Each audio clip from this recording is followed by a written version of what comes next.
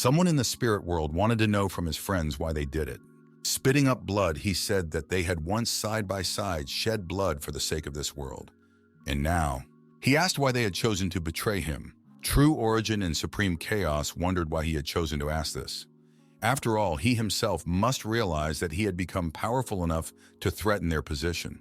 Supreme Chaos apologized and explained that only by sending him into an eternal cycle of reincarnation and eventually scattering his soul.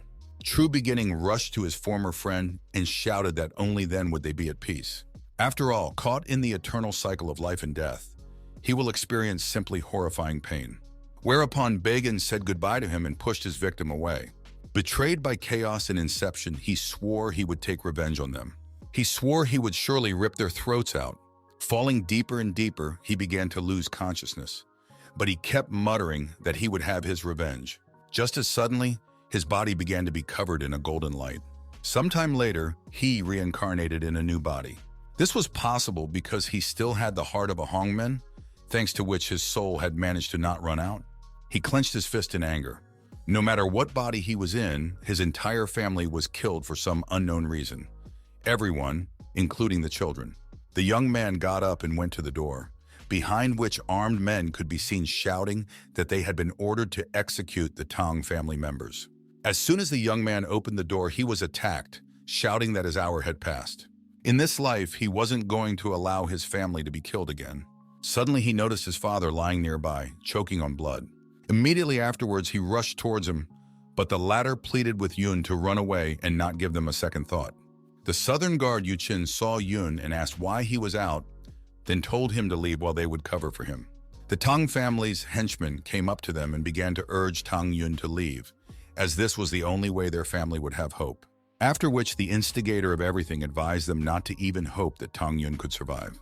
Liu Boy and Liu Ruyan asked Tang Yun if he liked their performance and offered to spare Tang Yun's life if he knelt in front of them and begged for mercy.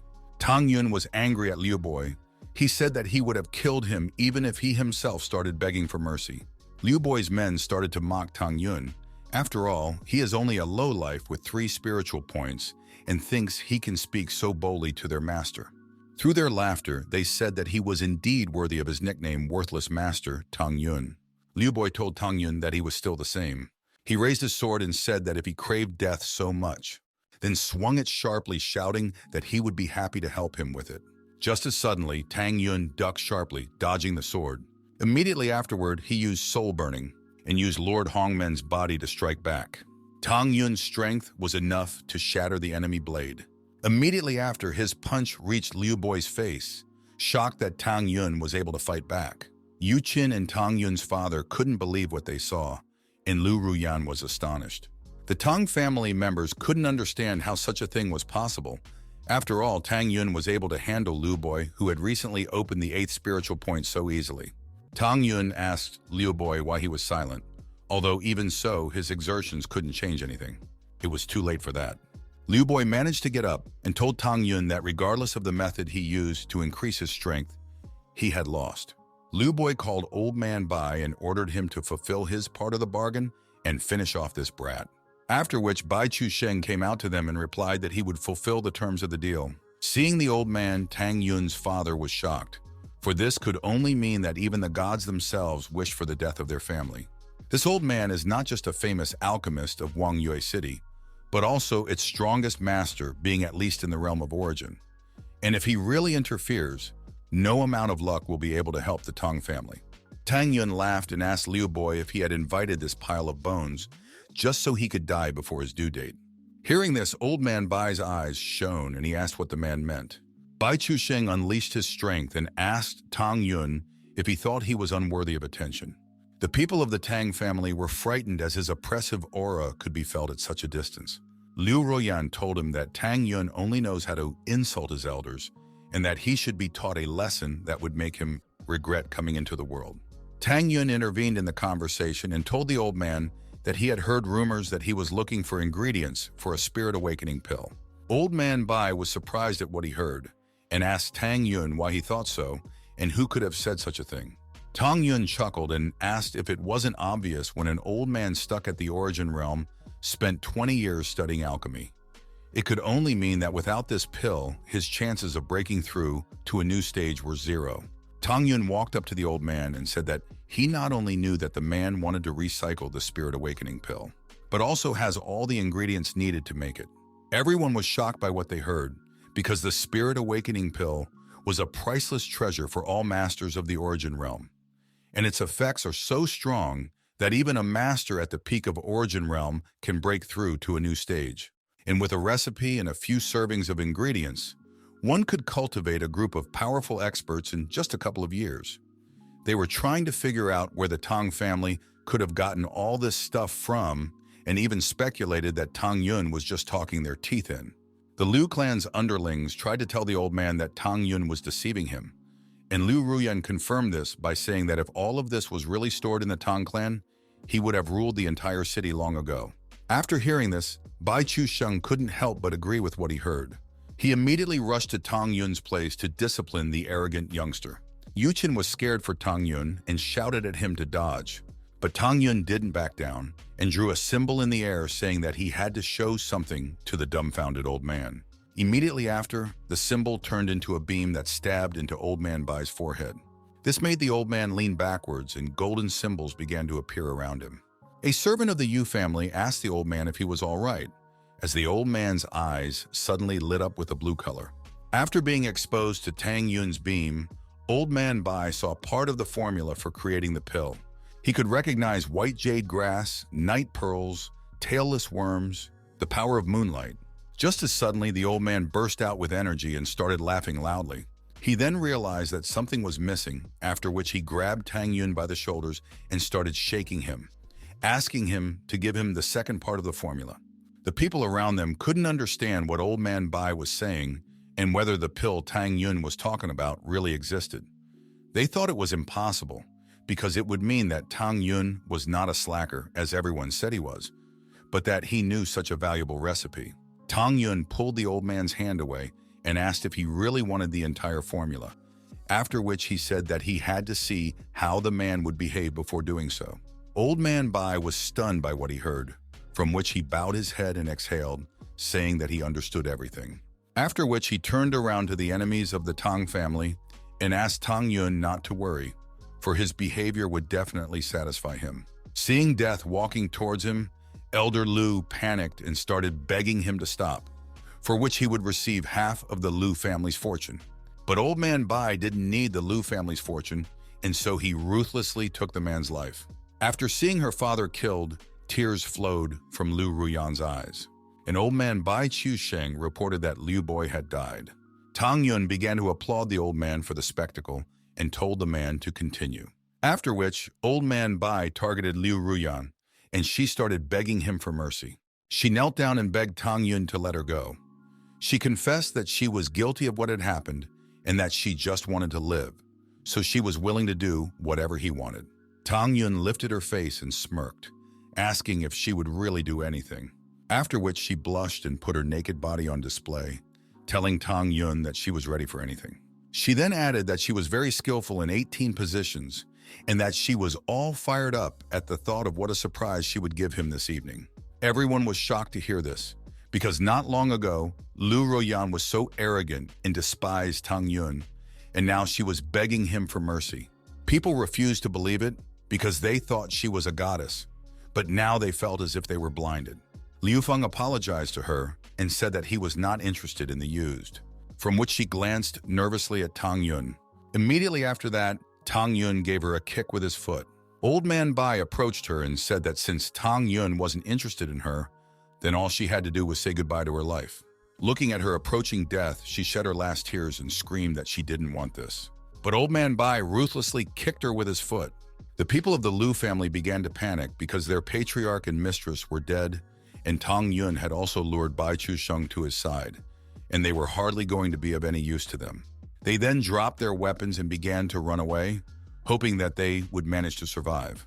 Tang Yun summoned all the members of the Tang family and told them to do his bidding.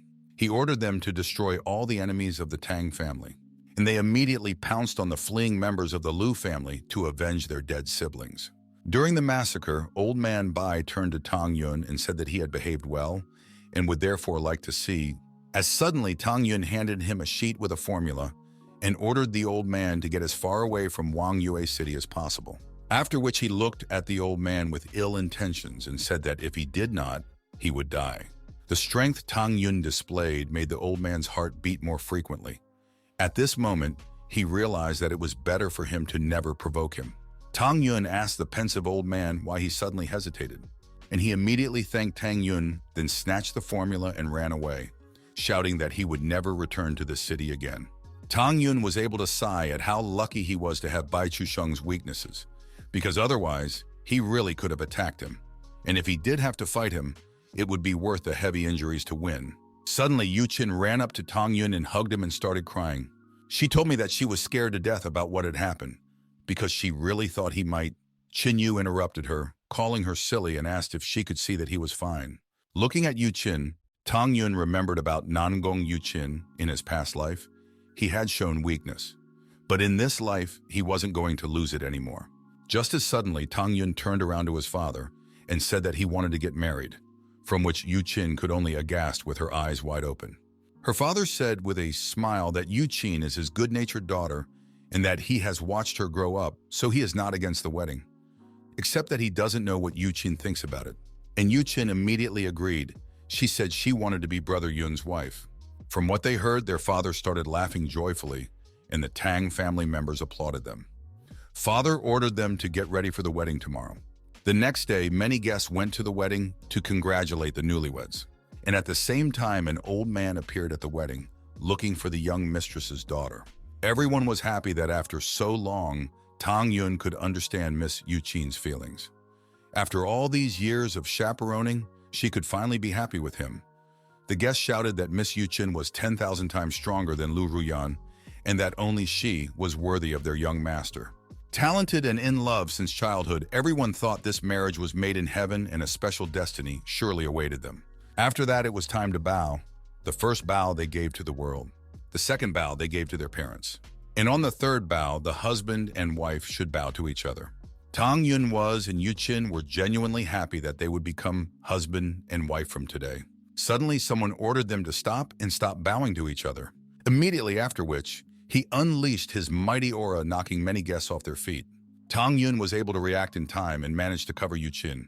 Duane Shandian announced that he is against this marriage.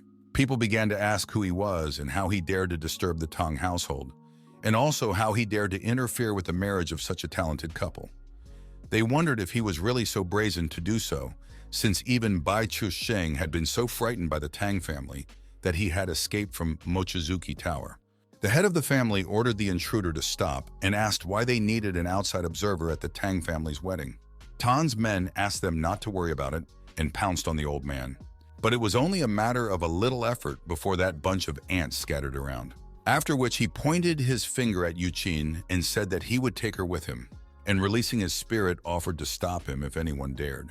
The Tang family members were shocked at such a strong spirit, for it was not even comparable to the power of monarchs in the spiritual birth world. And if the entire Tang family united, they wouldn't be able to overpower this old man. Liu Feng called the old man a divine realm monk and asked how he dared to show up at the Tang house and make a mess here, and asked if he really thought he was the supreme divine emperor of Megatron. Duane asked how dare an ant at the spiritual birth level denigrate him. Tang Yun explained that he didn't want bloodshed because today was a day of great joy, so he said he would count to 3 so that he could leave the Tang family home in time. But if he didn't, he would have to experience the very essence of despair. Those who were listening to the conversation between the master and the stranger could not understand which divine realm they were talking about and how much higher it was than the spiritual birth. Some said that they had heard that the spiritual realm was 6 times higher than the spiritual birth. And people began to argue over it because not everyone had even heard of such a thing, and the others were afraid to anger the old man because the whole Tang family might be affected. And they thought that Tang Yun was completely crazy, and if he couldn't wait to die, he might as well leave them out of it. They shouted at Tang Yun to get out of the old man's way if they didn't have enough to live for. But Tang Yun took a step and started counting down. Duane Shantian couldn't understand what was happening. Before going here, he had learned that there was no one here stronger than the 9th stage of spiritual development. Therefore, he decided that Tang Yun was just bluffing in front of him. And in the next moment, Tang Yun approached him after counting to 3. Tang Yun assumed that the old man had already broken his head, trying to figure out who she was since she challenged him. Just as suddenly, the one unleashed his power and shouted that he didn't believe a piece of shit like that was capable of hurting him. And so he decided to simply destroy the lowlife before him. Tang Yun told the old man that he would have been able to injure him by attacking him with a different method, but he dared to attack the soul. And he will have to answer for it, for there is no one in this kingdom who can compare to him in spiritual power. Before the old man could realize what had happened, he immediately received damage from Tang Yun's spirit. Everyone was shocked by what they saw because Tang Yun's spiritual power was greater than that of a divine realm cultivator, and he only needed one blow to make the old man vomit blood. And the parents in Yuchen began to praise Tang Yun for his talent. Tang Yun asked the old man if he had anything to say last, to which the old man replied that it would be in Tang Yun's best interest to let him live.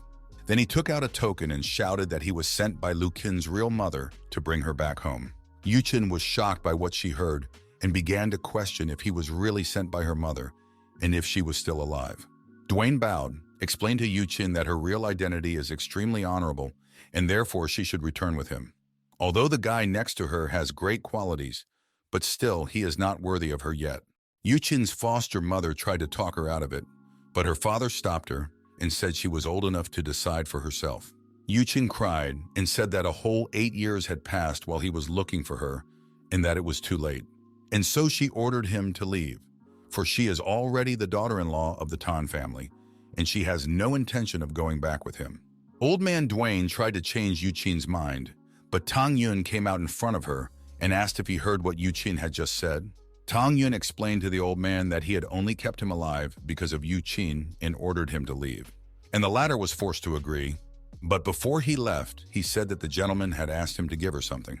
After that, he took out a jade pendant and asked her to accept it. As soon as Yuchen reached for the pendant, the old man apologized to her for being rude. And as soon as Yuchen touched the locket, a jade light illuminated the room. Tang Yun immediately realized that something was wrong here and reached for Yuchen in a panic.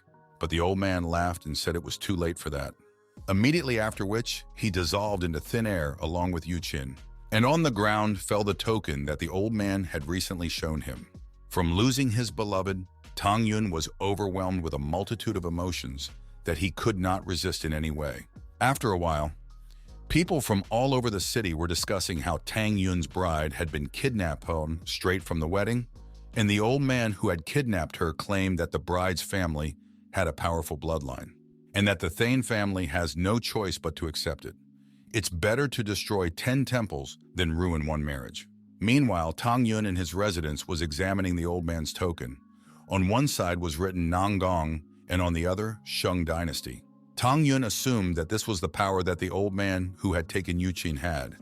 He regretted that after the split of the last family, he had become talentless and didn't realize how important the power of family clans was. Nevertheless, now in his mind is the knowledge gathered over centuries. And this time, he is sure to make the whole world tremble before him. As far as Tang Yun could remember, one of the greatest sects, the Huangfu, recruited disciples in Shooting Star City every year. Tangjia Square. Tang Yun touched the ground and ordered Zhao Hong to come out, after which a seal appeared. Immediately after which, a blood-winged spirit lion appeared in front of him. Tang Yun's parents, worried about him, asked him to be careful as it would be a long trip. But he asked his parents not to worry about it, immediately after which he ordered the lion to take off. As he flew up into the sky, he hoped that Yuchen would wait for him. He was going to do anything to get her back. After a while, Tang Yun still reached Shooting Star City and ordered Zhao Hong to descend. After which they descended lightning fast and Tang Yun went to the arena. Lord of Shooting Star City, Wang Ba revealed that the requirements of this selection are extremely cruel and that candidates must be no older than 16 years old and no lower than the 6th level of the spiritual realm. Competition is fierce and therefore only one representative will be chosen from each city. And he also said that the young master of this city, Wang Fucheng, had reached the 9th level of the spiritual realm, and that among all the aspirants of this city, he had the best chance of being chosen.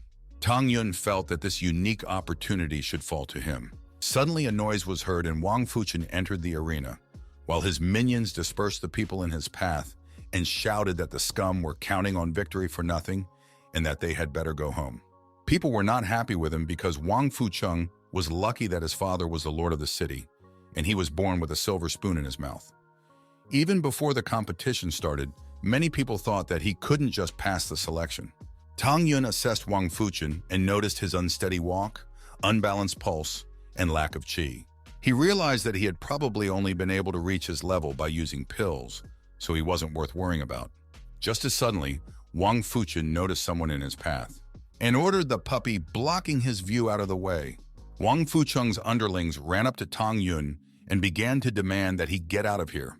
But the one asked if they were tired of living and immediately attacked them. Tang Yun told Wang Fucheng to stay away from him otherwise. Only death awaits him. The people were shocked at what they saw.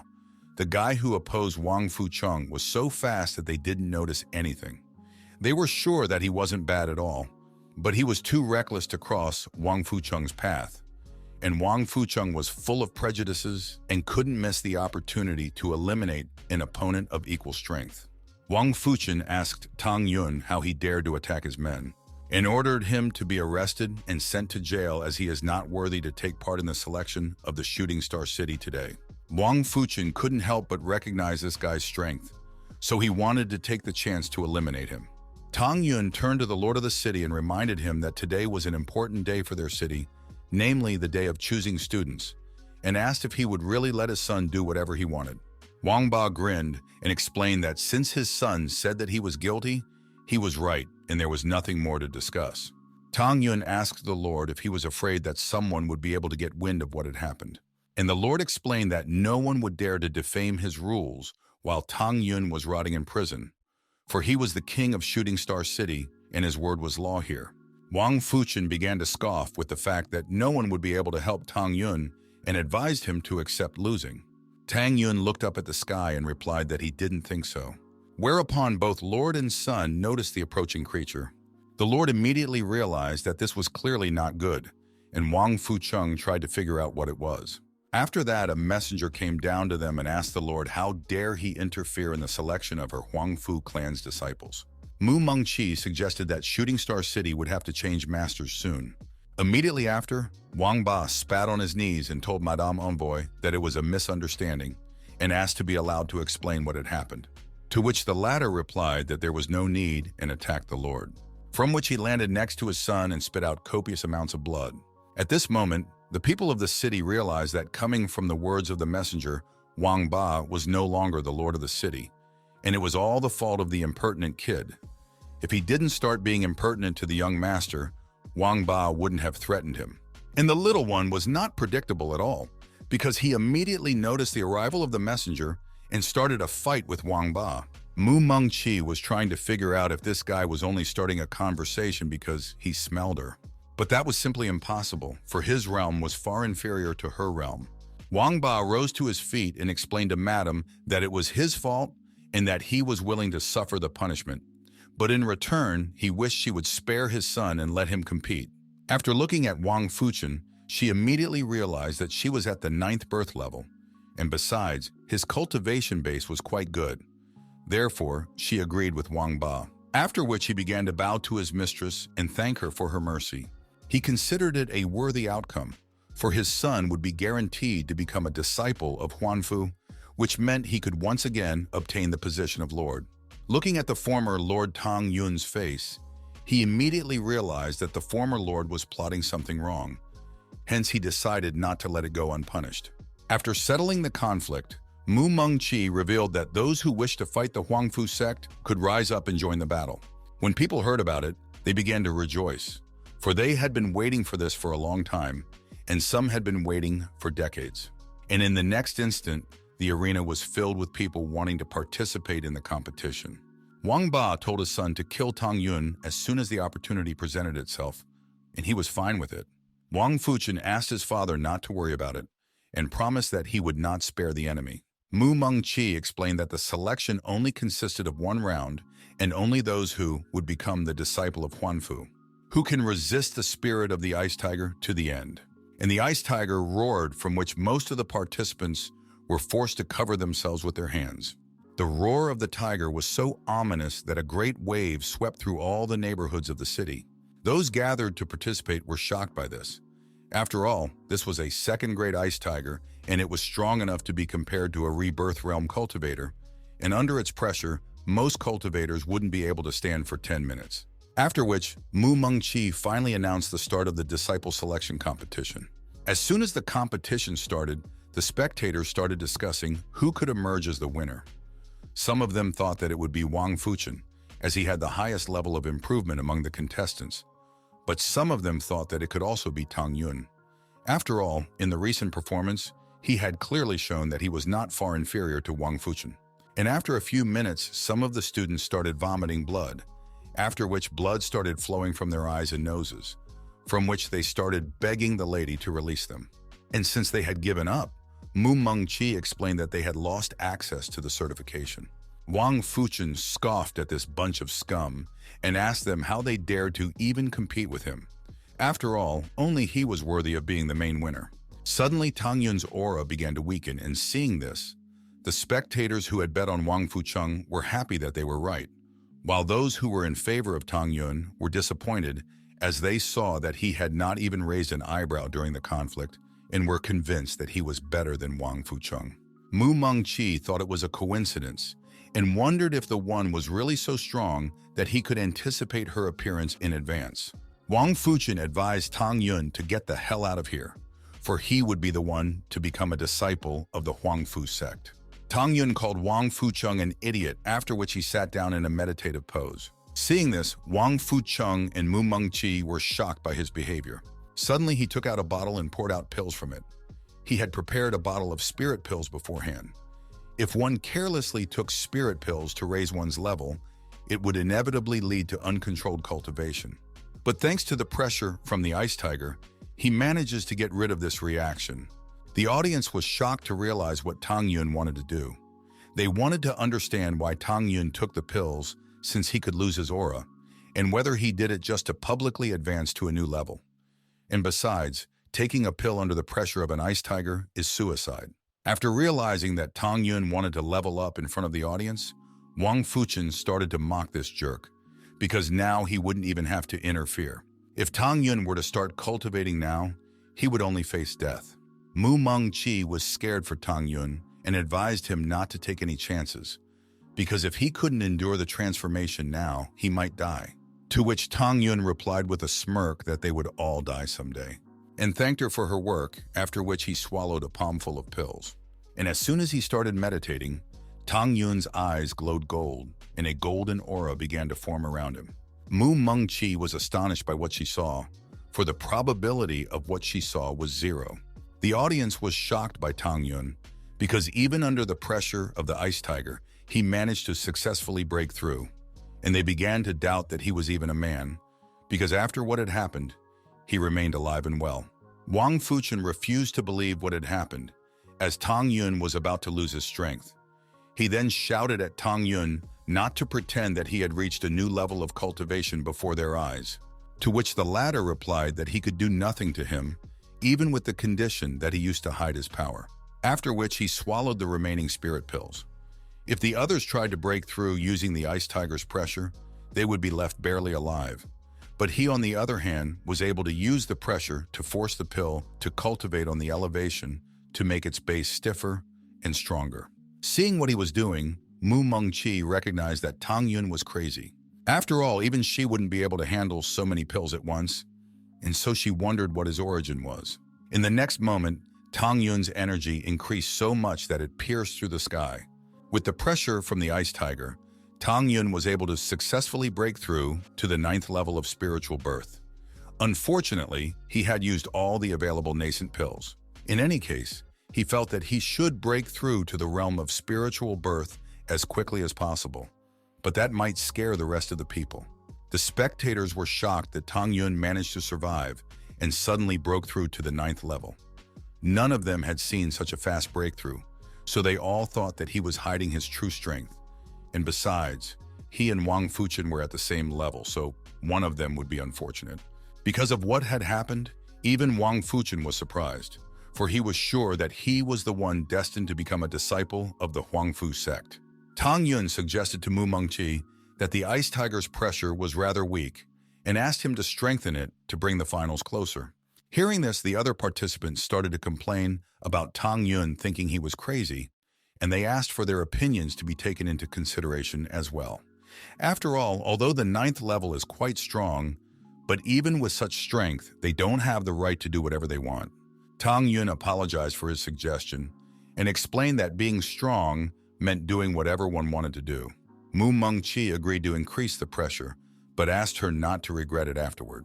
After which she asked the ice tiger to release cold flames and icy wind. She wanted Tang Yun to show just how much potential he possessed. Feeling even more pressure, the other participants began to panic. Their bodies began to stiffen and then turn into ice sculptures, and so they began to shout that they were giving up. Only Tang Yun and Wang Fuchen were able to resist the ice tiger. Many of the onlookers were upset, for their children and students had struck out because of the upstart Tang Yun, and they doubted that even he would be able to withstand the tiger's pressure for long. Being under pressure, Wang Fuchen began to feel weak, but he was confident that he would be able to withstand with the help of the protective robes his father had given him. Now it was just him and Tang Yun in the arena, hence he needed to hold on until the end, after which he would be able to come out victorious. But looking at Tang Yun, he was surprised. He was shocked that not only was he not making any effort to stand, but he was also smiling quite a bit. And even Mu Mengqi was surprised by what she saw because from the looks of it, Tang Yun was quite comfortable in the heat of the cold flames and wind. Tang Yun practiced the divine immortal flame every year, and it was for this reason that he was indifferent to any flame. However, cultivators need to absorb all kinds of fire to then be able to reproduce them, and therefore the cold flame in this icy wind could help him in his self-improvement. Looking at the calm expression on Tang Yun's face, Wang Fuchen still doubted that he would stand up to it. After all, he had priceless armor, and therefore there was simply no way he could be better. And so he shouted to the lady messenger to increase the tiger's flame even more. Mu Mengqi agreed to Wang Fucheng's request, and the next moment, the tiger greatly increased its pressure. Wang Fuchen was shocked at the pressure that had built up, and this kind of thing was something that even he and his robes couldn't resist. Mu Mengqi was intrigued by the talents of the city and wanted Tang Yun to show her his limit. Just as suddenly, Tang Yun raised his hand and began to engulf the cold flames, after which he asked to rekindle that flame even more and started laughing loudly. He wanted her to experience it, and all the flames began to cyclone into Tang Yun's okay. Those who saw this were shocked, for Tang Yun had actually managed to absorb the chilling flames. This was Han Men's first sacred order, and that was the end of his training. Ice Tiger Mu Mengqi began to sob, and the mistress asked him what had happened and why he had stopped spewing ice flames. The spectators were amazed at how Tang Yun was able to resist the ice flames, and although Wang Fuchen had yet to be knocked out, there was only one winner in this competition. After the evaluation stage, there were still 2 contestants left on the stage, which was simply unthinkable. Mu Mengqi awkwardly coughed and said that there was an unforeseen circumstance in the evaluation stage.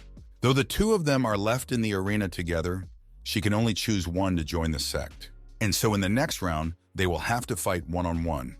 The winner stays and the loser leaves the competition for good. Tang Yun admitted that he had gotten carried away and forgotten about the grade, but he felt that it didn't matter after all. The apprentice vacancy should go to him. Wang Fuchen was furious after all. In Shooting Star City, only he could be considered the best. Therefore, today just has to be the day Tang Yun dies. The audience was intrigued, as few people thought that Tang Yun would be able to resist Wang Fuchen and face Wang Fuchen in a fight. The audience began to place bets. Many bet on Wang Fuchen because he was the son of a city lord and he clearly had more experience. But some voted for Tang Yun because he was clearly not a weakling and was able to break through worlds that even Wang Fuchen was not capable of. Mu Mengqi announced the start of the duel. Only the last man standing in the arena could become a disciple of the Huangfu sect. Suddenly, Wang Fuchen asked Mu Mengqi to take his time and asked if additional weapons or equipment were allowed. She replied that she could, provided he had a certain weapon that was considered part of his power. She wondered what kind of shenanigans this guy wanted to pull. Wang Fuchen said that in that case, he had nothing to worry about and touched his ring. And from the ring, spiritual weapons of the highest quality emerged. The flaming dragon spear, the Cloud Power Enhancement stage. The golden armor as well as the iron cloak. Once Wang Fuchen equipped himself as he started laughing, he asked Tang Yun not to say anything about intimidation. After all, he is the son of a city lord, while Tang Yun is just a poor man. Wang Ba also mocked Tang Yun. He wanted Tang Yun to see the difference between himself and his son. After all, he could only win in the next life. The spectators were angry at Wang Fuchen because it was damn unfair that Tang Yun would have to fight someone with spiritual weapons, causing the duel to turn into a battle between local rich tyrants and ordinary peasants. Mu Mengqi was sure that Tang Yun would lose, but she was burning with curiosity as to whether he could surprise her. Tang Yun told Wang Fuchen that true strength didn't need any equipment, and that he was using his fist for the sake of making the latter know despair. Wang Fucheng felt amused by Tang Yun's words, as he was about to lose, but still continued to make a fool of himself. After which he attacked Tang Yun. He was going to send the one into the very depths of hell. In response, Tang Yun unleashed all of his strength and was able to counterattack Wang Fucheng with ease. After that, he was able to break through his opponent's attack, which he clearly didn't expect, and was able to mortally wound that one. Wang Fuchen died and only Tang Yun was left in the arena. The spectators were shocked to see that Tang Yun had defeated Wang Fuchen with just one punch, and even the numerous top-grade weapons couldn't withstand it. And he did all of this without any additional defense or weapons, showing him as all-powerful. Mu Meng was afraid that Tang Yun's strength. She was afraid that Tang Yun's strength was in no way inferior to her strength. Suddenly, Wang Ba lunged at Tang Yun, wanting to avenge his son's murder. Suddenly, Mu Meng got in his way, after which she struck the man with the palm of her hand, sending him flying. Mu Mengqi asked how he only had the courage to interfere in the selection of disciples, and added that there would be no mercy next time. Wang Ba was about to explain that he was obligated to do this in retaliation for his son, to which she replied that since it was a competition, it was the will of the heavens. Her Huangfu Academy is not a sect of soft-hearted do-gooders. After finishing with Wang Ba, she announced that this time, Tang Yun had been chosen as the winner. After which all the spectators began to praise Tang Yun, and henceforth he became a role model for the people of their city. Mu Mengqi turned to the distressed Wang Ba and explained that participation in the selection was over and that personal revenge was unacceptable. She asked if he understood what she meant, and the man through his tears told his mistress that he understood everything. Mu Mengqi asked Tang Yun if he had any unfinished business, because if he didn't, he could go to the sect with her right now. Tang Yun looked at Wang Ba and said that he still had unfinished business and asked her to wait for a while. After a while, the city lord's mansion. Lord Wang Ba was furious and shouted at everyone he saw. In a rage, he smashed the table and shouted that he was obliged to kill Tang Yun for killing his son, and that his family should also pay for everything. After which, the ward said that he would go find out where Tang Yun's family was right away. But Wang Ba was not satisfied with this and said he wanted to kill the messenger who dared to stop him from killing Tang Yun. He ordered that Tong of the Huangfu sect be contacted immediately to inform him of his brother's death. He would be the one to find and kill Tang Yun with Mu Mengqi. The Lord's ward went to give instructions to the family members. Left alone, the Lord vowed that Tang Yun and his family would soon go to see his son. Just as suddenly, Tang Yun rushed in and told Wang Ba that his time was up. He then created a flame and said he was the one who would kill him. Wang Ba panicked and asked Tang Yun what he was up to which the latter replied that he had come to kill him. Wang Ba shouted that he couldn't kill him because he was the lord of the city, and besides, he had a son in Huangfu. But Tang Yun was not going to give that one a chance to escape and immediately took his life. He then said that anyone who dares to offend his family is a walking corpse, and that his plan is not destined to come true. Looking at the mansion from the mountain, Mu Mengqi saw it burning, and the crowd trying to put it out. She was surprised that Tang Yun was actually able to single-handedly destroy the city lord's mansion, and even considered it a really brave act. After a while, Tang Yun returned to Mu Mengqi, and he told her that he had finished all his business and that he was ready to go to the cult. A short while later, Tang Yun and Mu Mengqi reached a certain mountain. Mu Mengqi explained to the one that the Huangfu sect was still quite a long way away, and therefore offered to rest, and with that, she would like to tell him about the sect. The disciples of the Huangfu sect are divided into three classes: outer disciples, inner disciples, and immortal disciples. She recognized that although she knew of his extraordinary talent, he still had a lot of work to do, so she advised him not to be arrogant. Tang Yun thanked her for the information and promised that he would work hard. He wanted to work as hard as he could to get to the center as quickly as possible and learn about the holy Nangong dynasty. Mu Mengqi praised Tang Yun for being aware of this. After all, quite a few new disciples were as selfless as him at first. But unfortunately, they were later defeated by other geniuses and senior disciples, causing them to be completely crushed. She hoped that Tang Yun would not be among them. Suddenly, Tang Yun sensed someone's presence and demanded for him to come out. Mu Mengqi doubted that there was someone there after all. She hadn't sensed anything. After which Mu Rongkun came out of the bushes and greeted Sister Mu. Mu Mengqi was surprised by his arrival and demanded that he answer what he had come for.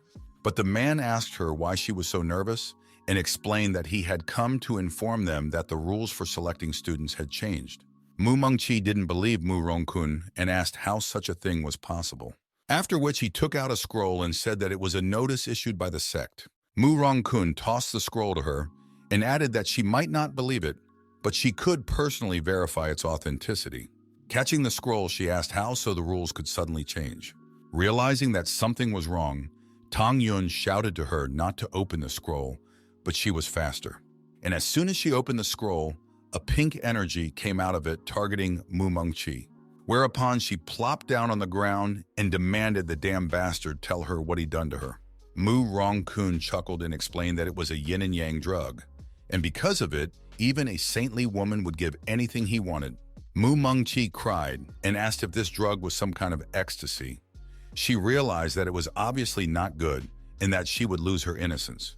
But to her surprise, it was Tang Yun who stood up in her defense.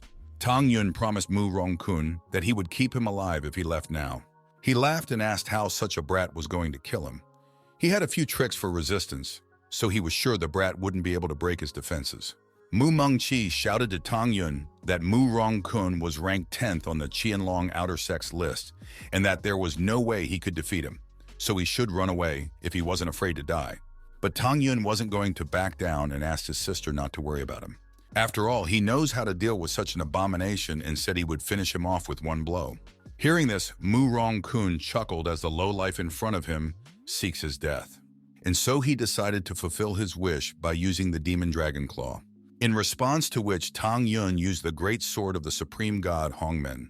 Tang Yun's strength was so high that the energy from the attack burned part of the mountain and broke through the heavens. And Mu Rongkun was shocked by this, for in front of him was just a new disciple.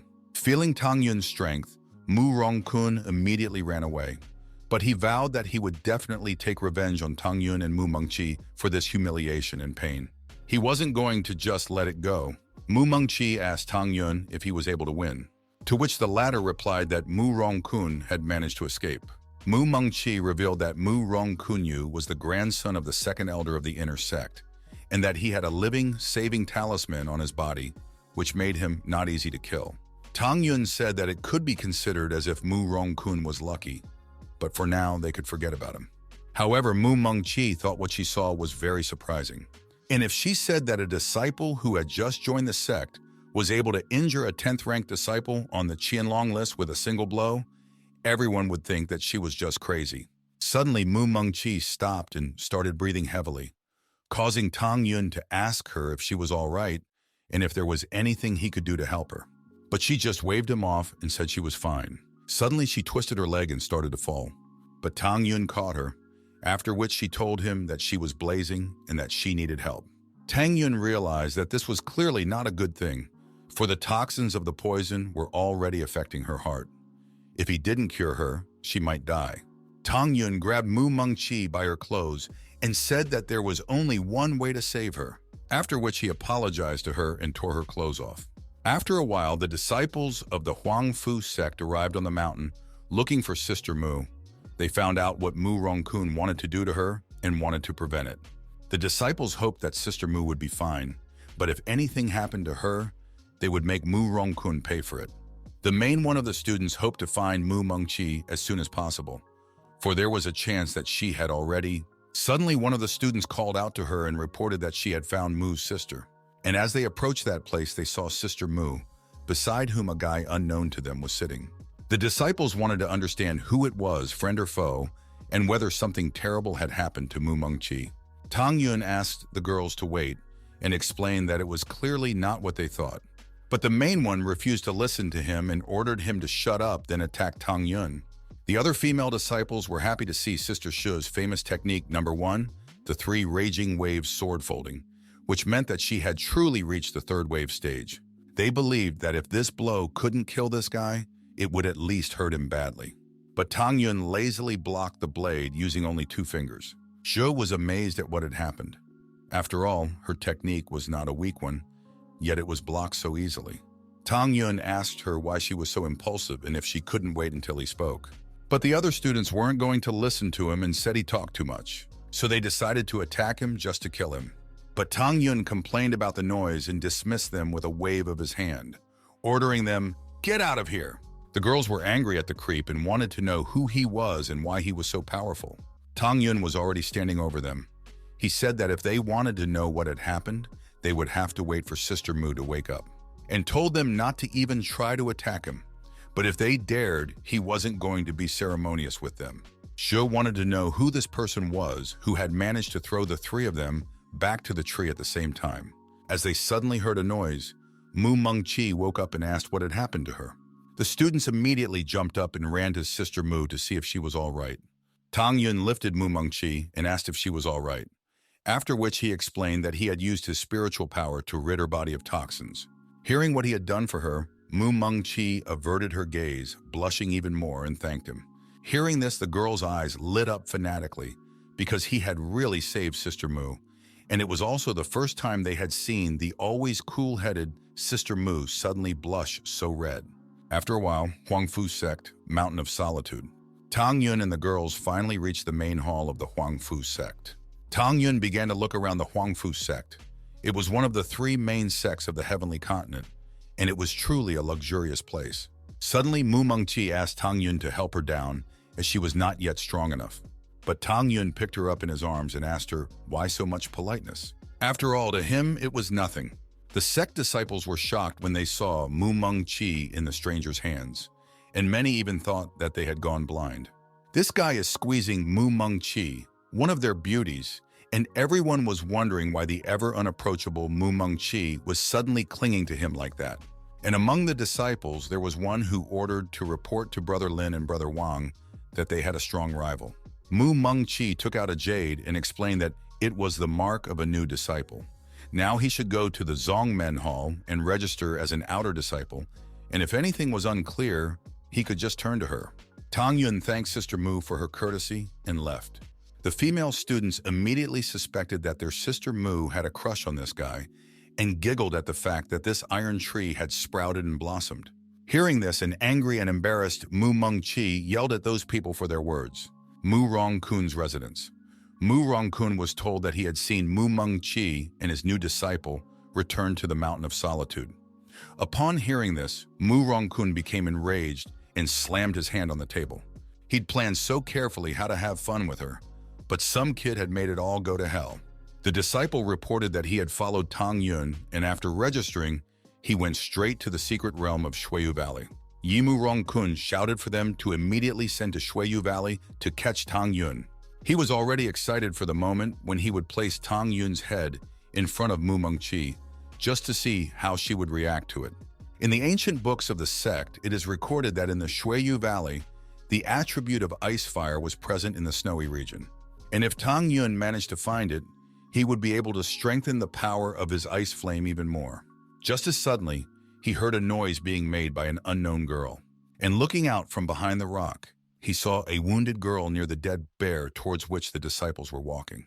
One of them told her that Linghu Changkun's brother had been in love with her for a long time and that they were here to win her back, and so he wanted her not to show off to him. Zheng Wuxiao was angry at this bastard. After all, he had purposely appeared after she was injured by the snow bear she had killed. And after that, he dares to talk to her about a request. She asked if he was afraid of being beaten up by her brother Lu Rulong. The latter laughed and said that their brother Linghu Changkong was number 1 on the Qianlong list, and he was also the grandson of the chief elder of the Saint Huangfu intersect. While Lu Rulong is only number 3 on the Qianlong list, after which he asked what the latter would dare them to do. After that, the others also began to mock her, saying that Liu Rulong wouldn't help her and asked her to follow them because to Linghu Changkun, she was like an angel. Jun Wuxiao wasn't going to surrender to Linghu Changkun.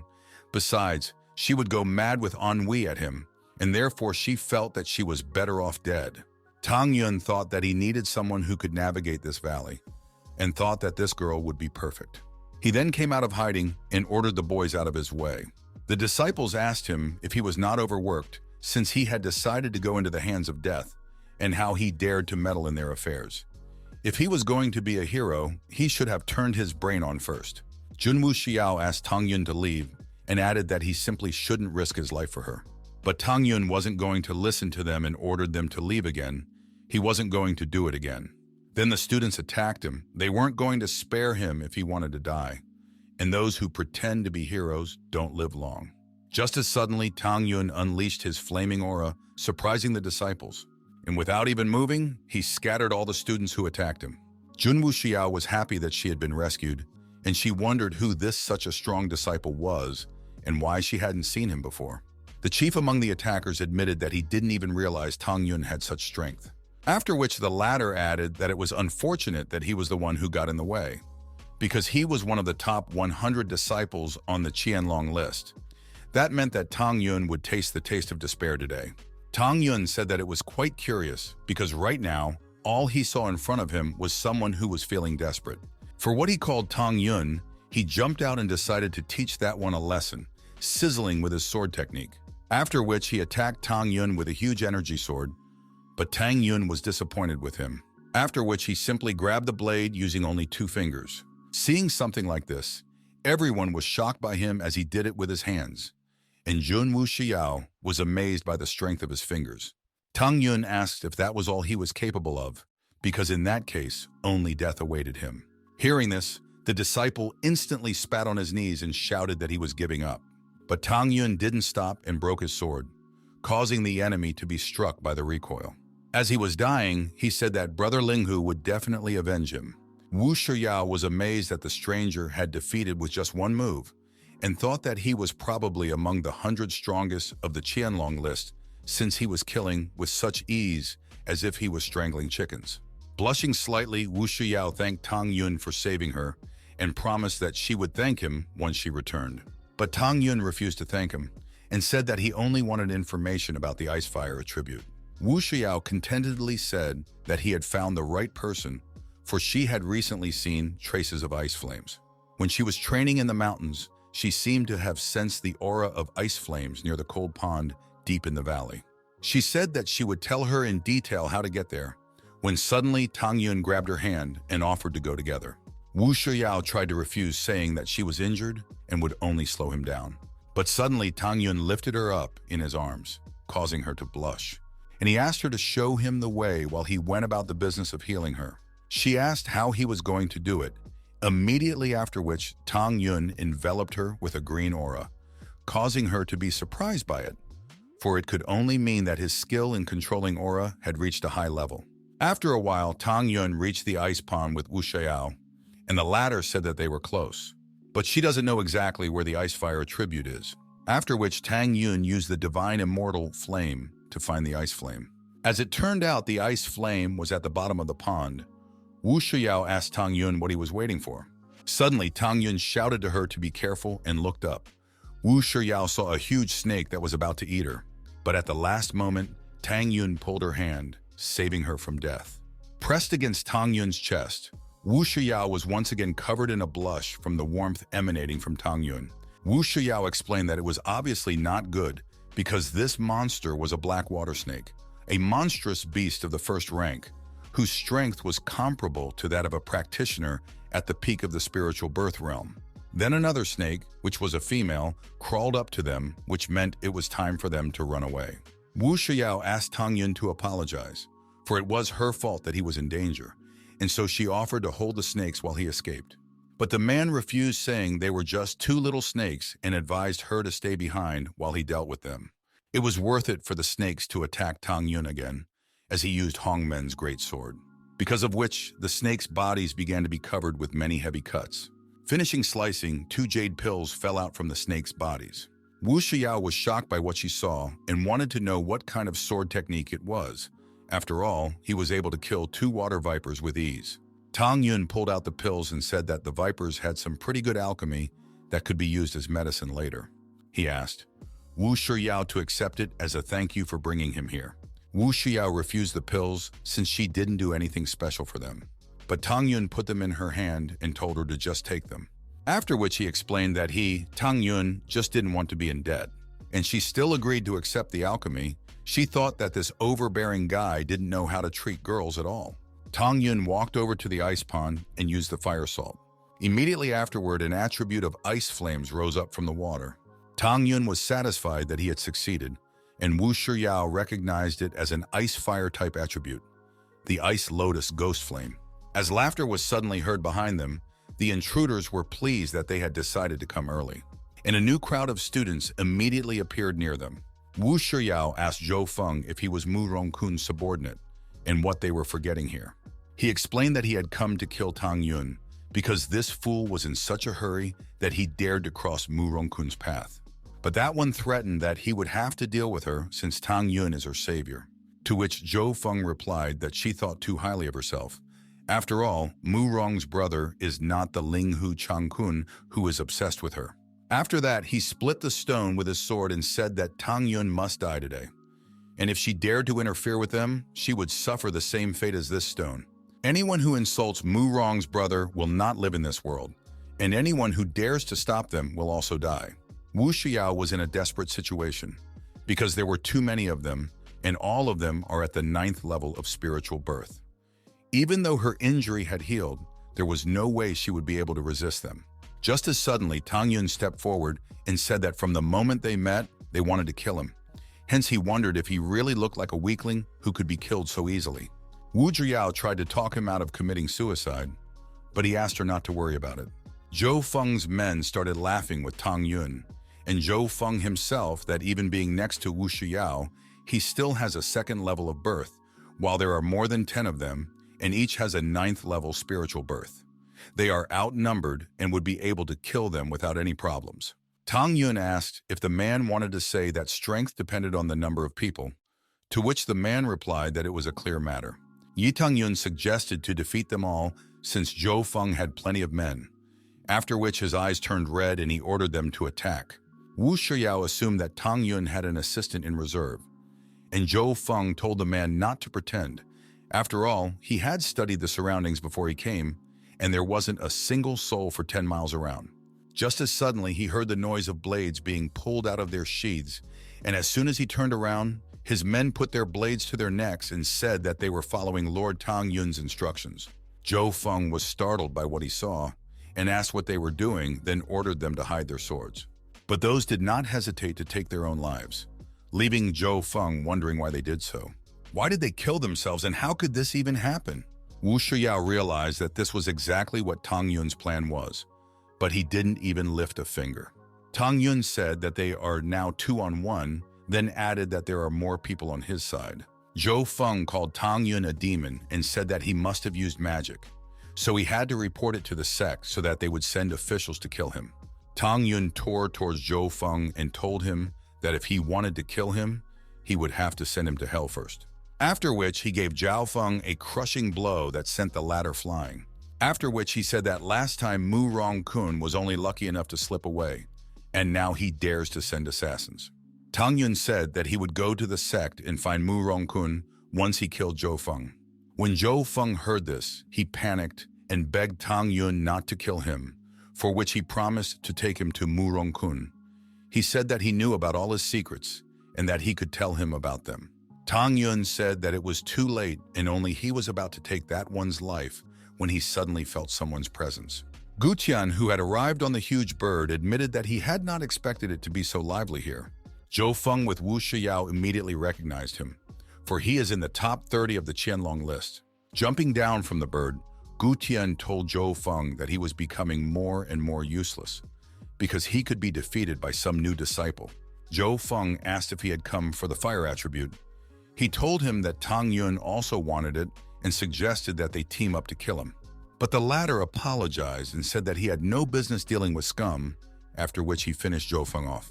Wu Shiyao was stunned that Gu Tian had just picked up and killed Zhou Feng like that, and Tang Yun had teased that the pack leader had decided to kill one of the dogs. Gu Tian said that on the way, he saw a group of dead people and asked Tang Yun if he had done it. But Wu Xiao blocked Tang Yun and said that she did it, and if he wanted to get even, she should be the one to attack. Gu Tian asked her not to worry as he wasn't going to take revenge on her. But this brat wants the Ice Lotus Flame, and that's why he has to die today. Wu Xiao was amazed that Gu Tian showed the dragon and tiger technique. He said that he had been practicing hard for a year and had finally mastered the technique taught by brother Linghu, and now he possessed the strength of 100,000 cats. He said that Tang Yun was very unlucky to be the first to die from this technique. Tang Yun grinned because of the strike of 100,000 cats. Immediately after, he rushed over to Tang Yun so that he could experience this power. Wu Xiao shouted for Tang Yun to leave, but he wasn't going to give up so easily, and his eyes shone with a golden light. Whereupon he began to laugh and asked how dare a cat compete with a lion. Then he shouted that he would allow the power of real terror to be felt, and they clashed blows. Gu Tian's arm was broken from the collision, after which he vomited copious amounts of blood and flew off. Tang Yun looked at his fist and said that if Gu Tian's strength is to punch 100,000 cats, then his strength is to punch 1,000,000 cats. Gu Tian said that it was simply impossible for a new disciple to possess such strength and asked who he was, to which Tang Yun replied that he was Hades coming for his life. Gu Tian admitted that he had lost today and asked Tang Yun to let him go, and even if everything, of course. Then Ling Hu's brother would definitely avenge him, and Tang Yun would lose all his friends and family. Tang Yun laughed because of what he heard and asked if he really thought he cared about Ling Hu. After all, in Tang Yun's eyes, even Gu Tian was a complete scum. Just as suddenly, Gu Tian took out an ice sphere and said that Tang Yun would make him use it. Then he broke it and said that since he was destined to die, they would die together. The energy from the sphere soared into the sky and formed a huge amount of blue flames. Wu Shiyao frightenedly said that this was obviously not good, because Gu Tian had destroyed the Ice Lotus Flame. Gu Tian laughed madly and said that it was the Tian Shan snow crystal that was originally used to collect the Ice Lotus Flame, but he had destroyed it, causing the crystal to awaken the Ice Lotus Flame. Now it would explode, and they would all die. After listening to him, Tang Yun calmly asked if this was his final trump card, to which Gu Tian replied that it was like this. Only the suppressing Soul Realm Master could stop the explosion of the Ice Lotus Flame. Suddenly, Wu Xiao jumped out in front of Tang Yun and told Tang Yun to leave while she would block the Ice Lotus Flame. But Tang Yun raised his hand and asked why he should leave. After all, he wasn't going to die from this kind of flame. After all, he could just capture it. Gu Tian was astonished to see such a thing and tried to understand how such a thing was even possible. After devouring the flame, Tang Yun chuckled and said that from now on, the Ice Lotus Flame would belong to him. Wu Shiyao couldn't believe what was happening, and so she thought she was asleep and started asking to be pinched. Gu Tian started shouting that such a thing was simply impossible. After all, he was only at the 9th level of spiritual rebirth, so he just wanted to know how he was able to get hold of the Ice Lotus Flame in the first place. After all, it was even beyond the spiritual world. Tang Yun apologized and explained that he existed precisely to break common sense stereotypes, and asked Gu Tian if he had anything to say before he died. But he immediately started running away, shouting that his talent was extraordinary and that there were only a couple of people like him. Tang Yun said that's why his future is priceless, and asked how he could even die by his hand. As he spoke his last words, Tang Yun released a beam of energy to finally take his life. Gu Tian told Tang Yun to go to hell, but as soon as he was hit by the beam, he started begging for mercy, after which he turned to ice and fell to the ground and crashed. Gu Tian took advantage of his level of refinement and support and did whatever he wanted. Wu Shiyao thought that she was lucky to have met someone as ruthless as Tang Yun, because Gu Tian really deserved to die. Just as suddenly, Tang Yun noticed something lying on the ground and asked what it was, to which Wu Shiyao replied, "This is the Order of Hidden Dragons. It confirms that you are in the Hidden Dragon ranking. You can use it to participate in the Meteorite Canyon trial that will be held in 10 days. The Meteorite Canyon trial is held every 3 years, and rumor has it that a true god has fallen there, and it opens up a lot of possibilities." Looking at the order, Tang Yun pondered that Heaven Punishment Continent was just one of the 3,000 small worlds, and there was a true god that had fallen right here. And behind all of this, it must be chaos and initiation who are behind all of this. Hence, Tang Yun must find out what is going on. Wu Xiao asked Tang Yun if they would be going back or not, as he suddenly picked her up by her waist and said that they were going back. After which they took off. Tang Yun felt that now was a good time to teach the rats chasing him a lesson. Huangfu Holy Sect, teletransportation room for secret purposes. Mu Mengqi and her sisters hurried on their way here, and Xue asked why she needed them so urgently. To which she replied that she had just received news that Mu Rongkun had sent his men after Tang Yun to the Snowy Valley. Hearing this, Mu Rongkun laughed and said that she was late, immediately after which she took out her blade, demanding an answer as to how he dared to come here and what was wrong with Tang Yun now.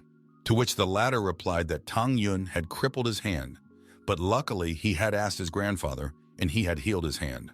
Mu Rongkun revealed that he had sent a dozen of his men at the 9th level of the Rebirth Realm to surround and kill Tang Yun, which meant that he was unlikely to return alive. Anyone who dares to go against him is not a survivor. The surrounding people wondered who this Tang Yun was and how he dared to oppose Mu Rongkun and also cripple him.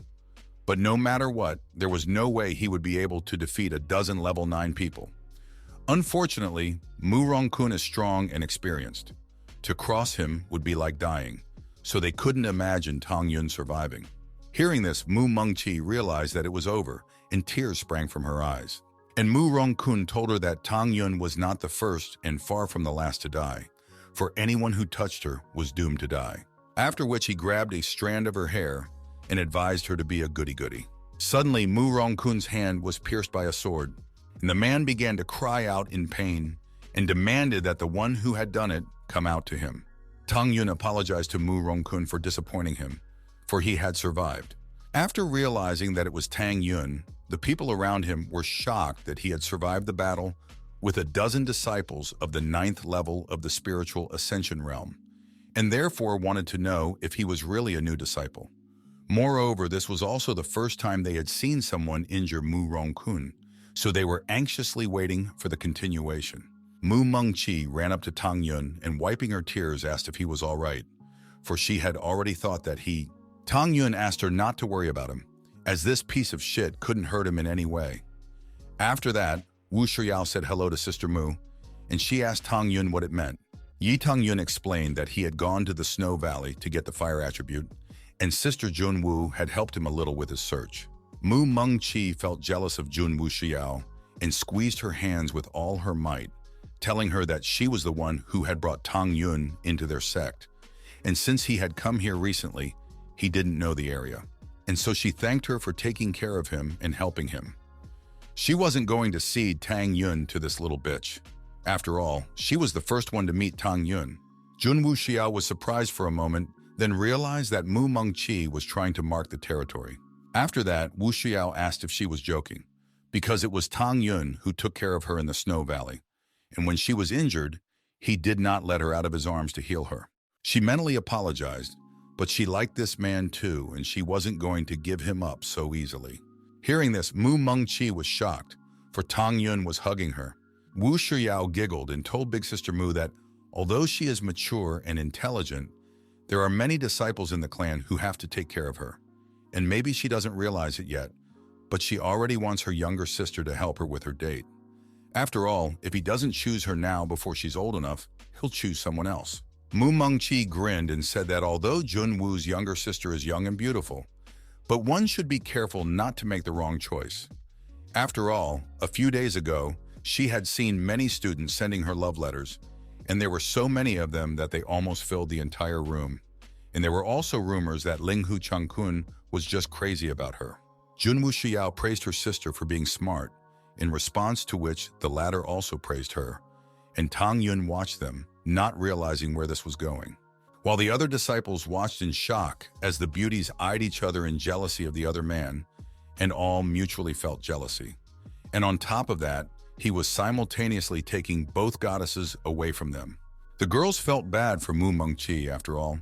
She had come here to fight, and in fact, she was making a showdown. as suddenly from Murong-kun from the other end of the room called out to Tang Yun, and when everyone looked at him, he asked what was wrong with his men. Tang Yun replied that he had killed them, for his men were as useless as he was. When Murong-kun heard this, he was filled with rage and shouted that he had to kill him for humiliating him. Then he took out a red pill and said that today he had to kill Tang Yun and no one would save him. As soon as he ate the pill, he was immediately filled with a huge amount of scarlet energy. Murong-kun said that it was a stimulating pill he had asked his grandfather for, and that it could instantly give him power comparable to the soul origin realm. The disciples were shocked, for no one expected Murong-kun to hold such a trump card. No matter how strong Tang Yun is, he is only in the spiritual birth realm, and even if he was good in battle, he would lack great realm combat power. But since Mu Mengqi and Zhongwu Shiyao are here, they clearly won't just watch and watch idly. Junwu Xiao was about to teach Mu Rong a lesson, but Mu Mengqi asked her not to panic. After which she said that Tang Yun was not an ordinary disciple and that she believed in him. After all, compared to him, Mu Rong-kun is just a clown. Tang Yun asked Mu Rong-kun if he had really decided that possessing the martial power of the soul realm would help him win, but he shouted at Tang Yun to stop pretending and rushed towards the one, shouting that he would show Tang Yun true despair. After that, he destroyed part of the floor, but did not find Tang Yun's body. And so he began to twist around and demanded that Tang Yun show himself. Suddenly, the man was at his back and asked if he was looking for him. After which, Mu Rong-kun abruptly turned around and swung a punch straight through Tang Yun. Just as suddenly, Tang Yun was once again at his back and said that Mu Rong was trying in vain because he couldn't even touch his clothes. The disciples were amazed because of Tang Yun's speed, because they had never seen anything like this before. Even though Mu Rong-kun had reached the soul rebirth realm, and even so, his speed and physical capabilities did not reach Tang Yun. Afterwards, one of the disciples said that Tang Yun had probably figured out Mu Rong-kun's weaknesses and was now just bullying him using his physical advantage. Mu Rong-kun chuckled and asked Tang Yun if he had decided that he had won just because he was faster. Immediately afterward, he used his cloning technique, and he, along with the 4 clones, surrounded Tang Yun. The audience was once again dumbfounded by what was happening, because for some reason there were 5 Mu Juns, and it was unknown which one was the real one. Mu Rong-kun explained to Tang Yun that the cloning technique was one of the best techniques he had ever had to teach, and admitted that he had planned to show it back in Meteor Canyon. Junwu Shiyao said that she should help Tang Yun, to which Mu Mengqi replied that there was no need since Tang Yun was still completely calm, which meant that he had a plan.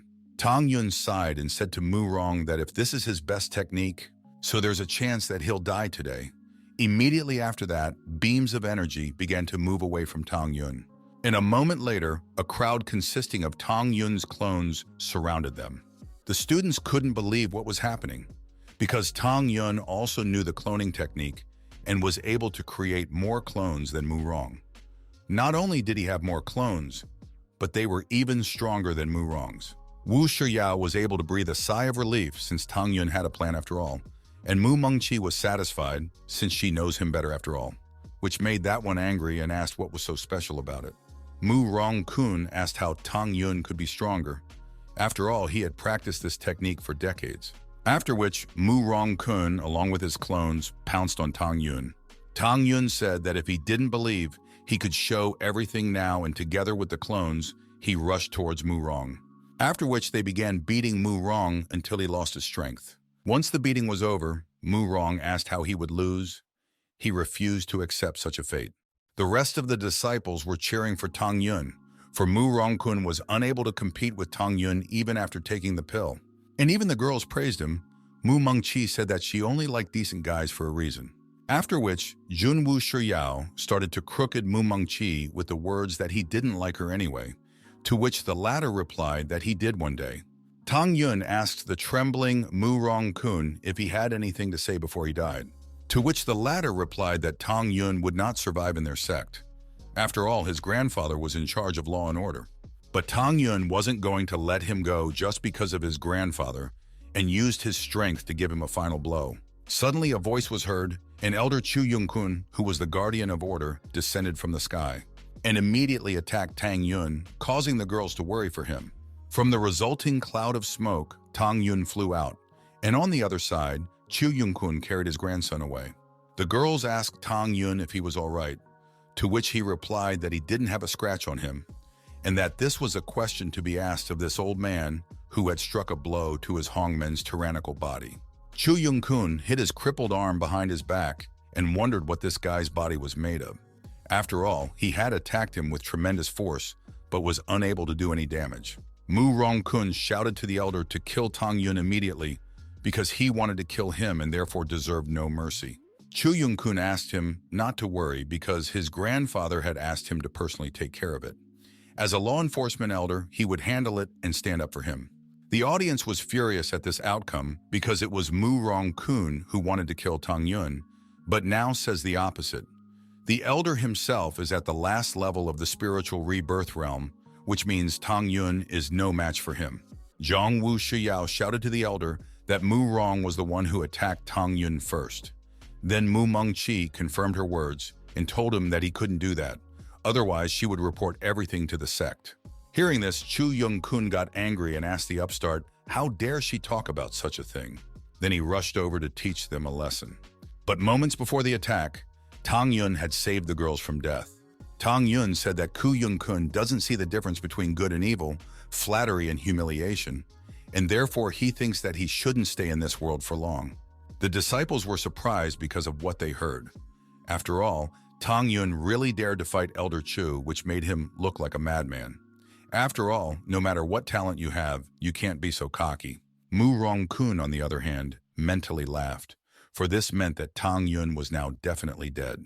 Ku Yun-kun released his energy and started laughing, after which he told Tang Yun that he had been an elder guardian of law and order for decades. But this was the first time he had seen such an arrogant disciple during this time. He would lose his dignity today if he did not teach such a student a lesson. Tang Yun laughed and asked him not to worry, because after they died, he would definitely engrave their names on their upturned tombstones. Jun Wuxiao fell even more in love with Tang Yun because he was so bossy that even Chu didn't scare him, and Mu Mengqi asked her not to be a nymphomaniac. After all, Chu Yun-kun is really powerful in the soul realm, and he can't be compared to Mu Rong-kun, who increased his strength by taking a pill. Mu Mengqi shouted to Zi Yang to report everything to Elder Sheng Chu, as he always takes good care of his disciples. Chu Yun-kun shouted to Tang Yun that since he was ignoring his elders and injuring his elder brothers, he, as a law and order elder, had every reason to kill him today. After which he attacked Tang Yun, creating a multitude of dark hands. The onlookers were stunned, for this was Elder Chu Yun-kun's murderous attack, which means he is not even going to spare Tang Yun, for he is clearly not alive after the elder condensed hundreds of palm prints. Tang Yun in danger smirked, and his eyes flashed red, for such palm strength could help him with the tempering of Hongmen's supreme body. And so he did not resist and took on all the attacks of the enemy. The old man thought that Tang Yun would be left as nothing but mincemeat, as he didn't even try to dodge or block his attack. As suddenly from the cloud of smoke, Tang Yun's voice was heard. He asked if that was all he was capable of, turning him into mincemeat with his wife's palm. Chu Yun-kun was shocked. He couldn't believe that the prince hadn't harmed Tang Yun, and the girls were happy that Tang Yun was able to block the old man's attack and remained unharmed. Tang Yun asked Chu Yun-zong if he was done, or if he spent all his energy on the women back home. After all, the strength of his palms couldn't even stretch his muscles and bones, so Tang Yun asked how much he had paid to become an elder, and would he be able to repeat such an attack again. Tang Yun was going to take advantage of the fact that Chu Yun-kun was slightly stronger than him. With this, he was going to improve Lord Hongmen's body to the second layer. One of the disciples shouted that he would have believed that the elder had bought his seat if he hadn't personally seen him destroy the monster with a forest palm tree. And the girl was delighted that Tang Yun had once again asked to be attacked, and she wondered if everything was as strong as his body. The old man became enraged at being called a weakling and shouted that he would send him to hell with that palm, and use Sen Luozhang's palm to finish off Tang Yun once and for all. Suddenly, Grand Elder Shen Qingqi approached them and ordered the man to stop. But the latter shouted that it was too late and punched the unresisting Tang Yun. The girls asked the elder if Tang Yun would be all right. After all, he had just accepted Elder Chu Yun-kun's palm. To which the latter replied that this time was different since he used the technique of combining 100 palms into one. Even if he personally adopted such a thing, he would be severely injured. Hence, he was afraid that Tang Yun would. The girls shouted that they didn't believe it. After all, Tang Yun couldn't die so easily. Mu Rong-kun started laughing madly, whereupon he said that the one who laughs last wins. And all the other viewers were disappointed that the miracle didn't happen. And so talented, Tang Yun died at the hands of Mu Rong-kun and Elder Chu Yunzong. And even Chu Yung-kun started laughing. He said that this was a great denouement. After all, since he dared to fight him, then he should wait for death. Qin Yun asked why the latter thought he was a dead man. After all, he was alive and well. And the second level of the tyrannical body had already reached 10%. Elder Chu Yung-kun couldn't understand what was going on. After all, Tang Yun was right in front of him and he was unharmed. And the girls were able to calm down since he was alive. But Jun Wu Xiao couldn't stop shedding tears. The disciples were surprised at how strong Tang Yun's defense was. Many of them even wanted to chat with him afterwards. Elder Chu Yung-kun looked at his trembling hands and couldn't understand how someone could not be hurt by his palm. Tang Yun said with burning scarlet eyes that thanks to his strike, God Hongmen was able to break through to the second level. Then he grabbed the old man by the arm and said that since he had hit him, it was his turn. And he squeezed his hand, breaking the elder's arm. Chu Yung-kun, through the pain, tried to ask what the other person was up to. After all, he was a lawbreaker and couldn't be beaten. But he told the elder not to worry, for he would strike only one blow. And after that, the resentment between them would dissipate, and he would never think of what had happened today again. Chu Yung-kun pondered the fact that Tang Yun was at the spiritual birth realm level, and his defense was not that powerful, hence the strike shouldn't be too strong. Just one strike, and Shen Qingzi would not bother him. After thinking it over, he agreed to the hit, since he didn't see it as a... Just as suddenly, Tang Yun used Hunmen's tyrannical punch, tossing the elder into the air, after which he collapsed to the ground. He regretted for agreeing to the punch, for Tang Yun had broken his dantian while humiliating him. Tang Yun told the person that he couldn't be blamed for it. After all, it was the elder who had agreed to his strike, and besides, he was still alive. The disciples were shocked because the elder's punches didn't leave a scratch on Tang Yun, but just one punch from Tang Yun managed to cripple the elder.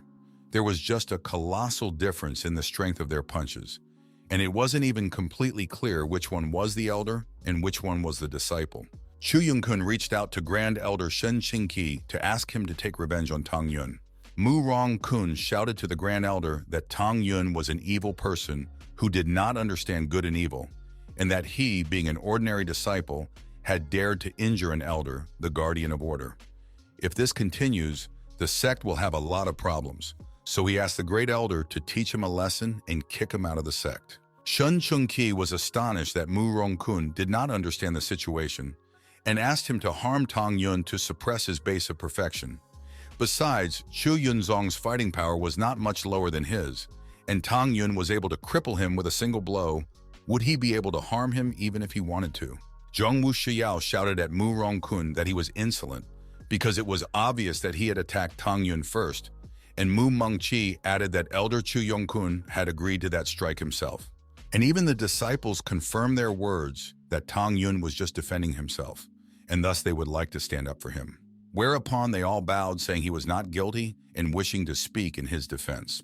Mu Rong-kun and the elder couldn't understand why things suddenly turned out like this, and everyone sided with Tang Yun, and he explained that it was called helping others more than yourself. After listening to everyone, Grand Elder Shen Qingqi agreed with the people's opinions and announced that Elder Chu Yunzong had been dismissed from his position as a custodian elder and expelled from the sect. And he also obligated Mu Rong-kun to pay a fine to the sect in 30 times the amount. From such news, Chu Yung-kun fainted. He regretted that he had contacted Tang Yun at all. Mu Rong-kun was approached by two disciples to teach him punishment, but the latter ordered them to put it aside, for his grandfather is an elder of the interior, and they would not dare to touch him like that. Then he got through them and started complaining that he was going to complain about everything to his grandfather. After all, they had all conspired to kill him. But Grand Elder Shen Qingqi shouted to the one that he shouldn't even think that he could ignore the honorable discipline, for he should clearly know that it was an external sect. More and more students began to gather around Mu Rong, and he shouted that he would kill anyone who tried to stop him.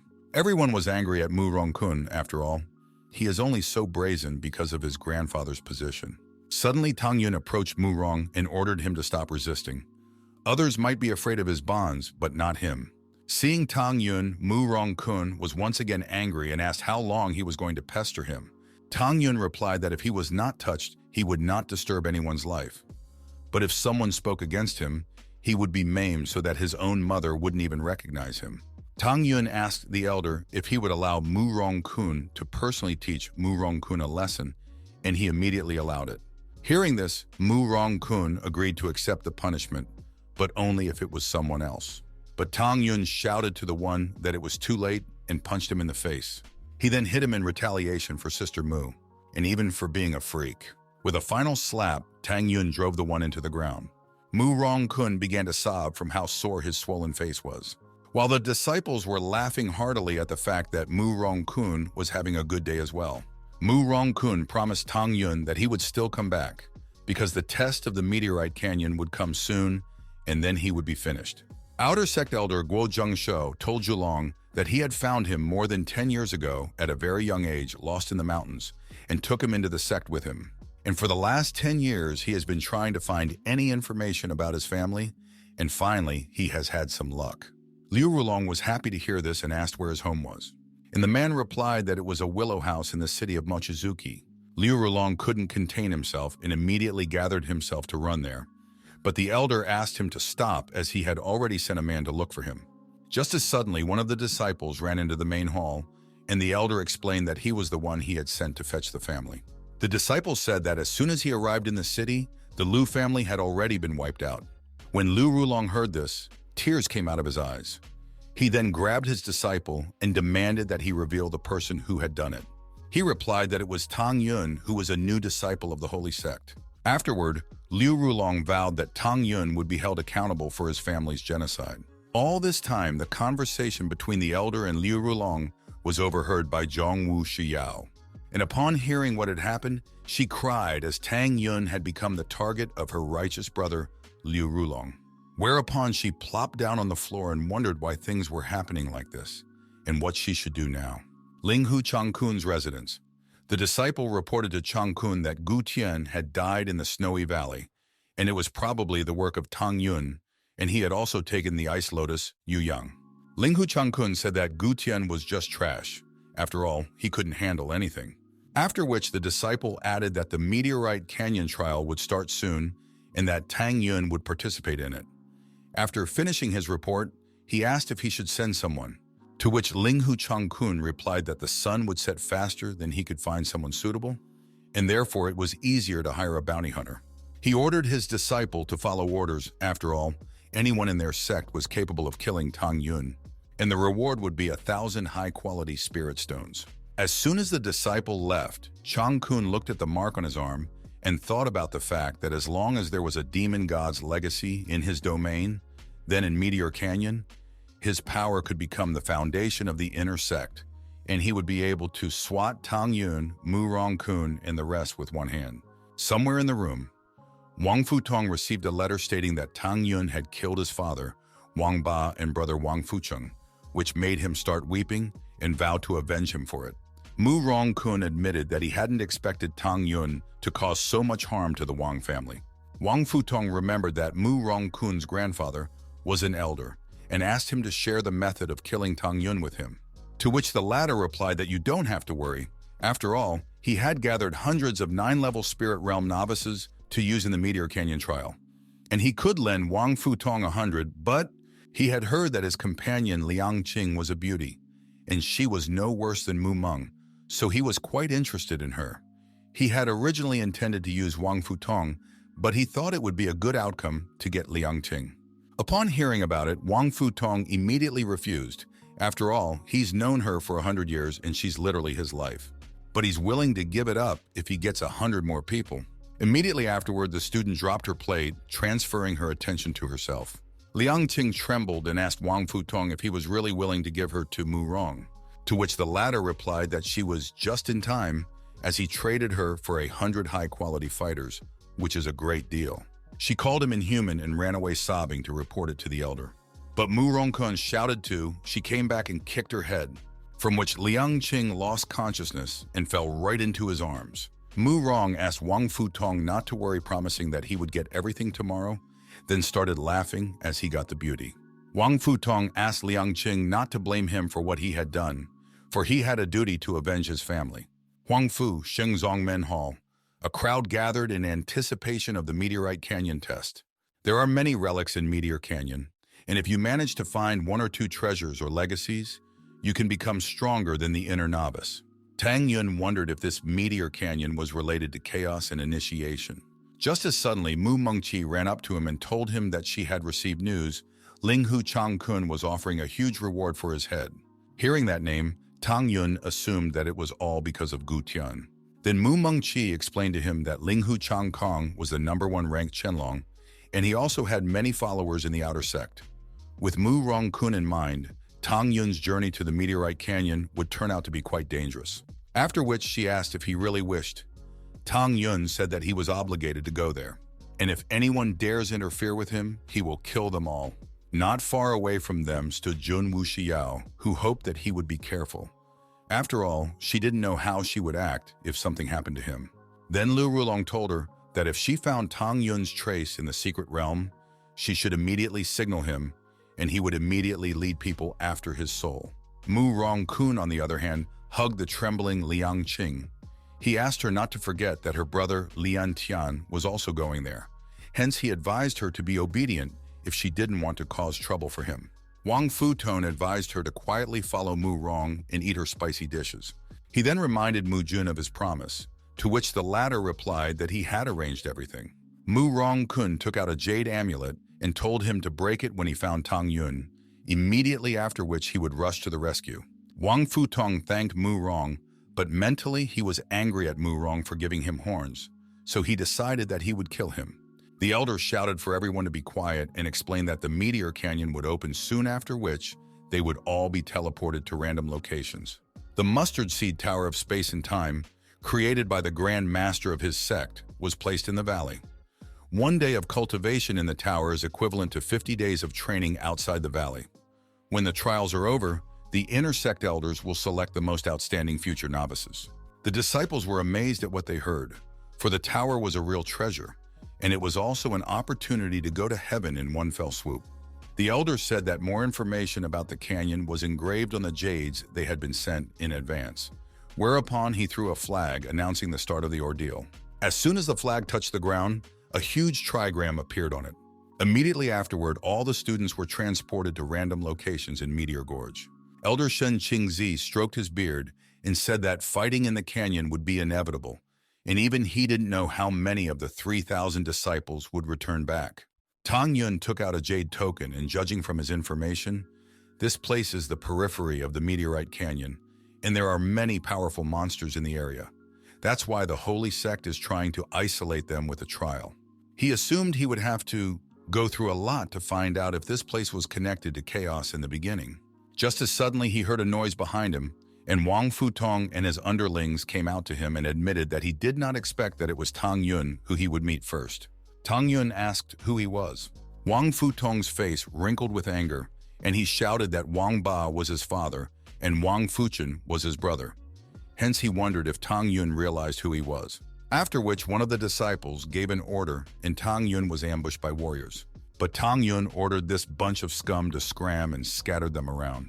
Tang Yun chuckled and asked Wang Futong if Wang Futong was really going to defeat him with the help of such a bunch of people, and if everyone in their family was such a dumbass. Wang Futong admitted that he had heard of Tang Yun's strength, and it was unlikely that he would be able to overpower him with ordinary methods. After which he took out Mu Rongkun's jade amulet and broke it, saying that he had this. And just a moment later, Tang Yun was surrounded by 209th level disciples. Tang Yun admitted that he had underestimated Wang Fu, as he had not expected that he would be assisted by 200 other disciples. Wang Futong then told Tang Yun that for the sake of these 200 disciples at the 9th level of the spiritual birth realm, he had given Mu Rongkun his Taoist.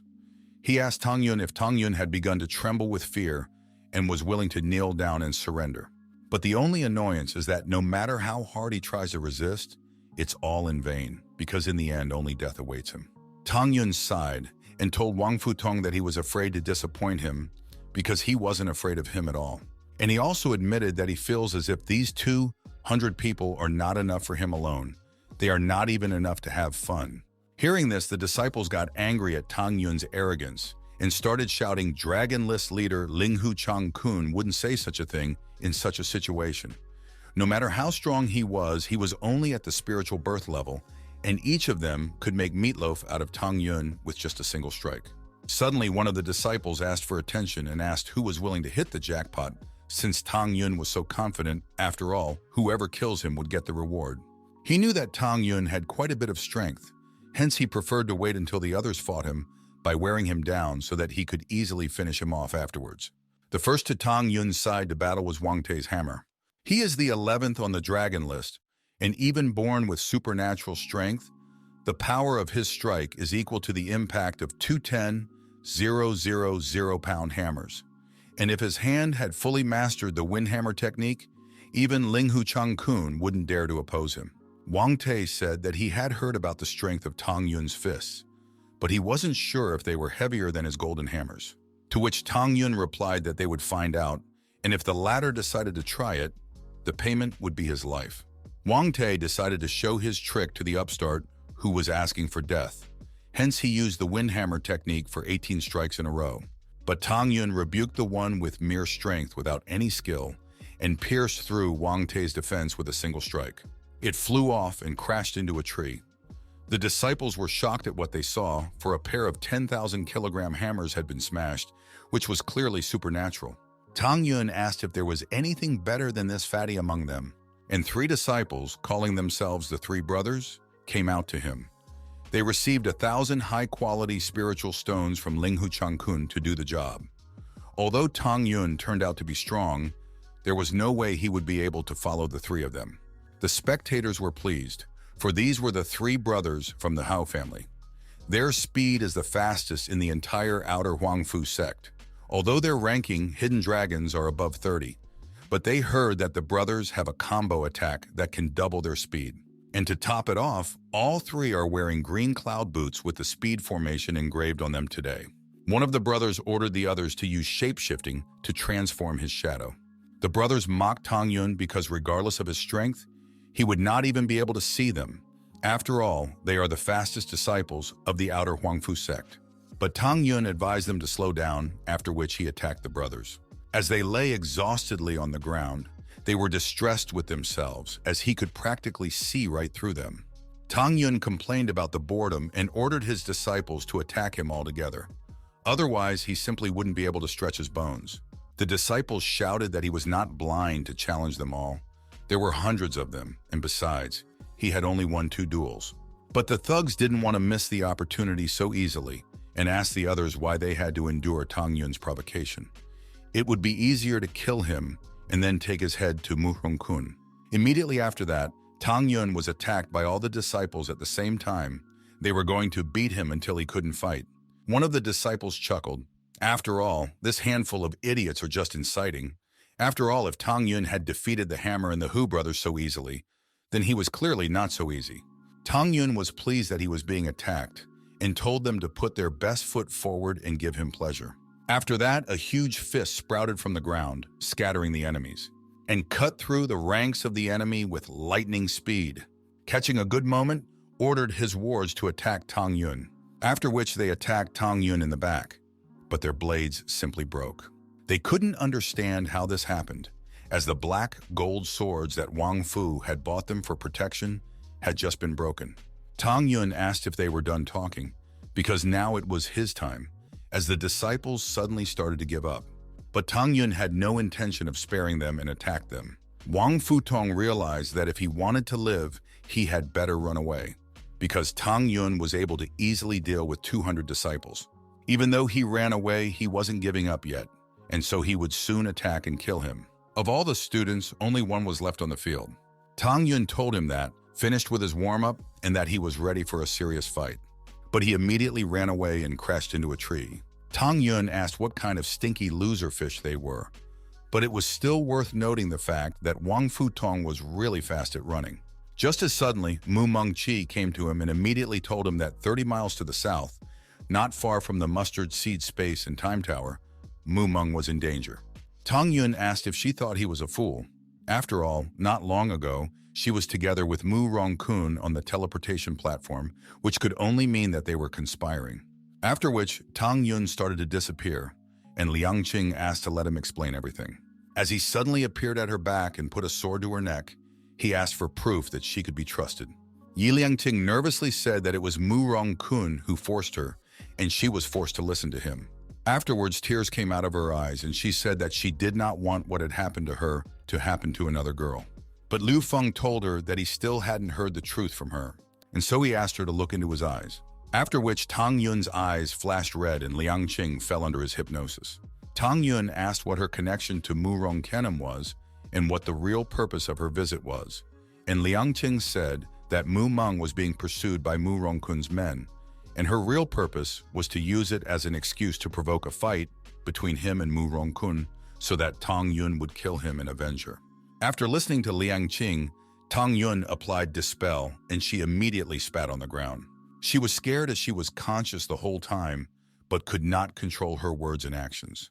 Tang Yun said that although her words are different from the real situation, but still she is lucky as he too wishes for Mu Rongkun's death. And as a warning this time, he forgives her, but still he asked her to remember that no one dares take advantage of him.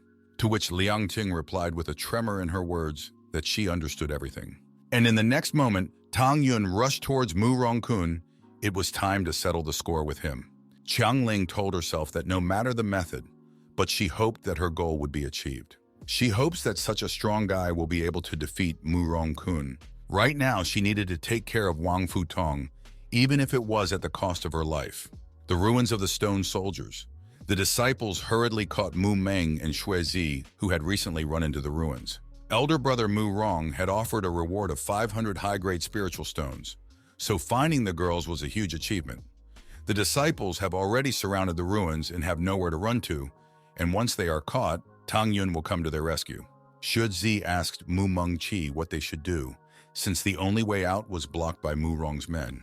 And Mu Mengqi told that Mu Rongkun wants to use them to lure Tang Yun. He will never let him succeed. And even if she dies, there's no way she wants to put Tang Yun in danger. Mu Rongkun used the purple orb and immediately recognized where Mu Meng and Xue Zi were hiding right now. So he gave the stone demon god soldier orders to capture the girls. The girls tried to run away, but it was too late and they were attacked by a stone soldier. And Mu Rong started laughing. After all, it had taken him quite a long time to drive her into these ruins. And today he was definitely going to make her his. Mu Mengqi asked how he even dared to use the remains of the stone soldier's ruins as a trap, since it was obvious that he hadn't been here before, which meant that his grandfather had helped him.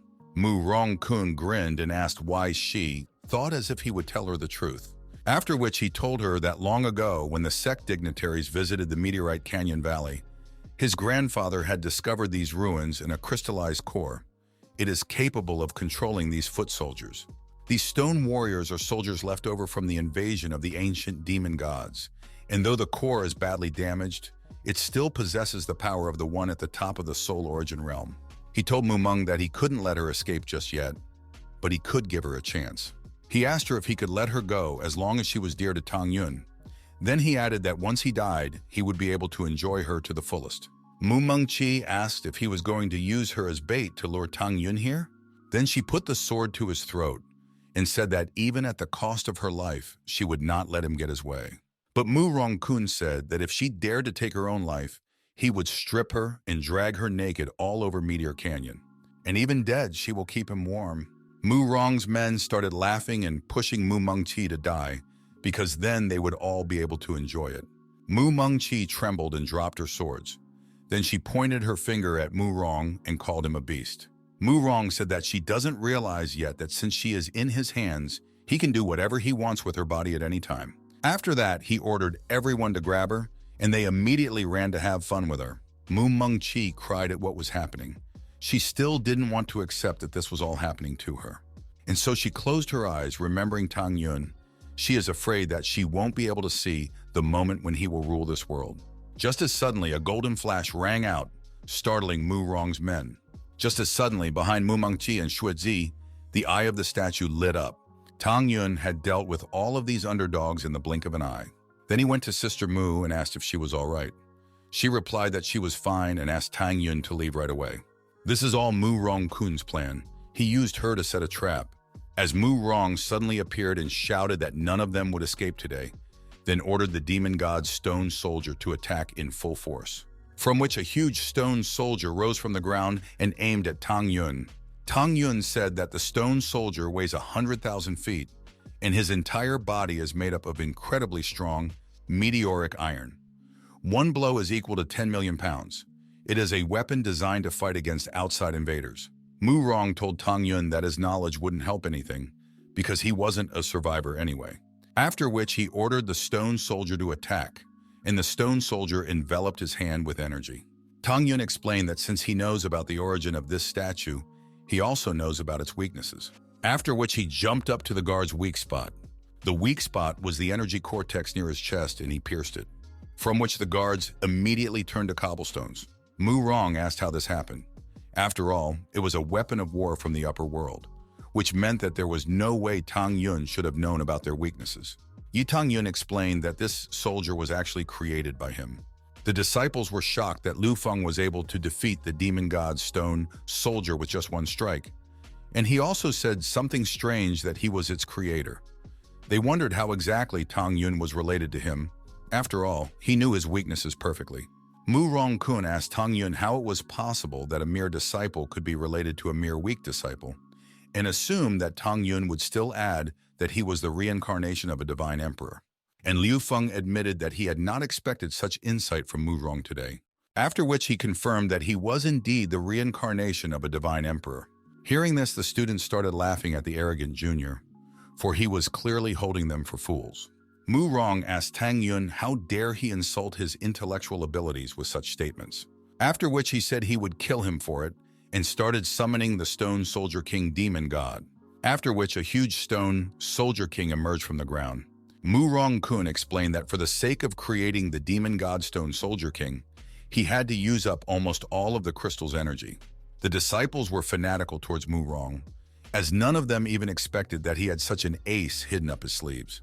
This battle could be compared to that of the inner sect elders in terms of strength, and since this Soldier King has armor, Tang Yun wouldn't be able to destroy him with a single strike on his weak point. Tang Yun couldn't believe that this was really a demon god, Soldier King. After all, at first, he had only created 10 of them to protect the 10 barriers of the god world, and he felt nostalgic that he was able to see one again. Mu Rong-kun is even more furious, because even at the threshold of death, Tang Yun continues to pretend to be a divine emperor, while Mu Rong moves his finger and the Soldier King turns Tang Yun into dust. Tang Yun asked Mu Rong why he felt that he was the one who would be crushed. It's because every demon god Soldier King is connected to his soul, and he is able to control them with just the power of thought. Mu Rong-kun ordered the Soldier King to attack Tang Yun, and the latter swung his huge sword at him. Mu Mangqi began to sob because Tang Yun no longer had a chance to escape. As suddenly Tang Yun raised his finger up and ordered the Soldier King to stop while doing so, flashing a golden light while doing so. He then ordered the Soldier King to sit on his knees, and he obediently carried out his order. Mu Rong was amazed that the Soldier King had obeyed Liu Feng, and Mu Mangqi was glad that Tang Yun was still alive. The disciples were trying to understand how come the statue bowed to Liu Feng, which began to lead them to think that Tang Yun was indeed the reincarnation of the God Emperor. Tang Yun thanked Mu Rong for bringing back the king. Together with him, Tang Yun's fighting power increased greatly. Mu Rong refused to believe that the Soldier King was obeying Tang Yun, and once again ordered him to obey. He ordered him to follow his orders since he was the one who had created him, and demanded that he stand up now. Just as suddenly, the Soldier King turned around slightly and told Mu Rong that he was a stupid bastard. Hearing this, Mu Rong-kun was surprised, for he had just been insulted by the statue. After which a giggling Tang Yun came over to him. He decided to remind him that Mu Rong had just asked the Soldier King to rise from his knees, and therefore he didn't mind granting his wish. Tang Yun ordered the Soldier King to stand up, whereupon the ginormous figure came into motion. Mu Rongkun's legs gave out from fear, causing him to fall down, and he asked if they were bullying him, to which Tang Yun replied that it was time for him to die. Mu Rongkun kneeled down and addressed Tang Yun, after which he realized his mistake and addressed the Divine Emperor. He admitted that he was wrong and started begging for mercy, promising not to hurt anyone else. As long as he's alive, he's willing to do anything. Tang Yun said that there was only one thing that could satisfy him, and that was death. After which, the ginormous Soldier King brought his sword down on Mu Rongkun, and Mu Rongkun was flattened by such a huge sword. After which, the Soldier King targeted the rest of the disciples. Those were regretting that it was Tang Yun who had become the enemy, because Mu Rong was dead, and now they would know no mercy. Tang Yun ordered the Stone King to deal with the remaining weeds, and he threw away his sword and then began to kill the enemies with his fists. Mu Mengqi was amazed by the Stone King's strength, for he had so easily killed all the disciples serving Mu Rongkun. The Stone King bowed to Tang Yun and reported that his energy was insufficient and his body was broken, causing him to no longer be able to continue his mission. Tang Yun revealed that he had originally created him to protect him from the enemies of other kingdoms, but he had never thought that he would be used by chaos and beginnings to attack weak kingdoms and subjugate them. They deserved to die. In his final seconds, the Stone King asked Tang Yun not to be upset, for he was sure that he would still return one day. Immediately afterward, it exploded, creating a huge pillar of flame. Tang Yun said that after all, he is the one who is its creator, and so he will send him on his way once more. Looking at the dissipating Stone King, Tang Yun once again vowed that he would take revenge on chaos and beginning. After which Mu Mengqi came up to him, carrying Zi Yang. She asked who he was, to which Tang Yun replied that he was still the same Tang Yun and hadn't changed a bit.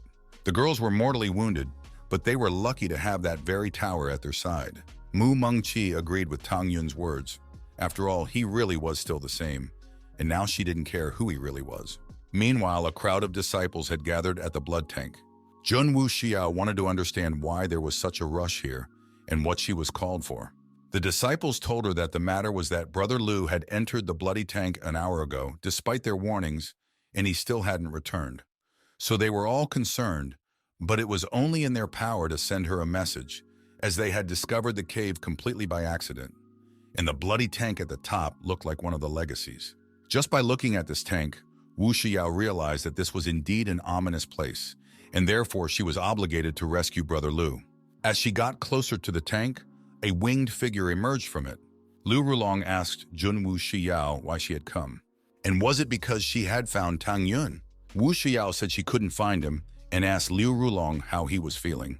Wiping away the blood, he replied that he felt just fine, only terribly hungry. A chill ran down Zhang Wu Xiao's back, and she offered Brother Luu some dried meat, to which the latter replied that there was no need for it. After all, he had a special meal waiting for him today, immediately after which he rushed at his allies, sucking their blood. Wu Xiao was taken aback by her brother's behavior and asked him to stop, to which he replied that he was eating, and only when he was full would he be able to kill Tang Yun. After which he continued his bloody feast. Inside the tower, Mu Mengqi gave Jia Yang a pill and said that her life was now safe. After which she asked Tang Yun what was wrong, since he hadn't moved since he came. To which the man replied that it was nothing special, he just felt a familiar aura. He then sat in a meditative pose and said that he needed to break through to the next realm.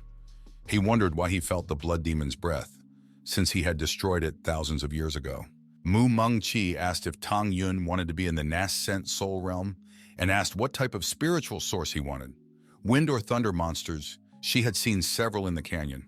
To which Tang Yun replied that he didn't need the help of additional sources like spiritual sources. Mu Mengqi asked how it was that he didn't need a spiritual source. After all, only by utilizing a spiritual source could a cultivator enter the realm of soul nucleation. And the quality of the spiritual source was directly related to the cultivator's potential. But Tang Yun had said that he didn't need such a thing, which meant, at this moment, Tang Yun was currently improving the Hongmen Qi condensation technique he had created long ago that shook the heavens.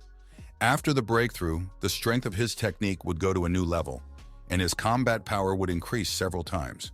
Tang Yun moved inside Hongmen's heart, where there was another world. He asked himself how he could be satisfied with a mere spiritual source, his that possessed myriads of divine matter. Immediately afterward, he created golden crystals and rather began to absorb them. Somewhere in the dense forest, the disciples were running away from the monster. They wanted to know what caused Brother Luu to turn into such a thing. Just as suddenly, someone overtook them and knocked them down.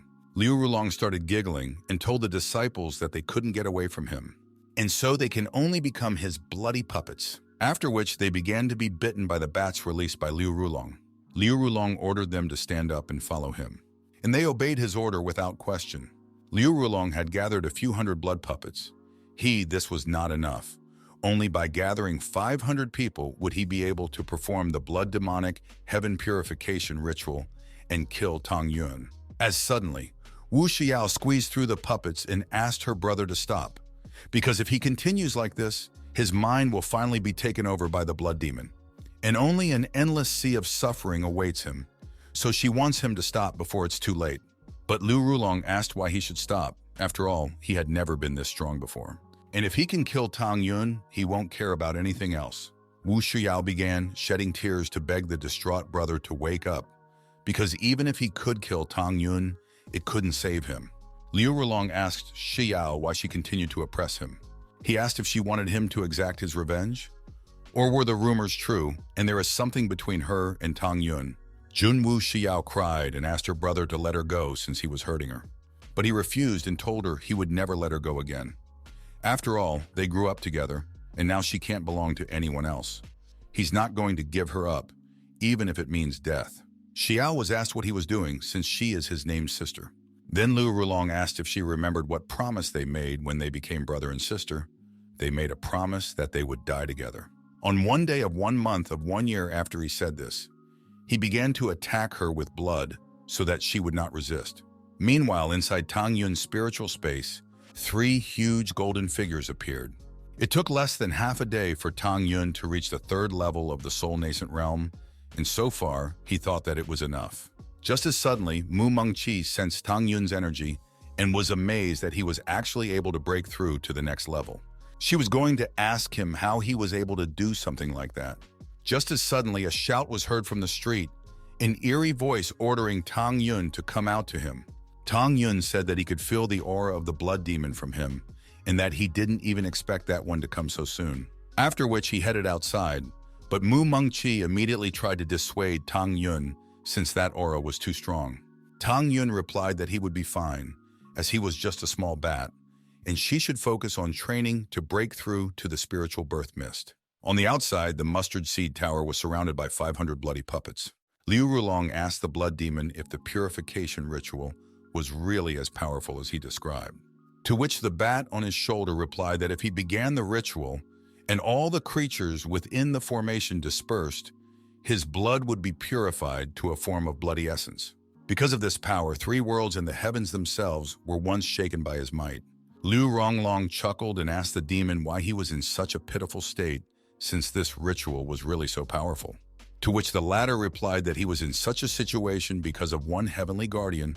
No one else could do such a thing. The blood demon explained that even though the power of this transformation was not as strong as the heavenly guardians, but no one could survive after it, and therefore that person would not have to worry about Tang Yun.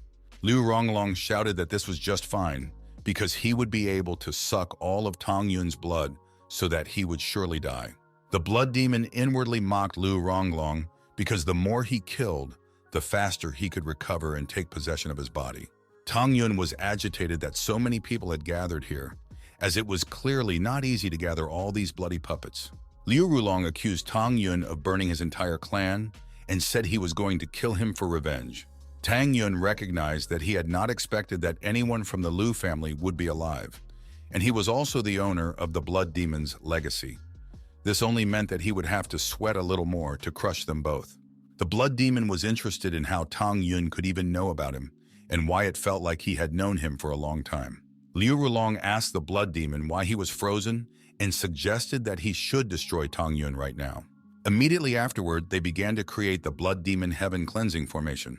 Just as suddenly, all the bloody puppets began to actively bleed, after which they all dropped dead and their blood formed a formation. Suddenly, the blood demon started to fly away and shouted to Liu Rulong that he was in too much of a hurry, after which he took the form of an old man and added that there was clearly something wrong with Tang Yun's aura, and therefore it wasn't too late for them to retreat and think of a plan of attack later. But the man asked how he could take and retreat when the enemy of his family was right in front of him. Hence he ordered the Bloody Heaven demon, the Bloody Heaven Bat Bloody demon, to scram if he was so afraid. Then he rushed towards Tang Yun. Hearing this kind of treatment, the heavenly demon vowed that he would definitely suck out all of Liu Rulong's blood as soon as he recovered. Tang Yun used Hongmen's tyrannical fist and clashed attacks with Liu Rulong, but the one immediately vomited blood from the recoil he received, and the blood demon was shocked that this person possessed the first technique of a supreme being. The force of Tang Yun's attack was so high that Liu Rulong not only took damage, but also flew off and crashed painfully into the ground. Tang Yun asked Liu Rulong if he thought he could defeat him, just because he had inherited the spirit of a blood demon. Tang Yun explained that he was the one who destroyed this demon with his own hands, and Liu Rulong's behavior seemed so ridiculous, like the fluttering of a praying mantis. Hearing this, the blood demon realized that it was him. Same aura, same killing technique. Tang Yun was indeed the warrior who had destroyed him. When true beginning and supreme chaos brought him back to life, they told him that Lord Hunman was alive and forced him to descend to the underworld to kill his reincarnated body. He thought it was just an excuse to kill all of Supreme Lord Hongmen's followers. But there was no way he expected that not only would Supreme Lord Hongmen not die, but he would actually come back.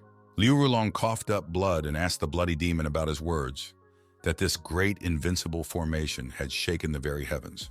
He wanted to know why then that punch couldn't resist Tang Yun's punch. He ordered the demon to help or both of them would die. Liu Rulong replied that he could die if he wanted to, but he was not going to involve himself in it. Immediately after, he bowed to Mr. Hongmeng and explained that it was none of his business, and if he knew he was here, he wouldn't even dare to even speak in front of him. He explained that it was all Liu Rulong's idea and that he was innocent here. Liu Rulong asked the demon why he called Tang Yun a lord and why he was so deferential to him. After all, Tang Yun is a nobody, just an ordinary disciple. But the latter shouted at Liu Rulong to shut up and asked him how he dared to insult Mr. Hongmen in the first place. He swore that even if he couldn't recover his energy today, he would still kill Liu Rulong. Tang Yun chuckled and asked the blood demon not to pretend anymore. He had killed him that time, and now he was standing in front of him alive. The only people who could resurrect him were Inception and Chaos, which could only mean that they had sent him to the underworld to kill Hunman. Hearing this, the blood demon sweats with fear, for Hunman can see right through him, and all he has to do is find a way to sneak out of here. He flew away from here, shouting to Hunman that he shouldn't underestimate Inception and Chaos, because they would never let him go, and the only thing waiting for him was death.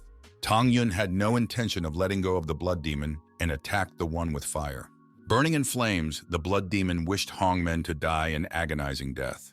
At this moment, Liu Rulong realized that his matters were really bad, as Tang Yun was able to burn the blood demon with just one move.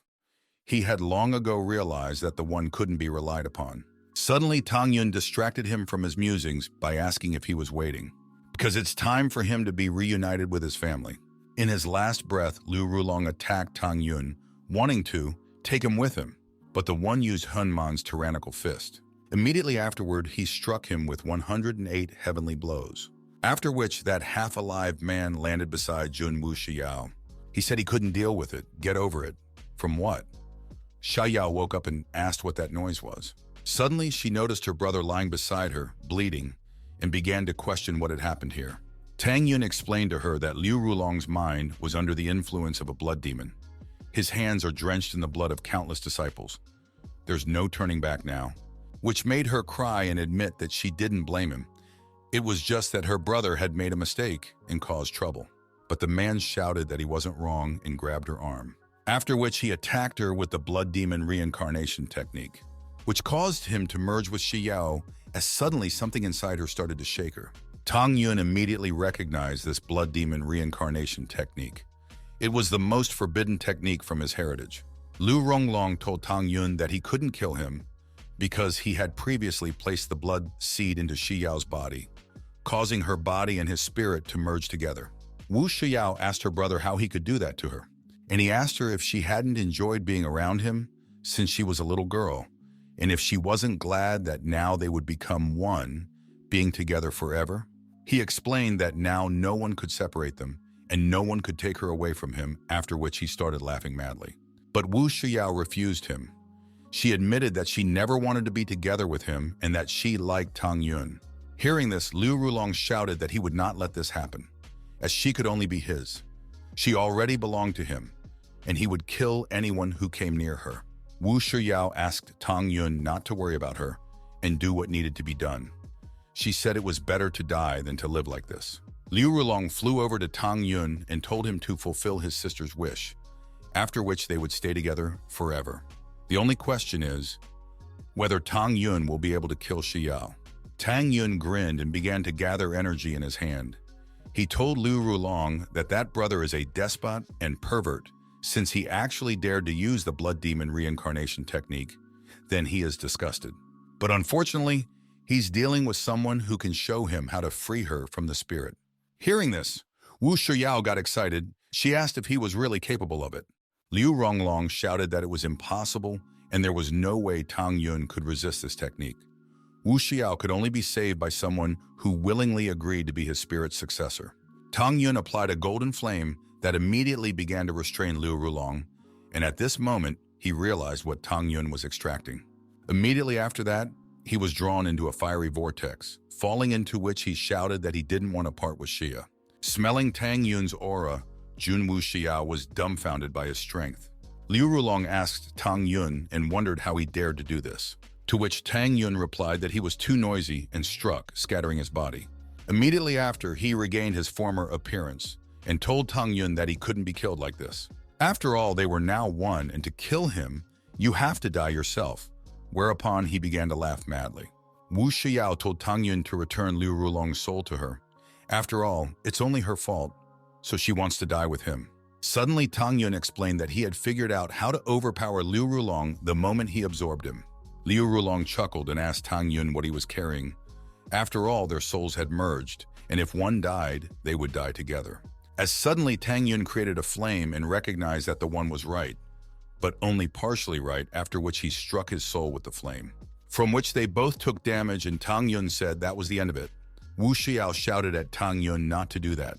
Tears sprang from her eyes, and Liu Rulong asked if he was in his right mind, for thus they would die together. To which Tang Yun replied that the latter was thinking too much. And even when he turns to dust, Hongmen will forever remain heaven and earth, immortal and imperishable as time passes. Seeing his spirit, Wu Xiao was surprised at how powerful he was and realized why he was not afraid to injure himself. Because for Tang Yun, it was just a scratch, while for Liu Rulong, it was a mortal wound. Liu Rulong was shocked. He wanted to know how such a thing was even possible. After which he asked Tang Yun where he got such a powerful spirit from and who he was in general. To which Tang Yun replied that he was someone he wouldn't be able to hurt, and added that it was time for Liu Rulong to see his family. Immediately afterward, he attacked his great soul again. Liu Rulong began to swell up. He asked Tang Yun to stop and shouted that he didn't want to die. But eventually it exploded, leaving no trace behind. After getting rid of Liu Rulong, Tang Yun fell on his knee and started coughing up blood. Wu Xiao ran up to Tang Yun and asked him how he was and how seriously he was injured. He replied that she didn't have to worry about it. After all, it was only a minor injury and it wasn't a problem at all. Tang Yun realized that after the soul compaction, his strength had only become greater. Shi Yao tried to wipe away her current tears and admitted that this was all just because of her, and if it wasn't for her, he wouldn't have had to go to such a trouble. Tang Yun asked her not to blame herself for this, as the Lu family wanted to destroy his family, and this grudge had been smoldering for a long time. After which he suggested resting in the mustard seed space in Time Tower, and added that Mu Mengqi was also there. She agreed and wondered if she could ever follow in his footsteps. The blood demon was breathing heavily. He had miraculously managed to escape from his lord. He considered himself extremely lucky, for the lord had not yet regained his full power, and he had managed to alienate a piece of his soul before he knew. Now he needed to collect more blood to recover.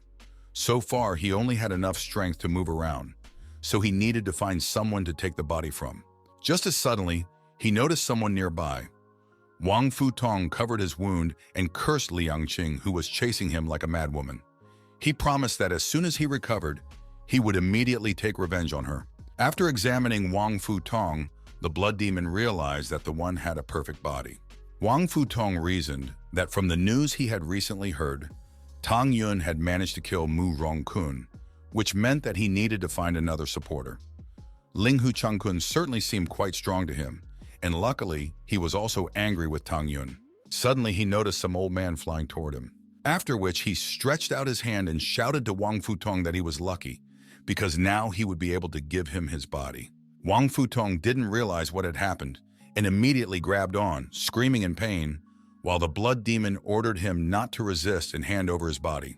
But the man started to resist and shouted that he couldn't die now because he hadn't taken revenge on Tang Yun yet. The blood demon was shocked that this guy's mind and spirit was so strong. If he didn't stop resisting, he would have to retreat. Immediately after that, he rushed away, and Wang Futong asked where he was going, gathered himself and rushed towards the demon to seize his power. And once he caught the demon, there was a bloody explosion. Devouring the one, Wang Futong laughed maniacally. Then he shouted that he never even thought that trouble would help him get hold of such a powerful force. After which he said that the day of Tang Yun's death was nearing.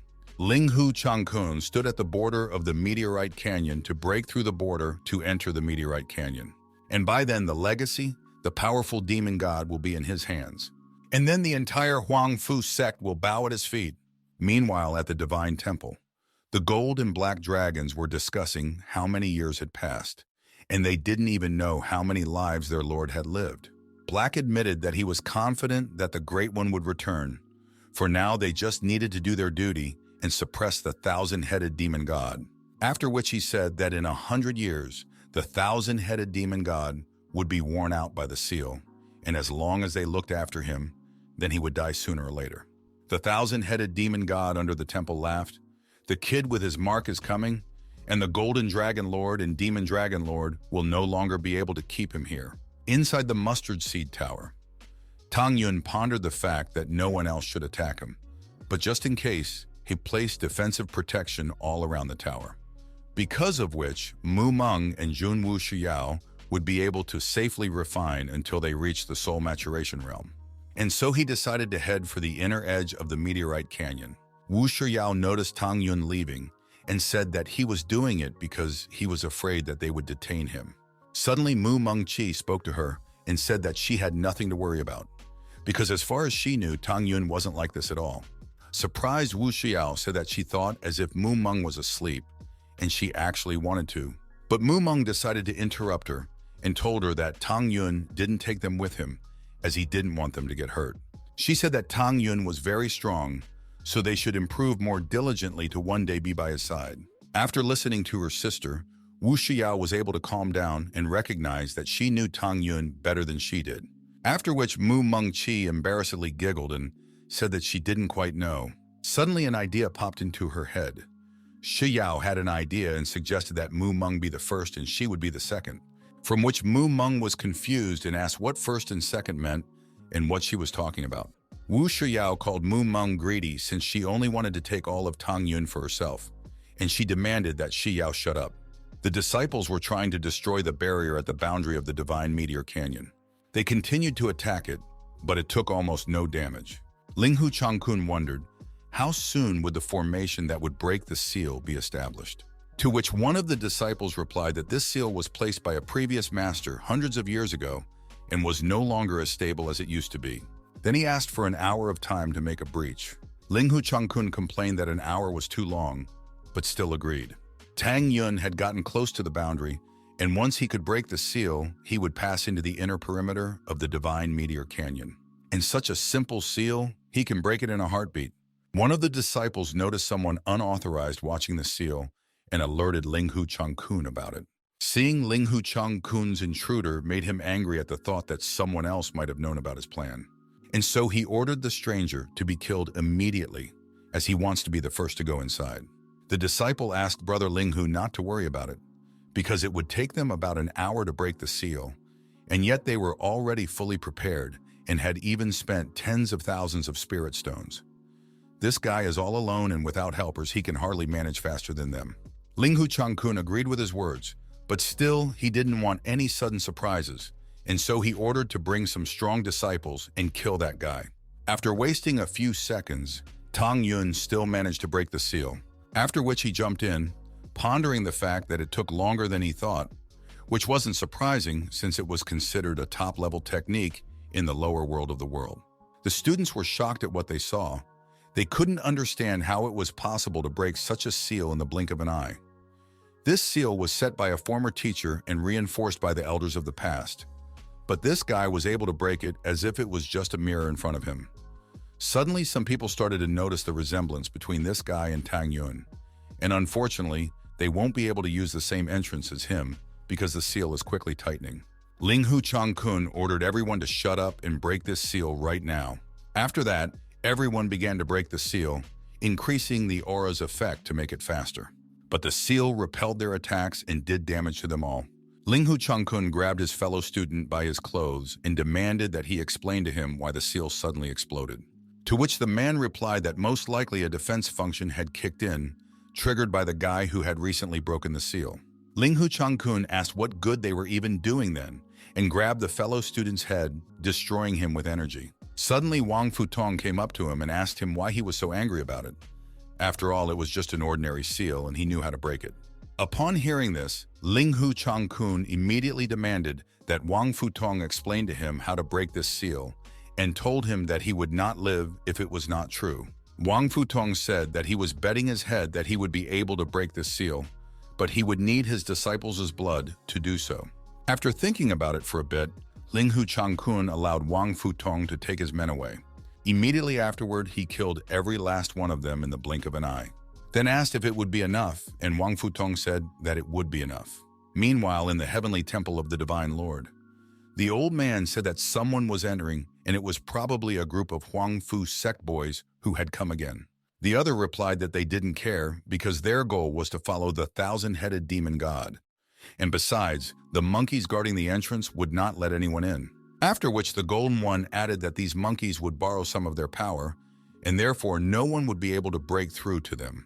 Inside the meteorite canyon, Tang Yun only saw a wasteland with bones and weapons scattered on it. Tang Yun thought that this canyon was now like a battlefield left behind after a great war. Just as suddenly, he noticed parts of the armor and weapons begin to gather fog together. After that, a heavily armed army stood in front of him, which is the first obstacle in his path. Tang Yun wondered how those fools even dared to use a simple fake spirit control technique. After which he commanded the armor to disappear and blew it away with energy. He asked what else they could do and suggested action. And the mist turned to gold, a tiger, a lion, a dragon, and a bird. And Liu Feng immediately recognized the fog phenomenon technique. Several years had passed since he had seen it. He never thought that someone in this world would make him feel nostalgic with it. But unfortunately, this illusion of animal fog is empty and soulless. Then he told them that he would show them what the real fog technique was. Then he used it right away. Tang Yun used a spiritual phenomenon, and a huge warrior appeared behind his back. Afterward, they struck the fog together and dispersed it. Tang Yun offered to stop and asked if he wanted to come out and greet him. After which a figure appeared and began to praise Tang Yun, for he had broken through two major obstacles. He said that's where his progression would stop. The purple-eyed demon ape told Tang Yun that he would die if he took even one step. Tang Yun found it quite interesting. After all, it was an adult, fourth-order purple-eyed demon ape demon with an altered brain lobe. And apparently, it had even mastered some baton fighting techniques. He had never expected that there would be people in this world who would train demonic beasts like this. The monkey asked Tang Yun if he had heard what he was told. People don't belong here, and if he didn't leave, this cane would fracture his skull. Tang Yun asked if he really wanted to kill him. After all, he was clearly out of his league. The monkey was angry at this upstart's words and immediately attacked Tang Yun. Suddenly, he noticed that his staff was badly damaged after the blow. Tang Yun chuckled since his head was intact and ordered the monkey to get out, then pushed the one away with energy. Tang Yun asked the monkey, who taught her these techniques? He asked this since he had once only taught it to Dragon Lord Xiaohei. Monkey admitted his defeat and said it was because he wasn't good enough, so he offered to just kill him, but he would never tell us how he got the technique. Tang Yun raised his staff and said that he had gotten a very loyal monkey, and so he wondered what he would do when he saw the greatness of this technique. Monkey was shocked by what he saw and asked Tang Yun how he did it. But Tang Yun stopped and still struck, creating a huge explosion with it. Once the smoke cleared, the monkey was horrified at the power that was able to cause such destruction. He wanted to understand how this guy managed to use the bastion technique at a higher level than him. Tang Yun explained to the monkey that this was a true bastion technique and that he had not taught it to anyone other than the Dragon Lord. He then asked the monkey who had taught him the bastion. Monkey shouted that this was simply impossible and that Tang Yun couldn't be him. After all, his master had said that he was still in the reincarnation cycle. Tang Yun told the monkey that he might not talk about it, but he would still find out about it, as suddenly the monkey blocked Liu Feng's path, after which Liu Feng simply used the seal to disarm the monkey. Suddenly he shrank and started asking why the hell he was shrunk and what for. Tang Yun lifted the monkey by its cloak and ordered it to calm down and stop screaming, then explained that he had temporarily blocked its spiritual power to keep it out of the way for a while. Tang Yun suspected that this monkey might have something to do with Xiao He. After a while, at the border of the Meteorite Canyon, Ling Hu Chang-kun was laughing because he had finally broken the seal. This meant that the deaths of his men had not been in vain, after which he praised Wang Futong and said that he could now follow him. Wang Futong thanked Brother Ling Hu and said that he hoped that he would not forget the pact and kill Tang Yun. Ling Hu Chang-kun asked him not to worry about it, because Tang Yun had killed his men, so he just had to deal with him. But right now, the most important thing was to get the legacy. Ling Hu Chang-kun thought it would be a good idea to take Wang Futong with him, as he had lost all his men and could use some help. After which, Ling Hu Chang-kun entered the gap, and Wang Futong wished the one good luck. But he was actually going to finish the one off once they found the legacy. Once Ling Hu and Wang Fu had passed through the gap, Liang Qing arrived at the border. She swore that she would never spare Wang Futong for anything and immediately followed him. Walking further, Tang Yun saw many golden and demonic dragon skeletons, which gave him a certain thought. Immediately after that, he sped up, hoping that Zhao Jin and Zhao He were perfectly fine. Upon approaching the heavenly temple of the Supreme God, Tang Yun discovered the forbidden heaven-dividing formation of 1,000 dragons that he had once created. The demon monkey said that he might not even hope to pass through this barrier, because according to his master, no one from the lower world is able to pass through this barrier. But Tang Yun ignored the demon ape touching the barrier and ordering it to open. The golden old man sensed that someone had managed to break through the defenses and speculated that the one who had defeated the monkey might be related to chaos and initiation, from which the demonic old man cursed as those bastards had once again dared to break into their realm, and today he was going to teach them a lesson for their insolence. To which the Golden One added that no one dared insult the heavenly temple of the Supreme God built by their teacher. Walking around the spacious temple, Tang Yun said that it hadn't changed at all, which made the demon monkey surprised and asked if he had been here before, after which he added that it was impossible because outsiders couldn't enter this place. Hearing this, Tang Yun grinned and leaned on the pillar and said that he was not a stranger and that he was the one who built this temple. The demon monkey was startled by his words and demanded Tang Yun not to joke about such things anymore. After which, Tang Yun told the person that the 12 forbidden dividing pillars were made from a meteorite that he had found in the depths of the Starry Sea. For the construction of the Tiangong Hall, he used a star core that took 98 days to process, and in the whole temple, 9,990,000 patterns were created. Listening to Tang Yun, the demon ape realized that such a neglected degree of schizophrenia could no longer be cured. Suddenly, clouds covered the sky and 2 huge dragons appeared. The demon monkey began to cheer and shouted to Tang Yun that it was the end because the 2 teachers were out. Tang Yun immediately recognized Zhao Jin and Zhao He. Zhao He demanded that the latter answer whether he was sent here by chaos and initiation, after which Zhao Jin asked the latter not to worry, as this person didn't have a higher realm aura and appeared to be just a native of the mortal world.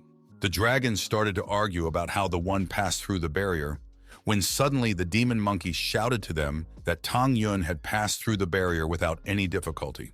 Hearing this, the dragons were shocked, for the only ones who could pass through the barrier like this were them and the teacher.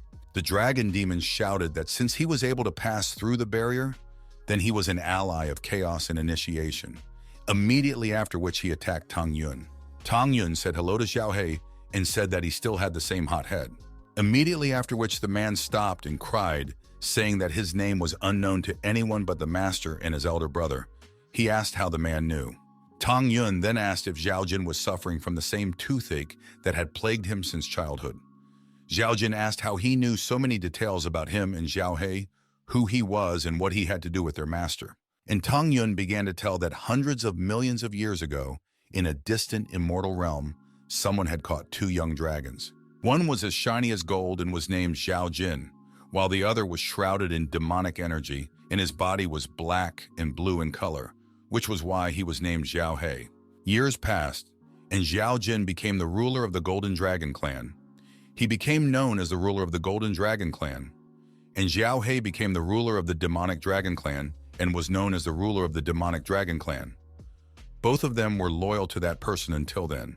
Hearing this, Zhao Jin and Zhao He burst into tears because they had finally waited for him. Tang Yun called them by their names again and said that he missed them. As suddenly the dragons turned into human forms and immediately greeted their master. Tang Yun asked to stop it and get up. He said that he was very happy that they were fine. Immediately afterward, those hugged his legs and through tears began to tell him how much they missed him and that they were afraid that they would never see him again. The demon monkey was shocked at what he saw, for his teachers had called him Master. And this could only mean that the great god Hongmen was in front of him. Then he collapsed, foaming at the mouth at the thought that he had the nerve to attack him. Tang Yun wiped his tears and asked the dragons to stop this wet matter, after which he asked how they had fared all these years and how they had ended up in the heavenly punishment continent. Zhao He shouted that it was all because of chaos and beginning. Millions of subjects of the Golden and Demonic Dragon clans were trapped, and almost no one survived, and there were not even a dozen of Hongmen's subordinates. Tang Yun was shocked by what he heard and asked the dragons what had happened. Zhao Jin replied that after Hongmeng's fall, they hid in the divine realm, waiting for an opportunity to take revenge. But a million years ago, Chaos and Inception had learned that he had reincarnated, and then they sent different gods to destroy the continent of heavenly punishment along with him. He and Zhao He gathered all the golden and demonic dragons to descend to the continent, and they ended up having to fight the gods. In that battle, no one could even think of the fact that Chaos and Inception wanted to gather them to destroy them all at once. And because of that battle, the golden and demonic dragon clans had practically disappeared. Afterward, the current divine meteor canyon was created. After hearing this, Tang Yun turned to Chaos and Beginning and said that they would not be able to escape his vengeance, and that they would pay for everything in blood once he returned to the divine world. Zhao He said that Chaos and Inception had still created traps many times using a proven trick, and Hongmen's people didn't even know about it. They took risks and went to save him, but in the end, their clansmen had practically disappeared. And the place in which they hid is deep within, the mountain range of heavenly punishment, called by men the battlefield of the gods and the eternal earth. Meanwhile, in the wooden underground temple, a passage opened before the shackled man from which those he had been waiting for emerged. After which, Wang Futong and Linghu Changkun appeared in the passage, laughing at the fact that he would finally receive the inheritance. The shackled man said that they were here for my lord's legacy, and they probably also received the message he left behind. He then asked if they had brought what they needed. Linghu Changkun took out a ring and said that he had brought the crystals that he wanted so badly, after which he asked where his legacy was. The chained man asked Linghu Changkun if he had lost all his fear by chance, and released his energy and asked how the man dared to bargain with him. Wang Futong was amazed by this man's power, for even he, the one who inherited the blood, demon realizes that he cannot win. And that only made him more eager to seize this guy's legacy. Linghu Changkun asked the demon lord to stop saying that he was not one to be timid, and added that otherwise his hand might shake, causing him to drop the blood crystal ring. The demon lord chuckled and said that one had no guts since he still dared to threaten him. But Linghu Changkun asked him not to exaggerate, as he only wanted the legacy and promised to give the ring back once he got it. The demon lord agreed to hand over the legacy to the one, as he is sure he will not be cheated. The demon lord ordered open, immediately followed by an eye on his chest, which immediately released a huge amount of energy. Just by seeing this, Linghu Changkun was already anticipating how it would all become his. Seeing this, Wang Futong wanted it even more, as with such strength he would surely be able to kill Tang Yun. The demon lord said that he had completed the legacy transfer and asked where his ring was, which made Ling Hu Changkun chuckle, and asked if he had really decided that he would give the blood crystal so that he could break the seal and kill him instantly. Ling Hu Changkun said he changed his mind and turned around wishing the man a great time, remaining imprisoned here forever. For letting him go there would be no peace. The demon lord chuckled and said that he still had milk on his lips since he had decided to fight him, because he had foreseen it. He asked Wang Futong what he was waiting for he might soon lose the opportunity for a legacy. Hearing this, Ling Hu Changkun tried to gather energy to repel Wang Futong's attack, but it was too late and that one pierced his chest. While in death, Ling Hu Changkun asked Wang Futong how he dared to betray him, and the one told him that he had carefully tracked and played the role of a loyal dog to kill him and Tang Yun, and now he was finally able to get what he wanted. Ling Hu Changkun got up and barely stood on his feet and asked Wang Futong to forget everything, promising to become his loyal servant if he would spare him. But the one told Ling Hu Changkun not to expect mercy and crushed Ling Hu Changkun's head. Whereupon he began to laugh, for he had finally won and received his legacy. Suddenly, Ling Hu Changkun's blood started flowing to the demon lord, and the latter chuckled, then said that even without a blood crystal, he would be able to break the seal using the blood of a mortal. After getting blood all over his body, his eyes opened, and he shouted that he was the ultimate victor, for the seal had been broken. And he swore that Zhao Jin and Zhao He would die today. After tens of thousands of years, he was finally able to gain his freedom. Suddenly, an earthquake started in the temple of the sky god, and the demon monkey had to jump on a column. After sensing such a strong demonic aura, Tang Yun asked the dragons what was going on here, and what was sealed under the heavenly temple of the supreme god. Zhao Jin shouted in horror that the thousand-eyed demon lord had broken free, and Zhao He offered to escort Tang Yun to safety. Just as suddenly, the thousand-eyed demon lord burst out of the ground and said that no one would leave. Tang Yun asked if he had suppressed him in the endless demonic abyss of the upper world, and why he was here. Yi Xiao Jin explained that while he was gone, Chaos and Initiation had released most of the demons he had suppressed in the endless demonic abyss to attack this world. Zhao He revealed that in the first great battle, the thousand-eyed demon lord led the main army made up of abiotic demons. And after the great battle, Chaos and Inception left him alone. He said that they couldn't kill him, and that they could only suppress him by imprisoning him under the heavenly temple of the Divine Lord. Tang Yun couldn't help but praise Chaos and Beginning for the way they had calculated everything. After all, they could just sit back and watch them fight to the death without suffering any casualties. At this moment, the thousand-eyed demon lord noticed Tang Yun and asked what this mortal was doing here. Suddenly he smelled a familiar stench and immediately guessed who it could be. Tang Yun asked the one to stop guessing and unleashed all his strength and said that he was a supreme deity. Seeing his power with his own eyes, the thousand-eyed demon lord was afraid that it was really Hongmen, and that Chaos and Inception were right since he really didn't die. Tang Yun turned to the thousand-eyed man and said that since their last meeting, he had become bolder. And stepping toward him, he asked how the man dared to call him by his name, and if he had forgotten how he had been cast into the endless abyss of demons. But Thousand Eyes was not going to give in, after all. Tang Yun was only imagining himself to be the same deity being in a human body and perfecting himself in the soul-nascent realm. He promised he'd crush him like an ant. Hearing of such insolence, Tang Yun laughed and waved his finger at him and suggested that he take a chance. The thousand-eyed demon lord was amazed by Hongmen's bravery, and then he remembered that the supreme deity was an extraordinary person. If he was so confident, he had the strength to defeat him. Tang Yun asked why the one froze, and the thousand-eyed man ordered him to stop bluffing. After all, the one was just a soul-nascent realm cultivator and asked how he could be afraid of such a thing. After which he folded his hands into a seal and ordered the true heavenly demon body to be released. Immediately after, he transformed into a ginormous demon and immediately attacked Tang Yun.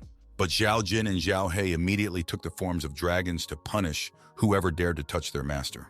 Watching the battle of the monsters, Tang Yun thought about how he could win if he used all his soul power. But in that case, he would be asleep forever. Just as suddenly, someone familiar called out to Tang Yun from behind.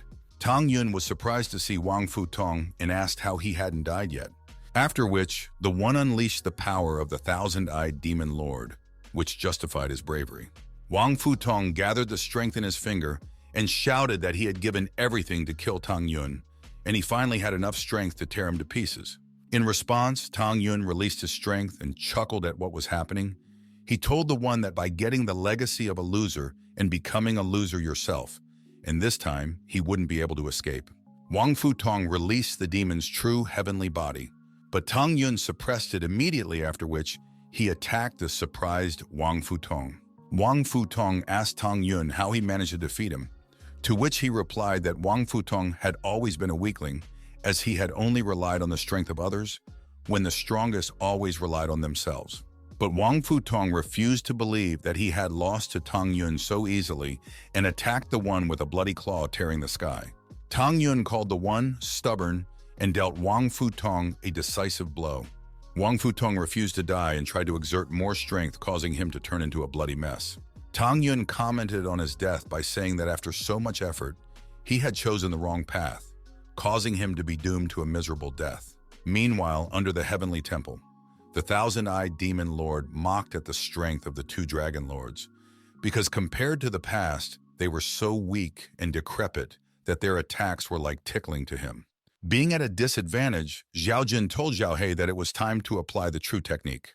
Immediately afterward, they used world purification with sacred and demonic flames, to which the thousand-eyed demon lord replied with a heavenly demon wave. And after a clash of all techniques, the dragons lost and were cast off in their human forms. Tang Yun rushed to the dragons' rescue, and meanwhile, Wang Futong began to recover. Tang Yun managed to catch the dragons, and he asked if they were okay. Zhao Jin coughed painfully and asked Tang Yun not to worry since it was only a scratch for him. And Zhao He began to complain that they would have been able to defeat the demon lord if only it wasn't for the injury in their last battle. Because of him, their strength had only been waning for years. The thousand-eyed demon lord explained to the dragons that they were no match for him, and that today he intended to finish off the supreme deity, and he promised to kill them if they got in his way. Tang Yun smirked and asked the demon lord if he remembered what happens when he gets angry. And unleashing his spirit, he shouted that he had waited too long for this. The dragons were afraid of what Tang Yun was about to do and asked him to stop, because if he burned his soul too much, he would fall into eternal sleep. To which Tang Yun replied that they didn't need to talk him out of it. After all, he had reincarnated tens of thousands of times, and countless people had been sacrificed because of him, so he no longer wanted to see anyone die before his eyes. Zhao Jin wiped away his tears and said that Tang Yun had the same compassion for his subordinates, while Zhao He told how he used to rush to the front to prevent the death of his subordinates. He said that there was no one in the whole world better than Hongmen, and so the dragons decided amongst themselves that they should use that trick and use soul exile from the body to increase Tang Yun's strength. With the powers of the golden and demonic dragons, he was able to become many times stronger. Tang Yun asked why they did this. After all, their spirit was already injured and unstable, and now they were forcing it to settle with him, because of which their dragon essences might get damaged. Zhao Jin and Zhao He replied that this was the only way they would have the opportunity to fight alongside him again. They had waited too long for his return, and if he fell asleep again, in their condition, they would no longer be able to wait for him to recover. Tang Yun slapped his fist on his chest and admitted that he understood their feelings. And since that's the case, he'll only fight for the side-by-side again. The thousand-eyed demon lord asked the supreme deity if he would have the strength to defeat him, wielding the powers of the golden and demonic dragons. They were much stronger before, and even with them joining forces, he was sure that there was no way Hongmen would be able to defeat him. To which Tang Yun replied that it wasn't like that, and they couldn't know for sure without even trying it. Immediately afterward, he used Hongmen's tyrannical fist. The demon lord, on the other hand, responded with the demonic element of the confused sky, whereupon the techniques of such powerful beings clashed. Just as suddenly, Hongmen's tyrannical fist overpowered the demon's attack and dealt damage to him. Tang Yun said that although he had only recovered 30% of his strength, but even that was enough for him to defeat him. Climbing up the stairs of the heavenly temple, Liang Qing was shocked by what she saw. It was hard for her to believe that such a terrifying creature had been in the divine meteor canyon all this time. Tilting her head, she asked herself why she chose to chicken out. Because the day Wang Futong gave her to Murong, she had almost died. From now on, she is only a corpse that exists to take revenge. She decided that she had to kill Wang Fu Tong even at the cost of her own life and ran towards the battlefield. Tang Yun explained to the Thousand-Eyed Demon Lord that there was no escape and that today his body and soul would be destroyed to honor the sacrifice of his subordinates. The Demon Lord replied that he did not believe it because he clearly felt that Hongmen is no longer the same supreme deity he used to be, and he tried again to attack the weakened deity. Even Tang Yun was a little surprised at the demon's stubbornness and used the heavenly prison. Immediately afterward, the Demon Lord began to be restrained by golden chains, and he began to shout to the supreme deity that he would kill him. Tang Yun advised the Demon Lord to give up the pointless fight, as they are on different levels like the white moon and fireflies. Although the white moon is dim, but the light of the fireflies is not comparable. The Thousand-Eyed Demon Lord screamed and shouted that he couldn't tell the difference between a white moon and a firefly, but he clearly knows that a herd of ants can kill an elephant. Immediately afterward, he ordered the gates of the demonic abyss to open. Zhao Jin shouted that this was the abyss gate, and that the Thousand-Eyed Man had exhausted his life force to summon an army of demons from the abyss. Zhao He shouted to Tang Yun to stop him now, to which Tang Yun replied that it was too late since the abyss gate had already opened. The Thousand-Eyed Demon Lord laughed, and in the name of the king ordered all demons to rise up. Immediately afterward, a myriad of demons appeared from the gates of the abyss, hungry for fresh flesh and blood. Then Thousand-Eyed explained to Hunman that he could not escape now because the demon army was against him. Tang Yun chuckled and asked Thousand-Eyed Man if he thought that he was the only one here who knew how to summon his subordinates. Thousand-Eyed reminded him that all of his subordinates were long dead and asked if he wanted to call chaos an inception, then started laughing. Tang Yun began to recite the incantation, "Blessed heavenly path, the beginning of the divine, I summon you with my spirit." Upon hearing this, the dragons cried, for it was the call of the supreme deity, and even dying. As long as the supreme deity needed them, they would fight to the last man. Hunman's subordinates sensed their call and immediately answered the call, knowing that they would once again meet old friends they had once fought with. And behind Hongmen's back, many of his subordinates appeared. Thousand-Eyed couldn't understand what the hell was going on because all of his subordinates were dead.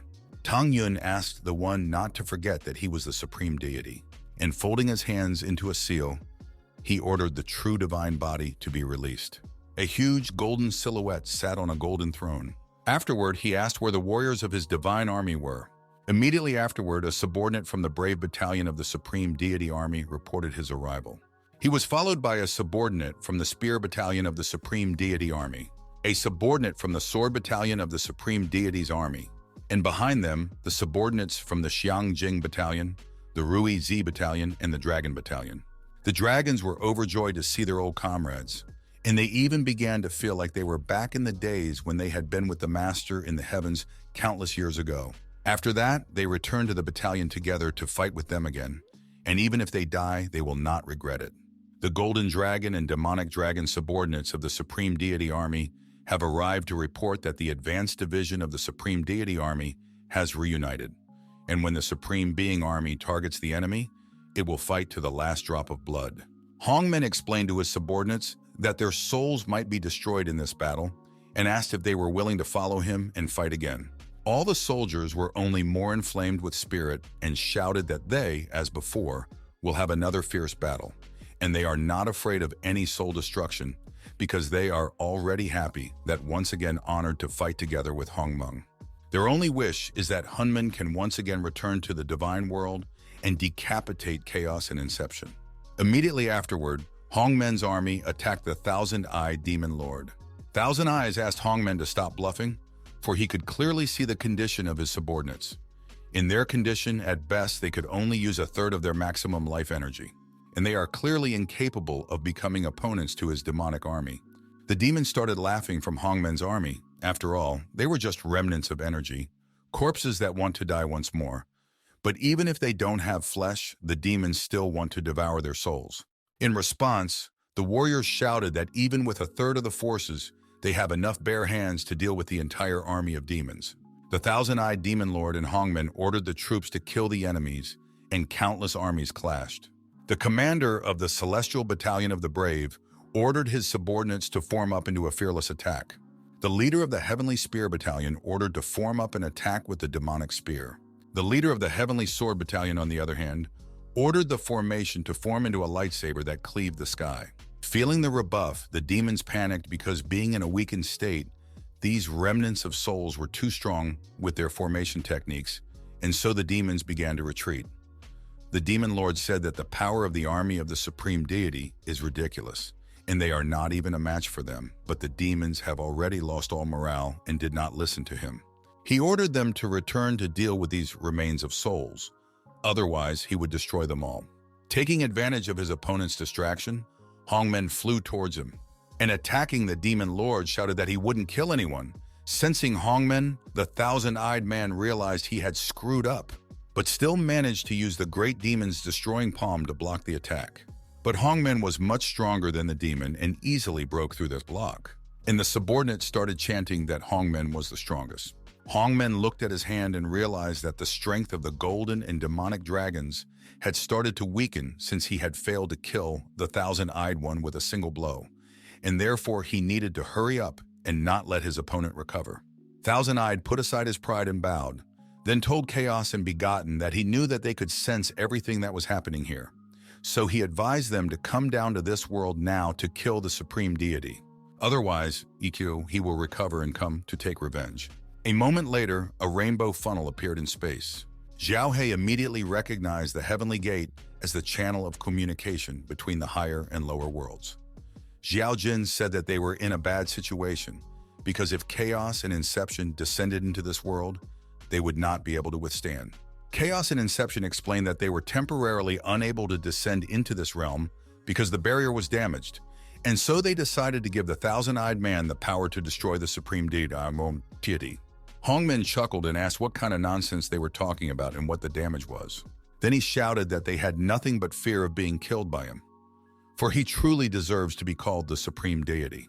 To which those replied, "Whoever wins is king and the loser is scum, and as long as they can kill, the method is irrelevant." After which they gave the thousand-eyed demon lord the power and ordered him to kill Hunman at any cost.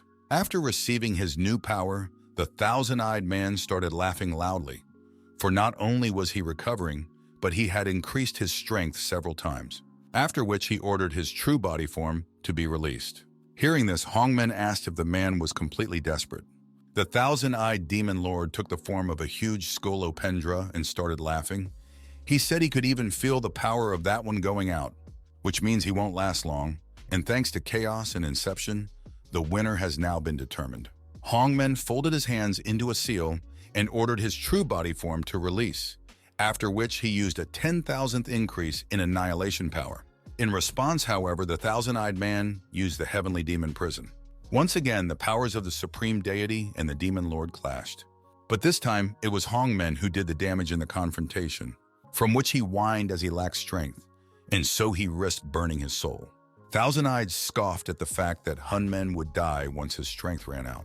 And when that happens, he will be the first demon to kill a supreme deity. Just as suddenly, the leader of the sword division shut Hunmen down and told the thousand-eyed man that he wouldn't dare to harm her master while she was here. Hongmen wanted to tell Wu Shuang that she might die. But ahead of him, the other warriors came out and shouted that he was not alone in this battle, and their only desire is to help their master to the very end.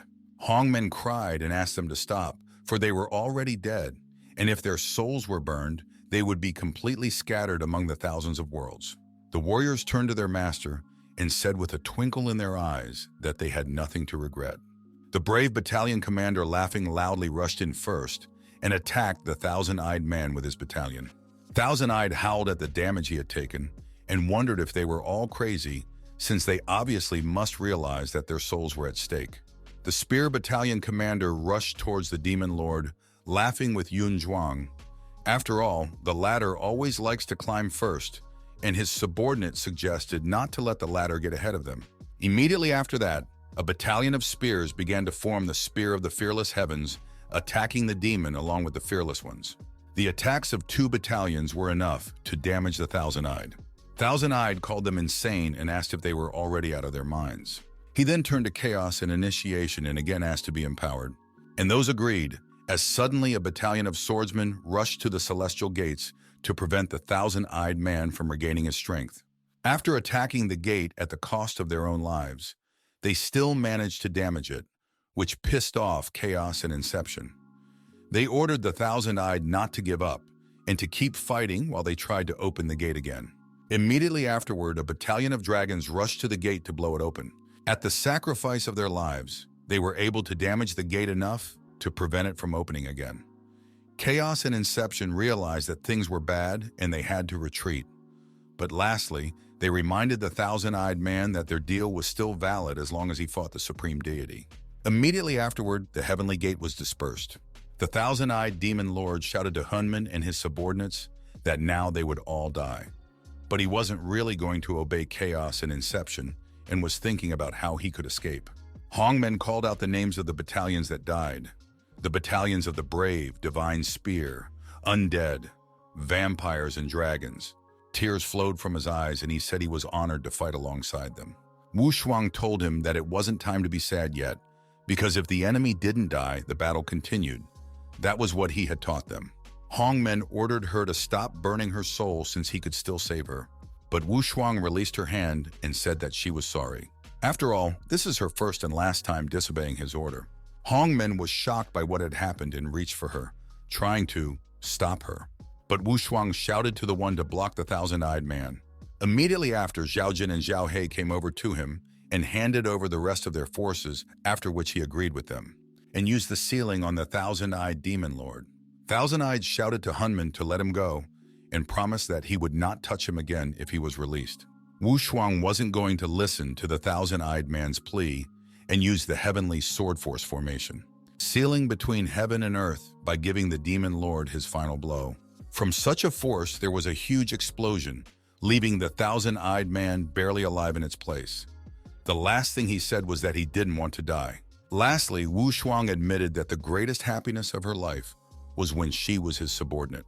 Hongmen reached for the disappearing one. Wu Shuang clenched his hand into a fist while grabbing air. He asked her not to worry, for he would not let her death be in vain. Zhao He asked Hongmen behind his back not to be so sad, and Zhao Jin recognized that being able to fight alongside their master was a great joy for them all. Their strength was almost exhausted. It was time for them to say goodbye as well. Hongmen was scared for the golden and demonic dragon and rushed towards them. But his hand went through them, after which he himself was also behind them. Shedding tears, he said painfully that their souls were being destroyed. Zhao Jin recognized that they would no longer be able to accompany him in the heavenly battle. They were very sorry to part with him like this. Zhao He asked him not to blame himself and said that if there was an afterlife, they would still like to be his loyal subordinates. Hongmen shouted that he wouldn't let them die and folded his hands into a seal. Wu Shuang was already dead, and since her soul was burned because of him, she could not be saved. But their spirit still hasn't been destroyed, and there's still a chance to revive them, and so he's going to put all his efforts, but there's no way he's going to let their souls disappear. Therefore, he used the seal of reincarnation on them. Meanwhile, a silhouette appeared near the body of the thousand-eyed demon lord. Wang Futong thanked him for holding back Tang Yun's pressure, which was how he managed to keep a trace of his spirit and survive. Then he chuckled, as no one could even think that the thousand-eyed man would die by his hand like this today. At this moment, Tang Yun's strength was almost exhausted. As long as he consumed the flesh and blood of the thousand-eyed man, he could change his demonic body. In this way, he was going to kill Tang Yun and complete his revenge. He said that there was no use in fighting, as he would be the winner in the end, whereupon Wang Futong started laughing. Heavenly Temple of the Supreme God, Tang Yun said that although his power was exhausted, but he still managed to preserve the traces of Zhao Jin and Zhao He's souls. He hopes that in the future, he will be able to revive them. As he suddenly heard something, and a demon ape came out from under the rubble, he fearfully asked if the great battle was already over. Tang Yun praised the monkey's intelligence since he managed to survive this battle, and since he is the disciple of Zhao Jin and Zhao He, he offered the demon monkey to be his disciple. Immediately afterward, the monkey demon fell to his knees and said that since he was the teacher of his masters, he was his master, and added that he was ready to follow him. Tang Yun liked the demon monkey's answer and decided to return the one to its original form. Immediately afterward, he used a spell to return the monkey to its former appearance. whereupon he started jumping and laughing as he became his old self. Tang Yun told the demon monkey that the corpse of the thousand-eyed demon lord was valuable, and asked him to bring his flesh and armor so that he could create a pill of perfection and a battle outfit for the monkey. The demon monkey immediately rushed towards the corpse as he suddenly noticed an object flying towards them. Wang Futong, transfixed, told Tang Yun that his time was up. Seeing him, Tang Yun was surprised that he was able to survive. Wang Futong laughed loudly and said that the magical powers obtained after devouring the flesh of the blood demon were not powerful, but for saving a life, they were at the highest level. And now that Tang Yun's energy was depleted, he devoured the blood and flesh of the thousand-eyed demon lord. Tang Yun lazily praised the one and admitted that he had exceeded his expectations. After which he said that if that one had been lucky enough not to meet him, perhaps in the future, he would be able to rise up and become a giant of this continent. But unfortunately for Wang Futong, they did meet. Wang Futong shouted that he had no regrets at all, and that it would all end if he killed Tang Yun now, after which no one would know what had happened. He said that once he returned with his strength and heritage, he would be able to dominate the Huangfu sacred sect, and then no one would defeat him. Wang Futong no longer wanted to waste any more time here, and used 10,000 demonic blood arrows. The demon monkey shut his master down and asked him to be more careful, and Tang Yun used the demonic shield, completely blocking all of the enemy's arrows. The demon ape was delighted with the master as he was easily able to block the attack. Just as suddenly, Tang Yun started coughing up blood. The demon monkey asked the master what had happened to him, but the one asked him not to worry as he could still hold out, but in fact his strength was almost depleted. Tang Yun even contemplated the fact that he would die today. Wang Futong laughed loudly and admitted that he was burning with curiosity as to how much longer he could still hold on using all his strength. Once again, he used 10,000 demonic blood arrows. The demon monkey asked his master not to force himself and said he would go block the enemy himself. Suddenly, Tang Yun's barrier was broken through, and from beyond it, Wang Futong immediately flew in. Just as suddenly, an angry Liang Qing appeared above Wang Futong, preparing to take revenge on Wang Futong. Taking advantage of the fact that the enemy was distracted, the demon ape used the Star River City attack. The demon monkey along with Liang Qing were able to get their hands on the opponent. But the man chuckled at that and asked why they thought they could damage him with their powers, after which he easily brushed them off like bugs. As they landed, they yelped in pain, and the monkey yelled that it was too much. Wang Futong thought that they were in a convenient position to kill them all at once, and tried to raise his hand as he suddenly felt something. The demon monkey with Liang Qing had upset the balance of qi in his body, causing him to be unable to move. And he needed at least a few minutes to purify the full power of the thousand-eyed demon lord's blood qi, and also needed time to restore the balance of the blood qi. Even though the enemy didn't show any sign, but Tang Yun noticed that Wang Futong's condition was rather unstable. Wang Futong told Liang Qing that he was no longer the same person he used to be, and said that there was no way she could kill him. But as a token of his old love, he was willing to forgive her and let her live. He recognized that although she was useless, her body was fire, and he even missed her scent a little. Liang Qing shook with anger, and she asked what the man was carrying, for from the day she gave it to Liu Rulong, she had vowed to kill him. And she is ready to do it, even if she has to sell her soul to the devil and go to hell forever. She is ready to give everything to destroy him. Wang Futong had no choice but to recognize her as a crazy bitch. He realized that no matter what, he wouldn't be able to keep this woman alive. Tang Yun asked if she was really willing to kill him even at the cost of her life. Liang Ting confirmed this and said that she knew that Tang Yun wasn't exactly an ordinary person and promised to do whatever he wanted if he helped her kill Wang Futong. Tang Yun said that his strength has run out and he can no longer fight. But right now, Wang Futong is absorbing the flesh and blood power of the thousand-eyed demon lord. He couldn't move and the energy in his body was unstable. This was the perfect moment to kill him. Wang Futong laughed and admitted that there was no way he expected anyone to notice this. But even though he couldn't move, they were all just losers, unable to harm him. He was terrified that Tang Yun would actually be able to kill him. Liang Qing demanded that Tang Yun tell her how to kill Wang Futong right now.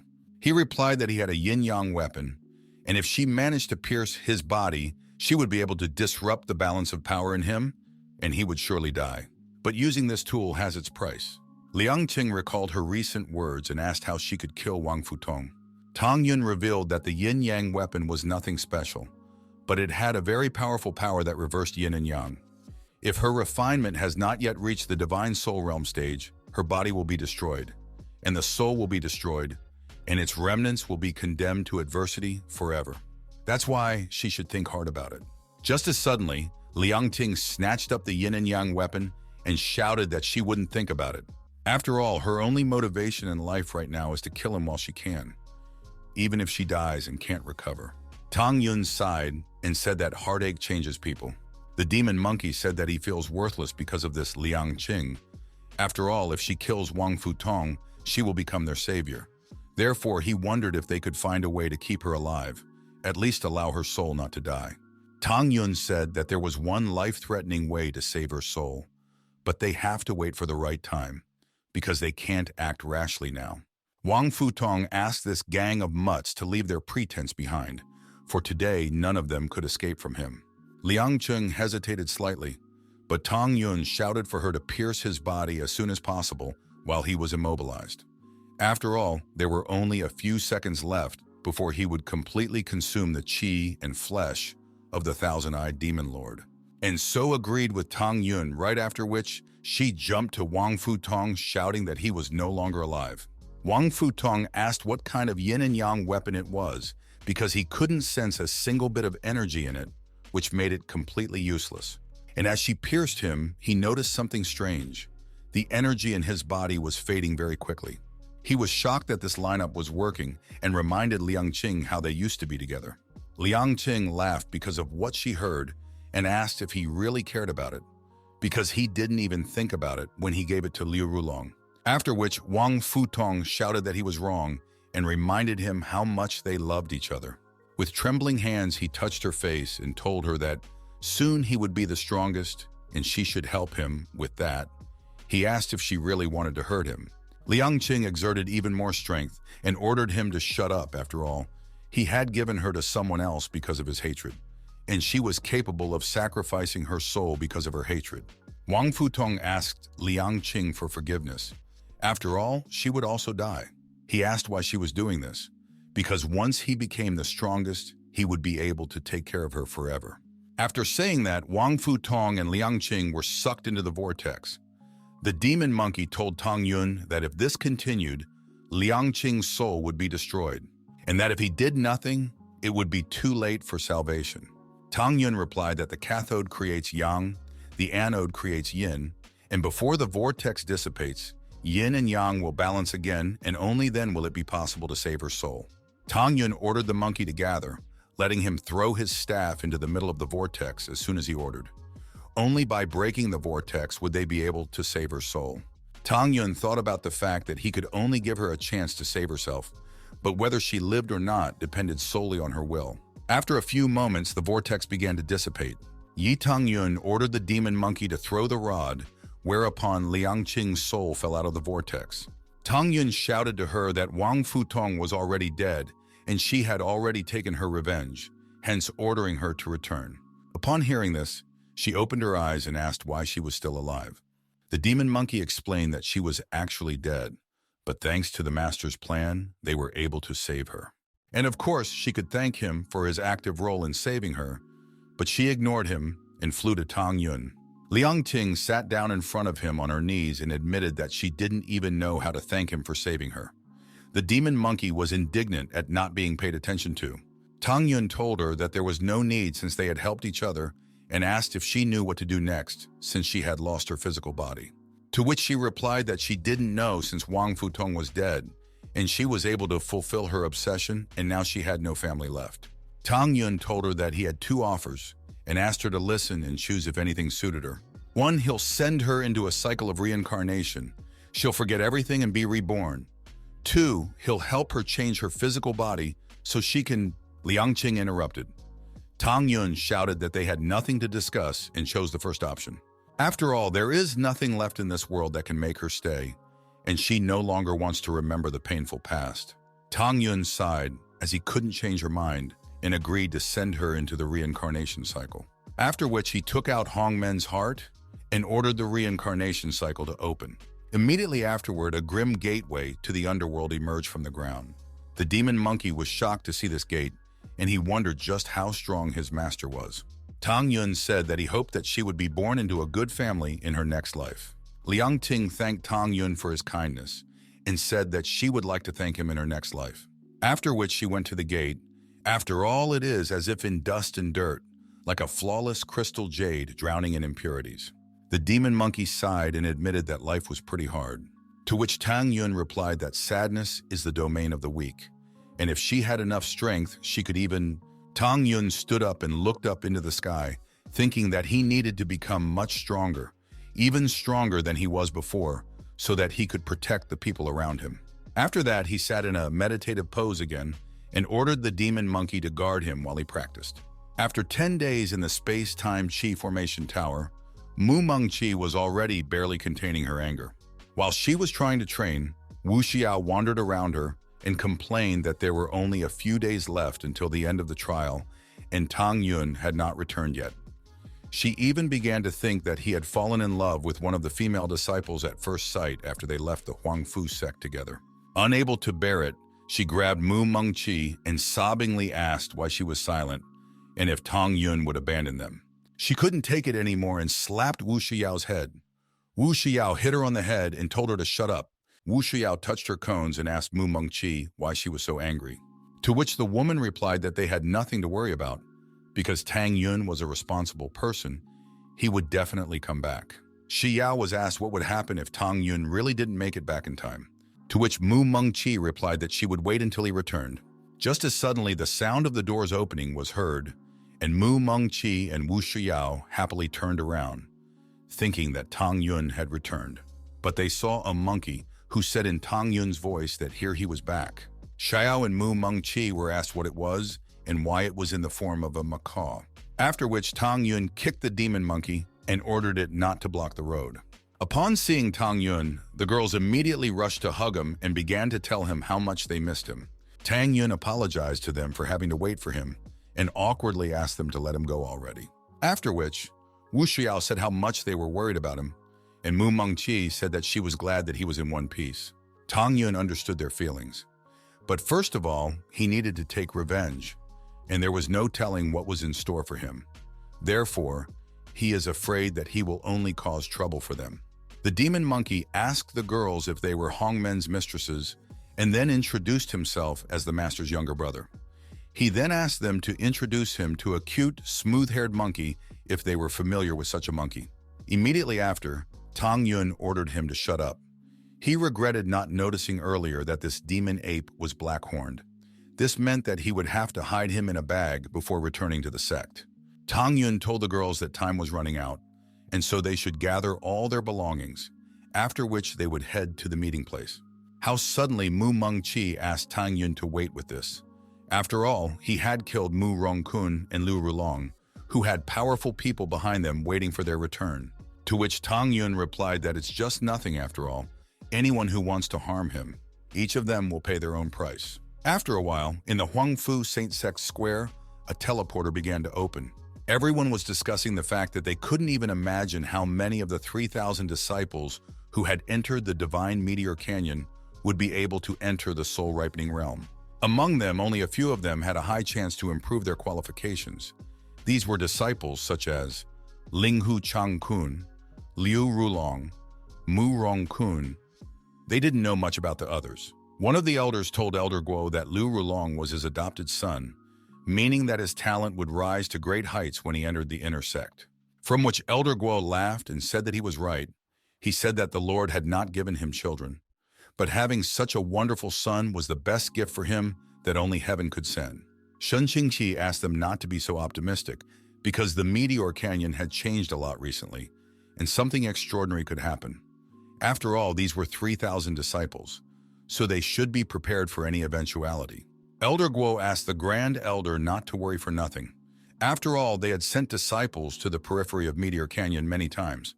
Besides, most of the demons here were only at the 3rd rank, so it was unlikely that anything would happen because of them. Shen Qingzi sighed and said that he hoped it would be like this.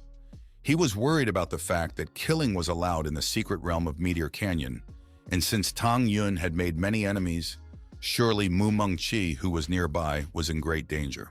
Moments later, the disciples from the canyon were teleported to the plaza. People could no longer wait to find out how many of the 3,000 disciples had broken through to the soul maturation realm. Once in the square, the students began to discuss what they had barely survived and what had recently happened. Some of them began to talk about the rumors that many people had died in the ruins of the Stone Soldier. One of the students replied that he didn't dare to go there because blood smelled 5 kilometers away. And the other immediately began to talk about how he had heard that Mu Rongkun and Ling Hu Changkun were dead, but no one knew who was alive. Suddenly, some people noticed that only 800 of the 3,000 had returned, which made some people panic because something might have happened. But they hoped that this was only the first group and more students would follow. Suddenly, the teleporter closed, causing everyone to be even more shocked by what had happened. Shen Qingzi's fist trembled, for Tang Yun, Mu Mengqi, and Wu Xiao did not come out. And Elder Guo demanded to stop the closing of the passageway because, due to the failure of the Great Matrix, his son had not yet come out. He ordered the elders to hurry up and hold the great passage open as the rest of the disciples were sure to come out. To which those replied that holding the passage required a huge amount of energy, and even if they all used it, it wouldn't be enough. And so they apologized to the 10th elder. Seeing no other way out, he rushed down the aisle and shouted that he would do it himself. Immediately afterward, 4 more students came out of it. Everyone was happy that someone else had come out and thought that it was Liu Rulong and the others. Elder Guo laughed and told Liu Rulong that he knew that nothing would happen to him, so he asked him to come over to take a closer look. But Tang Yun, who came out of the aisle, apologized to the elder and said that he had to disappoint him. In fact, Liu Rulong did not actually survive the Meteor Canyon. The elder demanded that Tang Yun stop this nonsense and tell him where Liu Rulong was and what he had done to him. He asked him since Liu Rulong had said that he would kill Tang Yun, but he had survived, and that could only mean one thing. Suddenly, Tang Yun personally admitted that Liu Rulong had tried to kill him, because of which he had to kill him. The elder was shocked at what he heard and shouted that it was impossible. After all, his son Zhu Long is the 3rd strongest person in the Hidden Dragon ranking. He grew up with great talent and is a phoenix among all his peers. Therefore, there is no way he can be killed by a lowlife like Tang Yun. It just can't be. Tang Yun recognized that nothing was impossible for him. All these so-called young talents are nothing more than a pack of dogs in his eyes.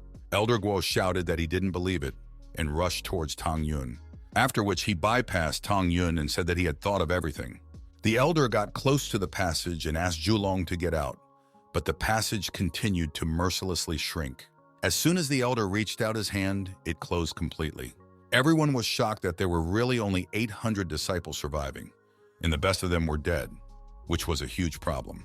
Shen Qingqi thought about it for a bit and realized that those who threatened Tang Yun had died, while those who were on his side had survived, and therefore he thought that Tang Yun was clearly an unusual kid. Tang Yun asked the trembling elder if he believed him. Then he turned around and asked threateningly if he knew that Zhu Long was his only family. He was his hope, the meaning of his life. The elder asked Tang Yun how he dared to do that. Zhang Wu Xiao told the 10th elder that Liu Rulong was killing innocent people to cultivate his demonic power, and said that she had seen it with her own eyes. Mu Mengqi then said that Liu Rulong deserved to die, because if it wasn't for Tang Yun, more disciples would have died. And the fact that Tang Yun's brother had killed him could only be seen as removing a threat to their sacred Huangfu sect. Immediately after, the surviving disciples began to back up Sister Mu's words, saying that they had seen Liu Rulong killing fellow disciples, and that they had only managed to escape because he was far away. He was practicing the demonic arts, killing other disciples, and therefore he deserved to die. The 10th elder ordered them all to shut up and asked who they even were to discuss his son, for to die by his hand would be too great an honor for them all. The disciples realized that their affairs were bad since the elder had gone mad. The supreme elder asked the 10th one if he was in his right mind, because according to the sect rules, Tang Yun had the right to kill Liu Rulong, killing his fellow disciples. Elder Guo sent the sect's rules to hell and shouted that whoever killed his son should pay with his life. Immediately after that, he threw himself at Tang Yun, shouting that he would be held accountable for everything. Just as suddenly, Tang Yun was behind his back, and the elder himself faced Shen Qingzi. Mu Mengqi asked Tang Yun to hide, as although he was unusual, he was still at the soul nascent realm. While Guo Zheng Shao and the Supreme Elder are at the 9th level of the soul maturation realm. And if Zheng Shou really wants to kill him, there's a chance that the Supreme Elder won't be able to stop him. But Tang Yun asked not to worry about him, since the Elder wouldn't be able to harm him. The Elders collided again and were scattered to different sides of the arena. Shen Qingqi swore in the name of the Supreme Elder that he would not allow Guo Zhengshou to kill disciples unhindered. But the one wasn't going to back down and use the blood-burning technique. The disciples were amazed when they saw this technique, because it was a powerful technique that could kill 1,800 enemies in an instant at the cost of burning their own life force. This only means that Zheng Shou is determined to kill Tang Yun. His aura is at the peak of the soul maturation realm, which means the Great Elder won't be able to stop him. The Supreme Elder asked the Second Elder what he was doing and ordered him to help him stop Guo Zhengshou. Guo Zhengshou then shouted that today he would not only kill Tang Yun, but also those who tried to stop him. The elders were discussing the fact that Guo Zhengshou had truly gone mad, and only a madman would dare to stop him now. The only thing that could help them was that the blood-burning technique didn't last long. And when the technique was over, they would have the opportunity to kill him. Besides, they couldn't understand why a great elder would stick up for an ordinary disciple. The Supreme Elder called them bastards and asked how dare they not fulfill their duties. Zheng Shou laughed and told Shen Qingqi that he simply wouldn't be able to stop him. And if he doesn't, he'll be killed first. Shen Qingzi didn't know what to do since there was no way he could handle Guo Zhengshou. As suddenly Tang Yun came out in front of him and said that he had done enough. He was going to fight Zheng Shou himself since he was going to be killed and wanted. The Supreme Elder was shocked by what he heard and wanted to remind Tang Yun that there was no way he could handle the Elder. But Tang Yun asked him not to worry since Guo Zhengshou was not his opponent. And it would be better if he protected Sister Mu and the others before they got hurt from the battle. The Supreme Elder couldn't understand why he was so confident in his victory, and even suspected that there was someone behind Tang Yun. The disciples, on the other hand, were amazed that Tang Yun was as crazy as the Elder, since he really wanted to fight him alone. Zhao Jitian from the crowd supported Tang Yun as a man for not wanting to involve others and taking the initiative to choose death. Guo Zhengshou said that no one would help Tang Yun now and asked if he was willing to die, to which Tang Yun replied that he couldn't be killed. But since the Elder misses his son, he is willing to help them meet as soon as possible. Guo Zhengshou ordered the man to stop talking nonsense. Immediately afterward, he used blood energy that shook the heavens and cleaved the world with a sword. Tang Yun told the Elder that he was overestimating himself and therefore he should die. Therefore, gathering his strength, he used Hongmen's tyrannical fist, with enough strength to easily repel the enemy's attack. That made the 10th Elder start coughing up blood. He wanted to know how such a thing was even possible, to which Tang Yun replied to him that he was a weakling, even looking like Lu Rulong. The Elder was amazed by Tang Yun's strength and contemplated a change of plan. First of all, he should escape, and then take revenge on Tang Yun for Lu Rulong if possible. Immediately after that, he ran with all his legs shouting to Tang Yun that he wouldn't let him get away with it like this, and would kill all of his family and friends. Hearing this, Tang Yun grew gloomy and admitted that he had even considered letting him go. But now that he's started threatening his family, now he just has to kill him. Tang Yun lightningly caught up to the Elder and dealt him a single blow that turned him into a bloody mess. He then said that anyone who threatened his family would die without the right to burial. Everyone was shocked from the fact that Tang Yun had actually managed to kill an Elder, and this was after the latter had used the blood incineration art with which he had reached the peak of the soul maturation realm, because of which even many elders couldn't handle him. And even so, he died at Tang Yun's hand. Everyone wanted to understand just how strong he was. The Supreme Elder had sensed the depth of Tang Yun's power even before he entered the secret realm. But the combat power he demonstrated was able to completely suppress his perception. Shen Qingji asked Mu Mengqi and Wu Shiaoyu what level Tang Yun was at now that he was able to defeat the 10th Elder so easily, to which Wu Shiao replied that Guo Zhengshou was nothing, and Tang Yun had killed even more powerful beings, as Mu Mengqi suddenly covered her mouth and ordered her to be silent. After which he smirked and explained to the Supreme Elder that Wu Shiao was actually joking. But about Tang Yun's level, they themselves did not know, he was probably at the 5th level of the soul maturation realm. Mu Mengqi wasn't going to tell anyone about this. After all, Tang Yun had many secrets, and if others became aware of them, it would cause him a lot of trouble. Shen Qingzi chuckled and heard about Tang Yun's level, and Mu Mengqi began to reprimand Wu Shiyao for not being able to keep her mouth shut. But after seeing everything in reality, the Supreme Elder already knew for sure that Tang Yun was clearly not as simple as he seemed. Although he hadn't even become famous yet, if he could help him, then when he became stronger. After finishing his thoughts, Shen Chengqi announced that 10th Elder Guo Zhengshuo had acted recklessly and violated the sect's rules. Therefore, it was reasonable that he should have been killed, which meant that it was not Tang Yun's fault. Also, the Supreme Elder forbade the disciples from judging and criticizing behind their backs about this situation. Tang Yun realized that Shen Chengqi really wanted to help him since he had decided to advocate for him to the end. Because of this, Tang Yun thought that the Elder had recognized his potential and wanted to pull him to his side. The Supreme Elder approached Tang Yun and placed his hand on Tang Yun's shoulder, suggesting that Tang Yun go and rest, as they would soon have some of the top elders of the inner sect come to select new disciples. He also recognized that Tang Yun, with his talents, could become the chosen one. Tang Yun admitted that he hoped so himself. He felt sorry for the Elder because he would be disappointed, because Tang Yun's divine soul source was special, and it was not capable of being appreciated in this world.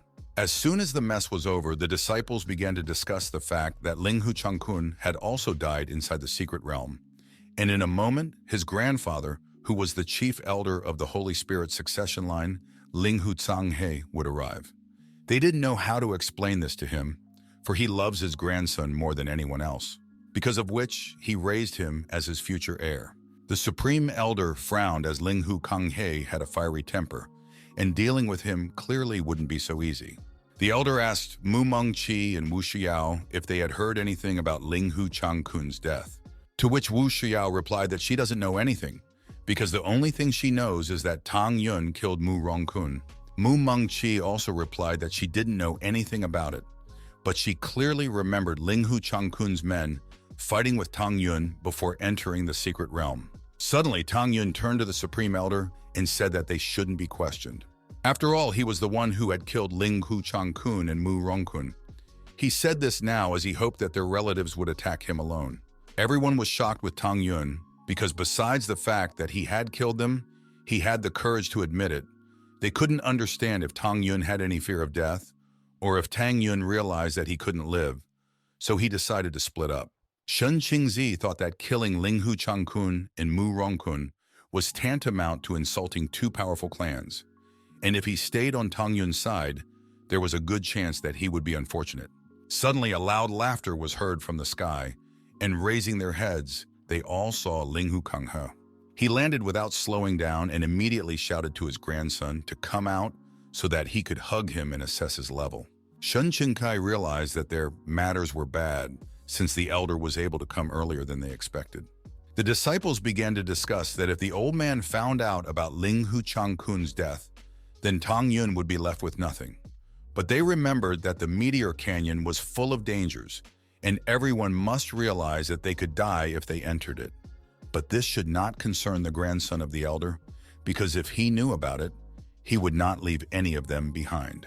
Mu Mengqi explained to Tang Yun that Elder Linghu was in no way inferior to Guo Zhengshuo, as he is a great elder of the inner sect and incredibly powerful. Therefore, she suggested that he run away, which she immediately agreed to. Wu Xiao. To which Tang Yun replied that it didn't matter, because he had killed Linghu Changkun inside the Meteorite Canyon, and therefore he hadn't violated the sect's rules, and even an elder wouldn't be able to do anything about it. And if he dares to attack him in front of witnesses, the only person affected will be the elder. Elder Linghu asked what everyone was talking about, and asked his grandson to come out soon. Supreme Elder Shen Qingqi reported that everyone who had returned from Meteor Canyon was now in the square, while the rest were dead. Linghu Zhanghe was amazed at what he heard, and asked where his grandson was now. Shen Qingqi bowed his head and apologized to Linghu Kanghe, then revealed that his grandson had died inside the Meteorite Canyon. Hearing this, Linghu Kanghe froze with shock, after which a gloomy aura started to come out of him, and he began to talk about how Linghu Changkun was naturally talented. He was the hope and future of his family. That's why he wanted to know how he could have died. The people around him began to offer their condolences to the elder, since people can't come back from the dead. Besides, it was important for him to save his health now. They asked him not to torture himself, for life and death were predetermined. The elder shouted that he didn't want to hear all this. The only thing he wanted to know was who had killed his grandson. He demanded that the one who had done it confess immediately, after which he would skin him, burn his soul, and disembodied his body. Shen Qingzi tried to calm him down by reminding him that the sect had long ago established that no one was punished for anything that happened in the secret realm. But the man turned to the elder and asked him how he dared to tell him what to do. He asked Shen Qingqi if he was tired of living and attacked him with his aura. Immediately afterward, everyone began to ask Chenghu Tsanghi not to be angry, as none of them were responsible for his grandson's death. For Tang Yun had killed him, and they also showed him where he was. Linghu Tsanghi was satisfied that he had found someone he could vent his anger on, while Linghu Changkun mentally supported Tang Yun, saying that there was nothing else he could do to help him.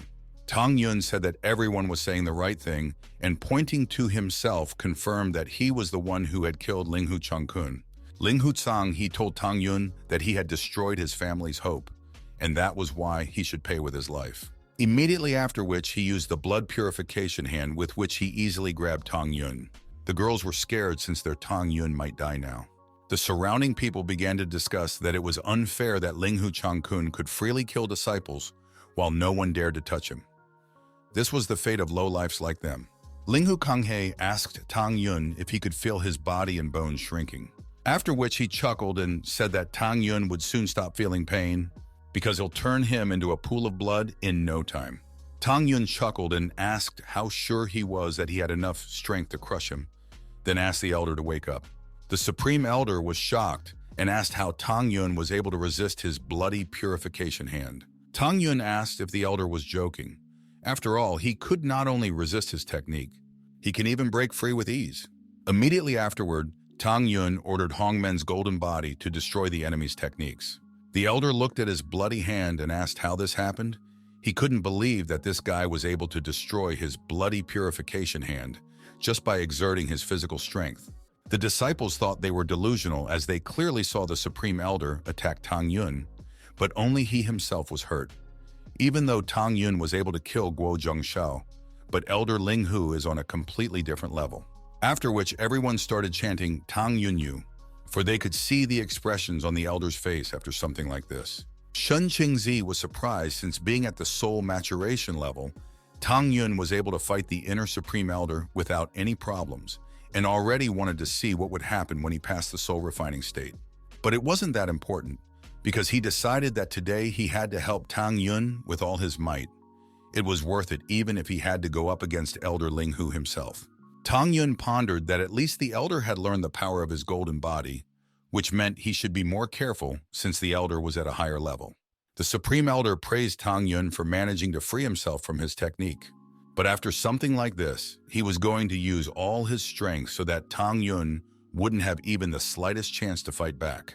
Immediately after that, he used the blood purification technique, blood sword formation. Immediately after which, bloody swords began to fly all over the area. The disciples and elders held back under the pressure from Linghu Kanghe, for this cursed evil power was almost suppressing their true energy, and they could hardly breathe.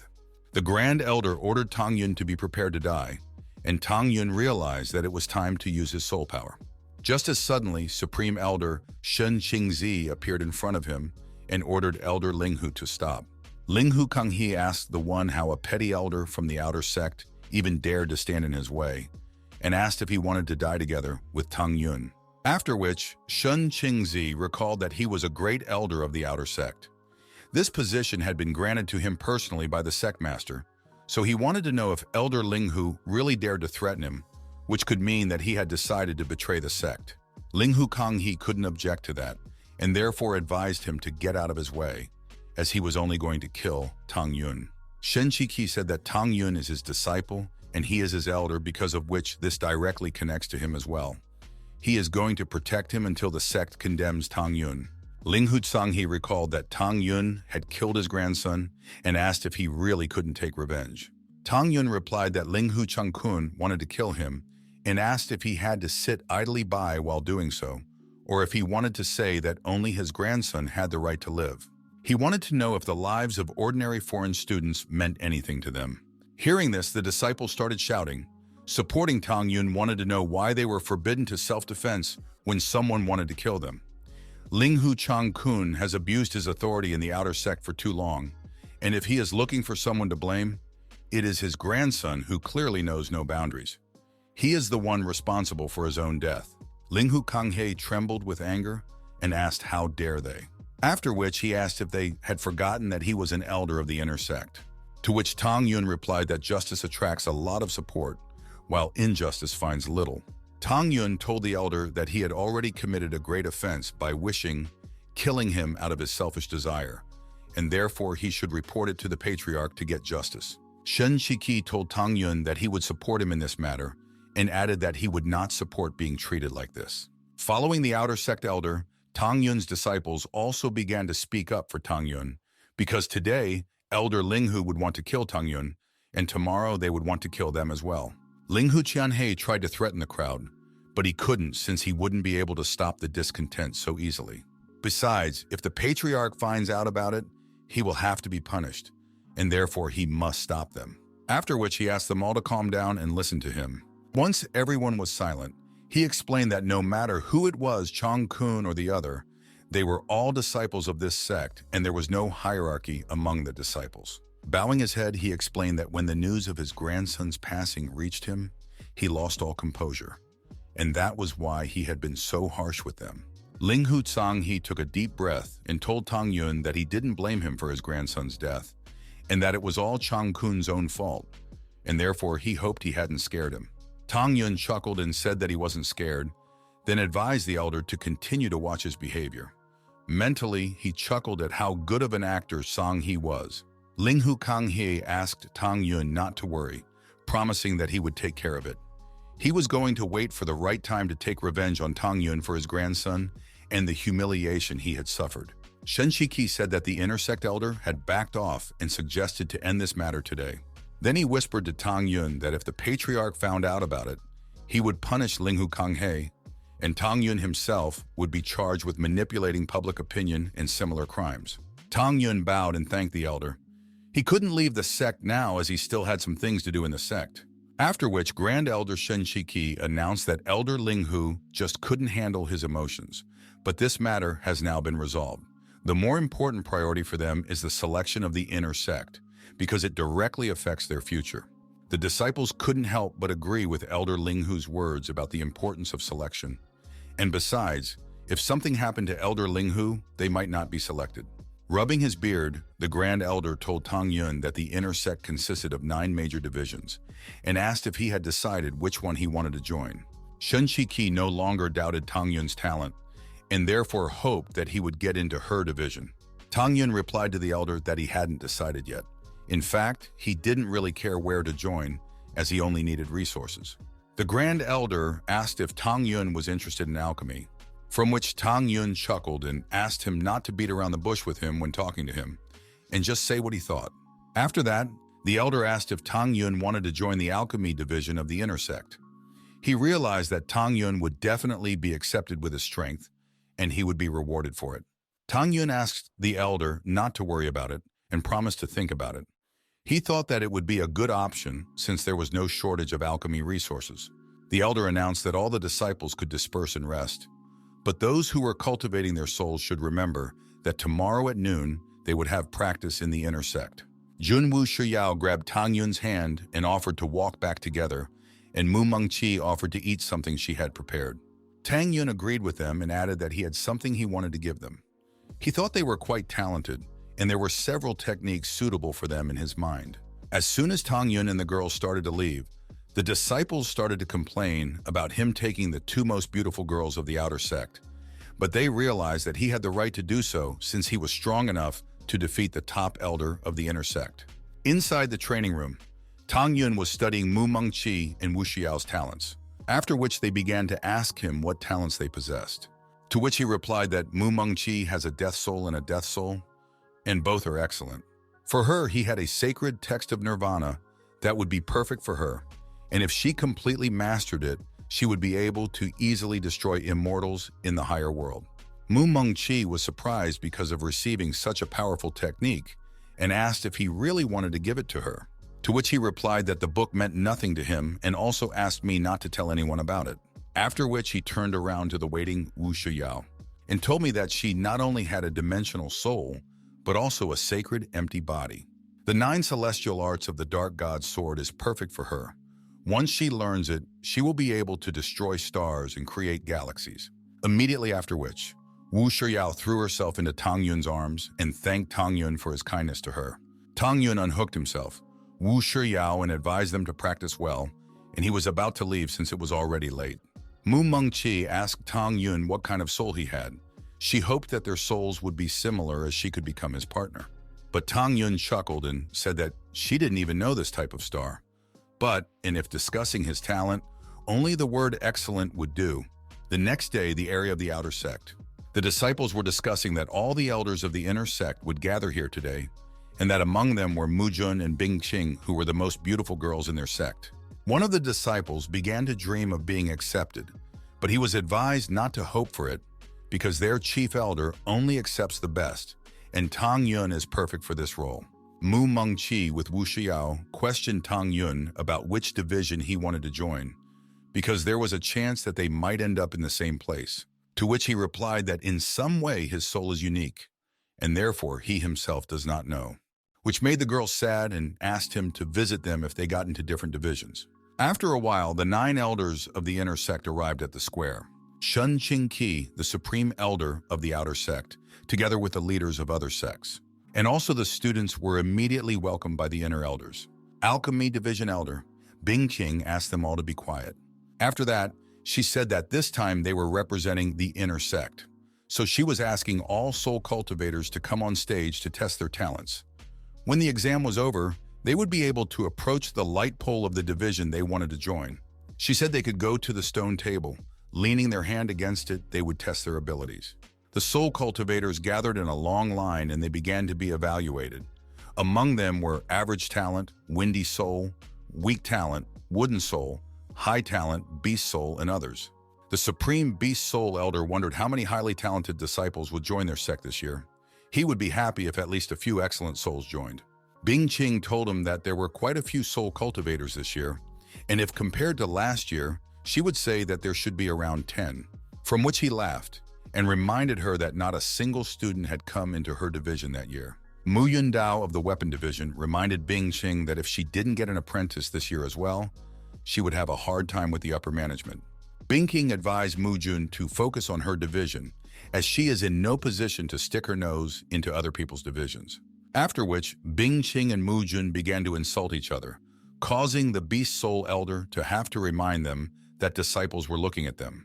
Tang Yun was being watched from above by Linghu Kanghe, who wanted to know which division Tang Yun would join.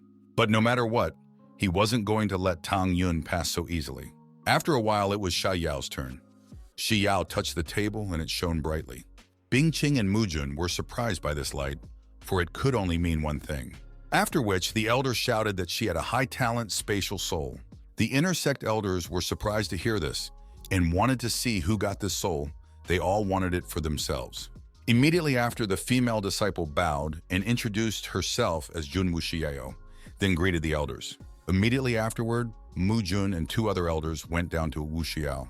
The 5 Souls Division elder suggested that she join him since she would have many techniques from the hidden Dharma Hall that she could master. To which the Wind and Thunder Division elder replied that he was too greedy and offered to accept.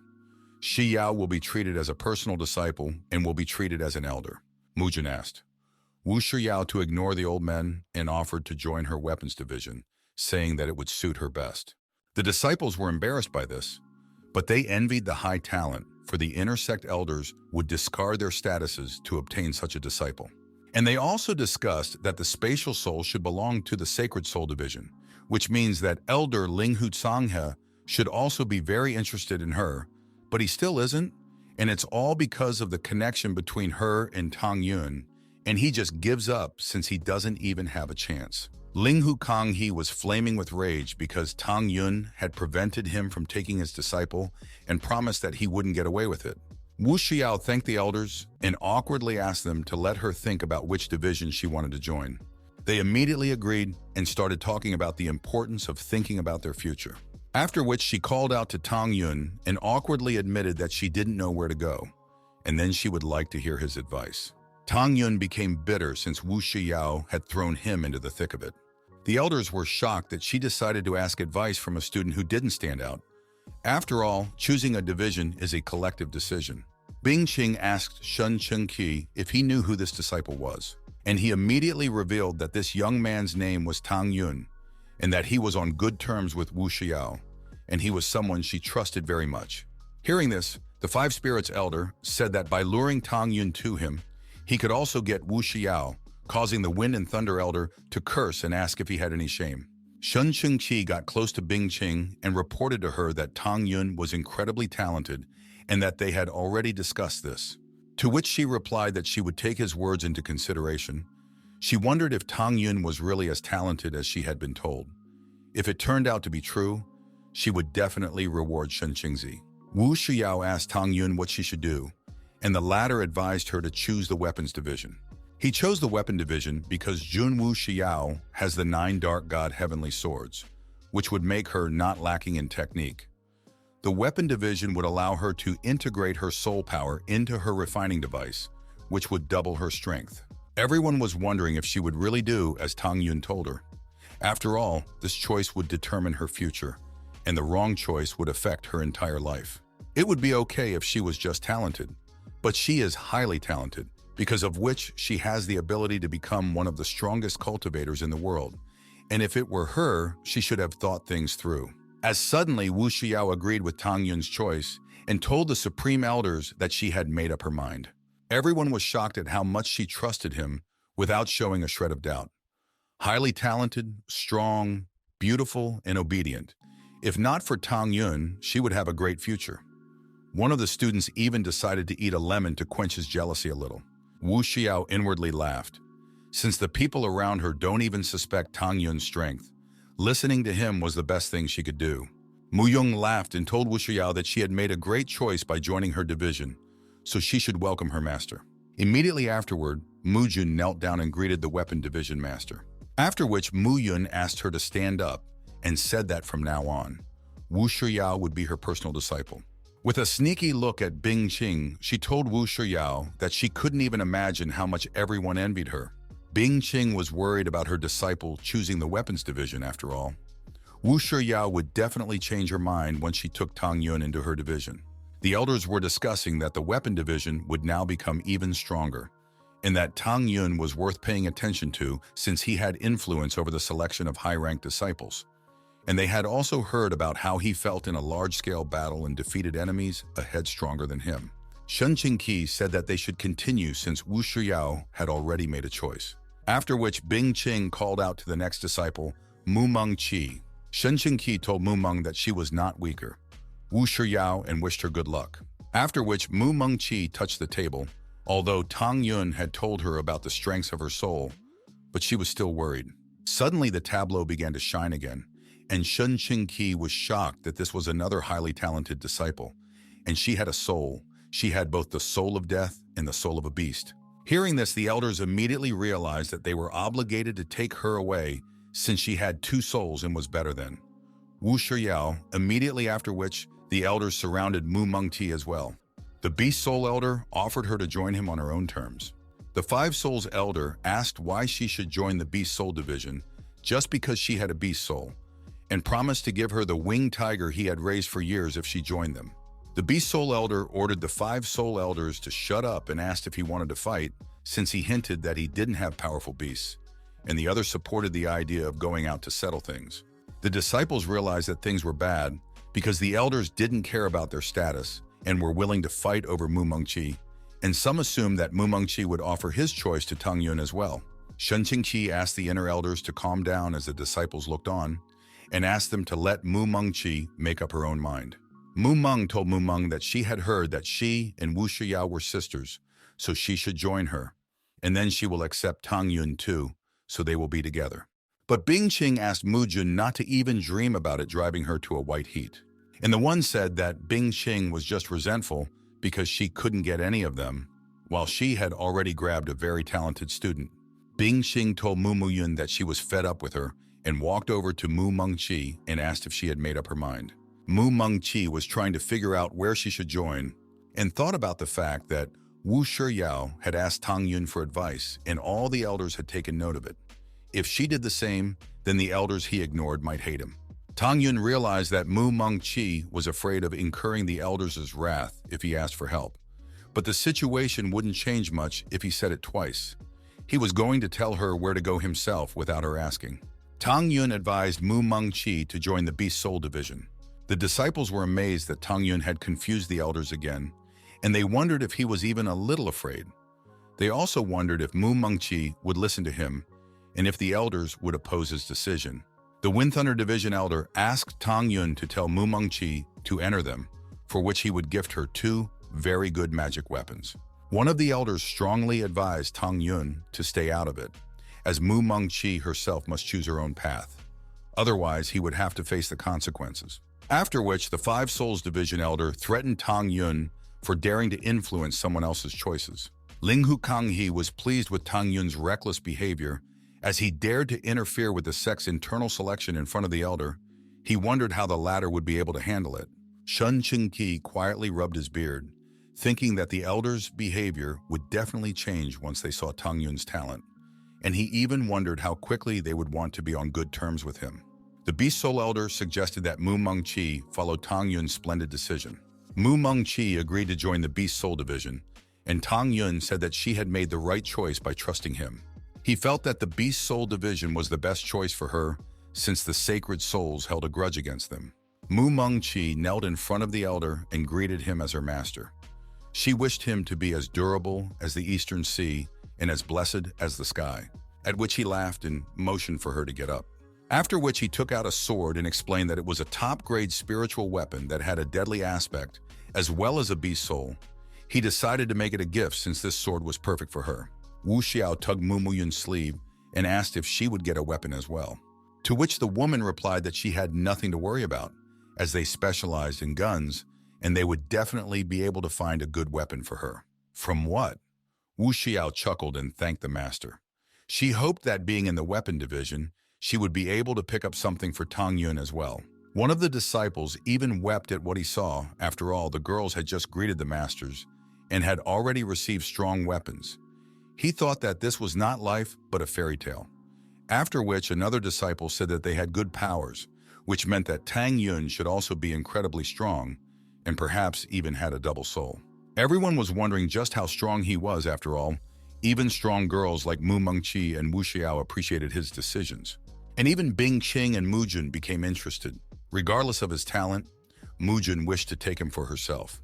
Shen Qingzi called to the table next who was Tang Yun. He believed that this was Tang Yun's finest hour since all eyes focused on him. Everyone was in excitement because he was able to kill Guo Zhongshu and conquer Ling Hu Kanghe, so they expected him to have at least 5 souls and be someone who would go down in history. Wu Shiyao had long wanted to know what his talent was, and Mu Mengqi was certain that he was the strongest. Shen Qingqi told Tang Yun that he could start and admitted that he believed that his talent would conquer everyone.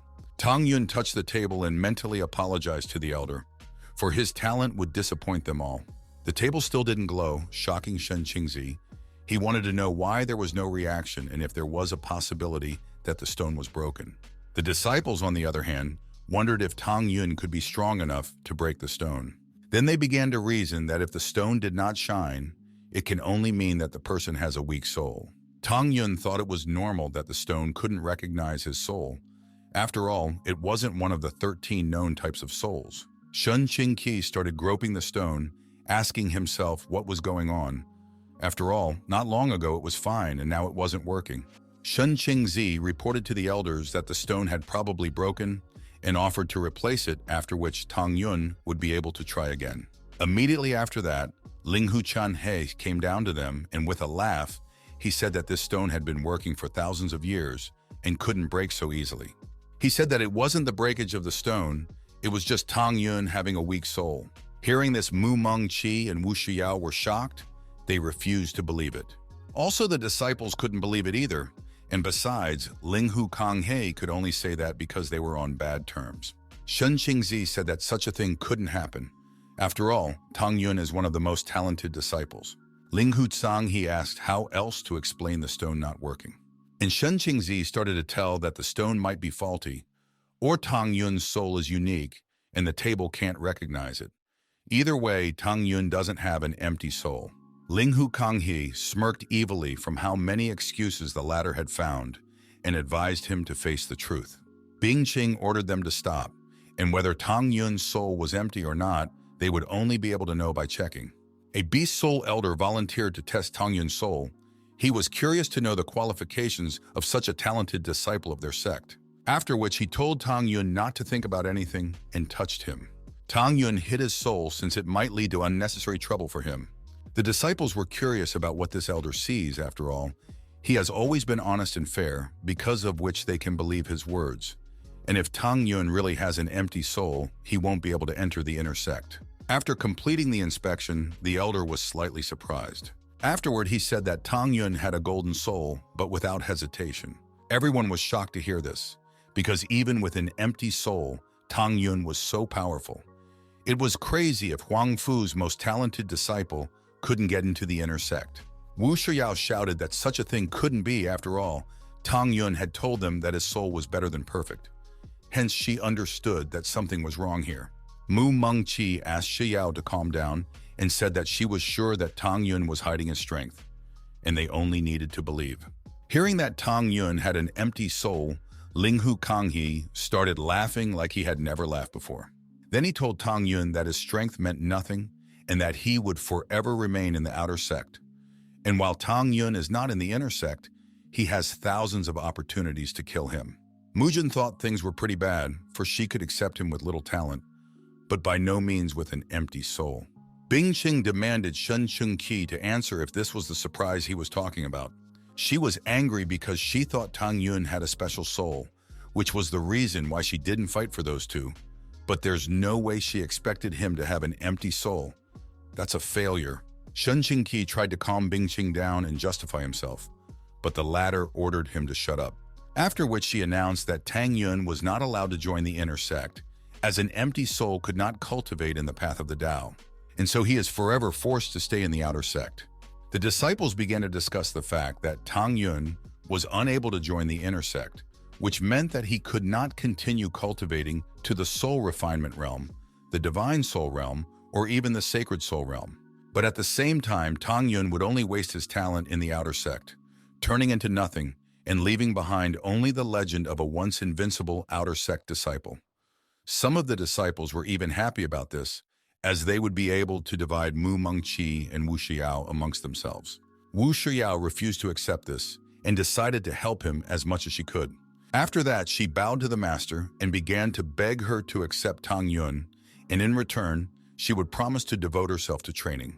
Mu Yun admitted that she didn't mind taking it, but ever since the Huang Fu sect was founded, the weapon division has never accepted anyone with an empty soul, and she can't do anything about it. Wu Shiyao continued to beg for it. She said that she didn't even need any weapons.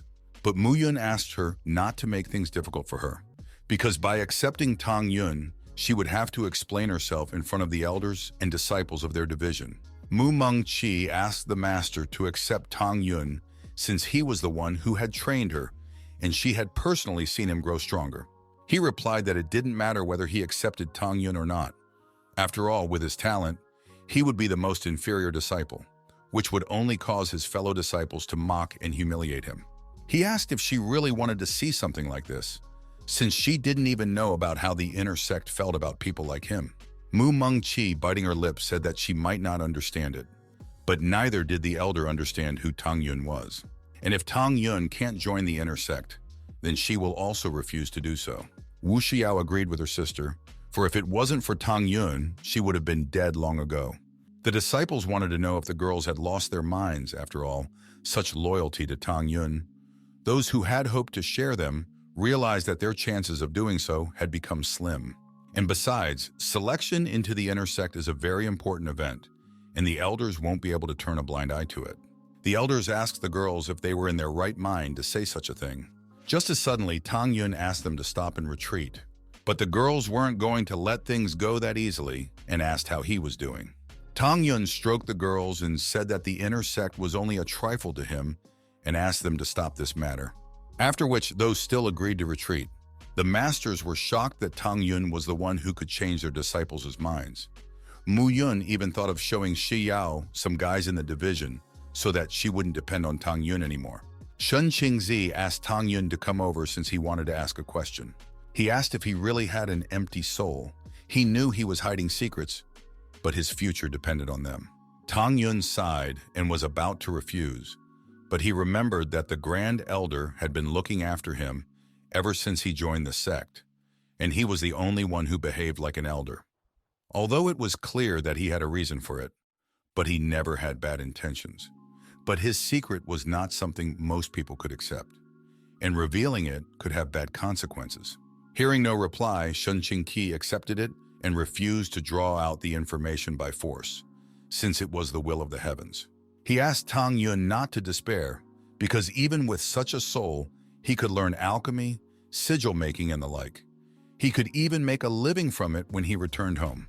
Tang Yun told the elder that there were indeed many things he could not tell, but about him being scum, that's just an unfounded assumption by the beast soul Dao. Shen Qingzi was shocked by what he heard and even began to speculate who Tang Yun might be. Tang Yun said that he hoped that the Supreme Elder would keep his secret, and he immediately rushed running, shouting that he would keep it since he didn't expect his secret to be so deep. So he intends to help him join the inner sect, even if it costs him his life. Shen Qingqi ran up to Bingqing and bowed before her. He then begs her to accept Tang Yun into the alchemy sect with his life on the line. Everyone was shocked at what was happening, for he begs Bingqing to accept a person with a horrible soul. But inner sect leaders are not so stupid to accept such. Bingqing asked the elder what he was doing, for not only was he unable to recruit disciples with high talents, but now he was also asking to accept an empty soul into his division. She asked if he wanted them to become the laughingstock of the Huangfu sect. Shen Qingzi raised his hand and swore to the heavens that as long as she had Tang Yun, he was stronger than all the disciples combined. And if within 3 years what he said doesn't come true, he will be punished by heaven. Ling Hu Kanghe admitted that he had no idea why the latter was doing that, but advised him to forget about it. After all, even giving Tang Yun 30 years wouldn't accomplish anything, and 3 years was out of the question. The Beast Soul Elder said that it might be true, but the alchemy division needed new talents. Even being with a weak soul, he might become a gifted alchemist in the future. Mu Yun agreed with the words of the Beast Spirit Elder and said that he might be better than Wu Shiyao. She also promised that she wouldn't laugh if Bingqing accepted it. Bingqing couldn't stand Mu Jun's taunts and threatened to fight to the death if she continued to test her. To which the one replied that she was not in the mood, and since she had accepted a gifted student, she was not going to bicker with her. Binzin threatened that someday she would be sure to show that damned whore. Shen Qingqi asked Bingqing about Tang Yun. She then sighed and agreed to take Tang Yun since he was so insistent. But that's only on one condition. She would only take Tang Yun on the condition that she would expel the elder from the Shen clan. But if Tang Yun disappoints her, she will erase Qingzi's name from the family records once again. Shen Qingqi had served her clan with utmost loyalty in the outer sect for many years. He has worked hard, with or without recognition. And if he is so desperate, then perhaps Tang Yun really is special. But she needs to test his confidence, for if he is so sure of Tang Yun, there is no changing his mind. Immediately after, Shen Qingzi bowed, hitting his forehead on the floor and thanked her. He was convinced that Tang Yun would not let her down. Bingqing was shocked, for Shen Qingqi did not show the slightest hesitation. Tang Yun asked the Supreme Elder not to worry and said that his sacrifice was not in vain. After all, regardless of the reason, the Supreme Elder had definitely sacrificed a lot for him. Therefore, he wished to climb the career ladder as soon as possible so that Qingqi could return to the Shen clan. Bingqing told Tang Yun that he was now an apprentice of the alchemy department in Linshan Herbal Garden, in charge of various works, and therefore he must report to Linshan Garden in 10 days. She then added that if anyone wanted to join her, they should report to the ninth elder in 10 days. Immediately afterwards, she left. The disciples mocked Bing Qing, for she was dejected, all because she needed a high-class disciple. But she took Tang Yun. Not long ago, everyone wanted to take him away, but now not everyone even considers him a human being. A satisfied Shen Qingzi ordered everyone to shut up and reminded them that the selection was still ongoing. 2 hours later, the Beast Spirit Elder ordered everyone to go to the units in 10 days and without tardiness. Linghu Kanghe told Tang Yun that he might consider himself lucky, but the competition in the inner sect was much higher than the inner sect. And so he advised to watch himself, immediately after which he left with the other elders. Tang Yun was angry about the old man clearly testing him. If the old man would only stop causing trouble, then he could leave him fine. But if he continued like this, then his days were numbered. Mu Mengqi said that no matter what, he was now in the inner sect. And Wu Shiyao was angry that Bing Qing didn't even realize the fact that she had taken the gold and not the copper. Tang Yun said that it was fine as he would soon get rid of the stigma. Suddenly, the Supreme Elder turned to Tang Yun and told him that although he had joined the inner sect, he had some enemies. Tang Yun asked the Elder to tell him about it. The first problem, the inner sect enforcer Guo Zhengming, who is Guo Zhengshou's cousin. Zhengshou's death may have been just, but Zhengming is out for revenge. The second problem, Mu Rongkun's grandfather, the second elder of the Mu Ronghong Beast Division. He is cunning and vindictive, and thus he should be careful. The third problem, Linghu Tsanghe, he won't let him go, and will probably try to sick the strongest people of the Holy Soul Division on him. These three are Tang Yun's main problems in the inner sect. Mu Mengqi was surprised at the number of Tang Yun's enemies and advised to be more careful. Wu Shiyao asked why he didn't join her. After all, she could still try to negotiate with the elder. To which Tang Yun replied that he would be fine. After all, only someone who dared to threaten him would be worse off. Shen Chengqi asked not to worry about it too much, because the inner sect had strict rules, and therefore they would not openly act. Also, he knows Bing Qing well, and if Tang Yun starts to stand out, she will treat him well. Tang Yun thanked the elder and promised that he would not forget his efforts, to which the latter replied that he had faith in his abilities, and was therefore confident that he would quickly establish himself. Suddenly, a disciple came running to the elder and whispered some news to him, at which the man was surprised and ordered his apprentice to return. Tang Yun asked if there was something important there, to which the elder replied that it was related to Wu Shiyao, and the others could leave. Wu Shiyao wanted to know what had happened. After all, she hadn't done anything wrong recently. As soon as Tang Yun and Mu Mengqi left, the elder asked if she remembered how one of the elders saved her when she lost her parents to starvation. To which Wu Shiyao replied that she remembered her and that she still remembered her beauty. She was wearing a black dress. Shen Qingqi revealed that her surname was Tang. She was currently the head of the Immortal Gate Alchemy Division. 2 months ago, she said that she would have come here to meet Wu Shiyao, but she couldn't come because of an accident, and so she asked to tell this. Wu Shiyao immediately got excited and asked if she was all right. The elder replied that she was rumored to be badly injured, but he asked her not to worry as she was fine and recovering. Wu Shiyao agreed with the elder. If it wasn't for this woman, she would have been in the afterlife long ago. She wondered if Tang Yun could cure her. Outside the temple, Tang Yun asked, Shiyao has what happened, as she looks quite worried. To which she replied that she was fine, she was just a little sad because she hadn't seen him for a long time. Although Tang Yun is incredible, but she has never seen him use medical abilities. Besides, he has many enemies in the sect, because of which she decided not to bother him. Tang Yun petted Wu Shiyao and promised to visit her when he could carve out time to do so. He guessed she was hiding something, but decided not to ask since she didn't want to talk about it. 10 days later, Tang Yun and the girls arrived at the gate of the inner sect. Wu Shiyao told Tang Yun that there was a teleportation to the inner sect ahead, to which he replied that it was the right time for them to appear there. Taking a closer look at the two people at the archway, Tang Yun realized that they were disciples of the internal law enforcement sect, and they should probably detain him. One of the disciples unfolded the scroll, and compared to Tang Yun, he realized that he was the person who had killed the law enforcement elder in the outer sect. The second disciple replied that it was definitely him. Elder Guo had told them to kill him. They just needed to find a reason to kill him. Tang Yun thought Guo Zhengming was too impatient, since the latter had tried to get rid of him so quickly.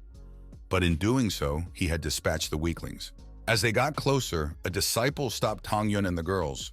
Mu Mengqi greeted them and explained that they had been elected a few days ago, and from today onwards, they were subject to the inner sect. The student took out a notebook and asked for a name so he could check the lists, after which Mu Meng introduced Tang Yun, Wu Shiyao, and herself. The disciples said that the girls had already become popular in the inner sect, and when they met them in person, they understood why. And since they were the main disciples of the beast and weapon divisions, they dared not cross them. Tang Yun asked if they could enter, to which the second disciple answered in the affirmative, then explained that once they entered the array, they would just have to concentrate their spiritual power, and they would be transported to the inner sect. Mu Mengqi and Wu Xiao walked through the archway, but when it was Tang Yun's turn, he was stopped. The student explained that he only allowed the girls in, after which he pointed his finger at the arch and explained that it was the symbol of the inner sect, and Tang Yun was just a pathetic worm relying on the highest elder of the outer sect, causing him to not deserve the right to pass through the arch. They explained to him that this archway was the only way into the inner sect, and asked him where he would go next, after which the disciple smirked and said that there was a special path for this kind of trash. All he has to do is walk through it to the archway. The fat disciple started laughing at the first one's idea and explained to Tang Yun that he would have to go through both disciples at once. They knew that Tang Yun would definitely not tolerate this kind of humiliation, and if he touched them, they would have the perfect excuse to kill him. Mu Mengqi asked how dare they not let Tang Yun in, since he was an official member of the inner sect, and Wu Xiao threatened to call the master if they didn't let him in. Tang Yun asked the disciples if they really wanted to do this. Immediately afterward, he struck the weak spot of one of the students, from which the man fell to the ground, asking how he dared to do such a thing. The fat disciple told Tang Yun that since he dared to hit a law enforcement disciple, the sect's laws required them to kill him, to which Tang Yun replied that he might not die today. Immediately afterward, he killed the law enforcement student with just one punch. The first one woke up from the damage and told Tang Yun that killing a disciple would be punished by death. Tang Yun grinned and opened the scroll and asked if they were the ones who wanted to kill him, for this confirmed his words about self-defense. Realizing that there was nothing he could do, the disciple ran away, but he shouted that Elder Guo would not forgive him for what he had done. Tang Yun asked where he was going to go and remotely killed him with a leg kick. In the last moment of his life, the disciples said that the elder would kill Tang Yun. Mu Mengqi asked what would happen if someone started investigating the murder of the two disciples, to which he replied that they wouldn't dare because he had proof that they were planning to kill him, and if they did, they would dig their own hole. Wu Xiao advised Tang Yun to be on his guard when he joined the alchemy division because they knew too little about them. Tang Yun asked them not to worry about it and to be vigilant, after which they entered the circle and were transported to the square on top of the mountain. Just by getting here, Wu Xiao recognized that the inner sect was much better than the outer sect, as even the aura here was more intense, to which Mu Mengqi replied that other than the aura, it wasn't much different. Tang Yun assumed that it was only the reception and said that they would realize the difference once they got into their divisions. Just as suddenly, someone turned to Mu Mengqi and she asked what he needed. The stranger introduced himself as Bai Shu is a disciple of the Beast Soul Division, as well as her senior disciple. He had come here on the Elder's orders to accompany her. He reported that the new disciples of the Beast Division were assembled and that they were only waiting for her. And since this place is far out of their division, they need to leave now. Mu Mengqi warned Tang Yun that she was leaving and they might not be able to see each other for a long time, to which Tang Yun replied that just because they are in an inner sect doesn't mean they will never meet again. Mu Mengqi hugged Tang Yun and thanked him for everything. She said that no matter what happens, she will always be at his side. Immediately afterwards, she ran away covered with a blush of shame for doing it in front of everyone. After which Bai Shu asked if Tang Yun was the trash that everyone was talking about. He advised him to watch himself the way Mu Mengyi did, not the kind of person he can get his dirt on. In response, Tang Yun advised Bai Shu to mind his own business, as Mu Mengqi had the right to decide who she liked, and he wasn't her relative to speak for her. Bai Shu decided to remind Tang Yun that they were in the inner sect, not the outer sect, and he had tens of thousands of ways to kill him. Hearing this, Tang Yun suggested that he try to do it. Even 10,000 lives wouldn't be enough for what Tang Yun had in store for Bai Shu. Bai Shu became angry and a spark of enmity erupted between him and Tang Yun. Xiao was asked what he was doing. He was clearly abusing his status to bully the newcomer. Immediately after, people began to gather around, discussing the fact that Tang Yun had a conflict with a senior disciple of the Beast Soul Division. He was lucky to get here with his soul, and he immediately gets into fights. And some people were discussing that Bai Shu looked devious and that he was threatening Tang Yun because he liked Mungun. Bai Shu had no choice but to retreat. But lastly, he told Tang Yun that he wouldn't last long here as many people wanted him dead. Wu Xiao advised Tang Yun not to listen to this crazy dog's threats. After all, he was only a disciple and he had no influence here. To which Tang Yun replied that it was fine. After all, it was one of many, and it wasn't even on the list. He then told her it was getting late and she should go to the boat. Tang Yun heard a sound behind him while Wu Xiao agreed. But before she left, she would like him to give her a kiss. Tang Yun turned toward the noise and said that Meng Yi's ship had already left. He found these ships too shabby and decided he would do a similar thing when he had time. Wu Xiao got angry about being ignored and asked if he was listening to her, after which Tang Yun asked what she wanted to say. Jun Wu Xiao became embarrassed and tried to repeat her recent words about kissing again, but instead she rushed over to Tang Yun and kissed him. Immediately afterwards, she ran away embarrassed, yelling for him to remember to visit her. The disciples were heartbroken because the most beautiful female disciples were always around such a weakling. And on top of that, Wu Xiao kissed him, breaking their hearts. Tang Yun touched his lips and agreed that letting the girl go was the hardest feat. The main point of the alchemical division. The inscription, "Everything is created through alchemy." Looking at the sites here, Tang Yun was impressed by the alchemy division. After which he was approached by a disciple who introduced himself as Tian Danwu, a random disciple in the herbal garden of the alchemy division. He had come to fetch Tang Yun at the elder's request, after which Tang Yun greeted senior apprentice Qian, but the latter asked not to be called so politely and suggested that he just call him Nu. After a while, Tang Yun and Tian Dan reached Lingshan Garden. Tian Dan told Tang Yun that he only had a short distance to go. He needs to go ahead beyond the mountain and report to Deacon Shen at Lingyuan Pavilion. After that, Deacon Shen would assign him a house, a place to refine elixirs, and a quota per month to turn in elixirs. Tang Yun thanked senior apprentice Qian for the information. He realized that he was a decent person, and if there were people like him here, they would probably be able to get along. As Qian Dan suddenly remembered something and advised Tang Yun not to provoke Cheng Yaoyin, he can be recognized by his bald head and scar on his lip. He is the strongest disciple here, and he is also the tyrant of their garden. Tang Yun pointed his finger and asked if it was the same Cheng Yaoying. Immediately after which, he turned around and saw him. Cheng Yaoying was gathering people to deal with the worthless husk named Tang Yun. Then they all started making fun of how handsome he was and joking about how he came in the back door. Other than Bing Qing Tang Yun, no one here knows him. But this disciple was able to recognize him at a glance, which means that someone portrays him. Cheng Yaoying told Tang Yun that he must obey his rules, and he didn't care that he used to be the strongest in the outer sect. Tang Yun asked and what the man was going to do with him, to which Cheng Yaoying replied that Tang Yun should bow 3 times and then give up all of his spiritual stones and valuables he possessed. From what he had heard, once he found a way to eliminate Tang Yun, he should be rewarded handsomely. Tian Dan asked why Tang Yun had to bow 3 times and give the spirit stones, since the rules didn't say so. But he ordered him to shut up and then hit him and shouted that trash should know its place. Yaoyin asked Tian Dan what he thought of himself, for in this garden his word is law. Tian Dan was forced to agree with Liao Ying and called him boss, after which he apologized to Tang Yu for not being able to help, since he can barely defend himself. The disciples who saw this started to get indignant because this idiot was starting to bully people again, because he thought that this place belonged to him, and all because the people at the top were not interested in such things. And besides, he was the strongest here and no one could resist him. They felt sorry for Tang Yun, whose peaceful days were numbered. Cheng Yaoying warned Tang Yun that he had one last chance left to bow, otherwise he would be the only one to blame for what happened next. Tian Dan advised Tang Yun to be patient for a while and do as Yaoying said, after which everything would be fine. After all, they couldn't contradict him. Tang Yun apologized to Senior Tian and said that he wasn't going to tolerate it.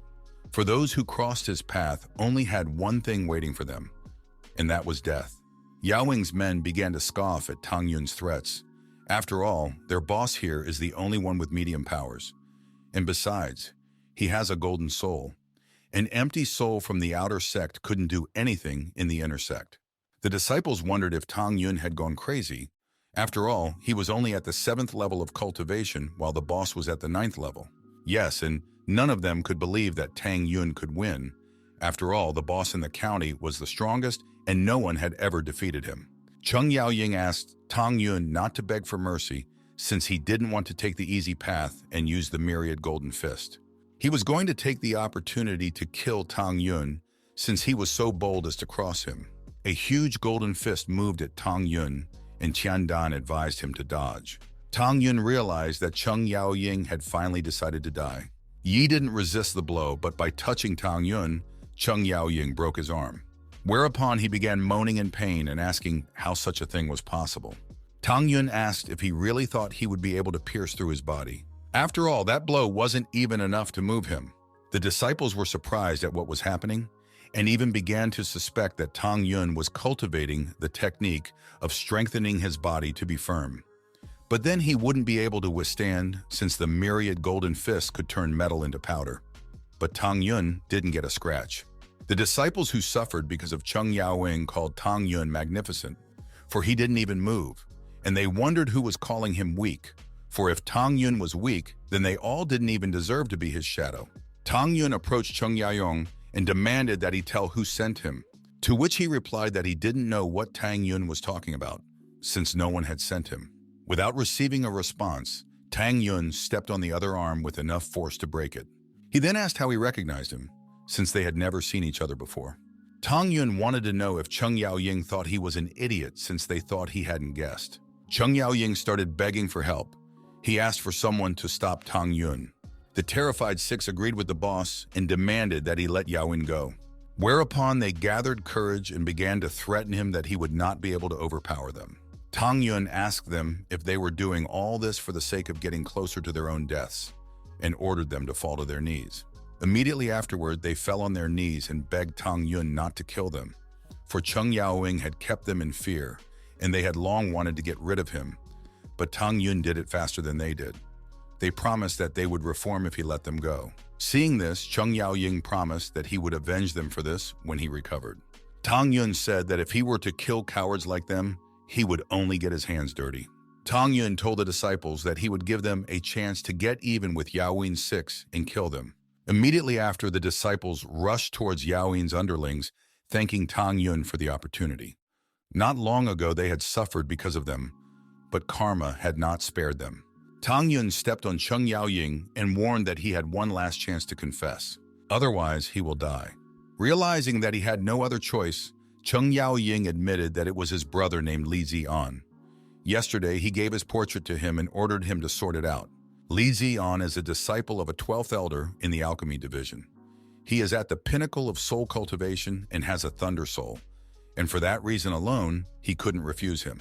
Tang Yun said that he didn't hold a grudge against Li Zian, which meant that someone else must be behind him. Cheng Yaoying admitted that he had told everything he knew and asked if he could leave now.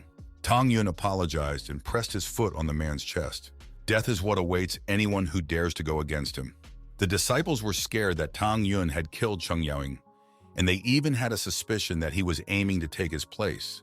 If he wanted to become the leader of this place, they wouldn't be able to do anything to him as he was too strong. Tang Yun asked them not to worry as he was not interested in becoming the local tyrant. So he advised them to just do what they needed to do. If they didn't salt him, he wasn't going to hold a grudge against them. Cheng Yaoying wanted to kill him, and that was the only reason why he used his self-defense skills and didn't break the sect's rules. Afterward, he offered the middle-class spirit stones to whoever would help him dispose of the corpse. Immediately afterward, a multitude of gawkers rushed toward him, gathering to please him. They were amazed at his generosity. After all, these stones were worth a month of their cultivation resources. Thanks to Tang Yun, their hard days were finally over. Tiandan led Tang Yun to the Lingyuan pavilion and told him that he had to inform the elder of his arrival. Tang Yun asked the one to not be so polite to him and call him the same as when they first met, after which he headed towards the pavilion. But before doing so, he warned Tiandan that he could call out to him whenever he needed to.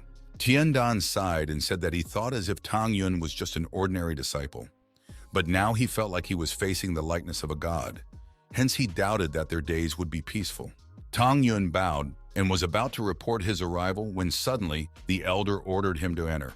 Opening the door, he was shocked to see the great elder, but the latter immediately explained that Tang Yun was mistaken, for he was Shen Qingfeng's elder brother twin, Shen Qingzhu. He said he had heard about Tang Yun from his brother and asked him not to worry and to do whatever he wanted in their garden. As long as it was within reason, he was willing to support him. Tang Yun bowed and thanked Mr. Deacon. He realized that he had been careless since he couldn't notice the difference between their auras.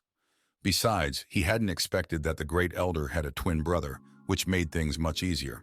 The elder gave Tang Yun an indication token along with instructions on how to create elixirs. And from now on, Tang Yun is in charge of the 69th unit of Lingshan Garden. Aside from providing elixirs every month, he also has to help the alchemy disciples every day. And if all of this didn't interfere with his cultivation, then he could ask for help from others. Tang Yun thanked the elder, and the elder told him that he was only helping because of his brother. But if Tang Yun didn't show results, his brother would be in trouble. So he wanted Tang Yun to give his best. Tang Yun said that he knew what he was doing and promised that he wouldn't let them down. The elder was satisfied with Tang Yun's answer and gave him permission to leave. But lastly, he reminded Tang Yun that he needed to get rid of his status as soon as possible, or else all hope would be lost. Walking outside, Tang Yun began to ponder on how he could get rid of his status, as there were too many restrictions placed on him as a disciple. Suddenly he heard a noise like someone being beaten. At that place, a disciple was whipping Tiandan with his whip. The disciple ordered the man to prepare elixirs for him, but Tiandan failed. The elixirs were still not ready, so he thought as if Tiandan was asking to beat him up. Tiandan reminded Mr. Li that he had ordered 10 pounds of firefly grass 3 days ago, but he still had to wait a month for it to grow, making it physically impossible for him to harvest it.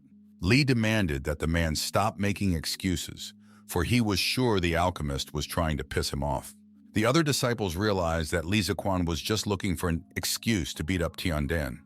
He is an older disciple, and his brother Li Zian is an alchemy genius, even though he is only 29 years old.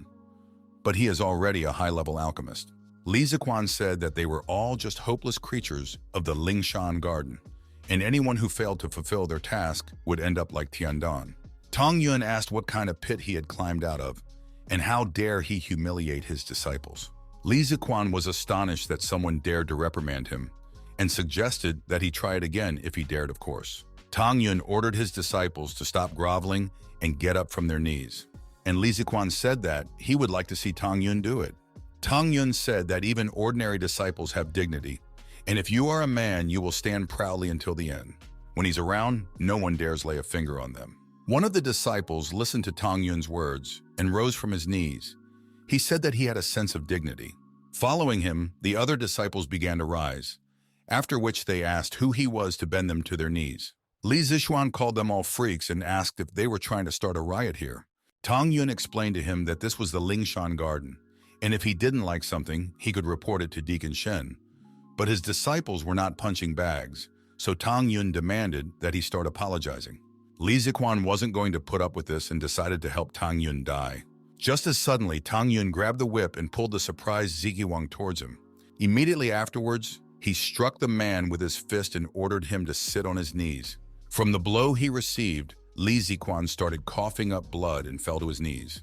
The disciples chanted to Tang Yun as they couldn't dream that such a thing would happen to Ziqian. Li Ziquan asked Tang Yun how he even dared to do this, after which he raised his hands and a huge rock appeared from the ground. The disciples remembered that Li Ziqiwang has an earth soul, and this is his signature technique, one strike of which contains over 1,000,000 strength.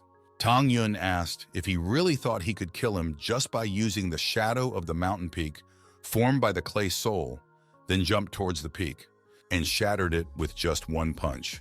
The disciples were shocked by what they saw and began to doubt Tang Yun's 7th level cultivation. Tang Yun asked Li Ziqiwang what else he could show him.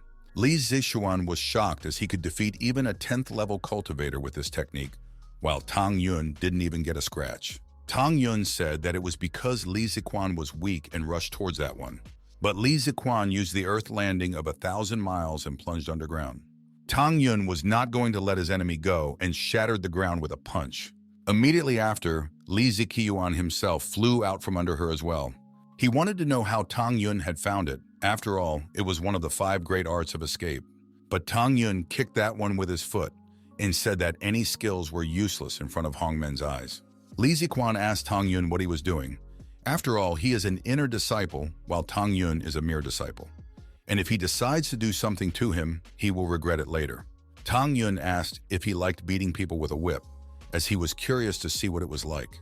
Li Ziqiuan was about to threaten Tang Yun, but he struck him with the whip, damaging his face and causing him to scream. The students were clearly happy about what was happening and were waiting for it to continue, because the bastard was picking on them every chance he got. Suddenly he suggested that they try to whip the man themselves. But the students started to refuse, as they are not that strong, and if they hit him, he will surely take revenge later. Tang Yun asked the men if they were men, because this man was bullying them and they were going to continue to tolerate it. Whereupon he threw the whip to the ground. Tang Yun told them that as a man they can lower their dignity in times of despair, but they must remember to raise it again. But if they continue to lower their dignity, is there any difference between life and death? Tiandan reached for the whip first, and Tang Yun asked him about his wounds, to which he replied that it was nothing. He was in complete agreement with Tang Yun's words, and therefore he wants to regain his dignity. He wants to be courageous, but if he doesn't have the courage to do so, he will deservedly be a mere disciple for the rest of his days. Li Ziqiuan shouted that Tiandan wouldn't dare to hit him, otherwise he was dead. But Tiandan wasn't scared and still punched Li Ziqiuan in the face, after which he began to faint from his wounds and thanked Tang Yun for returning the honor. Tang Yun picked up the falling companion and praised him for the job he had done. As soon as Tiandan hit Li Ziqiuan, all the other disciples gathered their fighting spirit and began to step towards Li Ziqiuan to regain their dignity. Tang Yun explained that he had sealed Li Ziqiuan, which made him immobilized, and they could take revenge on him. Li Ziqiuan asked them to take their time and began to apologize, and even swore that he would never hit them again. But the disciples were not going to give up. After all, Li Ziqiuan had been bullying them for years, so there was no way he could pay them off with just words. After that, the disciples began to beat Li Ziqiuan so that he would know pain. The beaten Li Ziqiuan asked, how dare they do this? After all, his brother would not forgive them for this. Tang Yun asked the one if Li Ziqiuan was his brother, which the latter immediately confirmed and revealed that his brother is a disciple of the 12th Elder. He is at the peak of the soul cultivation realm and a thunder soul. Li Ziqiuan wished to know the name of the person who was responsible for beating him. If not, he was afraid that his brother would avenge him.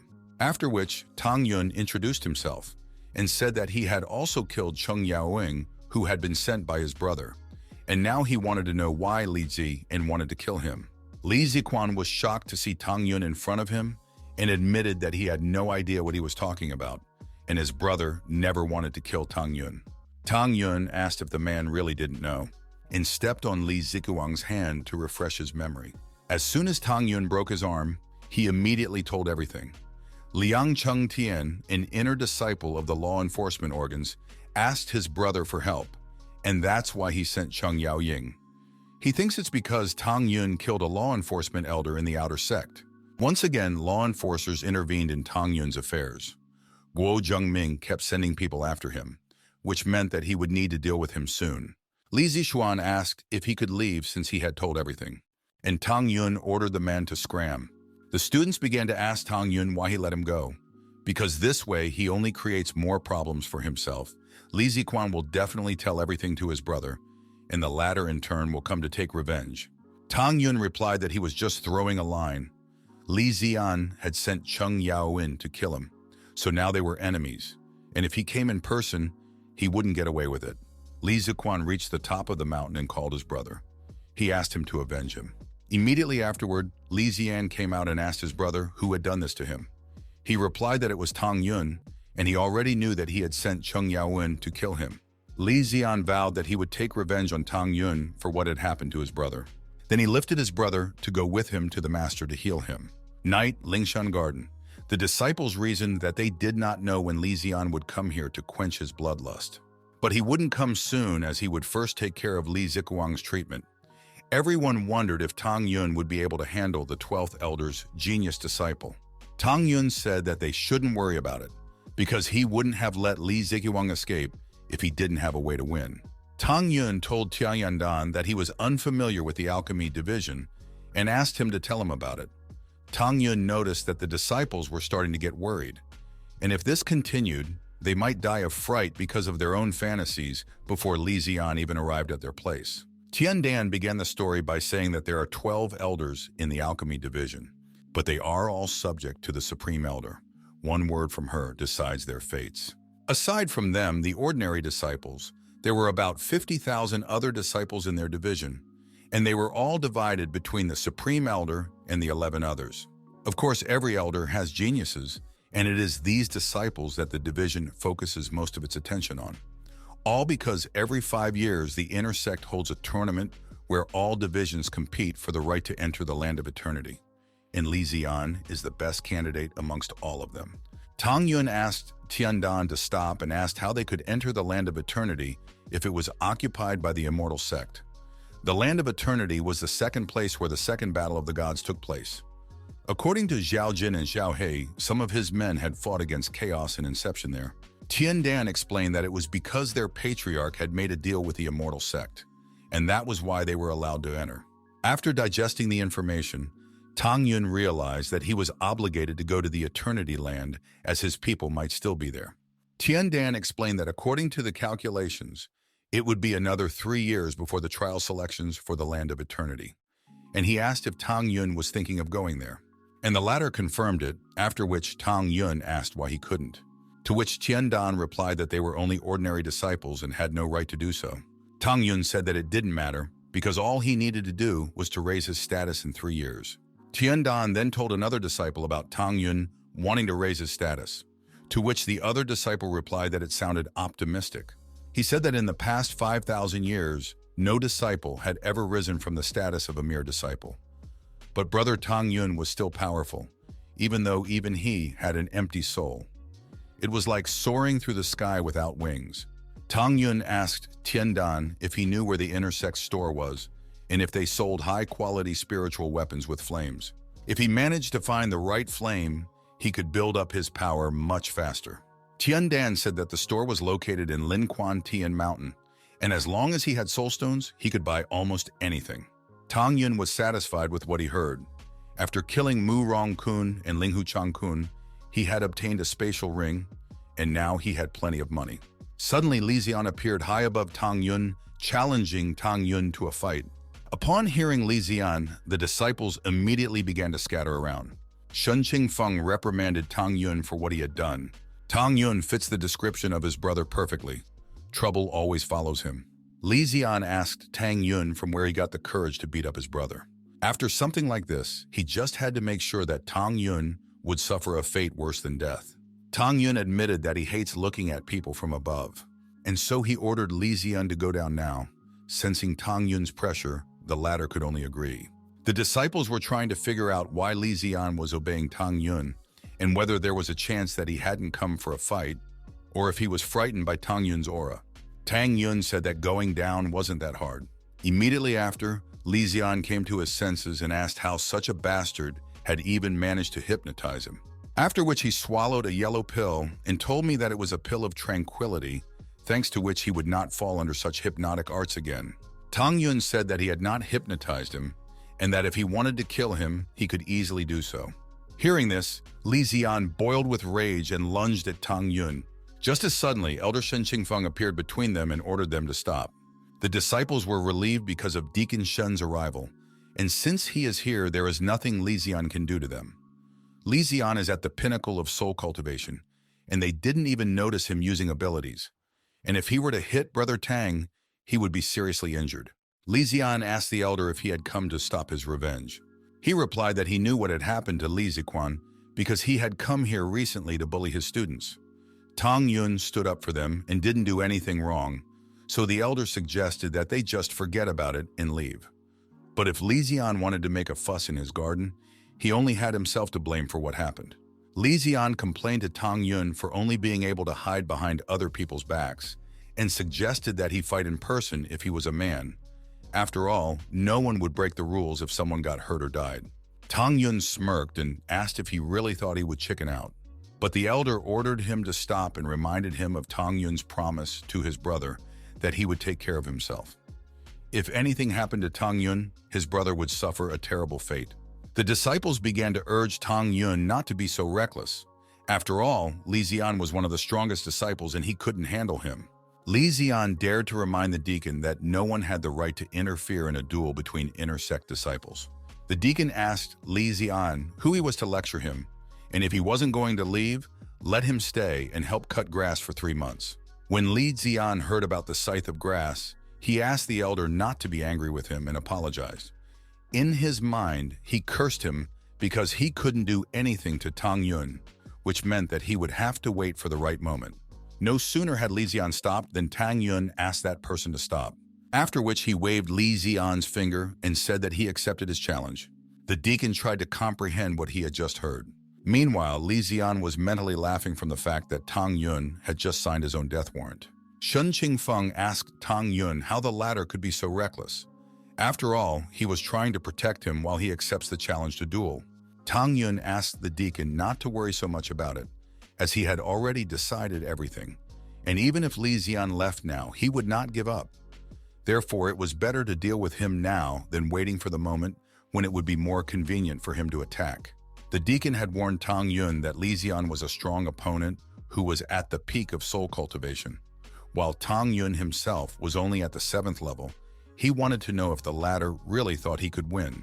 To which Tang Yun replied that the deacon shouldn't be so worried, because if he was in another soul improvement realm, it would be difficult. As it was, no one would be able to overpower him. The deacon took a deep breath and agreed to let Tang Yun fight since he was so insistent on it, but he asked him to be careful. Tang Yun reminded Li Zian that he wanted to fight to the death, and added that next year they would have to memorialize him on this day. Li Zian used his strength and shouted to Tang Yun that today he would show the difference between an inter-sect disciple and an ordinary disciple. Immediately afterward, he used the blood-eating cauldron. The disciples were shocked at what they had taken away. After all, this was a high-grade spiritual weapon, and Tang Yun would be in a lot of trouble if he couldn't dodge it. But Tang Yun wasn't going to dodge such a small thing and destroyed the cauldron with a single blow. The disciples were delighted that Tang Yun was able to break the cauldron with just one strike. Besides, this was very unpleasant news for Li Zian, because a high-grade spiritual weapon was not easy to obtain. Just as suddenly, Tang Yun noticed that there was something wrong with the fog from the cauldron. Li Zian laughed loudly and said that it was too late to run away immediately, after which he used the soul-devouring spell formation. After which a bloody seal appeared under Tang Yun, and bloody tentacles reached out towards him, which began to coil around him and devour his spiritual energy. Li Zian said that he learned from his brother that Tang Yun is very strong, and so his plan is as follows. Tang Yun is a piece of worthless trash who only relies on physical strength. He is trapped and immobilized, and his soul energy is fading. It can be considered that he has already become a living corpse. The disciples of the garden were frightened for Tang Yun, for the enemy was too cunning. The inter-sect disciple was able to use a high-grade weapon as a decoy, which clearly proved that they would never be able to match his level of strategizing. The deacon offered to do Li Zian a favor if he would spare Tang Yun. He was willing to agree to anything, but Li Zian was unwilling to let go of his enemy, which meant that today would be his day of death. Tang Yun recognized that Li Zian was a good strategist, but the latter had clearly underestimated him, for the power of his soul is immeasurably stronger than his physical might. Immediately after that, Tang Yun used the rift, destroying the enemy's technique with it. And after damaging him, Li Zian couldn't believe that such a thing was even possible. The disciples of the garden also wanted to know what had happened, because the formation prepared for Tang Yun was completely useless, meaning that Li Zian had overestimated himself but underestimated Tang Yun. Tang Yun told the one he lost and asked if he had anything to say, to which the latter replied that Tang Yun would not dare to kill him, for his master would avenge him for it. Tang Yun asked if Li Zian would have let him go if he had lost. The elder rushed towards Tang Yun to stop him, but Tang Yun was much faster and instantly sent Li Zian into the bowels of hell. The disciples were shocked by what they saw, because killing Li Zian only meant that the 12th elder would not leave Tang Yun alone.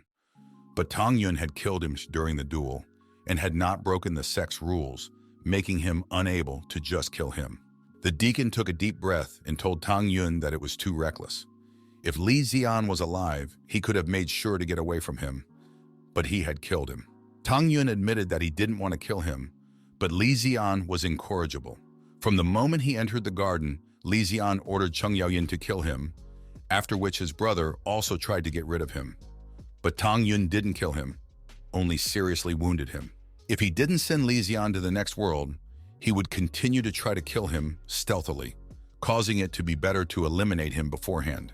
The deacon was forced to retreat as Tang Yun had his own principles. After which the deacon suggested that he take Tang Yun to the sixth elder to get him patched up, and Tang Yun agreed to the proposal. After all, he had used up some of his soul power. He would need a few days to recover on his own. Immediately after, the deacon placed his hand on Tang Yun's shoulder and flew with him towards the sixth elder at full speed. The disciples were discussing whether or not anyone would still call Tang Yun a mere disciple after he had defeated Li Zian at the 7th soul level, and they themselves were starting to stand out a bit from him. After a while, Dandexian Mountain. 6th Elder Shen Wendo greeted Qing Feng, who had decided to pay him a visit. Shen Qingfei said to the one who came to him today with a request, after which he revealed that the disciple beside him was named Tang Yun, and his brother had helped him get into the alchemy division. But he had recently been injured in a duel with Li Zian, so he wanted to ask for his help. Shen Wenda immediately realized that this was the Tang Yun that everyone was talking about, and Tang Yun greeted the elder. After which, Shen Wenda revealed that Li Zian was among the top 50 in terms of strength in the alchemy division, and therefore he was surprised that Tang Yun had come to him like this. This meant that Qingzi was right about him. Shen Wende started drinking the drink and at the same time advised him not to be arrogant in victory and not to despair in defeat, for after all, he shouldn't be discouraged, as Li Zian has been cultivating in the inner sect for much longer than him and is at the peak of the soul cultivation realm. And losing to him doesn't mean the end of the world. Shen Qingfeng said that he had misunderstood everything because Tang Yun had won and Li Zian had died in the blink of an eye.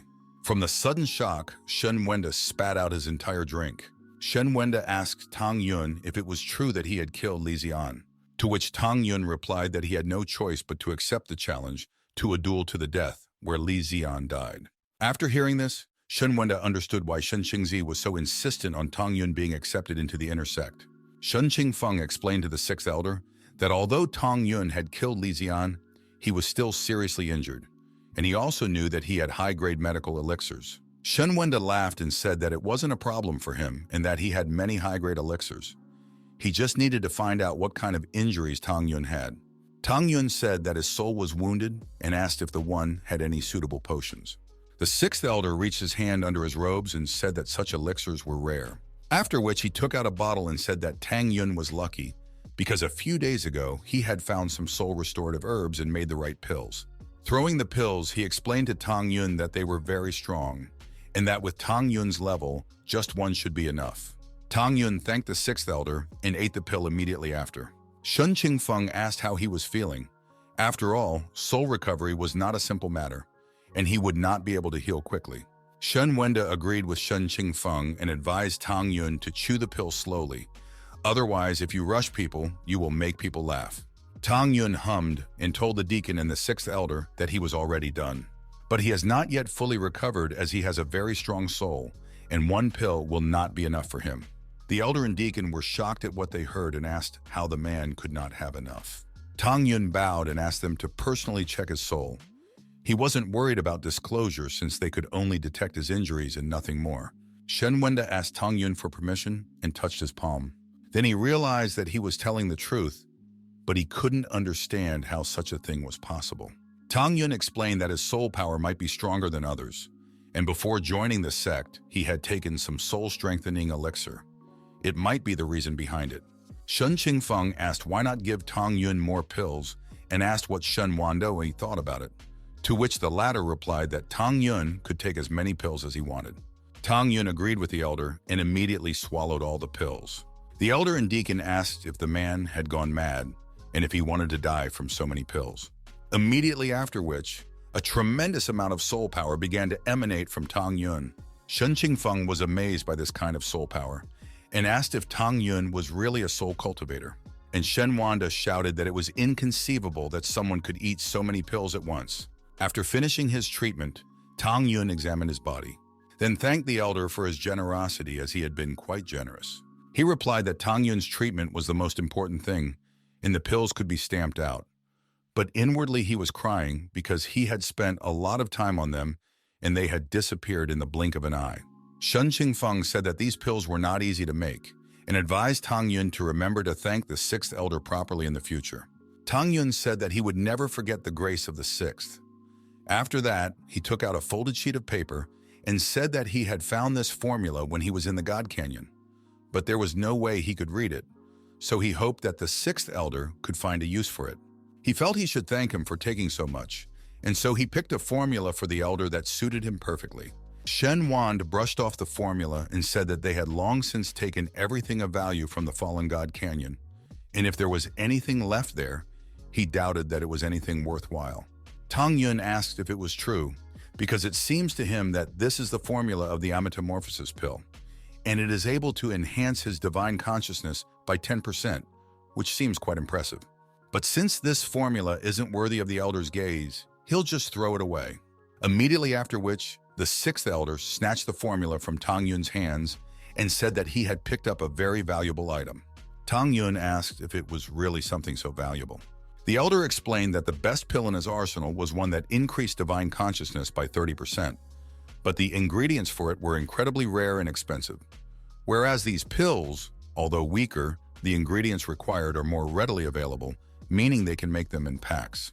Shen Qingfeng was surprised to hear this and asked if this meant that Tang Yun had made a great contribution, to which the sixth elder replied that everything was correct and asked Tang Yun if he really wanted to give such a valuable formula to him.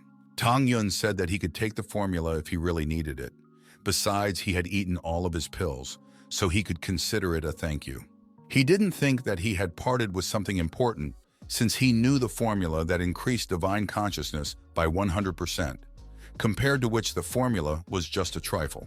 Shen Wanda agreed to accept this formula, then added that Tang Yun would not be left out either. He said that since Tang Yun was just a simple student, he could accept him as a trainee, which would get rid of his status. Tang Yun was surprised when he heard about getting rid of the status. Immediately afterward, he asked the deacon if he would allow him to join the sixth elder. Shen Qingfeng said that he didn't mind. After all, he too wanted Tang Yun to get rid of his status as soon as possible to help his brother. But the problem is that 30 years ago, when Madame ascended to the top of the alchemical division, she made a rule. No disciple is allowed to get rid of his status as an apprentice, and it doesn't matter even if he agreed. Shen Wanda embraced the deacon and said that rules are dead, but people are alive. Tang Yun gave them a valuable thing, and the deacon could try to talk to the top people, and maybe they would change their minds. Shen Qingfeng agreed to give it a try, plus she had called him to meet her tomorrow at the Great Hall. Tang Yun once again thanked the deacon and the sixth elder, and said that he was confident that he could get rid of his status, but in order not to waste time for nothing. A certain cave. 12th Elder, Lu told Li Ziqiang that he had taken his pills, so he had better rest. And he also wants him to tell Li Zian to come back, because he has a task for him. Li Zichuan thanked the elder and said that his brother was busy with something right now. The elder said that he was sure that Li Zian was just cleaning up after his worthless brother. Li Zian is a talented and reliable person, but he was unlucky with his brother.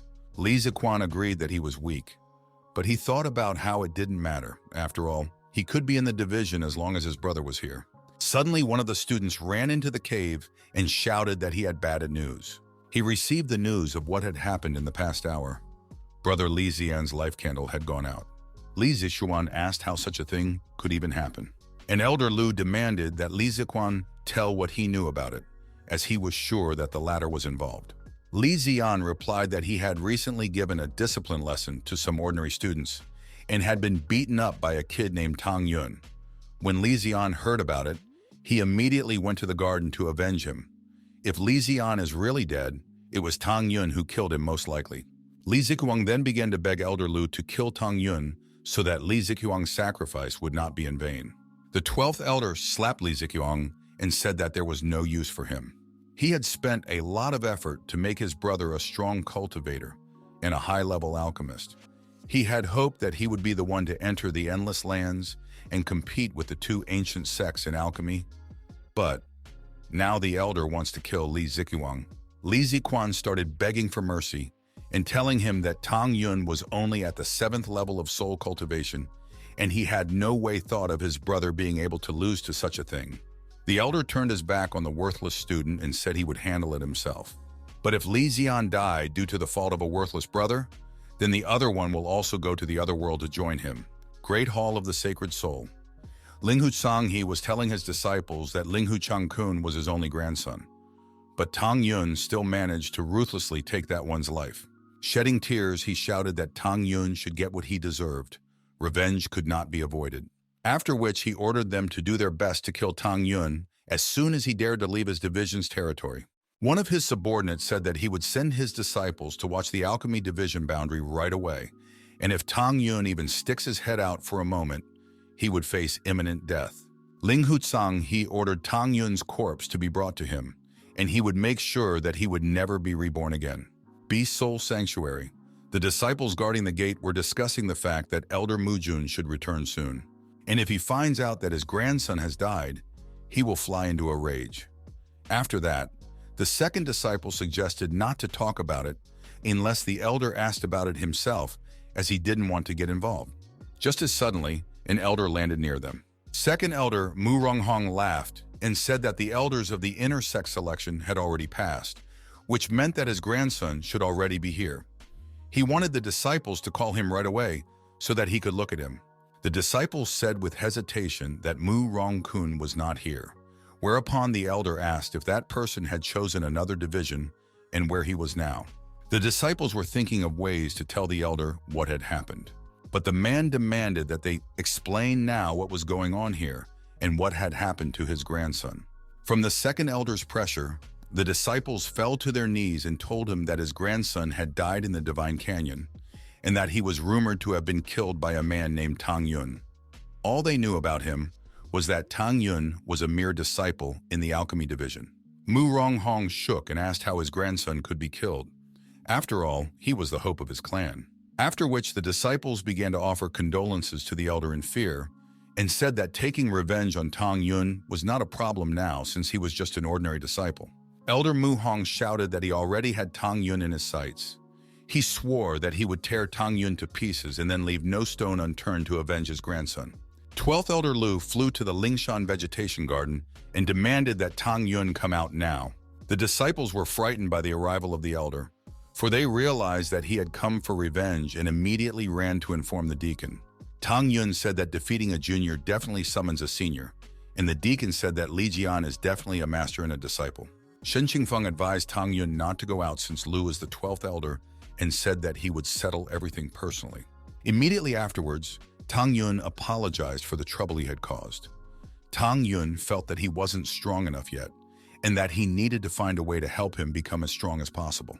The 12th elder demanded that Shen Qingfeng should come out right now and drag this bastard after him, or else there would be no mercy. Immediately afterward, the deacon came to the elder and noticed that he was furious and explained that this garden was not the place for his anger.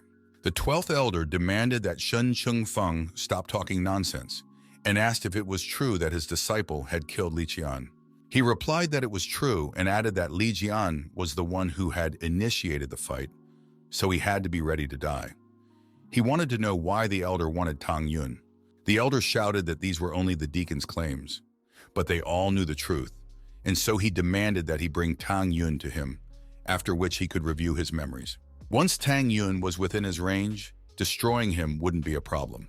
The deacon apologized and said that he couldn't do it because Tang Yun was injured and that he was being treated right now. Therefore, he thinks that the elder's plan won't work now. The 12th elder became even more enraged and said that he was getting bolder and bolder, and yet he was only a simple deacon, but he dared to disobey the order of the elder, and besides, he thought that he could not raise a hand against him. The deacon agreed to the fight and said he would not be intimidated. This garden was not under the jurisdiction of any elder, and if he dared to hit him, he would be in court tomorrow. And he also asked not to forget that the supreme elder was the leader of his clan. The 12th elder clenched his teeth and called the deacon a bastard, from which Shen Qingfeng got angry and asked if the elder even realized who he was once, and ordered him to stop pretending to be stronger than him. The deacon asked the elder to say anything else, after which he could activate the garden's defense and get rid of him. After all, he still seems to be wasting his life thinking he is the best. The 12th elder agreed to step aside, but he promised to remember today. Immediately afterward, he retreated, but told the deacon to wait for the consequences. The disciples were elated that their deacon had managed to drive the 12th elder away. Oh, and on top of that, they could literally see the smoke coming from his anger, because he just had to stand there not knowing what to do. Normally, their deacon is usually quite mild-mannered, but no one would have thought that he would stand up for Tang Yun like this. Tang Yun admitted that he thought he was as soft as his brother, but apparently the deacon was pretending. The deacon has a fiery temper. Two brothers, but so different. The next moment, Shen Qingfeng appeared behind Tang Yun's back and asked if he was being discussed behind his back. To which Tang Yun replied that he hadn't even thought about it, as he was admiring the way he had dealt with the 12th elder. The deacon sat down and asked Tang Yun to save the pretty words. After that, he said that he would go to the main hall tomorrow to discuss some matters. Therefore, he advised Tang Yun to wait here for his return and not to go anywhere. Even though Luu didn't find him today, he wouldn't give up so easily. Tang Yun agreed with the elder, but he wasn't going to just sit here. He was going to find a way to become stronger, since he couldn't be under someone else's protection forever. The next day in the main hall of the alchemy division, Shen Qingfeng pondered on why he had been summoned. After all, such meetings were usually reserved for elders. Bingqing announced that the reason why she had summoned them was because a few months ago, Grand Elder Tang, the head of the immortal clan in their division, had suffered serious soul injuries. Her injuries were getting worse and worse. The elders were shocked by what they heard, because Supreme Elder Tang's strength was like that of a god. But someone had managed to bring her to such a state. They wanted to know if they could save her, because if they lost her, their division would suffer a great loss. Bingqing asked not to worry, as the elders of the immortal sect are doing their best to save her, which brings her to the next aspect. She ordered Qingfeng to step forward, after which she explained that the 5 spits of revitalizing jade grass in this storage ring were meant for Grand Elder Tang. The deacon's task would take care of them. If anything were to happen to them, he should immediately inform her. The deacon promised that he wouldn't let her down and that he would give the students constant duty. Hearing this, Bingqing replied that he was someone she could always rely on. At this moment, 12th Elder Luu spotted an opportunity for himself. Supreme Elder Bingqing explained that besides this, they also needed a 7th grade ice orchid, a 9th grade stone lotus, and 1 cloth of 3,000-year-old flame spirit grass.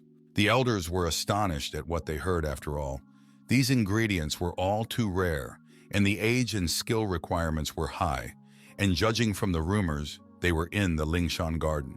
Bingqing agreed that Lingshan Garden had it all, but the age and level of those plants were not suitable for them. Therefore, she ordered them to figure out how they could obtain those 3 ingredients within a year. She asked them to remember that they couldn't lose a great elder, and ordered them to spare no effort in their quest. Immediately afterward, all the elders swore that they would do whatever they could. When she heard of their zeal, she said that they might be free, and ordered that they should remember that no one else should learn of the condition of the great elder. Shen Qingfeng turned to Bingqing and said that Tang Yun had joined them as a mere disciple, and that he would like to. Bingqing interrupted him by saying that it was not worth talking about, for the mere thought of this waste reminded her of the derisive looks she had received from the other chiefs. She wasn't going to hear anything about these students, and told the deacon he could leave. He took a deep breath and thought that Tang Yun didn't look at her at all, and that she was too stubborn. He was also afraid that he wouldn't be able to help Tang Yun in any way. After a while in the cave, the 12th elder reeled around in circles, thinking that the deacon would be in trouble if he destroyed the jade grass. But if anyone found out about it, he was no good. Still, he wasn't going to leave it like that. And even if he wasn't going to be directly involved, he had to come up with a plan. He ordered to bring him Li Ziquan, and only after coming to the elder fell to his knees and began to beg for mercy, as he did not wish his brother to die. The elder said that he knew about it, and that was why he was giving him a chance. He told him that Lingshan Grass Garden cultivates 5 kinds of jade revival grass, and ordered Li Ziqiang to think of a way to destroy them, but he must make it look like an accident. Li Ziqiang hummed and said that destroying them was a great offense. Immediately afterward, the 12th elder put his finger to his forehead and said that he had transferred some spiritual power into his brain, and now Li Ziqiang's life was in his hands, and if he refused, Li Ziqiang sobbed and immediately started bowing to the elder on the floor, promising to do whatever he ordered. Elder Lu was pleased with his disciple's zeal and ordered him to act in 5 days. Shen Qingfeng is already 1 foot in the grave, just like Tang Yun, because once Qingfeng dies, the other one will follow. Tang Yun pondered on what the deacon could be. After all, he had been gone for 3 days. After which he realized that this was the perfect moment to enter the inner sect's store and find the flame. Tiandan asked Tang Yun where he was going, to which Tang Yun replied that he had nothing to do here, so he decided to take a walk.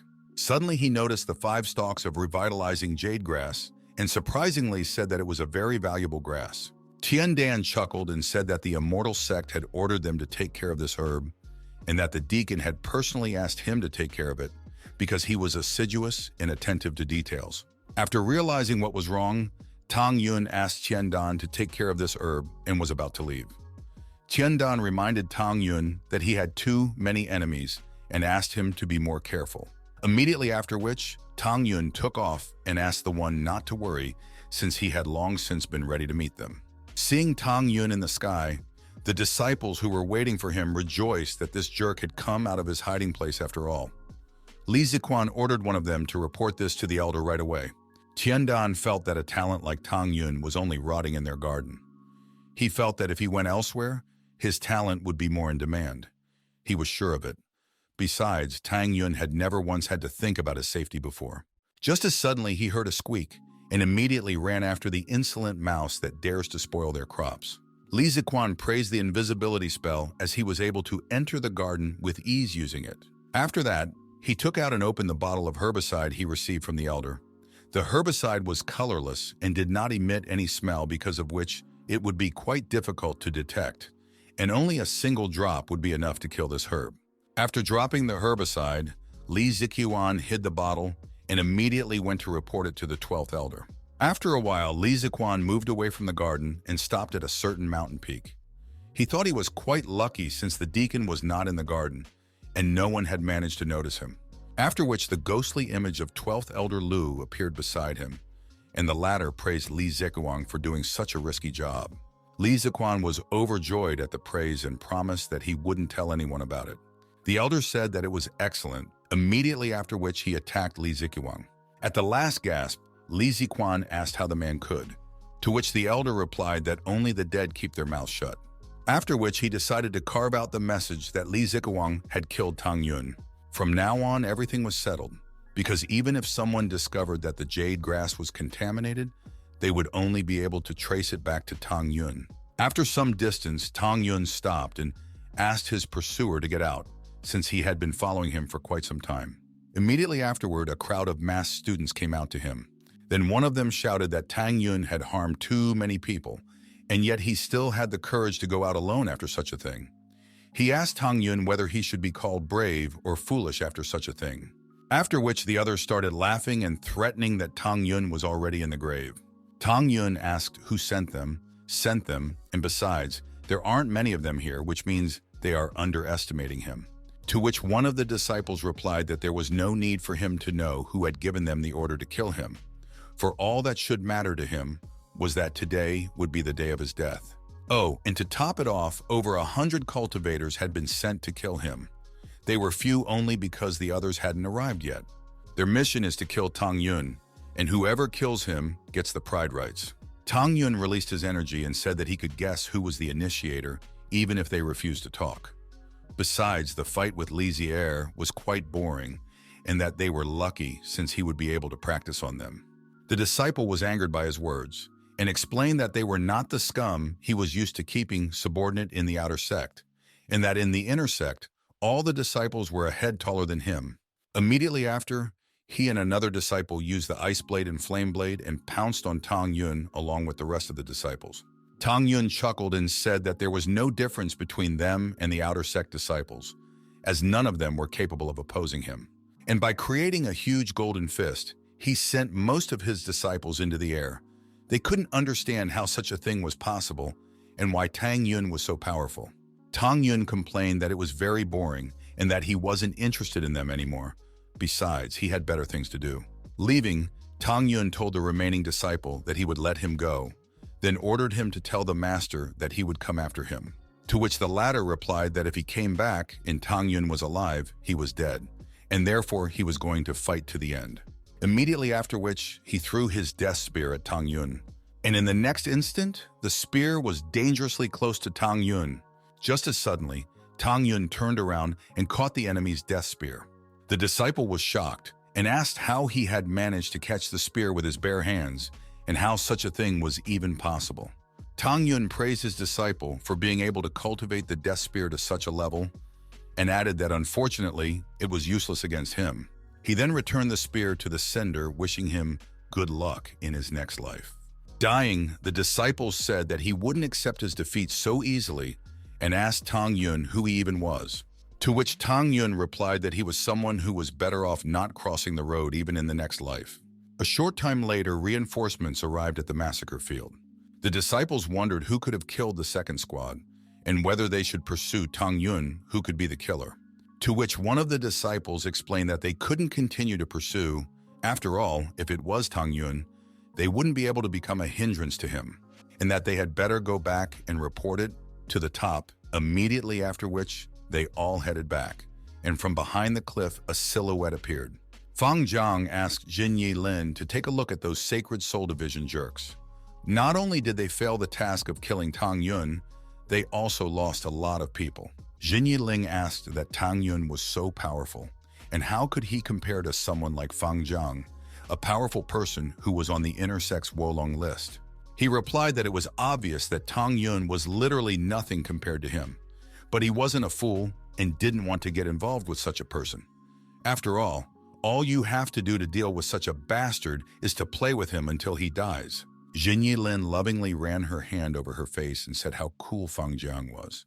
Immediately afterward, the one plopped her down on the ground and told her he still had something cool to give her right now, and the one asked to be gentle with him. After a while, Tang Yun reached the mountain city and immediately went to the intersex store where there was a huge line.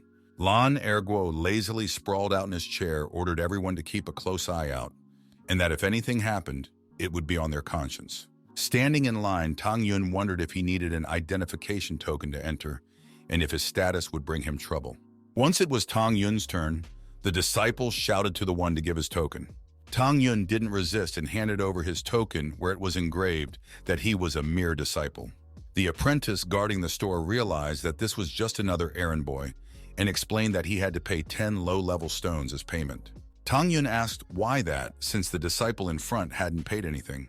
To which Leng Erguo replied that his word is law here, and Tang Yun is only a mere disciple. And since he was annoyed, Tang Yun should pay 50 stones instead of 10. Tang Yun boiled with rage and asked if he was sure it was 50 that he wanted. After which the latter began to get angry and asked if Tang Yun wanted to attack him. After all, his father is Guo Zhengming himself, a law enforcement elder, and that he will get nothing for killing a mere student. Tang Yun laughed, after which he called Master Guo funny and asked what was the purpose of attacking him. After all, what he really wanted to say was that 50 low-level spirit stones were too few for a person of this status. He then pulled out a medium-grade stone and explained that the man could exchange it for 100 low and could keep the rest as a token of respect. It was more important for Tang Yun to get into the store, and this bastard would get what he deserved later. Erguo was pleased that Tang Yun understood his place and offered to let him pass, but still reminded him that Tang Yun would get what he deserved if there was trouble from him. Moving away from Erguo, Tang Yun thought of that elder of these organs, the elder brother of Gu Zhongshou, the law enforcement elder of the outer sect whom he had killed. That one had kept up with him even after he joined the inner sect, and now he had met his son as well. After which, he promised that he would kill his son first. Walking out of the store, Tang Yun headed towards the market where soul people, relics, and unique cultivation techniques. Tang Yun has come to the market to exchange flames to strengthen himself, and he also wants to look around and learn about flying swords with different attributes to form a sword array that will open up a new way of fighting. He was lucky enough to collect a few souls in the canyon when he killed Mungun, and since he had something to trade now, he placed the assortment sheet on the ground and sat down, immediately after which the green-haired disciple sitting next to him was interested in the fact that a mere disciple dared to trade here. He asked if he was selling souls and what quality they were, because a mere disciple was not worthy of selling even one. To which Tang Yun replied that the one had better shut up if he wasn't going to buy anything from him. Immediately afterward, he began to loudly advertise the souls he was selling: wind souls, ancient souls, time souls, and light souls. He had all of these souls in 4 categories: low, medium, high, and high class, after which he added that the exchange was acceptable. The green-haired disciple smirked and told Tang Yun to stop it. After all, an ordinary disciple can't sell souls in any way. After all, he would obviously feel bad if someone approached him and he had nothing. The market visitors heard that someone was selling soul sources and decided to take a look at them. Soul sources were very useful for cultivation, and usually no one sold them, so they had little faith that their luck had turned around today. But as they approached the vendor, they realized that the soul sources were being sold by an ordinary apprentice, which made them question whether he really had something so useful. If this apprentice had lied to them, they were going to teach him a lesson. Tang Yun asked if they thought he was lying, then took out a high-grade wind soul source since it would clearly be enough to prove his honesty. Immediately after, most of the market went to Tang Yun to buy or trade his souls, since even the Wanbao spiritual pavilion doesn't trade them. The green-haired disciple was angered by the mere disciple's wealth and angrily asked how such a thing was possible and where he had gotten these sources. Tang Yun responded by punching him in the face and told him to stay out of his business and get lost if he wasn't going to buy anything. Immediately afterward, the other students started kicking him, ordering him to get lost and not to disturb them anymore. After something like this, he wasn't going to leave Tang Yun alone and plotted to deal with him once and for all. Tang Yun told the disciples that he had 1,489 sources of wind, ancient, light, and temporal souls in stock, and explained that he was willing to exchange them for flame souls. Everyone was shocked by what they heard and wondered how he could get so many sources, because even the favorite disciples of the elders didn't have that many. And since it is a mere student then, some have begun to come to the inference that he is selling them for someone. Tang Yun replied that they really didn't belong to him, and that someone with incredible talent had commissioned him to sell them. He would only be paid a small reward for this commission, and he would have to report on sales soon enough, so if the students wanted sources, they should hurry up. He was grateful that they had made up their own excuses for him, since now he didn't have to do it himself.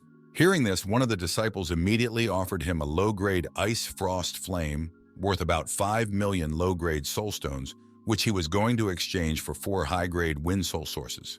The second apprentice was going to trade a high-grade ice flame soul for 8 sources of top-grade light souls and 50 sources of top-grade light souls. There were so many students that it was hard to get them all in one line. A few hours later, the last student completed his exchange. Tang Yun was satisfied with the pastime as he had accumulated about 50 top-grade spiritual stones and 1 million others, which was enough to buy the best flying swords. So he immediately went to the Wanbao spiritual pavilion to see what was being sold there. At the same moment, the green-haired disciple brought his acquaintance Duan in over, and pointing his finger at Tang Yun, explained that this ordinary disciple was trading soul sources, and that he had recently sold most of them. This meant that he now had a lot of spirit stones in the spatial ring. Minduan praised his disciple and promised him a share for this tip. Tang Yun noticed that behind him, someone was radiating an intense bloodlust toward him, which meant that they wished to kill him. He realized that they wouldn't dare do anything to him in this place. But once he got out of here, Tang Yun chuckled, for he obviously wouldn't be the one to be robbed. After a while, one of the disciples reported that Tang Yun had entered the pavilion, then asked what they should do about it. Minduan explained that there was nothing they could do to him in the pavilion, and so they would have to wait outside, as a mere disciple would obviously not stay there for long. Meanwhile, Tang Yun walked around the pavilion and looked at their huge assortment, but unfortunately, it wasn't what he needed. Just as suddenly, someone started yelling at Tang Yun for walking here, as this was clearly not a place for ordinary disciples.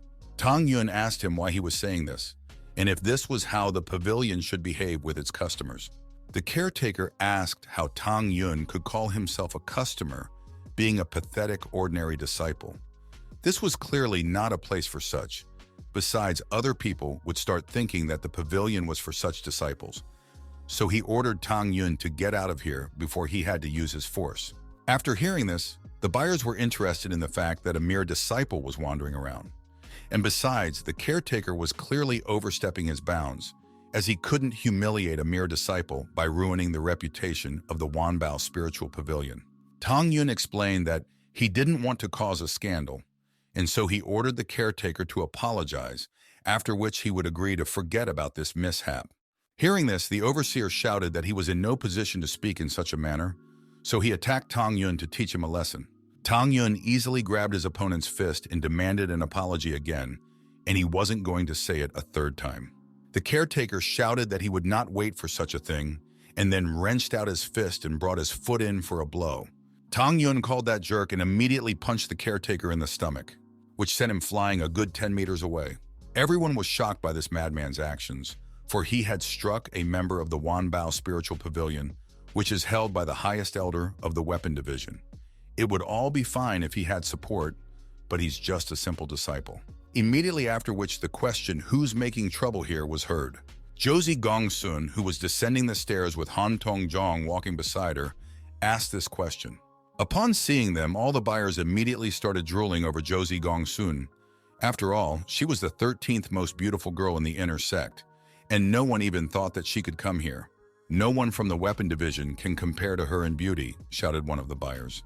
The other replied that according to rumors, a new disciple, much more beautiful than Josie Gongsun, had recently joined them. Josie Gongsun warned the customers that the Wanbao Spiritual Pavilion had important business to attend to, and therefore asked them to leave the premises.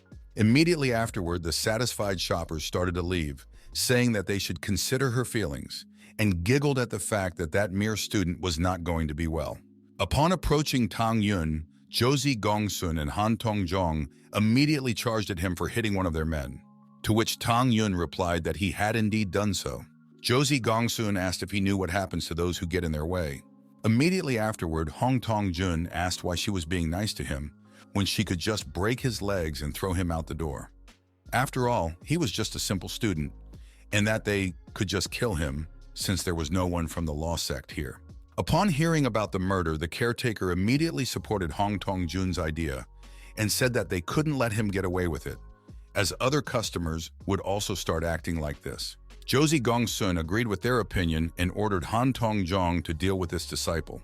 Tang Yun said that he had come to them because of their good reputation, but as it turned out, it was just a den of bandits. Hearing this, Han Tong-jong called Tang Yun a freak and shouted that he would pay for saying such words to their pavilion. Just as suddenly, Josie Gongsun stopped him and explained that Tang Yun didn't just say it so loudly, he did it so that people outside could hear it. And if he had hit him, he would have fallen into his trap of showing that they were bullying their customers. Han Tong-jun asked what they should do, to which Josie Gongsun replied that she would handle it herself and walked over to Tang Yun.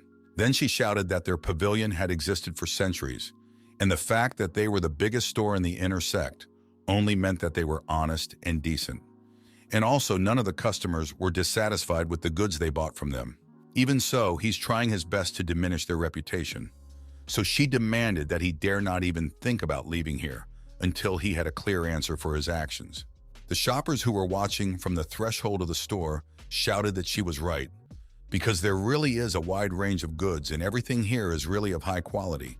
And even if the employees do not behave in the best way, calling them bandits is clearly too much. Tang Yun asked if they were really also honest and decent.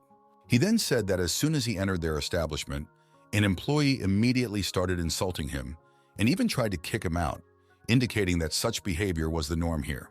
Josie Gongsun didn't know what to say to something like that and explained that it wasn't the norm for them. Right after that, Tang Yun revealed that their staff member had attacked him, calling out for their presence. Right after that, the other wanted to break his legs and throw him out of here for no reason. Tang Yun asked if this was really the sincerity and honesty they were so proud of. Josie Gongsun could only say through clenched teeth that it wasn't that. Tang Yun shouted that the staff insulted the visitors and the owners wanted to attack them, And considering all of the above, why can't they be called a den of bandits? After listening to Tang Yun, Josie Gongsun didn't know what to say to that. Immediately after that, the overseer started shouting that Tang Yun was just an ordinary disciple and that he doubted that he could have the money to buy anything here, which made it impossible for him to be worthy of being called their buyer. Tang Yun asked if it was true. He said that he had clearly gone to the wrong place if this was how people with lesser status were treated here. The customers on the doorstep shouted that judging by the words of this simple student, they were clearly acting inappropriately, and since their status was too low and they didn't have much money, they'd better buy something from another store. As soon as this store got better, the employees started behaving much worse. Hearing this, the caretaker became even more enraged and began to insult Tang Yun. Immediately afterward, Josie Gongsun slapped the one ordering him to shut up. A coworker asked what she hit him for. Josie replied that he had insulted the customer and then tried to beat him up.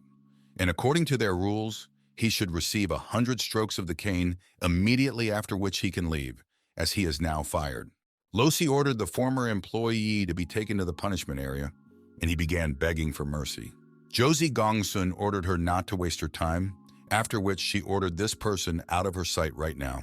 As he was being led away, the ex-employee screamed that he was wrong and begged for mercy. She then explained that anyone who dared to treat customers badly would be punished in the same way.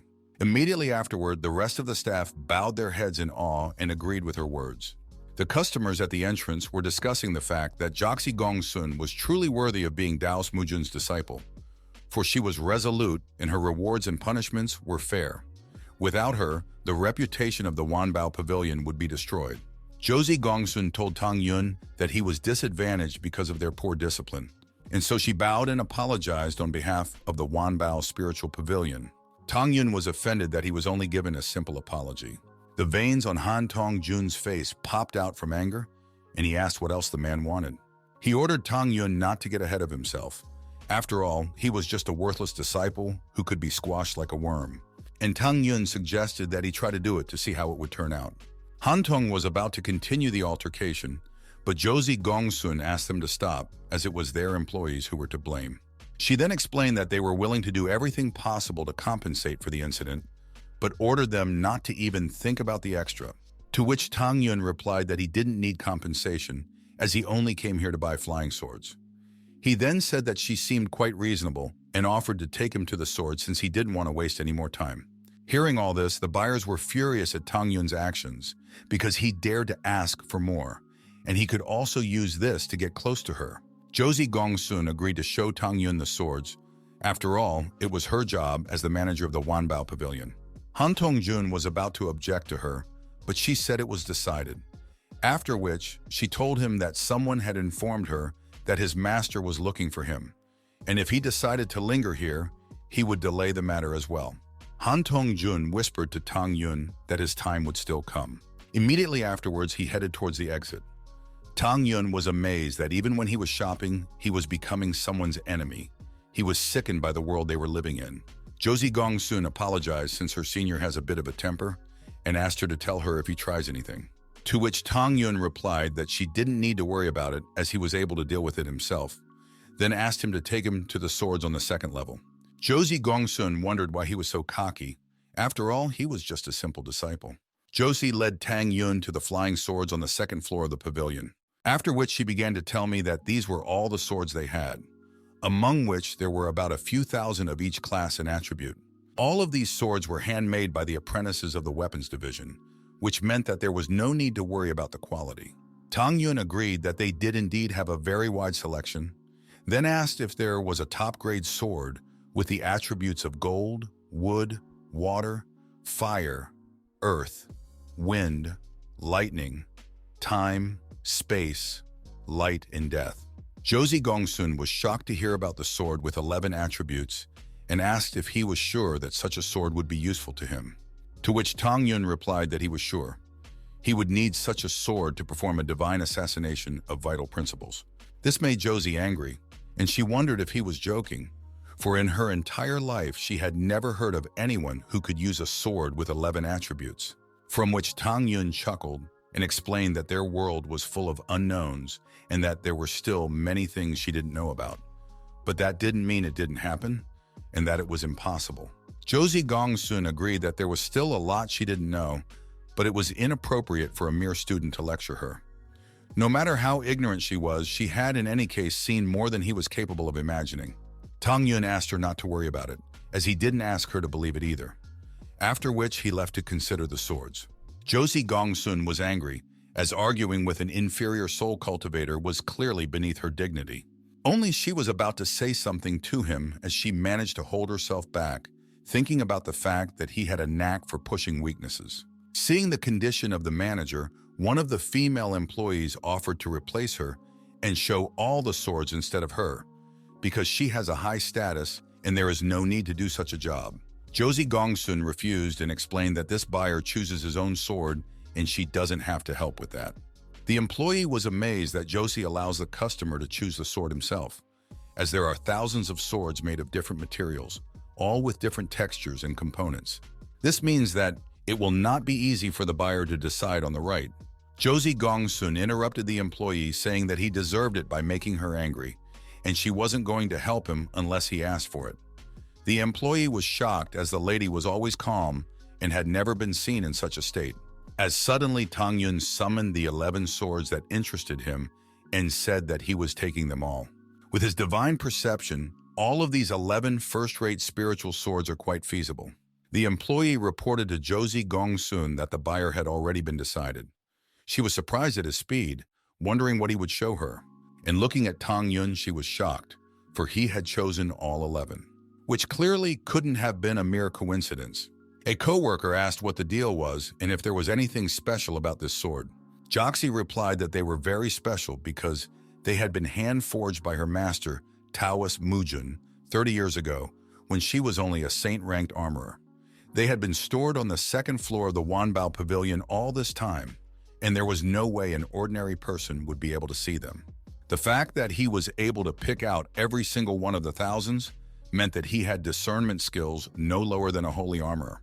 Hearing this, the female employee shrieked, for in front of her was a weapons master who, even in the weapons pavilion, you don't meet often, and almost all of them are elders. Tang Yun said he was taking all these swords at once and asked where he could pay for them. Josie Gongsun agreed to sell the swords, but before doing so, she offered to answer a question, and if Tang Yun could answer it clearly, she would get the swords for free. She wanted to see if Tang Yun was a weapons master or if it was just a fluke. Tang Yun agreed to listen to the question, saying that he would answer as soon as he could since he would get a free sword. After which, Josie Gongsun picked up one of the swords on display and asked Tang Yun why he didn't take this powerful sword with thunder attribute, which is a first-class spiritual weapon. Taking a closer look at the sword, Tang Yun immediately knew what to answer her. He said that the thunder was not infused into the sword en masse, but instead, when the armorer was creating the sword, he stopped just before the process was complete and set it aside so that the heavenly lightning could strike the sword and infuse it with the attribute of thunder. Unfortunately, the blacksmith was only wrong about the time required for the celestial thunder to rumble. Hearing this, Josie Gongsun was dumbfounded that a mere disciple could determine the entire process of creating a sword just by looking at it.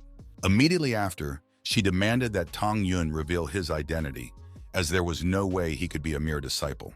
She wanted to know this since she was the one who created this sword, and moreover, no one else was aware of it. But Tang Yun was able to tell the full story of the creation without making a single mistake, suggesting that he was a weapon maker. Tang Yun replied that she shouldn't be concerned with his identity, then said that one flying sword was worth 10,000 spirit stones. Considering the free sword, he only needs to pay 100,000. He then threw her a ring and told her that there was 101,000 on the ring and she could keep the change. After paying, Tang Yun said that he didn't need to be escorted to the exit and said goodbye to Lady Gongsun. A co-worker suggested to the mistress to send a surveillance on the stranger if she was so curious about who he was, to which she replied that they shouldn't do it as he was only pretending to be a mere student, as he didn't want anyone to know his identity. Surveillance could leave a bad impression on them. Josie Gongsun said that the stranger had an eye and knowledge in weapon making, which could only mean that he was one of their disciples. Therefore, she would be able to find him on her own. Tang Yunyu was disappointed that even the biggest store in the inner sect didn't have the sword he wanted, which meant that he would have to gather materials and create the sword himself. As soon as Tang Yun walked out of the pavilion, Min Duan immediately ordered his underlings to grab Tang Yun as soon as they had the chance. Tang Yun had been there for too long, which could only mean that he had something valuable, and by robbing him, they could get rich. Tang Yun felt a threatening aura coming from behind him and was surprised that those guys hadn't left yet, which meant that he would still have to deal with them. Erguo looked at the pouch in his hands and dreamed of vacationing with some girl after work. Seeing his satisfied face, Tang Yun realized that this was a great chance to take revenge on that bastard for stealing his spirit stones. Immediately afterward, he began to demand that the bastard return his spiritual stones, earned with sweat and blood. Lun Erguo asked what the man was carrying and if he was tired of living. Immediately after, Tang Yun started shouting that after stealing the spiritual stones, he dared to threaten him. He began to ask where the guardians of order were and if anyone would help a miserable disciple like him. Tang Yun couldn't break the law and order Sect's laws, so he needs to get Erguo to strike first. The passers-by began to discuss how scatty Guo Lun was acting by taking away the spiritual stones with his status. Duan's ward asked what they should do since that guy had run into Guo Lun. Min Duan offered to watch the situation, as Guo Lun wasn't the type of person they should start trouble with. Tang Yun once again demanded that Erguo return his spirit stones, immediately after which the latter couldn't bear to send Tang Yun away and pushed him away. He ordered Tang Yun to get out of here while he was able to stand on his feet. Tang Yun smirked as Erguo acted, hence his plan, after which he yelped in pain and shouted that he realized that he was just bullying ordinary disciples by taking away spirit stones. He shouted that he would report the extortion of spirit stones to the Supreme Court and immediately rushed towards it. A smart hunter always pretends to be prey. Tang Yun had played his part well, and now all he had to do was wait for Erguo. Lun Erguo was furious that a mere disciple dared to bully him, and if the top brass got wind of what had happened, he would be punished, and even his father wouldn't be able to help with that. Immediately after, he ran after Tang Yun, shouting that someone had broken in through the inner gate, and they were obligated to stop him. Min Duan couldn't leave such a good chance to strike gold, and together with his underlings, followed Tang Yun with Guo Lun. The others were surprised that Min Duan had also gathered his men to rob a mere disciple, since he specialized in robbing people in the market. After a while, Tang Yun stopped in the canyon to wait for the pursuers. Right after that, Erguo and his disciples also came over to him, shouting to Tang Yun that he had nowhere to run to which Tang Yun replied that they misunderstood something as he wasn't going to run away. He was waiting for them. From what Lun heard, Erguo began to laugh at the fact that a mere disciple thought he was the strongest. And behind him, his men started laughing as well, since the 7th level is trash in their eyes. Besides, even the weakest of them is at the 8th level.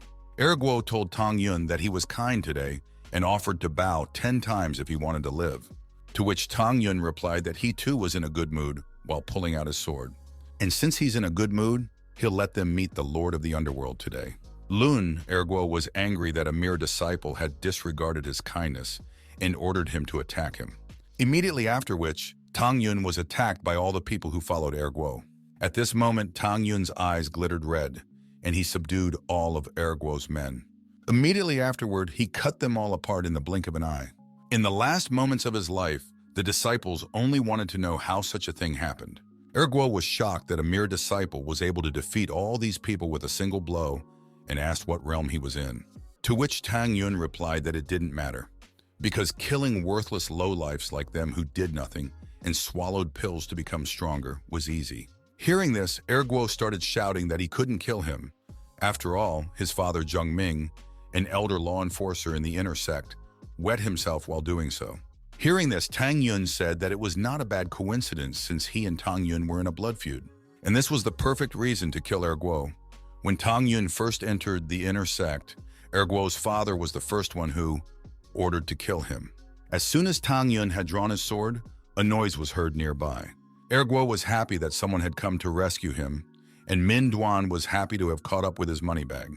Tang Yun immediately realized that these were the same rats that were chasing him in the market and asked them not to worry as the turn would come to them as well. Immediately after, Erguo rushed towards Duan, begging for Duan's salvation and shouting that he was the son of a law enforcer elder and that he was willing to give them spirit stones for protection. Min Duan agreed to protect the one and licked his lips. Immediately after which, he stabbed Ergo with his sword. Lastly, Ergo asked for what and why. Duan replied that there was no point in waiting for the spirit stones to be given to him since he could take them himself. Guolun had a lot of spirit stones, and his murder of Min Duan was going to be pinned on the guy he was chasing, by which he would be able to get on Guo Zhengming's good list, becoming the person who brought retribution for his son, killing two birds with one stone. Tang Yun asked Duan if he knew who Guolun's father was, to which the latter replied that he was not the murderer, but a simple student standing in front of him. He caught him in the act of killing him while he was trying to escape and killed him. After which, Duan's underlings started laughing, saying that Tang Yun was the one who killed him, and even thanked him for such a pleasant surprise. Tang Yun praised Min Duan for such a well-thought-out plan, but he had to ask them one question. He asked why they were sure that they could kill him, since he was able to kill Guolun's men without any problems. Min Duan demanded that Tang Yun should not compare them to these mediocrities, as they had no milk on their lips when he had already started hanging around the market at the inner gate. Immediately afterward, he ordered his underlings to kill Tang Yun without giving him even a chance to escape. The minions surrounded Tang Yun and used the Great Sun retention net. Tang Yun asked if they were trying to sharpen him with this technique, from which Min Duan chuckled and asked the arrogant disciple if he really wasn't frightened by his death. Immediately after which, he attacked Tang Yun with the fire dragon, unleashing the full power of the technique. As soon as the dragon got close, as it exploded, incinerating Tang Yun and the surrounding area. After dealing with the enemy, Min Duan started laughing, after which he explained to the defeated enemy that the beam of this technique was taken directly from the sun itself. Not only that, it is also imbued with a poisonous flame that devours hearing. This means that no one from the soul cultivation realm is able to resist it. One of the accomplices reminded Min Duan that the simple disciple had already been burned, and that if they didn't hurry up, his ring of valuables would also be burned. Min Duan entered the flames and started looking for the ring.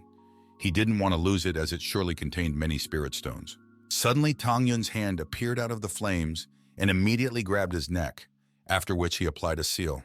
After attempting to confront the enemy, Min Duan was shocked that a mere disciple had managed to seal his powers. After which he asked Tang Yun why he was still alive, since he himself was only unharmed because of the fire talisman. To which Tang Yun replied that Min Duan had overestimated his flame and underestimated him. Immediately afterward, he used absorptions. Gathering some flames in his hand, Tang Yun explained that with the divine flame of vital beginnings protecting him, Min Duan's flames were incapable of harming him, while Tang Yun himself could use his flames to enhance his own strength. Min Duan's henchmen were shocked at what they saw. They couldn't figure out if they were really just a simple disciple standing in front of them. After which Min Duan dared to ask Tang Yun who he was, to which Tang Yun responded to the man by punching him in the stomach and telling him that he was a man who would make him die. After landing, Min Duan ordered his underlings to stop the beam as quickly as possible and get him out of here.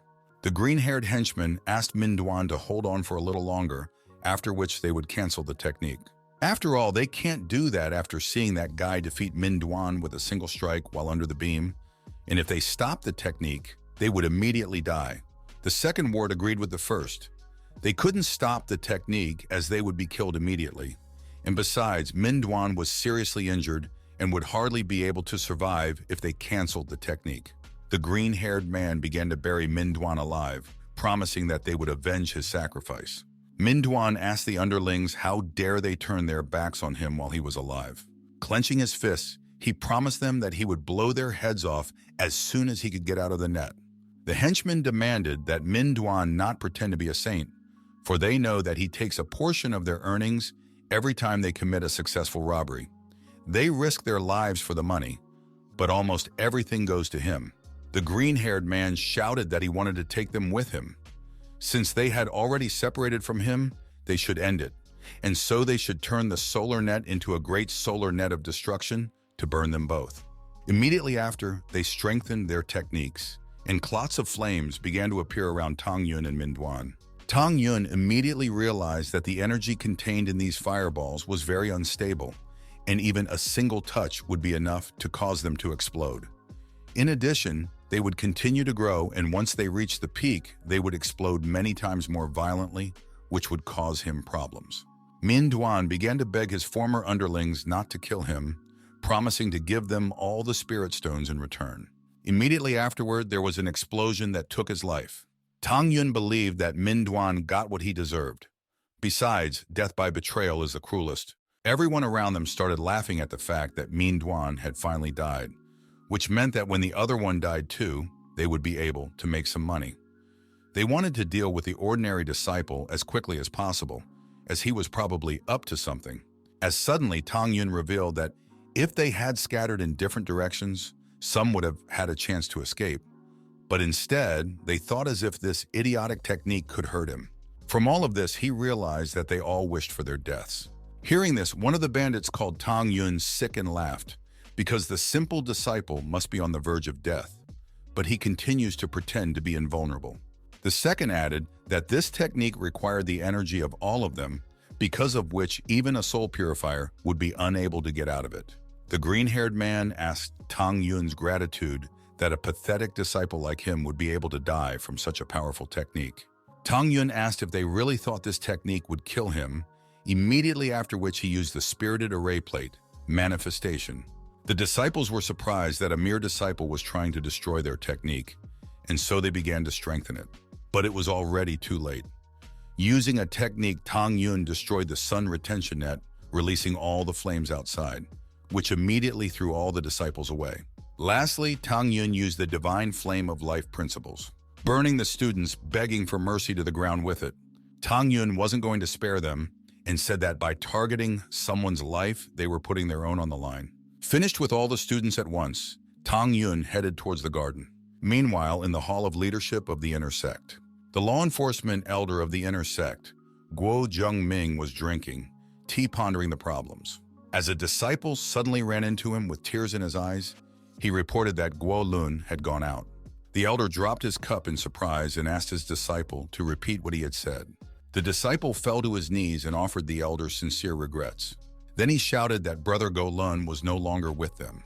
When he heard this again, the elder lost his temper and started to deny it. He shouted that the apprentice had obviously mixed up something, because his son had always been in the inner gate city and couldn't die so easily. So he ordered him to go back and double-check everything. The disciple said that he had double-checked this a dozen times, and not only did Big Brother Guo, but the lights of the disciples he was guiding today were also extinguished. After listening to his disciple, the elder couldn't contain his emotions and roared with all his might. He then ordered that everyone be sent to investigate and find out who killed his son. As soon as the disciple ran away, Elder Guo Zhengming wept and vowed to avenge Lunar's death, and his revenge would be terrible. Meanwhile, in the weapons division in the Immortal Hall, Mungun was praising the sharpness of her Shiyao sword, recognizing that she really deserved to be her student, for she was not only beautiful, but also intelligent. Her swordsmanship was on par with Sister Gongsun's, to which Shiyao replied that the master was too kind to her. After all, she was just an ignorant layman, and Mungun's training helped her the most. Muyung agreed with the apprentice, but asked her not to be so modest with her from now on. She then suggested that she find her sister Gongsun at the inner gate store if she had a moment.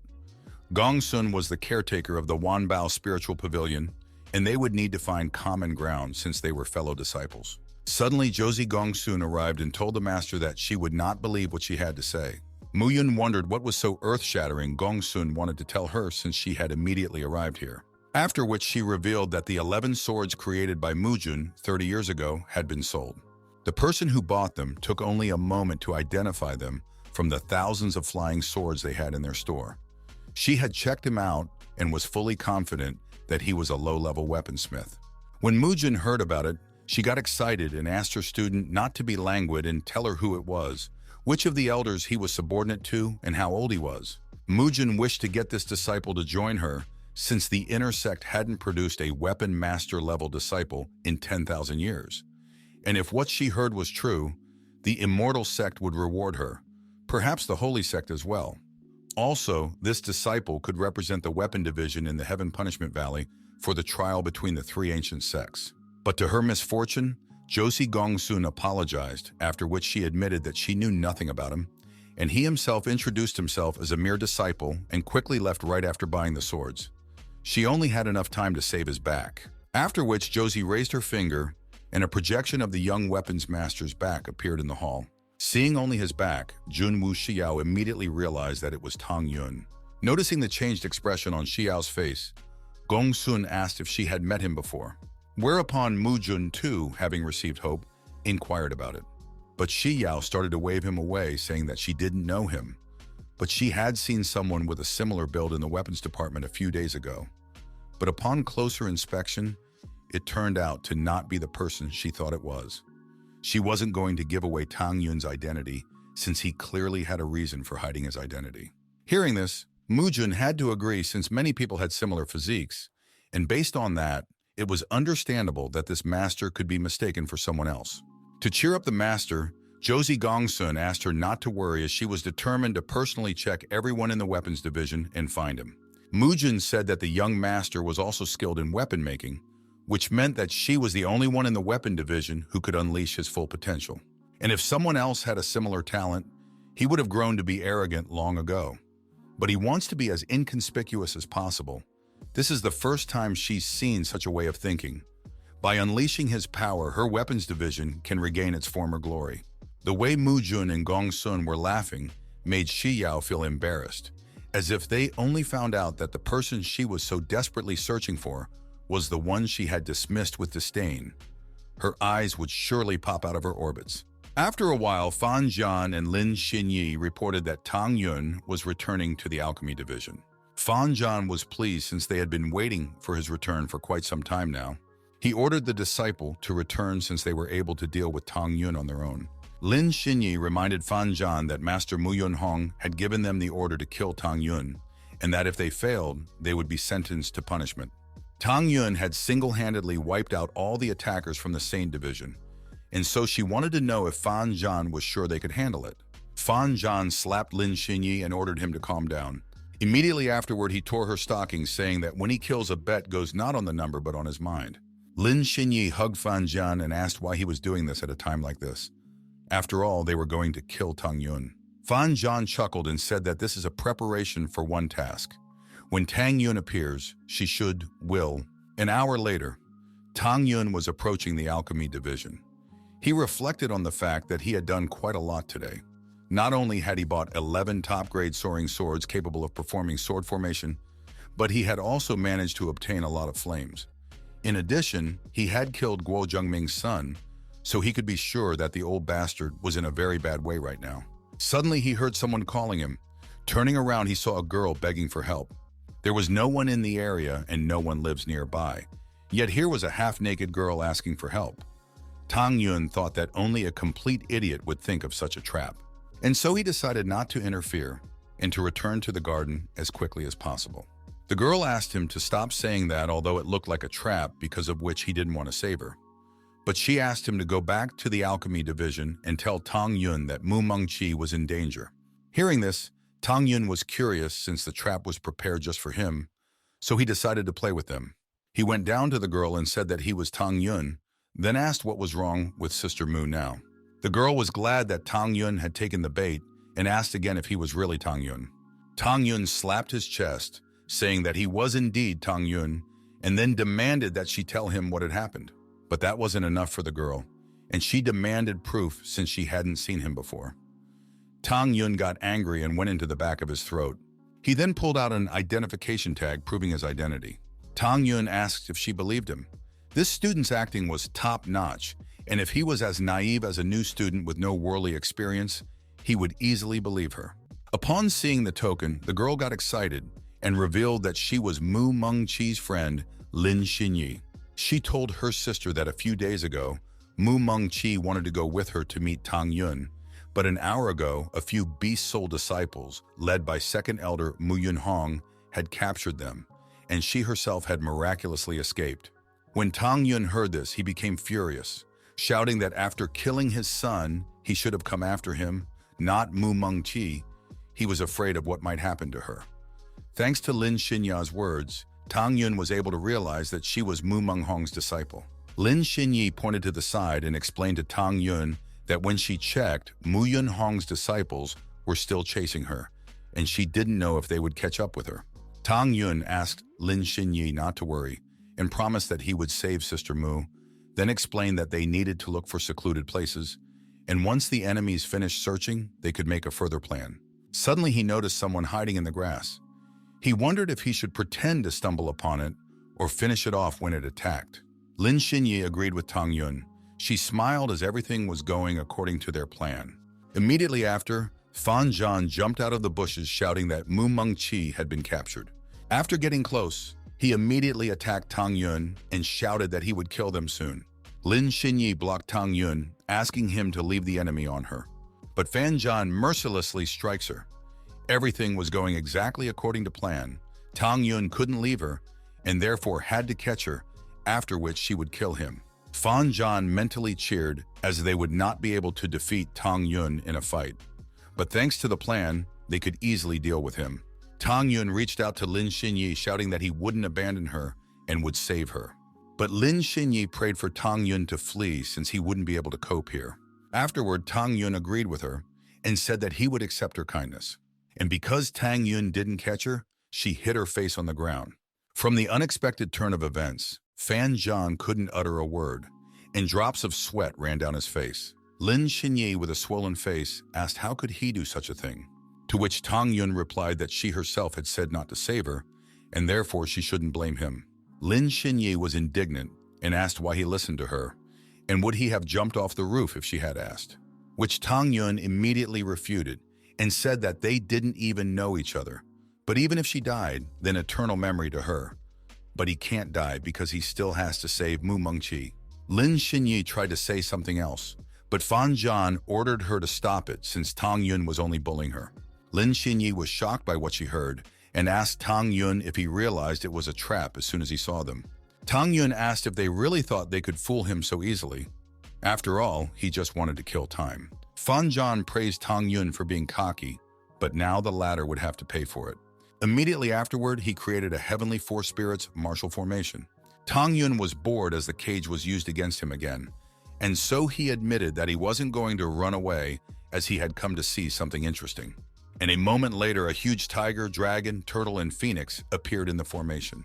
Lin Xinyi explained that this was the highest formation in the beast division, and the beasts summoned by her are at the pinnacle of soul cultivation. Working together, they can harness a power comparable to the realm of soul refinement. Tang Yun praised them since it was really interesting, plus it was a great opportunity to test his swords of divine retribution. Summoning his swords, Tang Yun asked for them to endure it and not die from just one attack. Fan Zhan called Tang Yun an arrogant pig and ordered the beasts to shoot their energy at him, provoking the release of a violent explosion of soul refinement level. Seeing this, Lin Xinyi was shocked by this kind of power, which meant that Tang Yun should definitely turn into ashes. Fan Zhan admitted that he thought as if Tang Yun was tougher, but in reality, he turned out to be a fool who had deliberately fallen into a trap. But unfortunately, a familiar silhouette appeared inside the flames. Tang Yun said that they were rejoicing too soon. Fan Zhan and Lin Xinyi were shocked, as they had never imagined that he would be so strong. Immediately after which, Tang Yun attacked them with his swords of divine retribution, painting the battlefield with flames of different colors. Tang Yun asked if they hadn't thought all this time that he could be killed by such a weak attack. It could only mean that they didn't want to live. Lin Xinyi asked the elder what they should do since they were about to be killed, to which he replied that they had no choice but to run away. After which he ordered to detain Tang Yun while he would activate the life-saving spatial movement talisman, after which they could escape. Lin Xinyi immediately rushed towards Tang Yun, creating a water dragon. Tang Yun responded with swords of divine retribution with ease, breaking through the enemy's attack. And at the same moment, Fan Zhan started activating spatial movement. Lin Xinyi reached out to him and begged for him to take her away. Disappearing in a flash, Fan Zhan apologized to her and told her that there was only room for one, and instead of saving her, he promised that he would avenge her. From what happened, Lin Xinyi was stunned to the core. Tang Yun attacked Fan Zhan to prevent him from leaving, but it was too late. He swore that he would kill Tang Yun. Tang Yun thought this talisman was quite an interesting thing since the enemy had managed to get away, but even so, he wouldn't be able to hide. While Tang Yun was thinking about killing the elder, Lin Xinyi was trying to crawl away, hoping that Tang Yun wouldn't notice her. Just as suddenly, a flash flashed in front of her, causing her to veer backwards. Tang Yun, with a golden light in his eyes, asked where she was going. Immediately after that, Lin Xinyi kneeled before him and began to beg for mercy, making Fan Zhan look guilty. She then threw herself at Tang Yun's feet and promised that she would obey if he spared her, after which they would find Fan Zhan together. She wasn't going to die until she saw him dead with her own eyes. Tang Yun grinned and said that he could kill Fan Zhan without her help as well. Realizing that it was useless to ask for mercy, Lin Xinyi began to remove her clothes. She promised that she would do anything he wanted for him and said she could do anything. After touching her face, Tang Yun asked if she was really good at just about everything, to which she immediately agreed and said that Fan Zhan was extremely pleased with her, so she had full confidence that she could serve him well. Immediately after which, Tang Yun slit her throat and ordered her to simply die. Lin Xinyi asked why he was doing all this, to which Tang Yun replied that it was because she was nasty. Linshan Herbal Garden. The disciples were discussing how Deacon Shen had been captured and Tian Dian had been sentenced to execution. They wanted to know how this happened. It was because the spirit jade grass had somehow wilted. At the same moment, Tang Yun returned to the garden and asked for an explanation of what had happened here and what would happen to the deacon and Tian Dan. The disciples then explained that as soon as he left, the jade grass that Tian Dan was watching wilted. When the head was very angry and sentenced Tian Dan to be executed, Deacon Shen was captured. Now Tian Dan is in the garden square, and most likely he will be executed in an hour. Tang Yun couldn't believe that the revitalizing jade grass had died. After all, when he left, it was in perfect condition. And since he knows that Tian Dan didn't make any mistakes, it was all a setup. Realizing what the matter was, Tang Yun asked to guide him to the place where the grass had died. An hour later in the garden square, Tian Dan sat on the scaffold while the disciples discussed that there was no way he could have been involved in the death of the grass. After all, he was the most diligent and attentive to detail, making him one of the best gardeners. They all knew that there was no point in executing him for nothing. But since the immortal sect had given him this task, it was a task of the utmost importance, and someone would have to be the scapegoat. Besides, rumors had already spread that all the elders were putting the blame on Deacon Sheng, so they might execute him as well. Just as suddenly, the executioner shouted that it was already noon and charged Tian Dan that for the mishandling and death of the reviving grass, the chapter had sentenced him to public execution. Tian Dan confessed that he had given his all to the care of the grass and that he didn't know what caused it to die. The executioner raised his blade and brought the blade down on Tian Dan's neck with a shout. But in the last instant, the blade was broken. The executioner asked who dared to interrupt the execution and who was also seeking his death. Afterward, Tang Yun came out to him and confessed that he was the one who had interrupted the execution. After which he explained that he had checked and found out the cause of the herb's death. It was poisoned, which meant that Tian Dan had no involvement in its death. Hearing this, the disciples were outraged because someone dared to do something so terrible to frame Deacon Shen.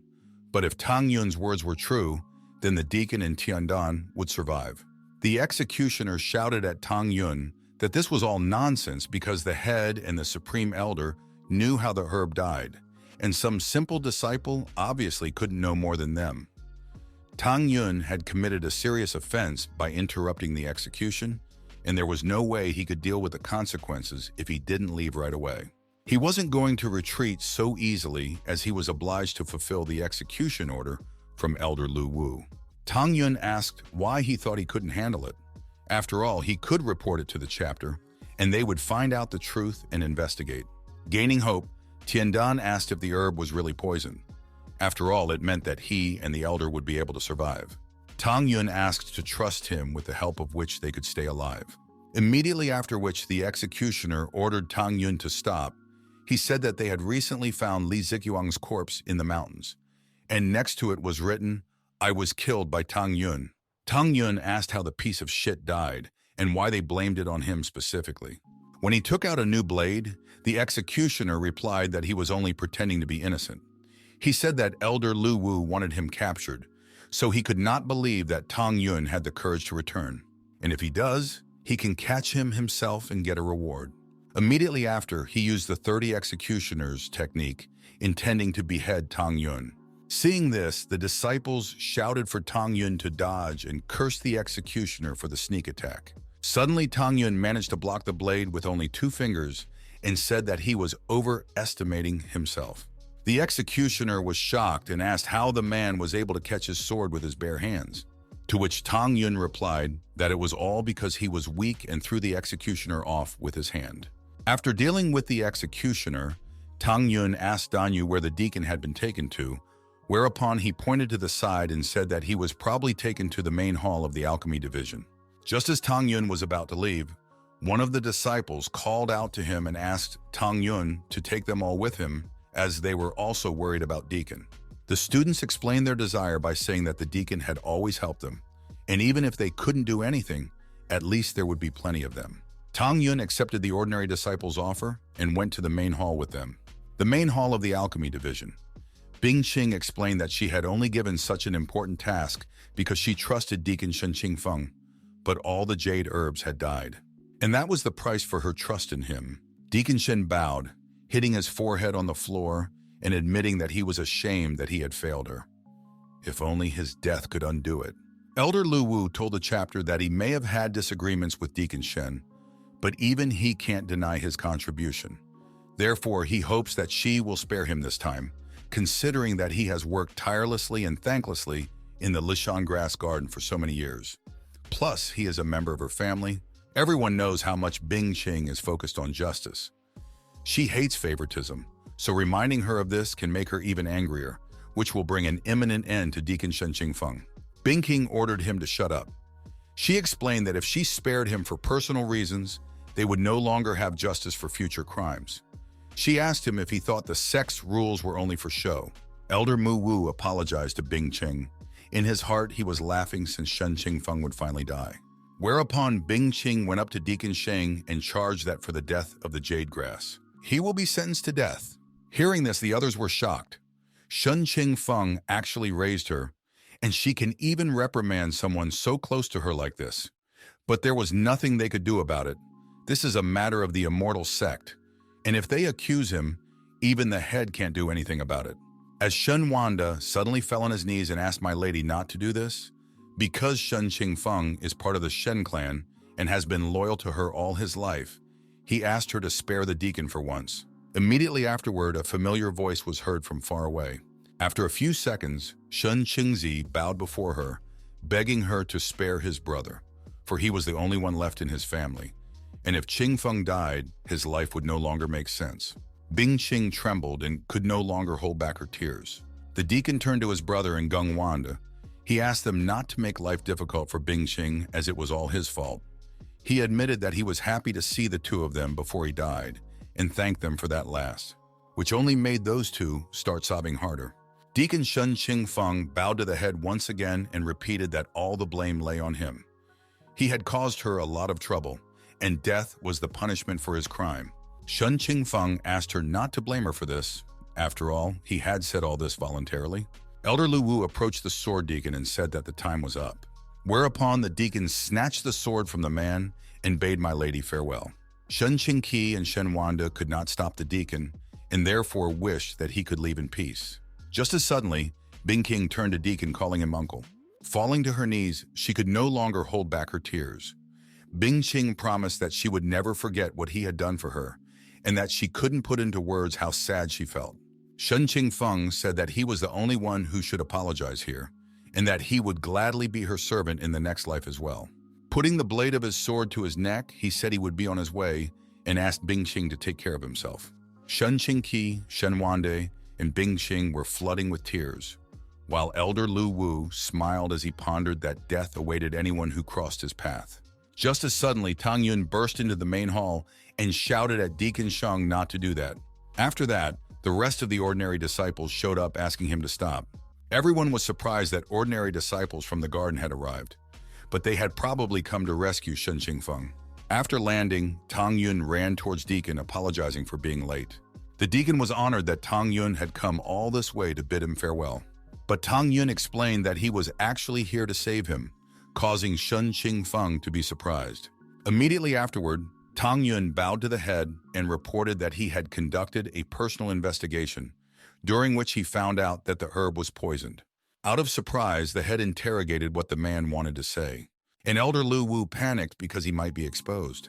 Tang Yun explained that the culprit was a mere disciple, and that the crime was probably committed to get rid of Deacon Shen. The poisoner may have had other moments, but at the moment, he is among them. Shen Qingqi asked what he was talking about, and asked him to shut up before things got worse. Elder Lu Wu asked Tang Yun how dare he say such nonsense, and imply that there was a traitor among them. Or is he trying to tell everyone that they are not united?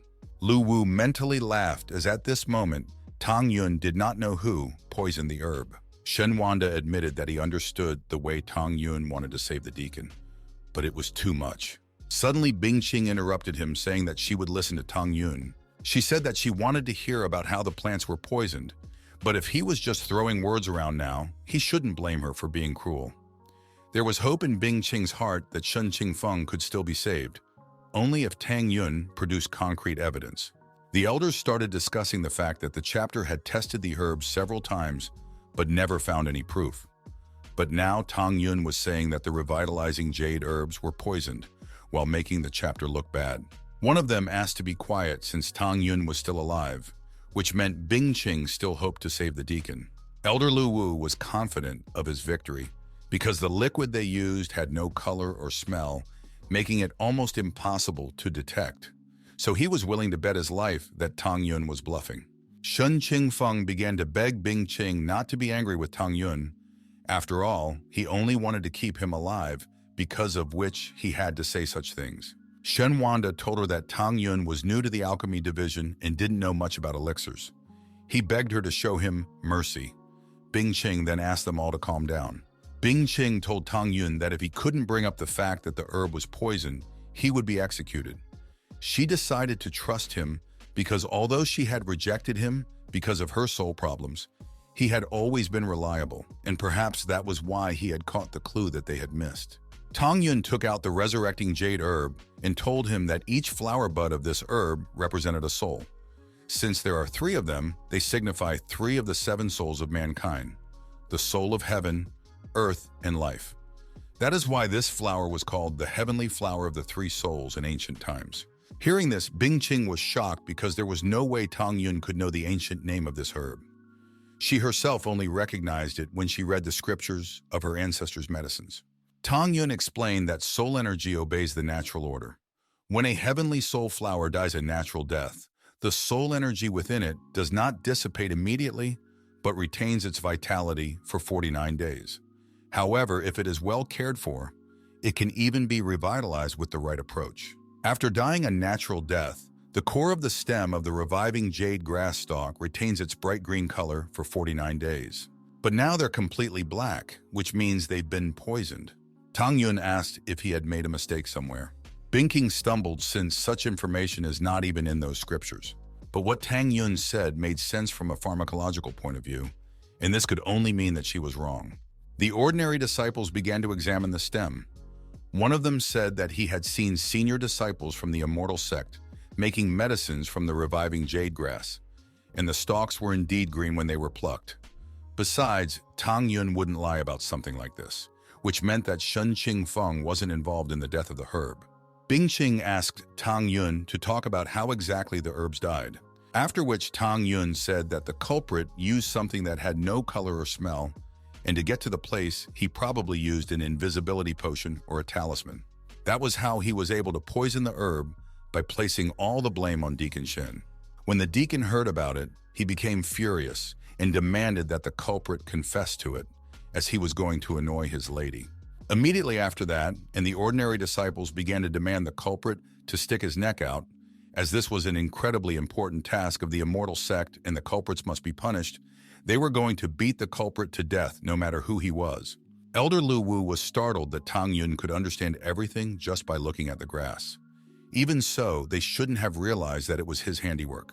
Frowning, Bing Qing said that if it was just like Tang Yun said, the perpetrator will meet an imminent doom. Tang Yun said that he had proved everything and asked if that meant that Deacon Shen Qingfeng was free. Bing Qing accepted Tang Yun's argument and said that the deacon was free to go. after which she bowed and apologized deeply to her uncle. But the latter asked not to blame herself because she had nothing to do with it, and all the blame lies with the perpetrator. The surrounding people were happy that Tang Yun was able to save the deacon and gave praise to the gods for it.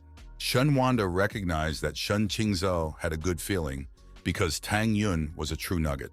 And besides, he was sure that this was just the beginning, and Tang Yun would still be able to prove himself. Bing Qing handed over the authority to investigate to Shen Wanda. Immediately after, he said that he would gather 3,000 sentient beasts and investigate the Lingshan garden. They had very strong instincts, and if the culprit was near the jade grass that was coming to life, he would definitely find him. Bing Qing was satisfied with what she heard and said not to put it off for later. She then summoned Tang Yun and Shen Qingfeng and ordered the rest to wait for the results of the investigation. If anyone dared to run away, they would be executed on the spot. Elder Lu Wu was worried because he might be found out if the investigation was successful, so he decided to make preparations. Once everyone had dispersed, Bing Qing told Tang Yun that it was only because of him that the execution didn't happen today. But she wonders how he knows so much about this herb. Tang Yun bowed and said that his family owned an ancient scroll that had information on several kinds of elixirs, including the revitalizing jade herb. Although the reviving jade grass was actually a low-grade grass, his courtyard was full of them in the upper world because they were ornamental plants. Realizing what the matter was, Bing Qing said that once they clarified who the culprit was, she would make sure he was rewarded. But for now, he could go. After which, Bing Qing went up to her uncle and said that Tang Yun was a good person since he didn't hesitate to tell her all this for the sake of saving him. Shen Qingfeng told me that Tang Yun was not only good, but also strong. A few days ago, a disciple of the 12th elder, Li Zian, came to their garden and started making a commotion. But Tang Yun killed him in a fair fight. In terms of strength, he is definitely capable of being among the top 300 among the 60,000 disciples. So leaving him as a mere disciple is somehow not fair. He once again suggested removing the stigma of being a mere disciple from Tang Yun, since Milady had already changed her opinion of him, and this might be the perfect chance. But Bing Qing asked him to forget about it, because even being strong, there was no way he would be able to enter the soul perfection realm, causing everything to be in vain. Shen Qingfeng wanted to challenge her words, but he couldn't from what he could only sigh. Bing Qing revealed that all she was hoping for right now was for Head Tang's health to improve. After all, if the situation worsened and they tried to obtain the revitalizing jade grass, they would find out that it was lost and there would be a disaster. Shen Qingfeng said that Head Tang will definitely recover since she has always been lucky. The next day, the disciples and the elders were discussing whether the 6th elder would find out who had poisoned the herb. After all, they were already eager to beat the crap out of him. Among them, Elder Lu Wu looked at the pill in his hand and pondered that he would have to eat the memory cleansing pill if Shen Wanda really found out who poisoned the herb, and then the head wouldn't know anything even if he conducted a soul scan. Just as suddenly, Shen Wanda ran into the hall shouting that he had found out who the culprit was. Bing Qing immediately hurriedly walked over to the 6th elder and asked who the poisoner was. Shen Wanda reported that a few days ago, a disciple of 12th elder Li Jiquan was suddenly found dead 200 miles away from the garden. After investigating, all 3,000 soul-smelling beasts determined that the one who had poisoned the refining jade grass was Jiquan. Bing Qing was angry and asked the 12th elder how he was going to explain himself. After all, Li Jiquan was exactly his disciple. Elder Lu Wu fell to his knees and begged the lady not to be angry, as he was to blame for not being able to spot the trickery in his disciple in time. And the thought pissed him off. He felt he had failed her. Just as he was about to talk about how much of a haul he was, a copious amount of blood spurted from his mouth. The people around him were surprised at how angry the elder was that he was spitting blood, and they couldn't believe that someone like that could come out from under his wing. Tang Yun found it strange that there was a medicinal smell coming from the blood. This smell reminded him of a memory-erasing pill. This indicates that it was on the order of the 12th, Li Jiquan poisoned the herb. After all, he and the deacon have a bad relationship with Lu Wu, and to avoid soul scanning, he ate the pill.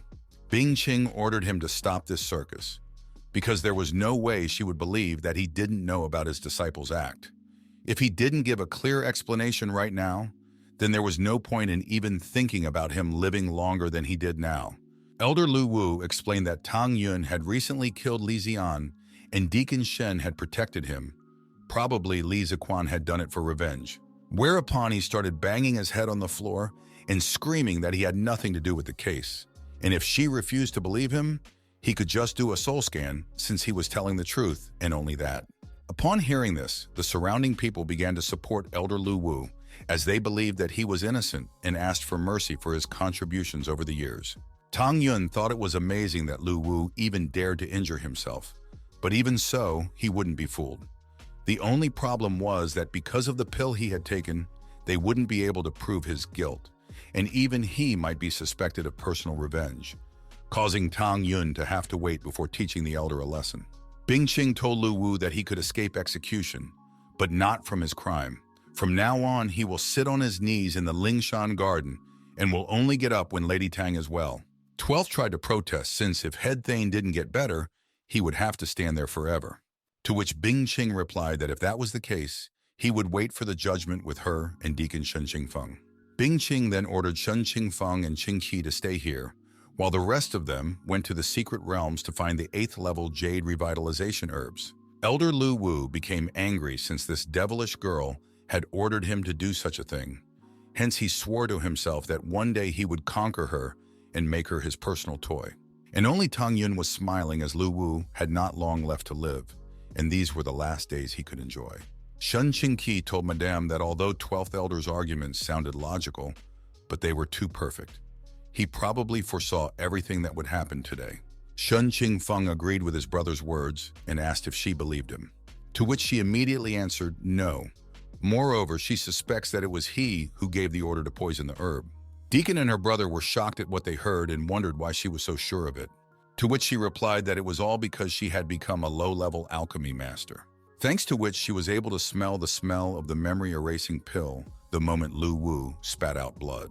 At this moment, Shen Qingfeng couldn't help himself and started yelling at the bastard, for this explained why he was trying so hard to help him, since he was actually behind everything. Shen Qingzi asked Madame why she wouldn't arrest him if she knew the truth. Bingqing replied that it wasn't that simple, because Lu Wu had swallowed a memory-erasing pill, and his father was the 4th elder of the immortal sect, so they couldn't touch him. So all they can do is wait for an opportunity to deal with him. Shen Qingqi agreed with her words, and Shen Qingfeng said that no matter what, her breakthrough to a low-level alchemy master was already great news. She could now officially become an elder of the immortal sect. But Bingqing told him that it wasn't the most important thing right now, because if the immortal sect found out about Weed's death, she would be held accountable, which meant that not only could she lose her status, but also her life. Shen Qingzi tried to reassure Madame, but she said that everything was fine and that they could leave. After which she added that she wanted to be alone and they parted ways. Left alone, Bingqing began to cry. Trembling, she begged her mother from heaven to help her to through all this. After all, she could only avenge her if she joined the immortal sect. As suddenly from behind her, she heard a nasty laugh. Turning around, she saw the 3rd Alchemy Division Elder from the immortal sect, Zhou Wuyun. Bingqing apologized for not greeting him properly, as she didn't know he was here. Zhou Wuyun grabbed her hand and asked her not to be so polite to him. After all, he had never seen her as a junior. Hearing this, Bingqing pulled out her hand and asked the elder to keep her cool, or else she would report this to Head Tongue. The old man got angry because of her refusal and told her that thousands of girls get into bed with him, but he wants to be only with her, so he wants her to know her place and not to regret it afterwards. Bingqing said that she only saw him as an elder and turned away about to leave. Immediately after, the elder pulled out a token and ordered her to stop since he hadn't let her go yet. Seeing this token, Bingqing was surprised and at the same time angry since she couldn't contradict this order. She had no choice but to bow to the elder and wait for his words. Zhou Wuyun reported to her that Elder Tang's condition had worsened, and they, the immortal sect's alchemy elders, had decided to develop a soul recovery pill in a month, and by then they must gather a 7th level ice orchid, a 9th level Solian ice lotus, and 1 3,000-year-old flame spirit herb. Bingqing couldn't resist and was forced to accept the order to gather herbs. After which, the elder added that after a month, he wished to see the revitalizing jade grass he had instructed her to grow. If the elixir is not ready, delaying the processing of the cure, even hundreds of deaths will not be enough to atone for her crime. As soon as Elder Chu left, Bing Qing fell to his knees and started sobbing again, asking her mom what she should do. Meanwhile, in the grass garden of Lingshan, Tang Yun watched Lu Wu and pondered over the fact that the latter was not the weakest among the elders. Yet he was sitting on his knees like this in the middle of an open field. If he tried to kill him, no one would even notice it. But unfortunately, there's nothing he can do about it now. Tang Yun asked Danu if there was something similar to the space-time tower in the alchemy division that disciples could enter to cultivate. Tang Yun had a lot of flame and wanted to become stronger as soon as possible. To which Qiandan replied that the spatial towers were 1,000 miles away in the giant martial arts arena in the east. Except that none of the ordinary disciples had ever gotten there. Tang Yun wondered why this was so. Were they not allowed to do so? But Qiandan immediately rejected it and said that the price of entry was worth 50,000 low-level spirit stones. Other alchemy disciples can earn money by refining the elixir, so it's nothing to them. But ordinary students like them don't have the money. Tang Yun assumed that Qiandan had already been at his cultivation level for quite some time and offered him a ring of spiritual stones so that he could go to the tower. To Tang Yun, this sum was nothing, but it would change Qiandan's life for the better. But the latter immediately began to refuse the ring. After all, Tang Yun had already helped them too much already. Tang Yun ignored Qiandan's refusal and put the ring into his hand. Immediately afterward, he took off and warned that he was going to the martial arts arena. Qiandan squeezed the ring with a trembling hand, and tears showed from his eyes. He couldn't put into words how grateful he was to Tang Yun. Flying towards the arena, Tang Yun pondered over the fact that he couldn't help everyone. But if he could help the people around him, he would give them a helping hand so that they could live a better life. An alchemical martial arts arena. The disciples gathered at the arena were furious that there were always seats for the 12th Elder's disciples in the towers, but never any seats for the other disciples, and there was nothing they could do about it.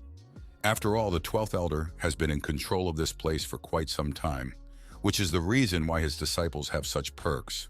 One of the disciples told the others that it was rumored that the 12th Elder had been punished and was kneeling in the Lingshan garden, and that Tang Yun had contributed to all of this. Immediately after which, another disciple remembered that it was Tang Yun who had killed Li Zian. Because of what happened, the disciples of the 12th are already looking for Tang Yun. Meanwhile, Tang Yun arrived at the arena with the hope that he wouldn't have to face any trouble today. Just as suddenly, one of the disciples noticed Tang Yun. Pang! He started to scoff, as no one expected to see a mere disciple in a place like this. Hearing this made Tang Yun frown, as people like this kept pestering him. Pang! He called the mere disciple a weakling and said that he had heard about how Tang Yun had killed Li Zian, so he wanted to know how Tang Yun had done it. If he liked the answer, he was even willing to thank him. Otherwise, he would break his legs. Hearing this, the disciples became angry, as Pang He was once again pestering the disciple. He was flaunting his status as the third elder's nephew, and almost everyone here had encountered this kind of thing. In their opinion, this ordinary disciple had been collecting spiritual stones for years, and he had the misfortune of bumping into Pang He right away. So he had better forget about entering the tower, otherwise he would be killed and robbed. Tang Yun asked Pang He if he was addressed as weakling. He replied that it was so, for he was a miserable simple disciple, and they were all weaklings.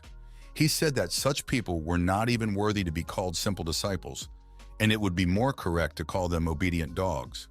So if he could amuse him, he might give him a bone. Tang Yun walked closer to the one and said that he wasn't here for that. Immediately afterward, he punched Pang He in the face, shouting that he might kill him instead. The disciples were shocked as a mere student dared to hit Pang He.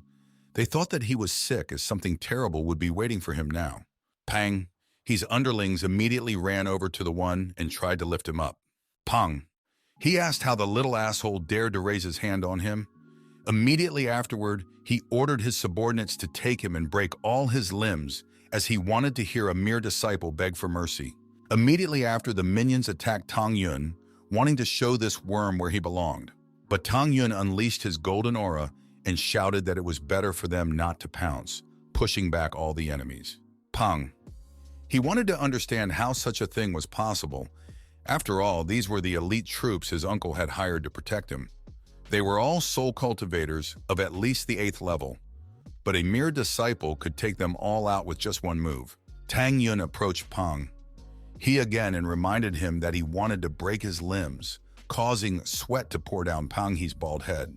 Pang He fell to the ground and began to beg for mercy, whereupon he warned that his uncle was the 3rd elder, and if he dared to harm him. Tang Yun was not going to listen to the threats any further and punched Pang He in the face while calling him trash. Rising up, Pang He asked the mere disciple who he was, to which the latter replied that his name was Tang Yun and that he was waiting if the latter decided to take revenge. He felt that these children of cesspit were not even worthy of his time. The disciples couldn't understand why this ordinary disciple was acting so confidently, but now everything was falling into place. In addition, Tang Yun was indeed incredible, as he had dealt with Pang He and his guards. But his arrogance might play a bad joke on him, as he wouldn't be able to break through to the soul refinement realm, the Hall of Fees for the use of the space-time tower. Duanzhen pondered on the fact that Elder Lu Wu now had to bear his burden in Lingshan Garden, and therefore he should inform his father about it, because the latter is the 3rd elder of the immortal sect, and he should help his son. For Tang Yun killing Li Zian, Duan wasn't going to let the latter live his life in peace. Walking into the assembly hall, Tang Yun discussed with himself that cultivating for 3 days in ordinary space-time towers was equivalent to 1 day outside. But that was too little for him. Ideally, he would like to enter an advanced tower, except he didn't know how he could get there. Hearing the disciple, Duanzhen introduced himself to that disciple as the deacon of the assembly hall. And since he was seeing him here for the first time, he could ask him any questions he wanted. Tang Yun introduced himself to the deacon and asked how he could get into the improved tower. Upon hearing the disciple's name, the deacon was shocked that he had come to him so quickly. Seeing the deacon's reaction, Tang Yun asked if he knew his name. He hoped that this person was not the kind of person who would cause him trouble. The deacon coughed and rubbed his head, saying that he had heard of his power, but now he had managed to meet him in person, and as he could see, the rumors did not do him credit. Tang Yun acknowledged that he was pleased to hear such a thing from the deacon and asked again how he could get into the improved tower. Tang Yun replied that it was unfortunate that Tang Yun had come at a bad time, as such towers were opened every 3 months, and the next one was still 45 days away. If Tang Yun only wanted to go there, he would have to leave. Tang Yun said that in that case, he would go to an ordinary tower and asked what he needed to do so. To which the latter replied that luck had not overtaken him this time. For in an hour's time, the disciple called Ye Ling would finish his session in Tower 666, and if Tang Yun paid now, he could go there. Tang Yun thanked the deacon and holding out the ring said that he wanted to practice for 18 days, after which the latter said that was enough and let Tang Yun go. As soon as he stepped back, Duanzhen contacted Ye Ling and ordered him to stop training since he had a chance to stand out. After which he said that Tang Yun was coming to him and that the 3rd elder wanted to get rid of him. The deacon said that he had sent Tang Yun specifically to his tower and ordered him to come out in an hour, after which he would find a reason to kill Tang Yun. Ye Ling accepted the order and said that Tang Yun wouldn't stand a minute against him. Duanzhen was satisfied. After all, Ye Ling is the 3rd elder's personal disciple, and he is even stronger than Li Zian. An hour later, the tower door opened and Ye Ling stepped out. Immediately after that, the disciples began to congratulate him for completing the session, because now he was strengthened and could probably enter the top 150 strongest in the alchemy division. In addition, he had the soul of lightning and wind and a very high talent, so he was considered a genius. Ye Ling thanked the disciples for their kindness, right after which he noticed the person who is probably Tang Yun, which means he needs to find a reason to fight right now. Only when he saw Ye Ling did Tang Yun realize that this was another troublesome disciple that he didn't even want to see anymore. But that wasn't important now. Now he needed to enter the tower and ignore this disciple. Ye Ling walked up to Tang Yun and called him a bastard and asked him what he called him behind everyone's back. Tang Yun asked what the man meant, for he remained silent. To which Ye Ling replied that he heard what Tang Yun was muttering to himself. When everyone was congratulating him, he called him trash. The disciples immediately began to chatter as no one had heard such a thing, but they all agreed that it was because Ye Ling was in a higher realm. And besides, an ordinary disciple would never be able to do anything to their brother. Tang Yun asked what kind of nonsense he was talking about. He thought that he was another Lu Wu disciple, and it seemed like he knew who he was and wanted to get himself in trouble.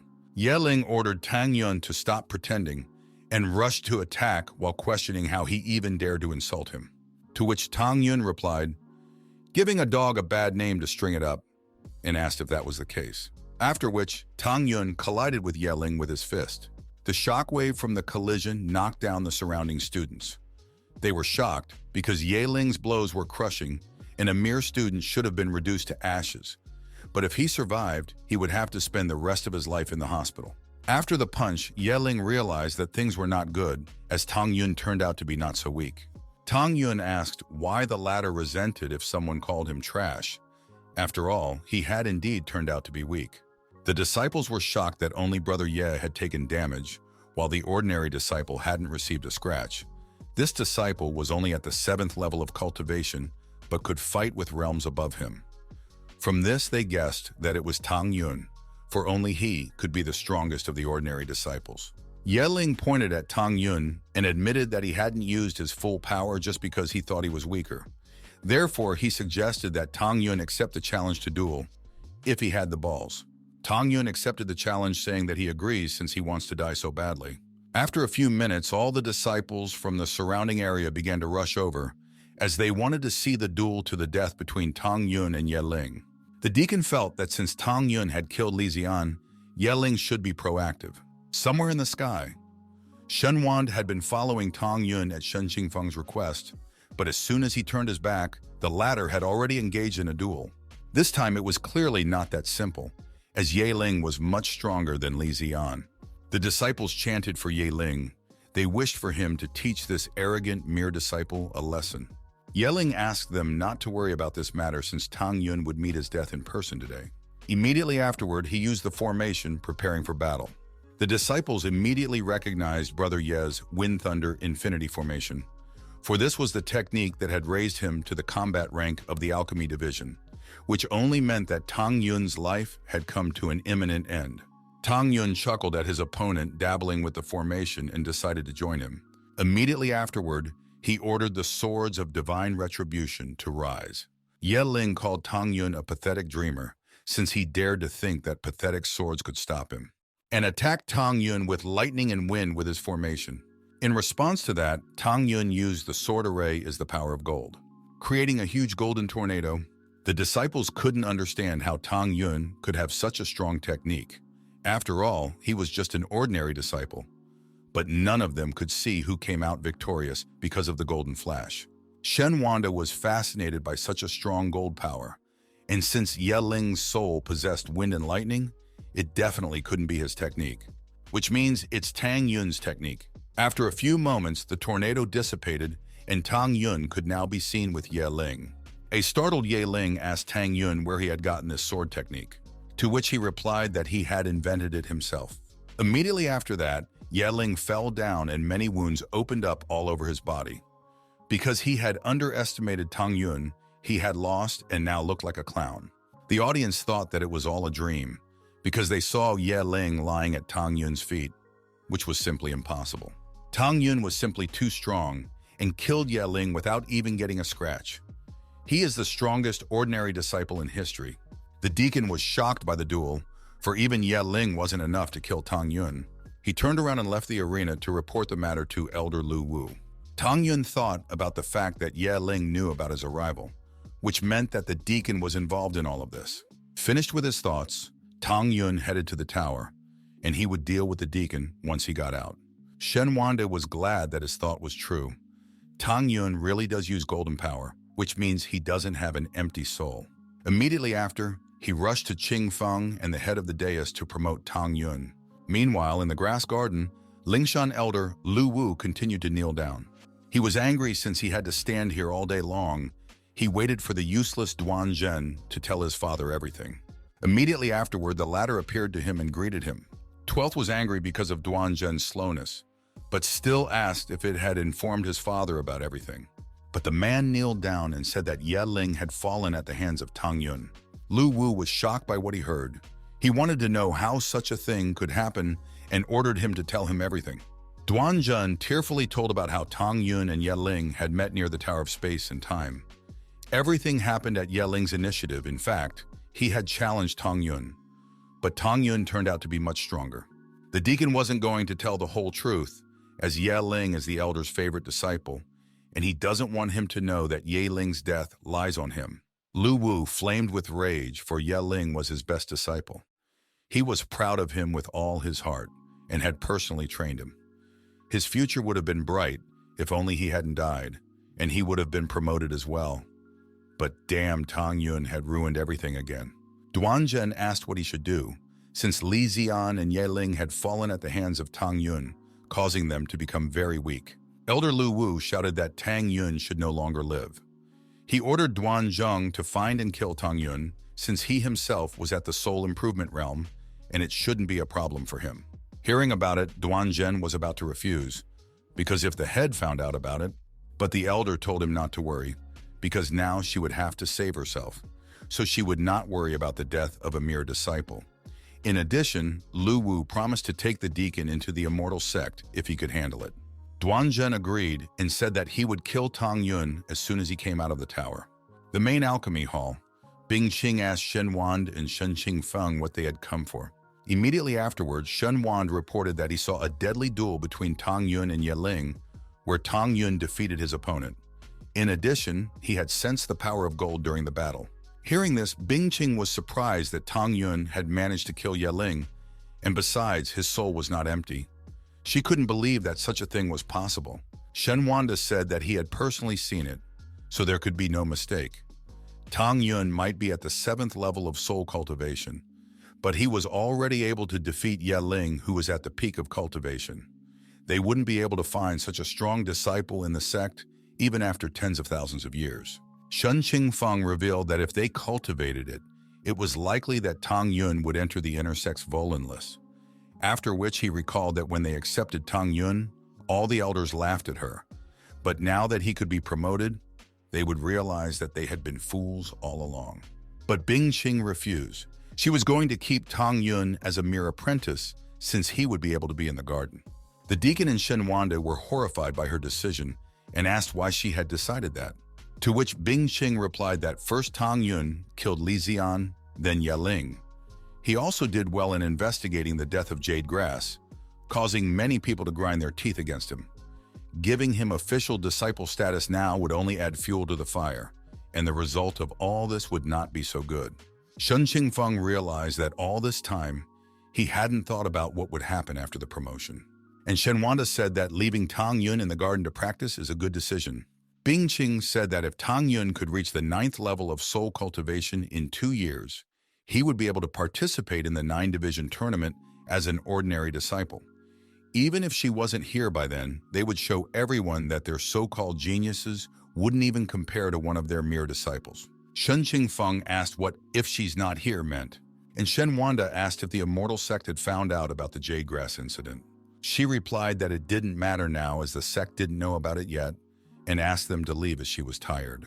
Once they left, Bing Qing sighed, after which she said that the deadline will come soon, but they still don't have the elixir that the immortal sect requires.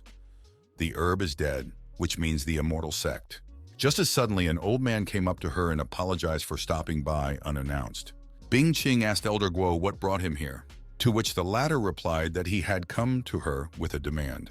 His son Guo Long was killed by someone a few days ago, and they finally found the assailant's scent leading to her mountain.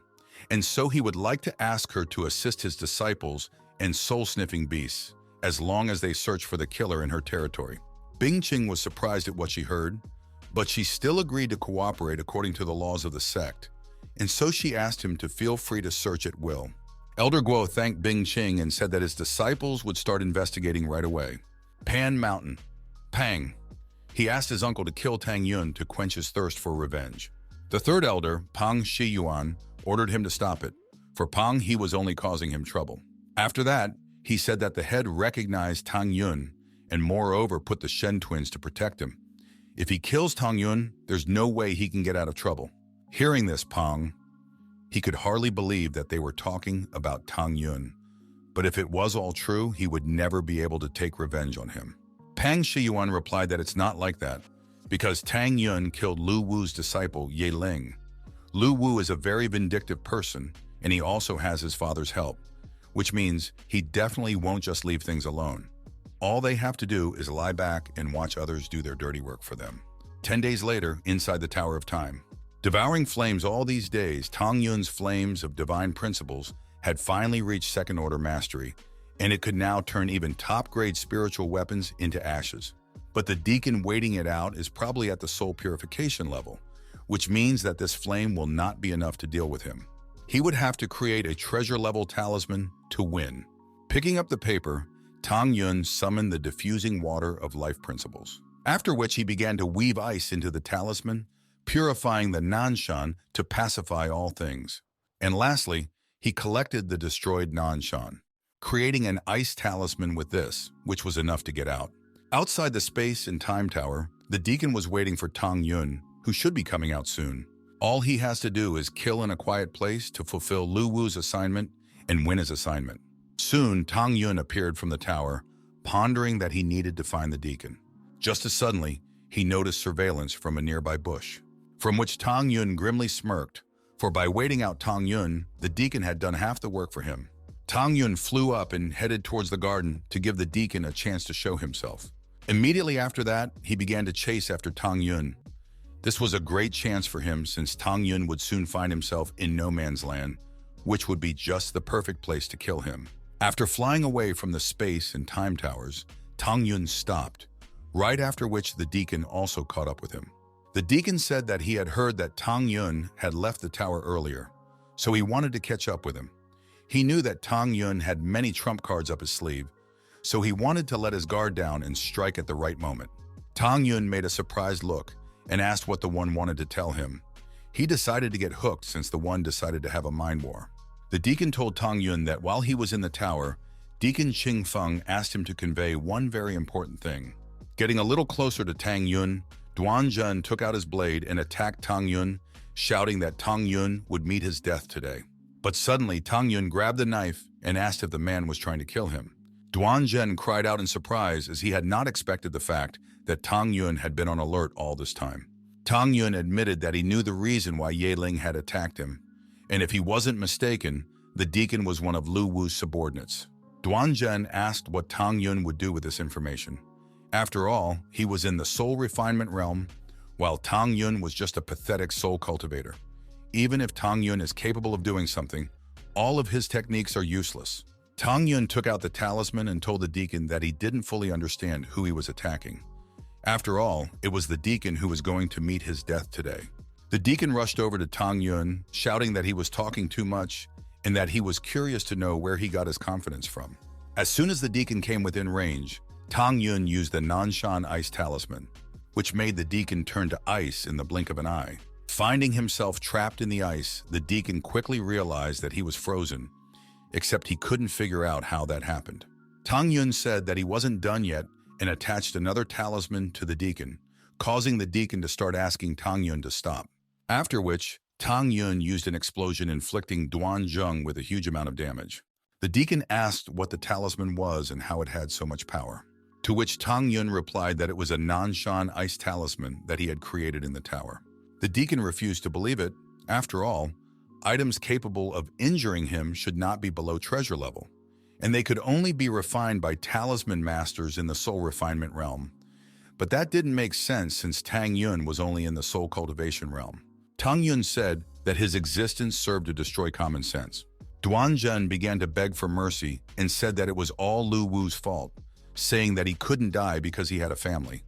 But if Tang Yun spared him, he would become his servant and help him deal with Lu Wu. And then he admitted that he had always hated 12th and that with his help, Tang Yun would be able to deal with him. Swinging, Tang Yun shouted that he didn't need help to destroy trash like Lu Wu. Immediately after which, he flattened Duan Zhen's head. At the last gasp, Duan Zhen wondered why he had attacked Tang Yun. After dealing with the next assassin, Tang Yun said that he was first attacked by Li Ziquan, followed by Li Xian, Ye Ling, and Duan Zhen. Lu Wu had acted too brazenly to kill Tang Yun, so Tang Yun would never spare him. After a while, Tang Yun arrived at the interior work market. He pondered on the fact that to kill Lu Wu, he needed to become stronger if he wanted no one to know about it. He then turned his attention to the Huanfu Chamber of Commerce he was passing by. There's supposed to be a public auction at the Huanfu Chamber today, and rumor has it there will be many treasures, including top-quality flames. Even though he needs them, he needs to get the spirit stones before he does. The people in the chamber were arguing as the bulletin board was covered with strange advertisements. The reward for the jade herb was 100 times its market value. In addition, the rewards for the turtle's breath ice orchid, stone lotus solian herb, and flame spirit herb were also overpriced. With such rewards, obtaining even one of these herbs could provide them with the rest of their lives. Seeing the resurrecting jade grass, Tang Yun immediately realized that these advertisements were put up by Shen Subing, which meant that he could take all these rewards for himself. Tang Yun greeted the seller and asked about a magic item capable of hiding aura. The higher the grade, the better. The salesperson pointed to another room and explained that all merchandise of a similar level was in the VIP room. After a few moments, Tang Yun walked out, wearing a new outfit. He thought that this gauzy, ghostly breath gauze hat was pretty good, and that even Shen Subing wouldn't be able to see Tang Yun's identity through it. Tang Yun tore off one of the flyers and asked to tell the buyer that he was ready to make a deal before the auction opened. A few minutes later in the Great Hall, Bing Qing was in high spirits as she was informed that she had found the seller of the herbs she was looking for, and so she ordered that someone collect her as many spirit stones as possible. After a while, Tang Yun could no longer wait for Bing Qing as the auction would already start soon. Just as suddenly, Bing Qing entered the room and immediately asked if he was the seller and where the goods were now. Tang Yun asked her to take her time and waved his fingers, causing the door behind Shen Subing to close. After which, Tang Yun asked her to sit down since they needed to discuss everything. Bing Qing asked if he was a member of the immortal sect since he could provide such a valuable item. She asked this question since these rewards had been hanging around for a long time and no one could provide her with the goods she needed. Someone with such capabilities must definitely be from an immortal sect. Just as suddenly, Tang Yun angrily slammed the cup against the table. Afterward, he released some spiritual energy and asked if she really wanted to know about it. Shen Subin bowed and said that she didn't want to, she was just curious. Feeling his spiritual power, Subin realized that the person in front of her was much stronger than the elders of the immortal sect, which meant that he could only be. Just thinking about it, she immediately rejected this option since he might not even be from the immortal sect. Tang Yun advised her not to poke her nose into other people's business, as curiosity could kill, then asked if she had brought the spirit stones. Immediately afterwards, she handed him a spatial ring and said that her ring contained 7 million high-grade spirit stones. This should be enough for several goods. After hearing about the stones, Tang Yun said that there were things they needed to talk about, namely that he didn't have the resurrecting jade grass, and the rest too. Hearing this, Subin lost her composure and demanded an answer if he was joking. He took the poster, but he's got nothing. She is the head of the inner sect, and she doesn't care how strong he is. She said that if she doesn't get a clear explanation now, Tang Yun asked her to watch her tone, and releasing his spiritual powers, warned that she was in no position to threaten him. Only after feeling the aura did Subin realize how weak she was compared to the stranger. She didn't stand a chance. As suddenly Tang Yun began to tell him that her glabella was purple, the beginning of her eyebrows and the area directly under her eyes were colored black, and the pulse at the corners of her mouth was faint, causing him to conclude that she had overworked herself a lot recently and her heart was anxious. That's why he advises her to sit down and discuss it calmly, because if she continues to be angry, her weakened body won't last 7 days. Shen Subin was shocked by what she heard and asked how he was able to see all of this. Just by looking at her face, he was immediately able to tell everything about her condition. His ability in medicine was far beyond what she could imagine. Tang Yun said it wasn't that hard and asked her to sit down to discuss the reward. He was going to break down her defenses with the carrot and stick method. He thought she saw him as an unearthly cult master at the moment. Now that he'd taken the initiative, it would be easier to talk.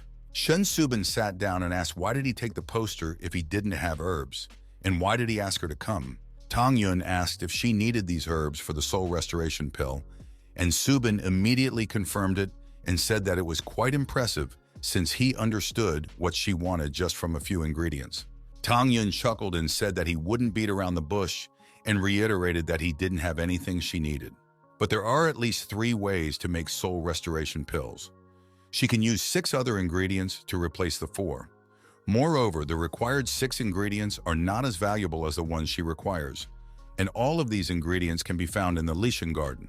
When Subin heard about the substitution, she thought about it and said that according to the elder, the 4 ingredients were the ones needed, and the revitalizing jade herb should be used to improve the pill.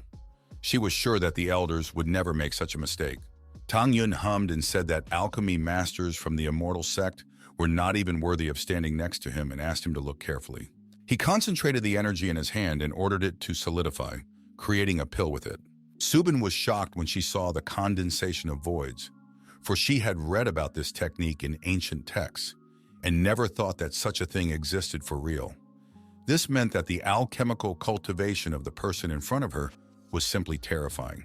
Tang Yun asked if she believed him now. Immediately afterwards, she bowed and said that she believed that his abilities were on a different level, and the fact that she didn't trust him proved her arrogance. Tang Yun said that it was just nothing, and it wasn't the first time something like this had happened, and handed her notes on the ingredients she needed and what to do with them. He thought about the fact that if she only knew that the man she calls master and the mere apprentice she treats with contempt are the same person, she would go into a stupor. Shen Subin thanked him and said that she had one more question for him. The alchemical ability and cultivation of the person beside her was simply astounding, and so she thought of being by his side. Without thinking long, Tang Yun agreed to listen to her question. Immediately afterwards, Shen Subin knelt down and bowed her head and asked him to take her as his disciple, as she strongly wanted to become a strong alchemy master like him. From such a desire, Tang Yun's eyes almost flew out of his orbits. Shen Subin revealed that she is only 20 years old, but not too long ago she was promoted to a lower-grade alchemy master, and although she knows that her talent is in no way comparable to his, but she is still considered one of the strongest in the Huangfu sect. In addition, she has superior talent in both time and space. She promised that she would never dare betray him if he took her as his disciple. Tang Yun said that there must be many people willing to take her as a disciple since she was the head of the alchemy division's inner sect, and so he wanted to know why him. Shen Subin said that she wasn't going to lie to him. In trembling, she began to tell him that she has an enemy in the alchemy division who was in a very high position. She wishes to take revenge on him, but she can only rely on herself for that, and that's why she wants to become his disciple. After realizing what the matter is, Tang Yun agreed to take her as his disciple, but he has 3 conditions. He decided to accept her since he is only a disciple of the alchemy division, and if she is his disciple, he will be able to advance much faster. Shen Subin agreed to fulfill any 3 conditions just so they could help her get revenge. Hearing of her determination, Tang Yun said about the conditions. Firstly, when they are alone, she must call him master, but when someone else is around, she must not do anything without his permission. Secondly, she must not try to find out who he is or what he looks like until he decides to say so himself. Third, she recognizes him as a mentor, which means he must give her a gift. However, she can't be his disciple for nothing. From now on, she must pay 1 million first-grade spirit stones every month for 3 years. Upon hearing this, Shen Subin could not immediately believe this condition. Tang Yun stroked Subin and called her silly, and began to explain that he didn't really need the stones, but that this was just her way of paying homage to him. Inwardly, Tang Yun laughed as he was having fun joking around with her. Afterwards, he admitted that he had only recently come down from the mountain, which made his wallet a little tight, so he asked her to give him all the spirit stones as he needed quite a few. Shen Subin said that the few rings in her purse contained 23 million spirit stones, in addition to the 7 million first-grade stones she had taken for merchandise. The total comes to 30 million. Tang Yun said that he was very grateful to her, and quickly snatching all her savings, added that this would be her payment for 3 years. Shen Subin asked to keep some since it was all she had. Tang Yun asked her to ignore all these materialistic things as she would have no problem with the stones as long as she was his disciple. After which he took out a ring as a gift for his apprenticeship. After receiving the ring in return for all her money, Subin began to cry. Tang Yun smirked and asked her to look at this ring with divine sight since it wasn't an ordinary ring.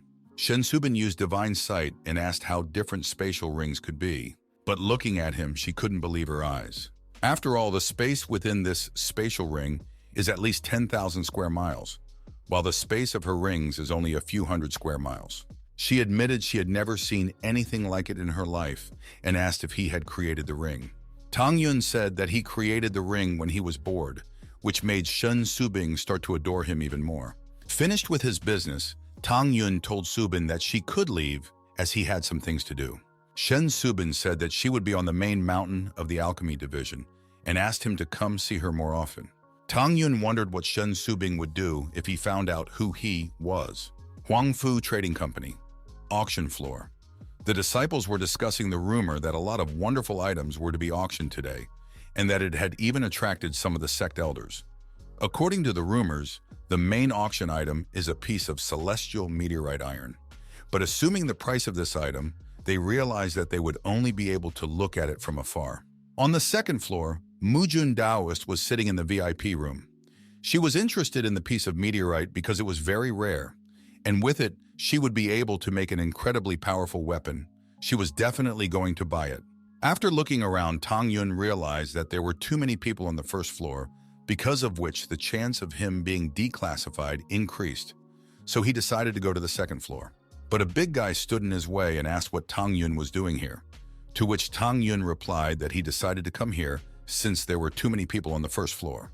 The big man asked Tang Yun to look at himself, after which he explained that the second floor was only for the elders of the inner sect, and the person in front of him was not one. Tang Yun asked what the man would do if he was going to go up anyway. Letting the steam out of his nose, the big guy ordered Tang Yun to get out while he was in one piece. But in the very next moment, Tang Yun forced him to face the wall. The big man asked Tang Yun how he dared to hit him, to which the latter replied that he had encountered a man capable of looking at others only with insight. Because of the noise, the visitors started to get angry because of the buffoonery. After all, the Huangfu Chamber of Commerce has a reputation. But even so, not too long ago, a cultivator in the soul refinement realm got drunk and made a commotion here, after which he was kicked out of the venue. He didn't have the guts to say a word, and he even came back with compensation. Hearing the commotion, Tantai Junda arrived at the scene of the battle. The big guy reported to him that the guy in black clothes was trying to go up to the second floor. He tried to stop him, but he hit him, so he would like Jungda to bring him to justice. Tantai Junda demanded an explanation from Tang Yun for daring to attack someone in the trading hall. Immediately after which, Tang Yun was surrounded by 4 bouncers. Tang Yun explained that he wanted to get to the second floor, but the big guy started insulting him, which was pretty bad publicity for a Huangfu trading company. The big man snapped back, saying that the second floor was for elders only, and that he was just doing his job. After which, Tantai Junda also confirmed that they have a similar rule. Moreover, he knows every elder of the inner sect, and judging from the fact that the intruder is hiding his identity, he is not an elder. Tang Yun confirmed that he was not an elder, after which he added that he was Shen Subing's teacher, and therefore he had thrown her identification token. Her token was in one of the spatial rings she had given to him. Taking a look at the token, Tantai Junda was convinced that it was indeed a Subin token, which meant that the stranger was not lying to him, since an ordinary person would not have such a token. The big man called Tang Yun a fool and said that the head of the alchemy division had no teacher. He asked my lord to just give an order, and then he would throw the intruder out. Just as suddenly, Tantai Junda punched the big man and ordered him to shut up. The big man asked why the man was doing this to him, to which Jund replied that the man had no respect for their honored guests, and that he should be thankful that he had only been hit. He then ordered the man to be thrown out of the Huangfu Trading Company as he no longer worked here. As he was being carried away, the big guy tried to figure out if the stranger could really be Bing Qing's mentor. Holding out the token, Tantai Junda apologized to Tang Yun for what had happened and promised that something like this wouldn't happen again. Tang Yun snatched the token and said that it was fine, after which he asked if he could now go up to the second floor. Tantai Junda said that he could go up and offered to personally escort him out, but Tang Yun refused the old man, saying that he could go up himself. After examining the token, Junda was convinced that it was real, but he wondered if the head of the alchemy division really had a mentor, so he decided to send someone to the alchemy division to make sure. The visitors who watched the altercation were shocked that the stranger was able to walk to the second floor after hitting the Huangfu Chamber of Commerce member, and even their deacon behaved very respectfully with him, which only means that this person is very powerful. Looking at Tang Yun, Muyun Daoist thought that he seemed familiar to her. Walking to his room, Tang Yun tossed a spiritual stone to the chamber member and asked the member to tell him what the auction would be today. The chamber member said that the items this time are better than usual, namely the 1,200-year-old heart flower blood spirits and the top-grade treasure, the purple sea ghost flame. The last treasure, on the other hand, is a heavenly meteoric iron, but he doesn't know what grade it is. Tang Yun agreed that the goods were indeed very interesting. The violet sea ghost flame could help him improve the ice flame of life principles, and if the meteoric iron was of the right quality, he could use it to create a divine sword for his divine slaughter of life principles. Tang Yun asked if he could name which of the elders was currently in the hall. The chamber staffer said no, as he would be screwed if the elders found out about it. Tang Yun took out a pouch and explained that it contained 10 supreme spiritual stones, and that he would give them to him or whoever else would tell him everything. Immediately afterward, the employee snatched the pouch with the words that this was what he was here for, and therefore there was no need to even ask. After which he whispered that everyone except the head of the alchemy division, Bing Xing, was here. Tang Yun asked the employee if he knew where the Sacred Soul Taoist was. Not long ago, Ling Hu Kanghe had sent men to kill Tang Yun when he was on his way to the inner gate market, and he was going to take revenge on him if given the chance today. The staff member said that the Sacred Soul Tao was in the third room to the right of this one, whereupon Tang Yun said that one could go. With his hat down, Tang Yun told Sangha that he was going to have fun today. Taking the stage, Tantai Junda thanked everyone for attending and announced the start of the auction. The first item is a set, a top-grade flying sword with light attribute. The strength of the three of them combined would be comparable to someone at the peak of the soul refinement realm. The starting price is equal to 100,000 top-grade spirit stones. Seeing such a dainty lot, the disciples immediately began to raise to 120, 150, and one of them wanted the sword so much that he bet 200,000 at once. Ling Hu Kanghe was interested in these swords as they were really good. Even though he wouldn't need them, they would be a great gift for a disciple. And so he upped the ante to 250,000. Realizing that the elder also needed these swords, the other disciples decided to abandon their hopes of buying them since it was clearly not worth it. Ling Hu Kanghe knew that only other elders would be competing with him now, hence he was curious about which one. Since no one else was betting, Tantai Junda started counting down to 3. But when he counted to 2, the guest from the VIP room raised the bet to 300,000. The disciples were surprised that someone else decided to buy these swords, as they were clearly not worth the current price. Ling Hu Kanghe was curious as to why the head was fighting over these swords. Either she was doing it on purpose or she really needed them. But since he wasn't going to just hand them over, he put up 350,000. Tang Yun immediately parried, betting 400,000. He was going to soak this bag of bones to the ground. Since no one would raise Tang Yun's bid, Tantai Junda started counting down to 3. Ling Hu Qianhe wasn't going to continue, as 400,000 was already quite a large sum for such swords. Suddenly, from one of the VIP rooms, someone asked Ling Hu if he had run out of money, or if he should gift these swords to him.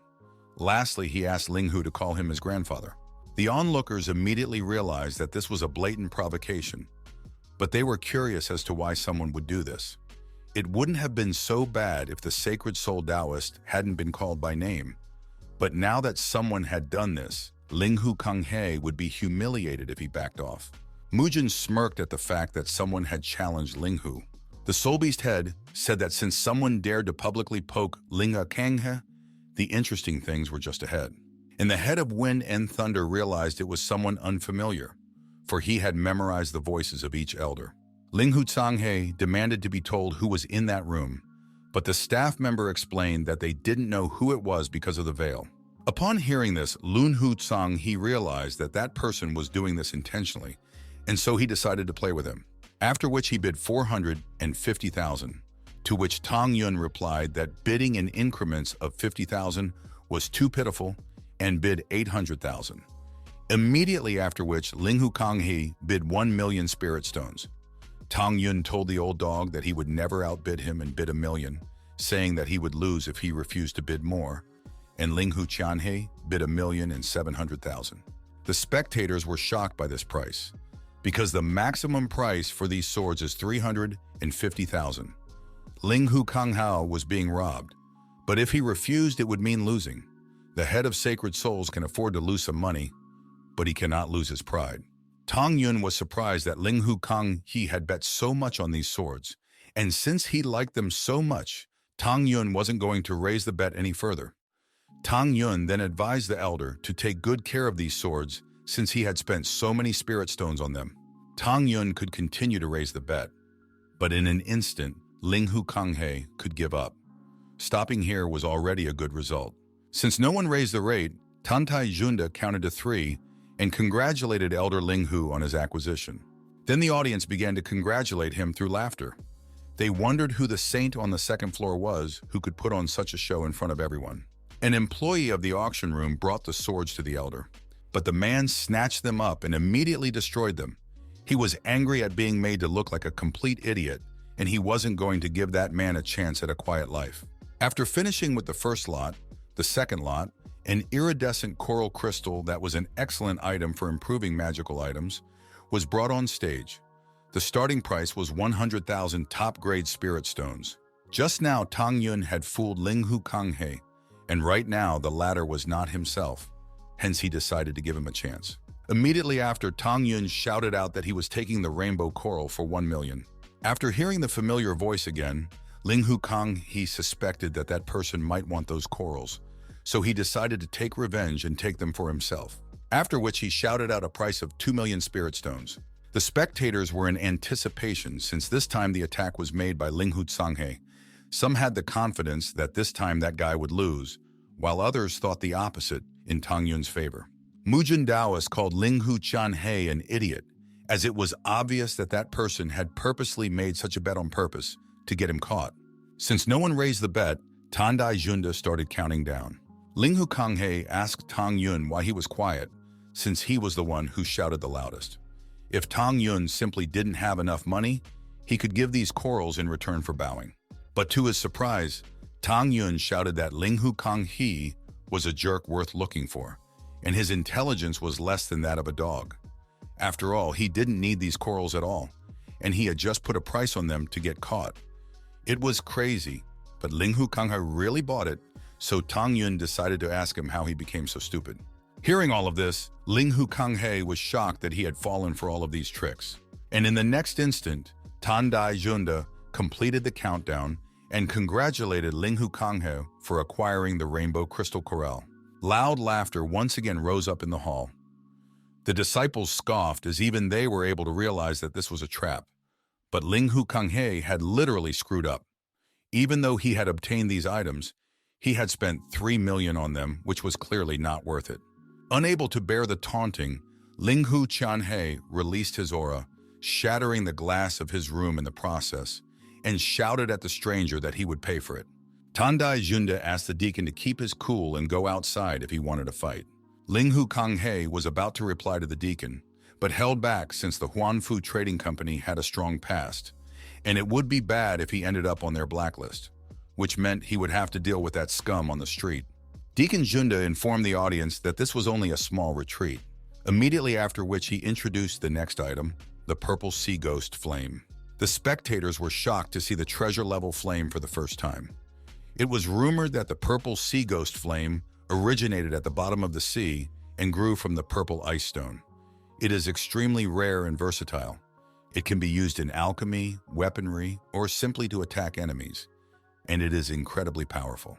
The deacon decided not to waste the visitors' time and announced a starting price of 5 million top-grade spirit stones. Immediately after which the elders, one after another, began to raise the stakes to 5,100,000, 5,500,000, immediately after which someone bet 6 million. Suddenly, today's guest decided to bet 10 million at once. One of the bidders admitted he didn't have that amount and gave up, while the other said he could stretch, but would then remain bankrupt. Suddenly, Elder Mujin gave out and said that she needed this very item, and she would be eternally grateful to them if they all let her acquire it. On hearing this, one of the elders said that since Mungun had entered the fray, he would pass. The second agreed that the lot was good and valuable, but he refused because it was useless to him. The third one gave up because 10 million was the maximum price for the lot. Mungun thanked the elders for not fighting for the lot. With this flame, her blacksmithing skills should surely rise to a new level. Suddenly, today's anonymous guest decided to bet 20 million. The audience began to discuss this as he had just finished fighting Ling Hutsanghe, as he immediately clashed with Mungun, causing the auction to start turning into a balaganza. The deacon repeated the guest's bid from the second floor and asked who was willing to outbid her. Mungun explained to Tang Yun that this item was very important to her and asked him to give in to her, and in return, she promised to thank him in the future. But Tang Yun refused to give in to her and said that he needed this item as well, and that he was also willing to thank her in the future if she backed down. Because of the rejection, Mungun felt an anger coming up and said their money would decide everything. Ling Hu Kanghe regarded Tang Yun as nothing but an arrogant chump, and he wondered how far he was willing to go after what he had said. The soul beast head felt that Tang Yun's tone was as powerful as the powerful cultivators from the immortal sect, and if his guess was correct, he could now understand why the latter dared to behave like this with Ling Hu Kanghe and Mungun. Meanwhile, the head of the five souls couldn't even guess who would receive the celestial meteoric iron because of an unknown person. Tang Yun believed that the violet sea flame would go to him, since by combining Bing Qing's spirit stones with his savings, he had about 60 million. Not intending to give the stranger the flame, Mungun upped the ante to 22 million. Immediately after which, Tang Yun raised the bet to 30 million. Mungun raised the bet again by 2 million. She was angry at the thought that she had about 40 million left. Tang Yun raised the bet to 40 million and asked her not to test her fate, as this figure was just a trifle to him. He felt that Mungun should give up, since even the head of the alchemy division had 40 million. The guest suspected that Mungun's situation was dire, as the unknown person had raised the bet by 10 million, while Mungun had only raised it by a few million, so they could already figure out who would receive the purple sea flame. Mungun raised her trembling hand and tried to raise the bet again, but the head of the beast soul advised her to end it, as it clearly wasn't worth it. Realizing the situation she was in, Mungun agreed with him and admitted defeat. After which, Tandai Junda congratulated Tang Yun for acquiring the purple sea ghost flame.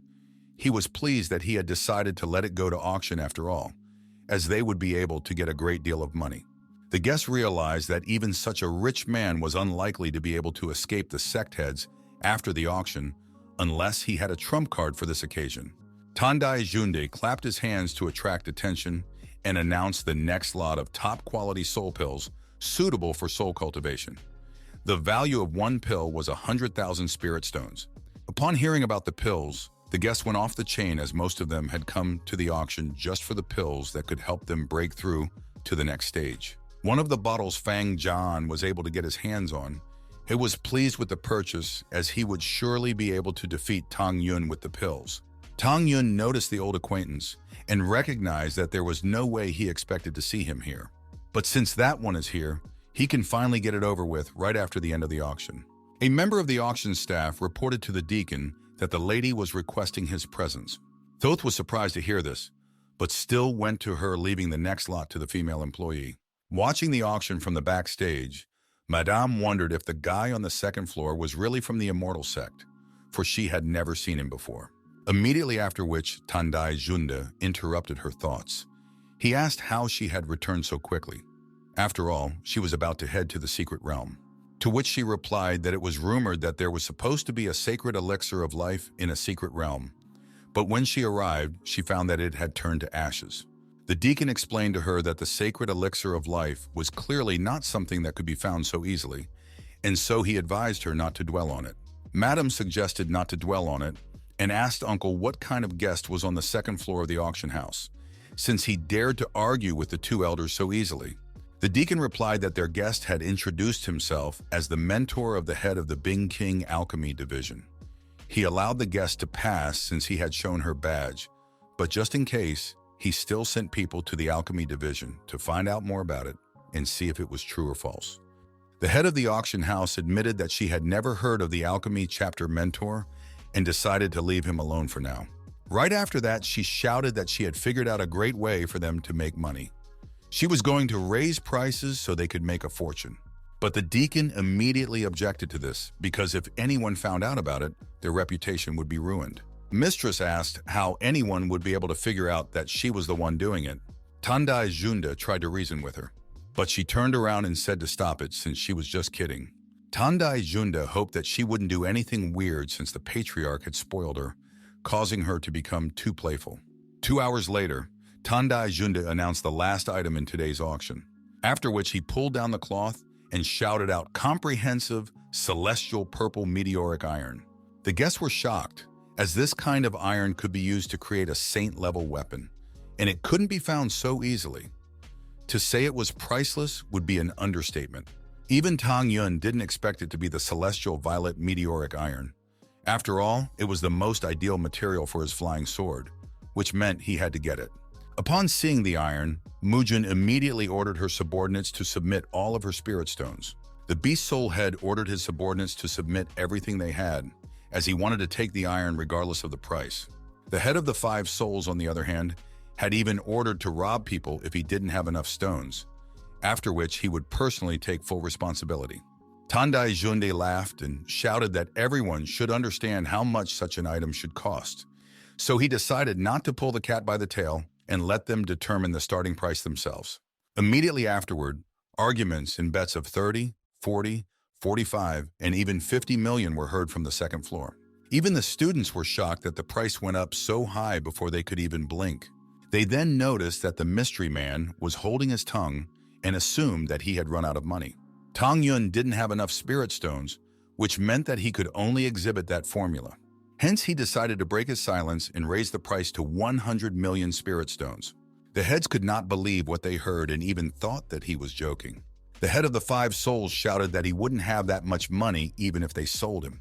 Mungun said that 100 million is not the smallest amount and asked if he really had that amount.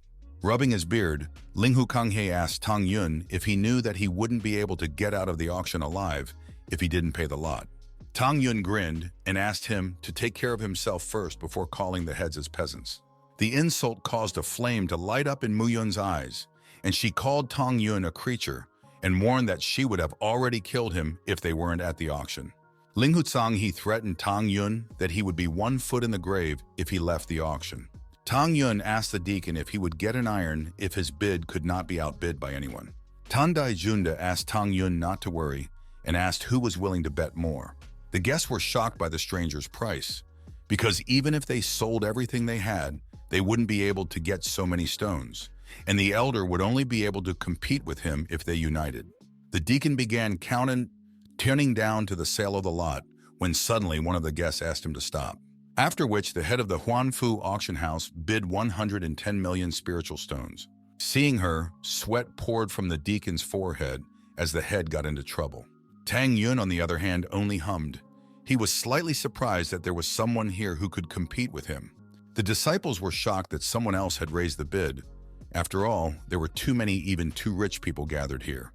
And if the bid continued to increase, the cost of meteoric iron would skyrocket. Tandai Junda tried to mentally ask Madame what she was doing here after all. She had promised that she would not get into trouble, but she replied that she had decided to have fun. Besides, she had made a promise earlier, but they needed to live in the present, and she wondered how far the person on the second floor could go. The head asked Tang Yun what happened since he stopped raising the bet. After all, with such an outcome, the meteoric iron would belong to her. To which Tang Yun replied that he would bet again, and this would be his last bet. Then he shouted that no matter how much the others bet, his bet would always be 10 million higher. Looking at the girl, Tang Yun assumed that she was from a sacred or immortal sect since she was too young, yet had a similar amount of money. He realized that she had deliberately provoked him to see his limit, and if that was the case, he didn't mind teasing her. The students started shouting that he was crazy and that you can't throw that kind of money around like that. They wondered if he was joking, because if someone bets $1 billion, they are bound to go bankrupt. The head asked if he was trying to mess with her, as there was no way she was willing to believe he would have that kind of money.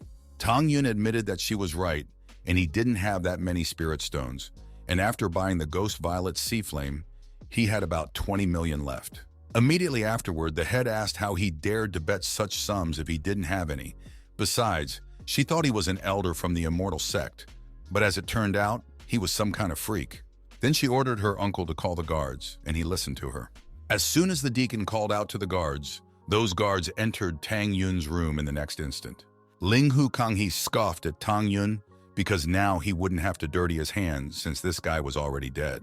Mujin noticed that the stranger remained calm after the guards entered, which made her suspect that he still had a trump card up his sleeve. Tang Yun asked why the head of the Huanfu Trading Company was raising the rates, because she must be raising the price for personal gain. The head tried to reply to Tang Yun, but she stammered for a moment, right after which she shouted that she was only trying to expose him. Tang Yun said that although he didn't have the right amount of stones, he had something he could replace them with. The head snickered and said that she doubted the one would have anything equivalent to a sky-purple meteorite iron. The students began to discuss loudly the fact that this item was really priceless and that the stranger only said this because he was nervous and bluffing his way out. Tandai Junda asked to be allowed to look at what would allow him to replace the spirit stones to determine the value, and swore by reputation that it would be a fair judgment. Tang Yun agreed with the deacon and threw the sheet to him from the window. Looking at the contents, Deacon Tandai Junda was shocked by what he saw. Seeing the uncle trembling, the head asked what it said, to which the latter replied that she should see for herself, whereupon he handed her the sheet. In turn, the head said she didn't mind taking a look at what this suspicious type was offering. But looking at the sheet, she couldn't contain her surprise, as it was the formula for the sacred elixir of life, and shouted it out. Tandai Junda immediately reacted and covered her mouth, asking her to be quieter. The students were shocked as they could not believe what they heard, because the elixir of life is a legendary elixir, the formula of which disappeared many years ago, and its traces were found only in some ancient, secret kingdoms. The last elixir appeared 200 years ago, when the Huangfu Trading Company auctioned it off. Back then, even people from the immortal and saint sects came to bid. The final price was unprecedented, but that was just a pill, whereas now they had seen the formula. If it turns out to be real, then its price must be priceless. Upon hearing about the elixir, the division heads immediately rushed to Tandai Junda to have a glimpse of the formula and wanted to see if it was true. Tandai Junda urgently announced the end of the auction and said that they could all go home, before pushing my lady towards the exit of the stage. Immediately after that, the head swooped down on him. They were going to see this formula even on the condition of becoming enemies of the trading company. The disciples were shocked, as this was the first time they had seen elders move to such a fight without caring about their image. They even wondered if these were really the same powerful leaders they knew. And besides, the person on the second floor was really incredible, since he was able to make the elders fight each other over the formula. Tang Yun asked what was wrong with them. After all, it was just a formula for the sacred elixir of life. Whereupon an employee of the trading company approached him and reported that their mistress wished to speak to him about the sacred elixir of life. Tang Yun pointed at the elders and asked what would happen to them, to which the latter replied that he had nothing to worry about and that the deacon would surely deal with them. After which she led Tang Yun to the inner Huangfu trading hall. Tang Yun asked the head of the auction house why she didn't show up herself to discuss everything. After all, he doesn't want to waste his time here. She replied that she had lost track of time as she was mesmerized by the formula and apologized for the oversight. Tang Yun chuckled and asked if he could exchange the formula for the lot. The head explained that it wouldn't be a problem if the formula was real, but no one had seen the formula of the sacred elixir of life yet, so they needed time to check the truthfulness of the formula. Tang Yun asked how they were going to test with the formula, and the head explained that they had all the materials they needed, and all they had left was alchemical skills, because of which she's afraid that he'll have to wait a little longer. They will give him the meteoric iron once they are sure the formula is authentic. And while the guest waits, she'll have a chance to find out who he really is, because the way he's given them this formula, she's really intrigued in the man in front of her. Tang Yun asked why they were going to all this trouble and asked her to just give him everything he needed. He had already guessed her plan. Handing over the ring, the lady asked if he had any doubts about the quality of their materials, because if so, it's not worth it, as she is personally ready to guarantee that all materials are of the highest grade. Taking the ring, Tang Yun took out all the materials and began to condense them with his flame. The head demanded that he stop destroying items, but Tang Yun asked her to step back and not interfere with him while repelling her with flames. The head felt that the stranger was taunting her with such alchemy, and besides destroying her materials, he also dared to turn his flames against her, which he wouldn't get away with. Immediately after which, Tang Yun finished creating the pill and offered her a glance. The head was shocked that a stranger had created a pill in such a way. In addition, according to ancient records, the success rate of refining the sacred elixir of life was less than 1%. Tang Yun asked if she wanted to test the pill and threw it. Mistress immediately caught the pill and asked him to be careful, as you can't just throw such things around. After which she started to look at what the pill looked like. Tang Yun said that he didn't have time, and since she checked the pill, let her give him the meteoric iron. The lady agreed, but asked him to wait for a while, after which she called Uncle D over. A few seconds later, a battle-stricken Tandai Junda entered the room. He said he felt like the elders had gone crazy. They almost ripped out his mustache, but he was lucky he could run fast. The head asked her uncle to test the elixir since he had encountered something like this before. She then explained to Tang Yun that her uncle was using a cognitive framework that could determine the composition of an item, its quality, and anything else he wished, so he could easily check if it was real. After staring at the pill for a few seconds, Tandai Junda shouted that it was simply impossible. The head asked what had happened. She suspected something was wrong with the pill. Tandai Junda continued to examine the pill and tried to understand how it was possible. The head knew that the pill could not be made something so simple, which meant it was flawed. She asked Tang Yun how he dared to give them a fake formula, and regardless of who he was, he would pay them for this prank. To which Tang Yun replied that it was only a formula and that he wasn't so bored as to tamper with it. Tang Yun didn't consider the sacred elixir of life as something special, as his past life was the source of the 9 lives and its constant flow. Just one sip from it could extend life for a whole 1,000 years, while the best pill could only extend life for 100 years. The head got angry at the insolent reply and shouted that he would learn the power of her wind and thunder talisman. Immediately afterward, Tandai Junda asked in a panic what she was going to do, to which she replied that she was going to teach the stranger a lesson that he would not forget for the rest of his life. For if she hadn't heard, there was obviously something wrong with the pill. Tandai Junda was surprised by her words, and rubbing his head said that he had never even thought of such a thing while embarrassing her. He then whispered to her that the pill was real and that he was actually shocked by its superior quality.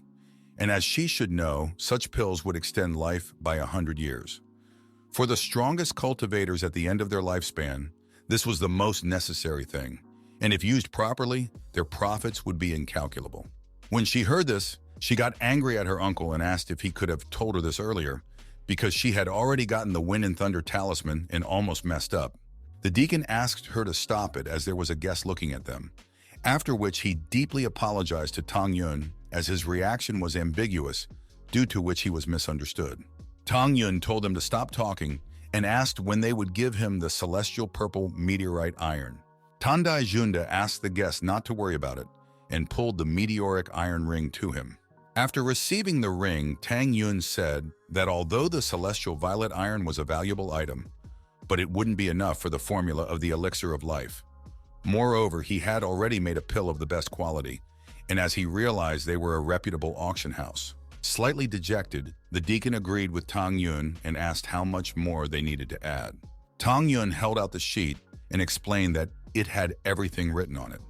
He wrote down the items he needed to make his own flying sword. Since it would be quite a hassle to collect them, he decided to just leave it to others. Taking the sheet, Tandai Junda named the contents from the list: Supreme Dark Golden Iron, Supreme Thunder Bamboo Tree, Supreme Water Bamboo, Supreme Water Frost Sand, Supreme Earth Spirit Roots, Ancient Dust, and 1,000-Year Light Crystal. The head said that these items were not as valuable as meteoric iron, but they were too rare, causing the total price of the ingredients to be too high. The head said that he was just trying to capitalize on them, and that the sacred elixir of life, though a valuable thing, was only effective once, and to exchange it all for one pill would be too greedy. Tang Yun chuckled and told him that there were many mortal cultivators in the sect, and that if he brought them this elixir, those would pay him much more, and it would only be for one pill. After hearing this, the head got angry and said that they were just old monsters, and the likes of them would do anything to get that pill. To which Tang Yun replied to her that if they were all monsters, then he must be the very devil in her eyes. The head ordered her to stop saying such a thing, for even her father would not dare say such a thing. The deacon asked them to stop squabbling and told the guests that they could only give him 5 items from the list or they would suffer a loss. Tang Yun offered to give them all these items within a year, and in return, he was willing to give them the formula of the life element pill. The deacon and the head were shocked at what they heard, for it was even better than the elixir of life. Tang Yun warned them that he didn't have much time, and that he would wait for these items for a year, after which he would give the formula, and if they couldn't get it to him, he would look for another person.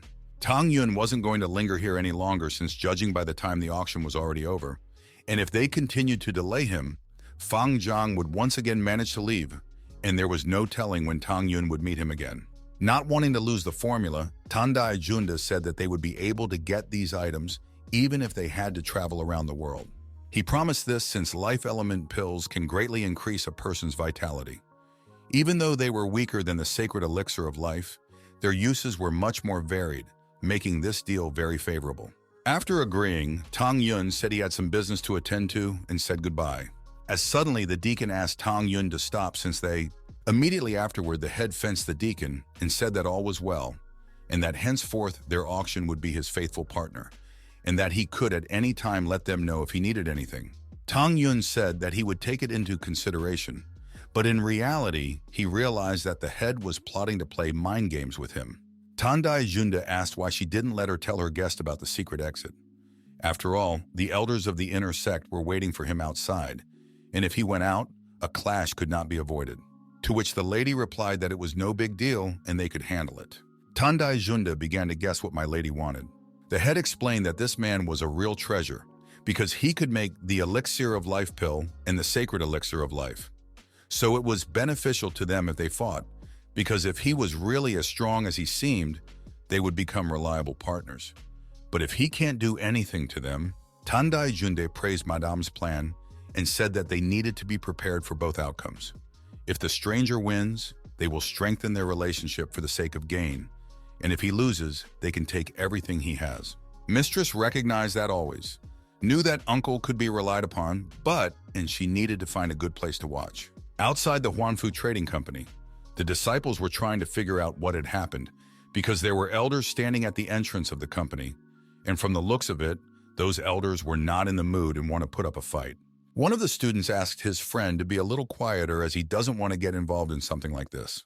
Ling Hutsang he told them that he was waiting since that rude man on the second floor had insulted him and asked the elders why they were waiting for him.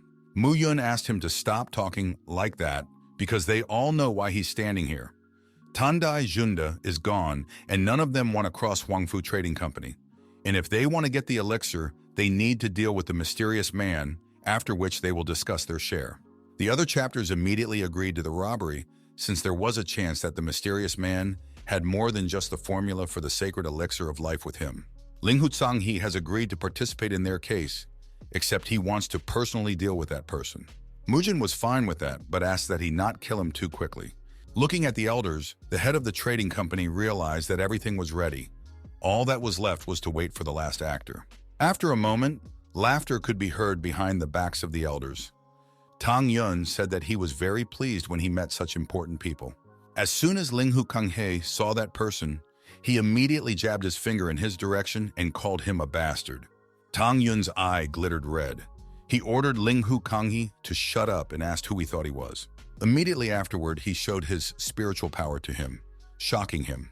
Ling Hu Chanhe couldn't believe that such a power existed, for just one look was enough to leave him dumbfounded. The people watching the show were surprised that this stranger actually dared to rebuke a Saint Soul Division elder. They were trying to figure out who that person was, as Ling Hu Kanghe didn't dare to utter a word in response. Fang Zhan was also among the crowd. He had lost the trust of the second elder since he had failed his plan, and his junior had been killed by Tang Yun. Therefore, he was thinking of finding a new person capable of supporting him, and the person who rebuked the elder might be his best choice. Experiencing shock at what he saw, Elder Ling Hu Chanhe stumbled back a step. Mungun asked the one what was wrong with the stranger, to which Ling Hu-tsang he replied that he suddenly felt uneasy. He turned around and said that he would guard the perimeter so that they would not miss the stranger. Ling Hu-kang-ho decided to stay away from the stranger, as he was obviously very strong, and if things didn't go according to plan, he would have a better chance of escaping. Seeing Ling Hu-chan-hei's reaction, Mungun suspected that he simply didn't want to mess with their victim. Tang Yun rebuked the elder for choosing to leave so quickly, and after all, he wanted to see his true strength. Mungun ordered him to stop talking such nonsense. She didn't care who he was, but she promised that he wouldn't get away alive today. Following her, the elders began to demand the formula from him, threatening that they would not spare him if he decided to resist. Tang Yun said that it was ridiculous because they must realize that they couldn't stop him if he wanted to leave. After that, he looked at the head of the trading company and thought that it would be foolish to show his strength against the heads of the inner sect, because if he did so, he would do as the brat from above intended. Mungun asked if he thought they had become elders of the inner sect for nothing. At the same moment, Tang Yun used the divine inner principles move, instantly finding himself behind the backs of the heads. Mungun's face turned blue with fear, and she asked what had happened. Tang Yun asked her to repeat what she had just said. Mungun tried to figure out as quickly as possible what had just happened, and how the stranger could so quickly walk past them in such a way that they didn't see a single movement. Immediately after which, the Five Souls Elder and the Wind Elder both cried out loudly from that person's speed, for if he attacked them, they would definitely be defeated. Ling Hu-tsang-hei was convinced that he had done the right thing by getting out of the stranger's way, and so he decided to make his feet from here. Tang Yun asked if they really wanted to stop him. The Beast Soul Elder and the Five Soul Elder immediately apologized for his arrogance and ignorance and said that he could safely leave. The head of the trading company, who was secretly observing everything, was shocked at how strong that person was. She was only happy that she had prepared two plans. Tang Yun looked at her and said, "There are some people in this world who should not be crossed in any way." Immediately afterward, he threw a rock at her, tearing off her mask. From the shock, the head fell over and tried to figure out how that man could have known about her plan. Leaving, Tang Yun said that it was only a warning and that she would not escape punishment if such a thing happened again. Tandai Junda ran up to Madame and asked if she was injured, to which the latter replied that she was perfectly fine and admitted that she had miscalculated. Tandai Junda asked what their next actions would be, because from the looks of it, they might have offended such a powerful personage. The head ordered the deacon to gather all the things on the list, and the sooner the better. They should gather them in a year, or even 6 months if possible. The students who were watching were discussing the identity of the guest, for he was probably from an immortal or a sacred sect. Suddenly Fan Zhan came out of the crowd. He wanted to get close to such a powerful man to become his servant. Seeing him, Tang Yun was surprised that Fan Zhan was still here, but was still grateful for saving his time. Fan Zhan ran up and immediately introduced himself to my lord, whereupon he explained to him that the roads of the inner gate market were quite confusing, and since the master here was probably the first time, he offered to show him the way. Tang Yun was interested in Fan Zhan's words. After all, the latter is trying to gain his trust, thinking that he is a master from the immortal sect. Fan Zhan explained that he knew the area well and could get anything if my lord ordered it. Tang Yun accepted Fan Zhan's offer and ordered him to gather as many flames as he could, and he would wait for him on the nearest mountain outside the marketplace. Tang Yun was not going to miss his chance, since the target himself had fallen into the trap. Fan Zhan promised that he would carry out my lord's order to his complete satisfaction and immediately ran. As he ran away, he couldn't hold back a smile, as he had never thought that he would be able to become a servant. So he had no intention of passing up such an opportunity. The rest of the students were shocked, as they hadn't thought to run up and make themselves comfortable. They thought it would be much harder to get along with such a person. For his courage, that guy could definitely get a generous reward, and just a few trinkets from that person would help him climb up the career ladder. After a while, Fan Zhan procured a flame and rushed to a certain mountain. He ran up excitedly and shouted out, "What? Bringing the flame?" Tang Yun asked how many flames he had brought, to which Fan Zhan, holding out a ring, replied that he had bought 89 low-grade, 36 medium-grade, and 12 first-grade flames. Tang Yun was a little surprised at this amount of flames and assumed that it was quite costly for Fan Zhan. Fan Jian clapped himself on his chest and said that it was all nothing and that he was honored to serve him. He promised that he would serve him for the rest of his life, if only my lord ordered him to. But inwardly, he could barely contain his anger since he had spent all his money to buy this flame. When Tang Yun heard that Fan Jian wanted to serve him, he couldn't help but laugh out loud. Through his laughter, he faintly said, "He is so clever that he has learned to be stupid." Fan Jian asked why my lord suddenly started laughing and whether he had done something wrong. Immediately after which, Tang Yun grew serious, and taking off his veiled hat, he asked if he would recognize him. After which he appeared in front of Fan Jian without disguise. Fan Jian was shocked since my lord turned out to be Tang Yun. He wanted to know how this was even possible. Tang Yun said that nothing was impossible in this world, and explained that he originally just wanted to buy something at the auction. But then he saw him in the crowd, and realized that it was time to take revenge on Fan Jian for the attempted murder. Fan Jian shouted in horror that he didn't need to be killed. Immediately after which, he began to run away from Tang Yun. He wanted to report everything to the elders of the inner and immortal sects. After all, this was the only way he would have a chance of survival. Tang Yun created a golden spear and said that back then he had managed to get away. But this time, he used the divine killing life principles to pierce through Fan Jian. After which he thanked the one for buying the lights and advised him to remember to use his eyes and not be so stupid in his next life. The entrance to the Lingshan Garden. Dan Yu circled around the gate worried about Tang Yun, wondering how he had gotten himself into such trouble. Tang Yun suddenly appeared beside him, right after which he asked Danu why he was standing at the gate if he was supposed to watch over the plants. Dan Yu said he was waiting for him, immediately after which he asked if he had killed Guo Lun, the only son of law enforcement elder Guo Zhengming. Tang Yun asked why the man asked him this question so abruptly. Then Dan Yu explained that during Tang Yun's absence, Guo Zhengming had led his subordinates and several thousand searchers to the alchemy division to find him and then kill him. Raising his hand, he whispered that the elder was now in his room. Tang Yun asked if the elder had only come for the sake of a seat, and Dan Yu explained that he was currently negotiating with their division head to kick Tang Yun out, and Deacon Shen told him to wait for him and tell him about it so that Tang Yun would have a chance to hide. Tang Yun asked why he needed to hide, and that he needed to meet him in person since he was trying to kick him out, right after which he rushed into the garden. Tang Yun had long expected such an outcome, and today would be the end of this expedition. Tian Dan shouted for Tang Yun to stop and ran to the deacon to report what had happened. The main square of the alchemy division, the law enforcement disciples were discussing the fact that they couldn't believe that Guo Lun could die so easily at the hands of a mere disciple. One of the disciples said that Tang Yun was lucky he wasn't here, because they would have all swatted him right away. Just as suddenly, Tang Yun arrived at the main square. Immediately afterward, he introduced himself and said that he would like to see their head. Only when the disciples saw him did they decide to grab him and take him to the elder. But Tang Yun ordered them out of his way and scattered them, using a bit of his strength. The disciples were angry because of the repulse. Hence, they weren't going to lose their fighting spirit and once again went on the attack, shouting that they were obligated to deal with him. Tang Yun asked how they were going to do it, and his eyes glowed gold.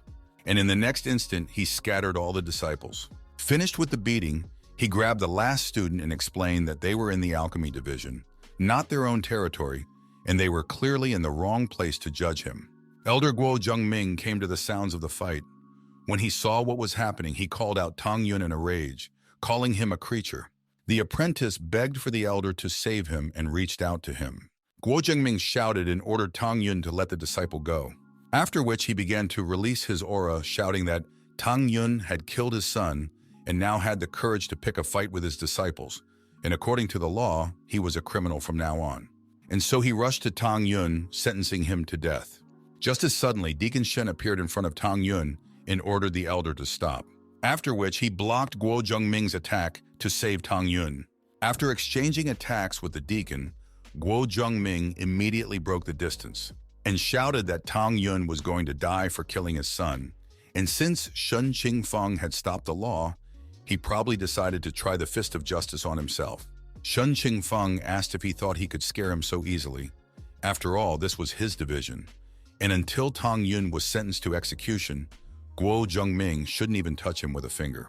Guo Zhengming jabbed his finger towards Tang Yun and said that even if Tang Yun's crime of killing Guo Lun was not proven, he saw that Tang Yun had beaten up his disciples. Tang Yun explained to the elder that as soon as he appeared, the elder's disciples immediately surrounded him and attacked him.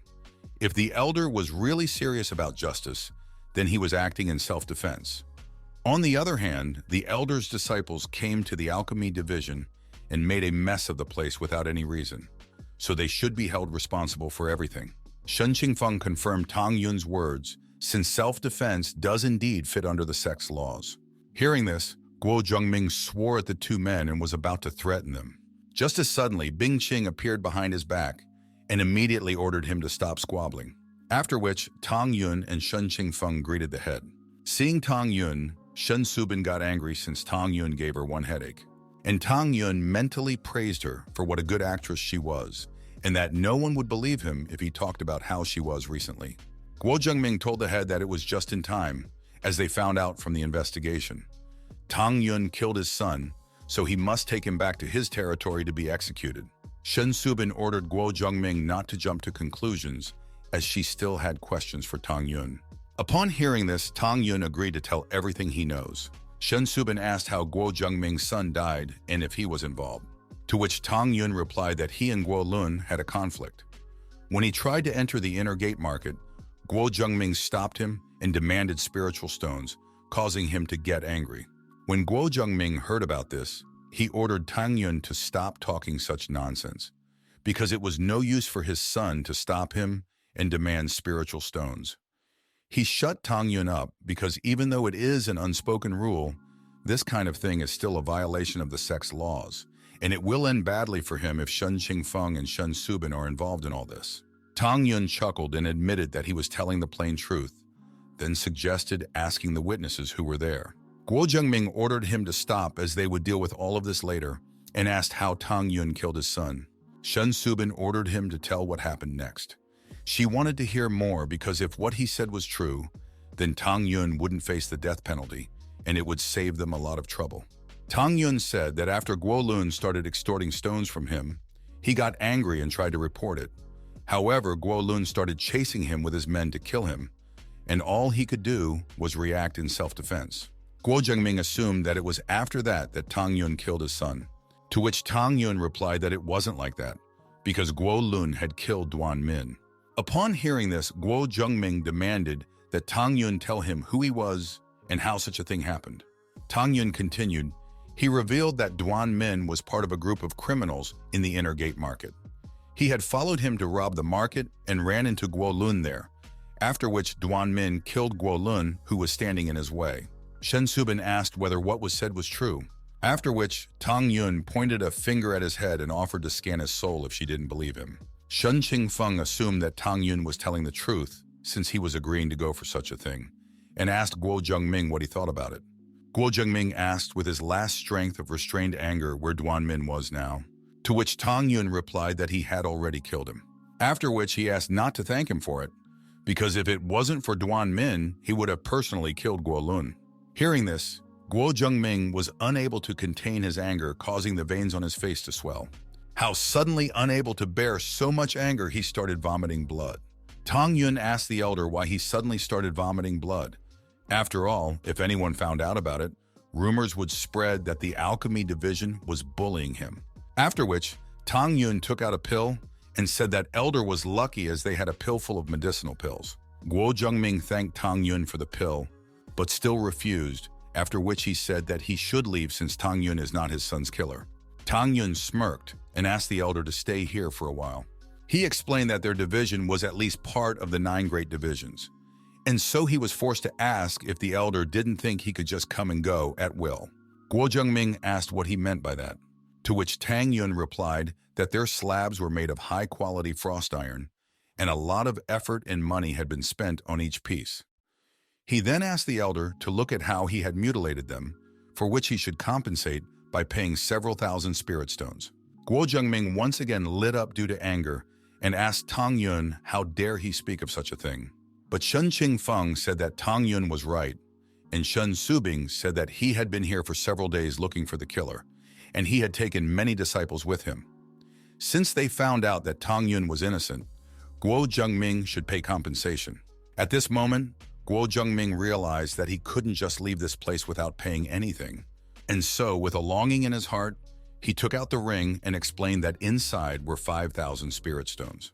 Taking the ring, Tang Yun thanked the elder and said that they would be happy to see him again, and he also offered to prepare more expensive materials for him to break it.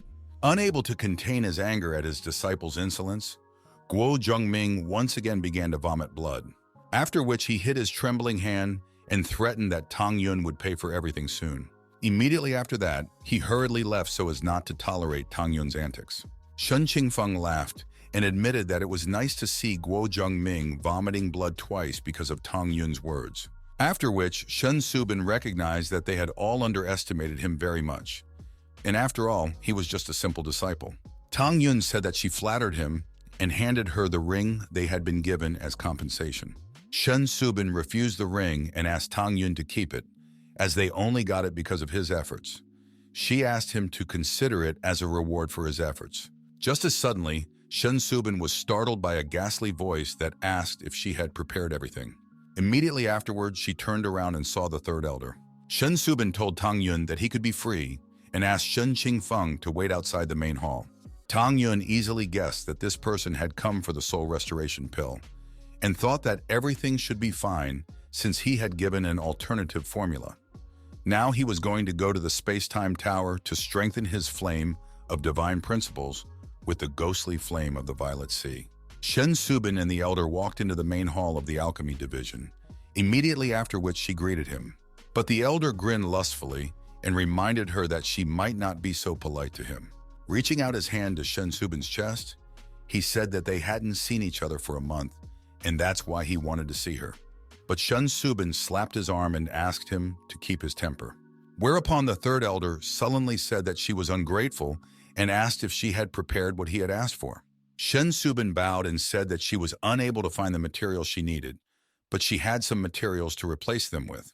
Hearing this, the elder's eyes turned bloodshot, and he pointed his finger at Bing Qing, shouting that the formula for the soul restoration pill had been passed down from generation to generation, and that there were no alternatives to the necessary materials. He said that it would be bad if she didn't prepare, but now she was brazenly spreading lies, which made him think that she was tired of being the head of the inner sect, and he suggested that she be removed from that position. He believed that in order to get a man, he must first be intimidated. Shen Subing angrily replied that the third elder had no right to throw her off her post since she was personally appointed by the head of the Tang Immortal Sect. She wasn't going to tremble in fear since her mentor had given her the formula. The elder asked if she understood who she was dialoguing with and if she knew what would happen if the pill wasn't ready. Shen Subin made a promise that everything would be at its best and that she would create the best pill. Seeing how confident Bing Qing was, the third elder realized that he couldn't break her, and so he reminded her that they were waiting for the pill in 5 months. Either they get the pill or their heads will be cut off. Hearing about 5 months, Shen Subing thought that this time was quite enough. As soon as the third elder left, a deacon came up to Bing Qing and asked if the third elder had learned about the resurrecting jade grass. Shen Subin recognized that he found out about everything, but she has a plan. She told Qingxu that she needs him to do 2 things. She then handed him the list and ordered him to gather 10 servings each of the herbs listed in the formula, after which she would personally prepare the pill. Shen Qingfeng asked how she was going to do it, since they didn't have the right elements. Bing Qing told her to just do as she asked, and also asked her to tell Lu Wu that she would personally take the demise of the jade grass, and henceforth he was free to go. Shen Qingfeng bowed to Bing Qing and left to carry out her instructions. Shen Subing thought about the fact that even with the mentor formula, the level needed for the soul recovery pill was a bit higher than what she could confidently create, and so she hoped that she would succeed. She hoped that the teacher would be by her side. After a while, Lu Wu returned to his cave dwelling, after which Jiang Xia rushed over to greet the returning head. Suddenly, Lu Wu started yelling about what a bitch Bing Qing was and that she should definitely pay for what she did to him. Jiang Xia realized that the elder was not in the mood, but he just had to tell the one about what happened to Duan Zhong. Lu Wu asked Jiang Xia if he had heard anything about Tang Yun's death, to which the latter replied that Tang Yun was not dead and that he had been seen in the martial arts arena today, where he had entered the space-time tower. Lu Wu asked what Duan Zheng was doing, since it had been so long but he hadn't killed Tang Yun yet, whereupon Lu Wu ordered him to bring him to him. Jiang Xia tried to think of a way to explain everything. Lu Wu realized that something was wrong and asked what happened to Duan Zheng. Immediately afterward, Jiang Xia fell to his knees and said that not long ago, Duan Zheng's soul had been extinguished. Lu Wu was shocked by what he heard. He said that Duan Zheng was at the first level of the soul refinement realm, and that he had sent him to kill Tang Yun, being at the 7th level of the soul cultivation realm. He wanted to understand how the latter had lost. Jiang Xia explained that Tang Yun had probably never been Duan Zheng's equal. The problem was that he was secretly being helped by the Shen twins. After pondering for a bit, Lu Wu recognized that they wouldn't be able to get rid of him secretly. After which, Jiang Xia reported that senior apprentice Ouyang Qian and second apprentice Gaoyang Wushuang were about to come out of the space-time tower. He explained that the two of them wouldn't even notice Tang Yun, and all they had to do was... 10 days later, outside the space-time tower 520, Tang Yun reflected on the fact that he had finally absorbed the ghostly flame of the Purple Sea after so long. His divine flame of sacred principles could now destroy even the best spiritual weapons. The only bad thing was that his time was up, and he would have to wait for some more time before absorbing the flame that Fan Zhan had given him. After which he looked at the advanced tower and thought that time passed much slower in it than in an ordinary tower, and therefore it should be a great place for his cultivation, and from the looks of it, it should open soon. The students gathered en masse around the advanced space-time tower discussing the fact that it has 10 floors, and on the topmost floor the day goes on like 18. But it wasn't as easy as it might seem, because in order to reach the 9th level, they would have to endure unimaginable gravity, something no one had been able to do in the past 30,000 years. Once the tower opened, a multitude of powerful cultivators would try to reach the top. After hearing the gossip, Tang Yun thought it was an unusual method for getting into the tower. Suddenly, the door of the tower opened and Gaoyang Wushuang and Ouyang Qian came out. They are Elder Lu Wu's disciples, and they were the ones who had risen the highest the previous time. The disciples began to discuss the rumors that Tang Yun's ordinary disciple had killed Lu Wu's junior disciple, leaving the two of them as the elder's only support. And then they began to bet on whether or not Tang Yun would fight them. Elder Lu Wu contacted Ouyang Qian and told her that not too long ago, a mere Tang Yun disciple had killed their junior Yeling. Hence he asked them to take revenge. Gaoyang Wushuang advised Tang Yun to stay out of his sight, as he would be the last person Tang Yun would see. Ouyang Qian told her fellow student that according to Master Tang Yun should be somewhere nearby. Upon hearing this, Gaoyang Wushuang ordered Tang Yun to come out to him right away. Tang Yun stepped out of the crowd unhindered and asked what he wanted. Gaoyang Wushuang asked if the one was really Tang Yun. Tang Yun confirmed it, after which he asked the one to say what he wanted and not to detain him. Immediately after, he rushed over to Tang Yun and asked him to memorize the name Gaoyang Wushuang, for it was he, Elder Lu Wu's second disciple, who would be the messenger of his death. Tang Yun concentrated the power of gold in his hand and said that everyone was telling him that they would kill him. Immediately afterward, he tried to repel Gaoyang Wushuang's attack, which caused a massive burst of flame. Ouyang Qian ran up to her fellow student and asked if he was all right, to which the latter replied that he was unharmed, but he had clearly underestimated his opponent. Tang Yun said that Lu Wu's disciples were trying to kill him again, and asked if they were following him, because wherever he went they always followed his footsteps. Gaoyang Wushuang advised Tang Yun to hold his tongue behind his zoo. Just as suddenly, Elder Shinwanda landed between them and ordered them to stop fighting, for the advanced space-time tower would soon open. Ouyang Qian ran up to the elder and told him that Tang Yun had killed their junior fellow student Ye Ling, because of which they wanted to take revenge by challenging them to a deadly duel, which was well within the law. At such words, the surrounding disciples dropped their jaws, because Lu Wu's disciples are once again trying to kill Tang Yun, and they probably won't rest until they kill him. Lu Wu's two senior disciples are among the 30 strongest in the alchemy division, so Tang Yun should refuse to duel if he has a shred of common sense. Shen Wanda pondered on how he could stop the fight. After all, Lu Wu's disciples are at the peak of soul cultivation, while Tang Yun is only at the 7th level, making the difference between them simply enormous. After which he turned to Gaoyang Wushuang and said that it was all nonsense, because the opening of the advanced tower would be any minute now, and so he advised them to leave in peace. Gaoyang Wushuang tried to object, but Wu Yangchan advised him to stop. After all, Tang Yun is a friend of Shen Qingfeng and Shen Wanda, and Tang Yun better not touch when either of them are around. Gaoyang Wushuang had to retreat, but he advised Tang Yun to pray that there would be no next time, as luck would definitely turn away from him later. Suddenly to everyone, Tang Yun asked them where they were going. Afterward, he said he would deal with them. He thought it would be better if he got rid of them before they gave him any more trouble. Shen Wanda was shocked that Tang Yun dared to fight them after he saved him. And Gaoyang Wushuang started laughing madly since the latter had asked for his own death. After assuming combat readiness, he beckoned Tang Yun with a hand motion and ordered him to attack. But Tang Yun asked if he was deaf by any chance. He said he'd deal with both of them at once. The surrounding disciples were shocked, as Tang Yun didn't seem to realize what he was saying, because by fighting together, Lu Wu's senior disciples were able to enter the top 20 strongest in the division. Wu Yangchan said that he clearly underestimated them, since he decided to fight the two at the same time.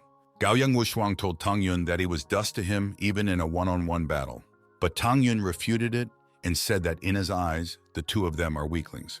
After which he let his finger down and said that all of Lu Wu's disciples were disgusting to him. Seeing how insolent Tang Yun was, the other disciples began to speak up in support of Gaoyang Wushuang and Wu Yangqian, since they clearly shouldn't have called them that. They wished for the senior disciples to crush Tang Yun. Gaoyang Wushuang with Wu Yangqian started laughing loudly since no one had ever underestimated them so much before. Hence they wished to help Tang Yun die, and so they agreed to fight him 2-on-1. Suddenly, Shen Wanda blocked their path again and told them to take their time, because 2-on-1 death duels hadn't been held yet, and they needed to discuss everything. He felt that this was the only way he could help Tang Yun survive. Tang Yun thanked the 6th elder for his kindness and concern, but asked him to let him deal with it now, as Lu Wu's disciples would continue to pursue him. Besides, he had full confidence that he would be able to win this battle. Wu Yangqian reminded the elder that the Sect's laws did not say how many people should fight in a death match, and the only requirement was that both parties agreed, indicating that they were acting within the law. Shen Wanda tried to think of a way to dissuade them from fighting, as those two are too strong. But in the end, he had to agree to their duel.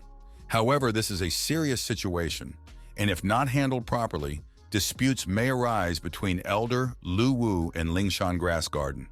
Therefore, he has to inform the sect head and the two parties before they start fighting.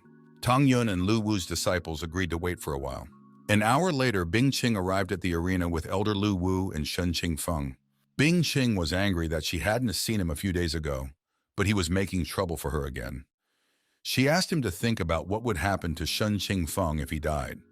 At the moment, she wished to be busy refining the soul restoration pill, but she has to deal with her disciples. Shen Qingfeng asked Tang Yun if he understood what he was agreeing to.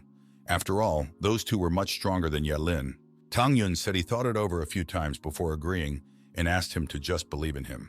Bing Qing recognized that there was no way he could interfere with a fully negotiated and agreed-upon mortal combat, and therefore asked him to do as he saw fit, since he was so sure of it. Shen Qingfeng asked Tang Yun to be as careful as possible in battle. Lu Wu talked over the situation with his students and wished them good luck. The senior disciples asked him not to worry about it. After all, Tang Yun would definitely die today. As both sides were ready, Shen Wanda announced the start of a battle not for life, but to the death. Gaoyang Wushuang shouted out that he was careless last time, but now he would finish off Tang Yun with a single blow. Tang Yun said that he could talk as long as he could, but now they would be able to find out everything in real life. Gaoyang Wushuang ordered Tang Yun to shut up and rushed towards that one, creating a multitude of fire fists. The spectators immediately began to discuss this technique. Gaoyang Wushuang had once killed a rank 9 soul cultivator with it, so they were curious if Tang Yun could withstand it.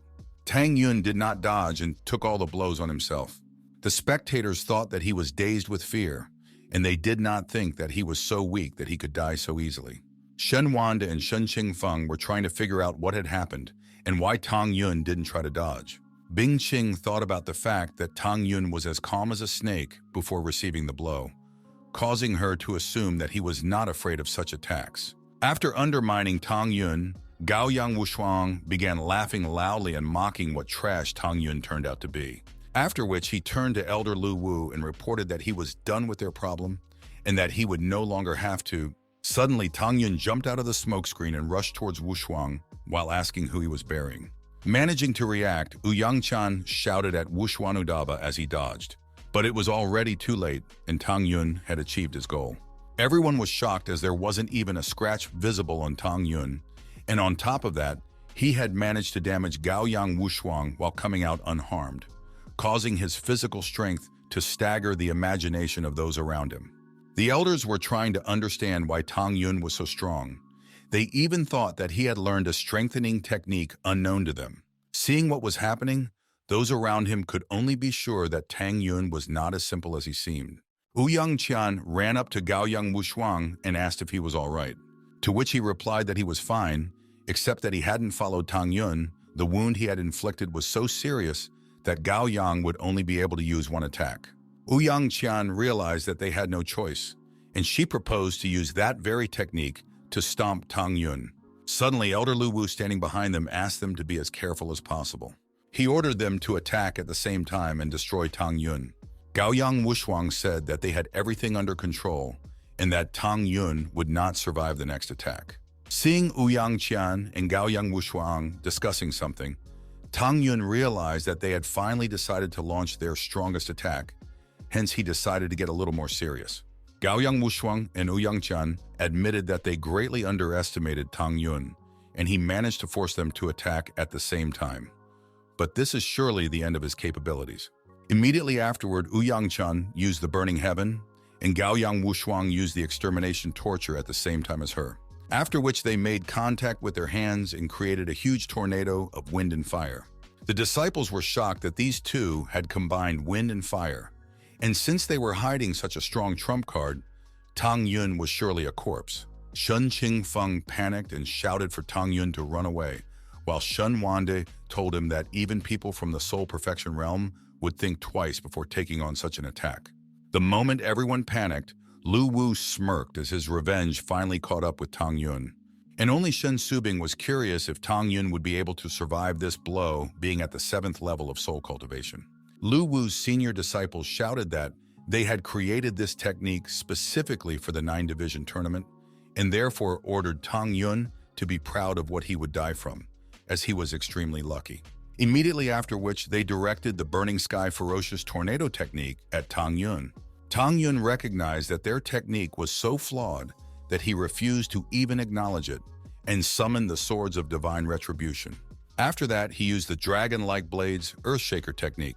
From the collision of such strong techniques, a violent explosion occurred, shocking all the spectators. Shen Qingfeng said that he hoped that Tang Yun was still alive, and Shen Wanda said that with his physical strength, Tang Yun was still able to stand on his feet. Shen Subin wondered if the 7th level could really defeat 2 people at the peak of soul cultivation. Elder Lu Wu, on the other hand, thought that his disciples' technique was too strong and that there was no way Tang Yun would be able to survive it. Once the explosion dissipated, one could see Gaoyang Wushuang, Ouyang Qian, and Tang Yun remaining in their seats. The spectators were surprised that everything remained as if nothing had happened, as if none of the fighters had moved. Some even speculated that the forces were so equal that the battle might be a stalemate. Elder Lu Wu refused to believe what he had seen, as there was no way a mere disciple could be equal to his strongest disciples. And Shen Wanda and Shen Qingfeng were cheering for Tang Yun, and even Shen Subing smiled at the fact that the Tang Yun she had bet on was able to stay intact.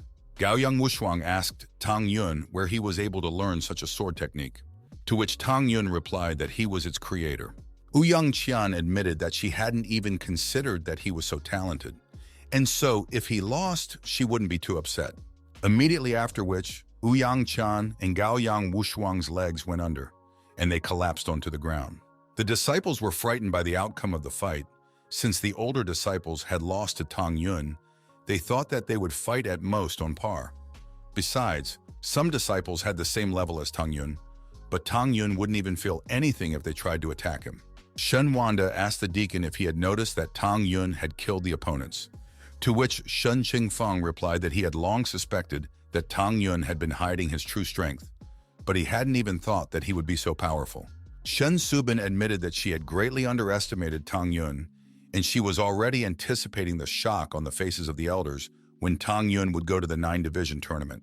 Elder Lu Wu released his aura and threatened Tang Yun for killing his strongest disciples, to which Tang Yun replied that they had started it all by themselves. Shen Qingfeng explained to Elder Lu Wu that this was a battle to the death, and in such fights, death is the usual result. Lu Wu wasn't going to leave it like that, and began to form a technique to kill Tang Yun. Suddenly, Shen Subing appeared in front of him with clearly not good intentions and asked if he dared to break the sect's laws. Realizing the situation he was in, Elder Lu Wu swallowed his tongue. Then he bowed to the elder and swore that he would never violate them himself. As he left, the elder took his disciples with him and promised Tang Yun that death would soon befall him. Watching Elder Lu fly away, the disciples began to discuss how deep Lu Wu's resentment was. After all, Tang Yun had killed every single one of his personal disciples, and no one had even thought of such a thing. Elder Lu's disciples are arrogant and irritable. They always bullied other disciples, causing many of them to be happy about the outcome. Shen Subin said that it was time for her to leave since the battle was over, and she left the rest to Shen Wanda and Shen Qingfeng. Immediately afterward, Elder Shen Wanda asked for attention and announced that the tower climb would soon begin, and ordered everyone who planned to climb up to prepare. The students were excited and started arguing about who would reach which floor.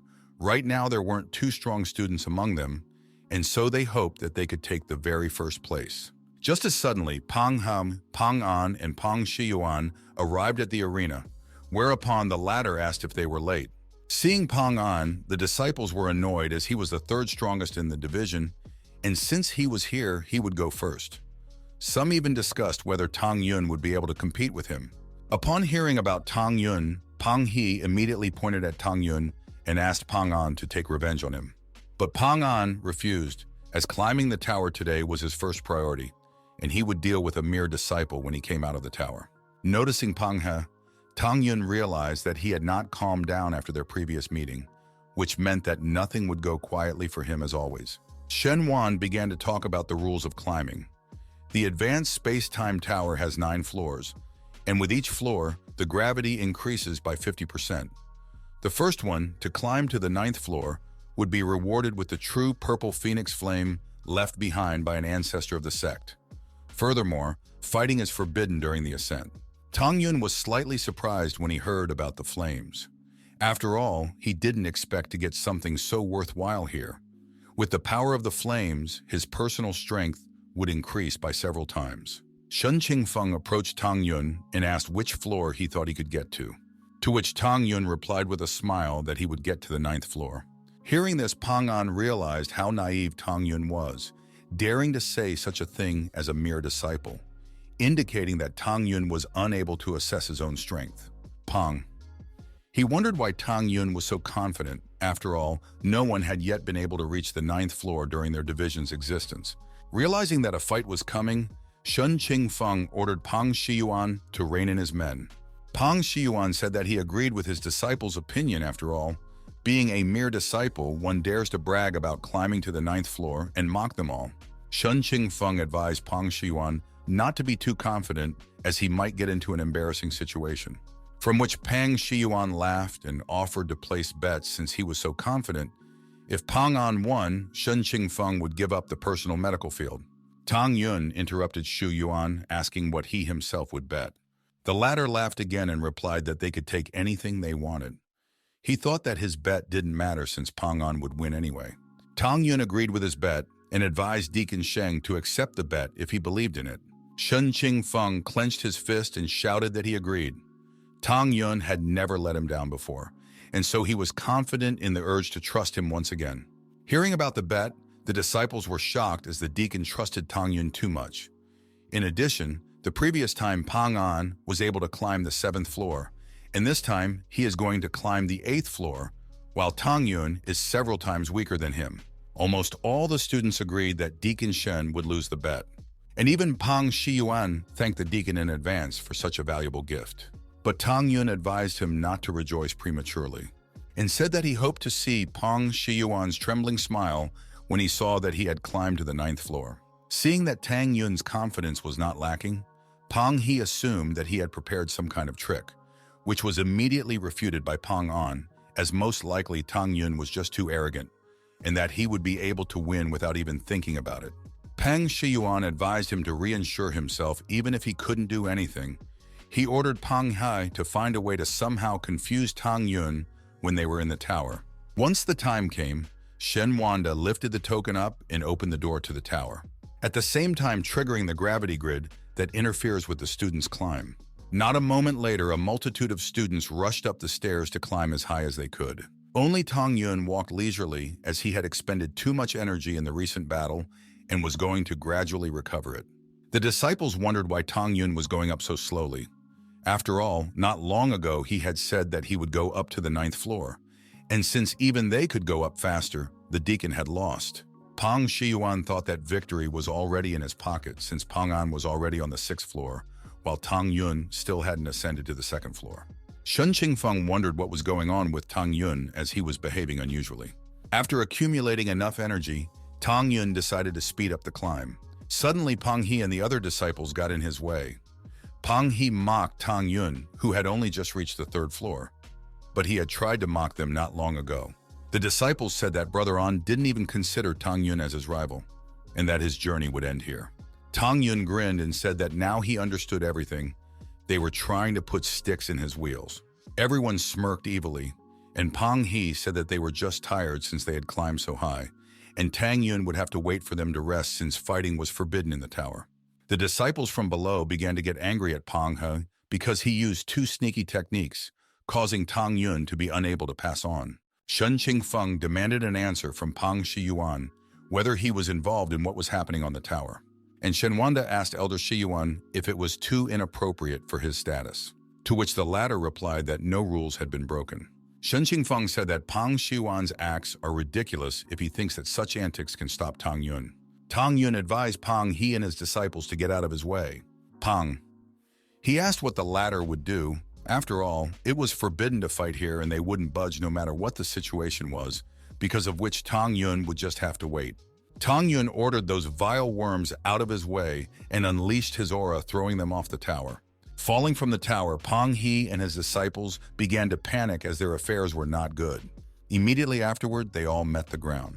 After surviving the fall, Pang He asked his uncle to help him since he could no longer feel his legs.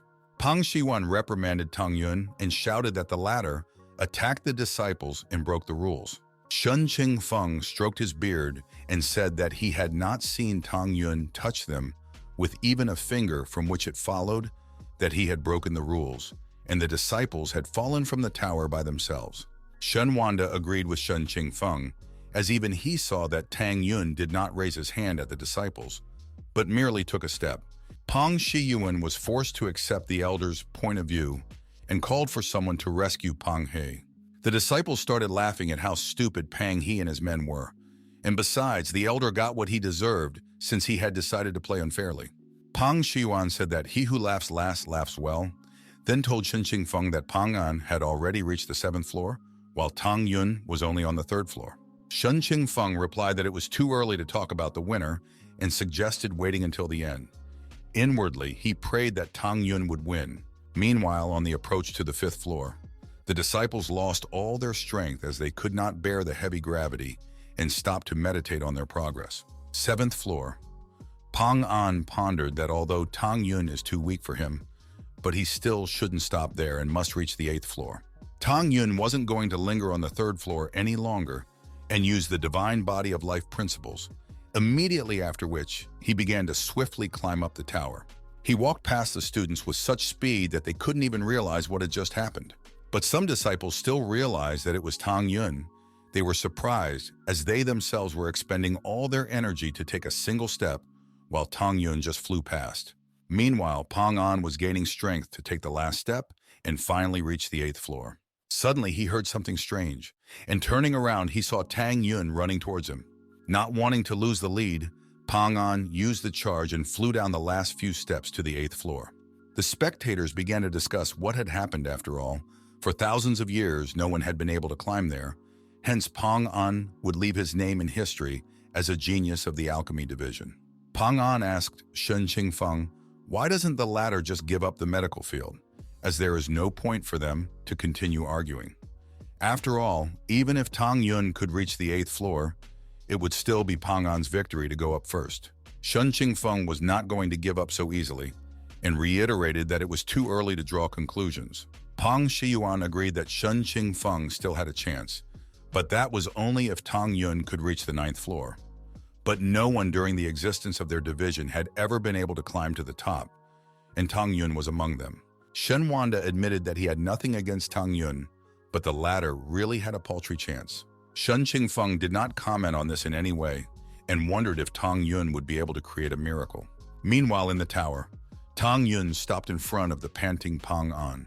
Pang An admitted that he had underestimated Tang Yun since he had managed to get here, but unfortunately, he would still lose. Tang Yun asked why he would be the one to lose, to which Pang An replied that it should be obvious. After all, he came here early and the victory is his, which means Shen Qingfeng can say goodbye to his medical field. Tang Yun waved his finger and said that he was rejoicing early. After all, they were betting on who would get higher, and if he climbed to the 9th floor, he would win. Hearing this, Pang An laughed, after which he asked Tang Yun what he was talking about, because in the history of the alchemy division, there was still no person who had conquered the 9th floor. Pang An said that he thinks it's as if the ancestors only wanted to make the 9th floor as an incentive for disciples, and the 8th floor is the true limit. No one is capable of getting to the 9th floor. But to his surprise, Tang Yun walked past him and asked him not to justify his weakness to others. After all, Pang An's limit, it was hard for Tang Yun to even call it a warm-up. Pang An was surprised that Tang Yun still dared to go higher, even knowing that no one had gotten to the 9th floor. Since Tang Yun is just a simple disciple, there's no way he could believe that such a person could do this. The only conclusion is that Tang Yun is not who he says he is. The disciples watching the climbing were shocked to see Tang Yun climb to the 8th floor, but even so, he came in late from Pang An due to starting too slowly. Shen Wanda tried to comfort Shen Qingfeng by saying that although he had lost the medical field, he was able to learn about Tang Yun's potential, which was more important. To which Shen Qingfeng replied that it was too early to draw conclusions, and that he truly believed that Tang Yun would be able to climb to the top of the tower. Pang Shiyuan said that the fact that a mere disciple climbed to the 8th floor is already a miracle. But even so, Shen Qingfeng dares to believe that Tang Yun will climb to the 9th floor. As the onlookers suddenly shrieked in shock, Tang Yun began to rise higher, because of which the elders who were amazed by this stopped talking and tried to understand how this was possible. The disciples wanted to see if Tang Yun was in his right mind, since he really wanted to rise to the top. But if he really didn't want to lose, then he would have to do it. They still had a student in their minds who had once tried to climb higher than his limit allowed, from which he was only crippled. Pang Shiyuan said that Tang Yun didn't know his limit as a mere disciple, but still recognized that he could be called a genius. Tang Yun pondered on Shen Wanda's words. He said that gravity would increase by 50%, but on the top floor, it feels like the gap here is much bigger. But this was even good, because this way Tang Yun would be able to improve the golden body of life principles. At this moment, some of the students began to cheer for Tang Yun, because even though it was slow, Tang Yun was still managing to rise up. Shen Qingfeng continued to watch Tang Yun with awe in his eyes, believing that he would be able to climb. Pang An flared up with rage. He wasn't going to lose to a mere disciple so easily. Pang Shiyuan asked Pang An why he was standing still and ordered him to go higher. Hearing this, Shen Qingfeng was surprised and asked if he really wanted to do that, and Shen Wan tried to advise him to stop his disciple, as climbing up could only hurt Pang An. But Pang Shiyuan ordered them to shut up after all. If Tang Yun could do it, then Pang An would not give in to him. Realizing that he wouldn't be able to change his mind, Shen Wan could only sigh. Pang An heard his uncle's words and asked himself how he was worse than. After which he decided to go higher after all. He can't lose to someone like Tang Yun. As the gravity suddenly failed, Pang An was flattened to the floor. He couldn't understand how Tang Yun could stand on a step with such strong gravity. Tang Yun turned around to Pang An and said that they were different. Pang An only reached the 8th floor because that was his limit, while he himself would only climb to the 9th floor because that was the maximum. Hearing this, Pang An cried out that there was no way he could be worse off from Tang Yun and tried to get up. But in the next instant, he was flattened to the ground again, causing him to spit out a mouthful of blood. Seeing this, Tang Yun said that the worst thing a person can do is to not know his limit. Seeing this, the disciples were shocked that Pang An was unable to resist gravity. Moreover, he was unable to even take a step back, while Tang Yun had already passed halfway, continuing to increase the difference between them. Shen Wanda recognized that the last step didn't just increase gravity 450 times. Gravity increases by 1,000 times. And that was the reason why no one had ever managed to climb to the top, which was common knowledge. The students were shocked at what they heard and asked if it was even possible, and if the ancestors wanted anyone to go up. Upon hearing this, Shen Chengfeng cried out in shock, for no one in the soul cultivation realm could withstand such gravity. He asked how Tang Yun could even climb up there. Hearing this, Pang Shiyuan ordered Pang An to go down, as there was no way Tang Yun would be able to climb to the 9th floor, which meant that victory was theirs. Pang An gathered his strength and pushed off, rolling backwards a step. Then he asked Tang Yun what good would it do for him to climb higher, because there was no way Tang Yun could climb to the 9th floor. Meanwhile, Tang Yun leisurely walked up the stairs, pondering that a little more exposure to the strong gravity, and he would be able to refine the golden body of life principles. The disciples were still in shock that Tang Yun was only a step away from the 9th floor. They understood that his strength was beyond comprehension, but still, the last step was the most difficult, and there was no way Tang Yun would be able to make it. Pang Shiyuan shouted to Tang Yun to just admit defeat. After all, the 9th floor is an unfathomable target. Tang Yun looked at the elder who had already bored him and decided to teach him a lesson. For the sake of it, he took one step back.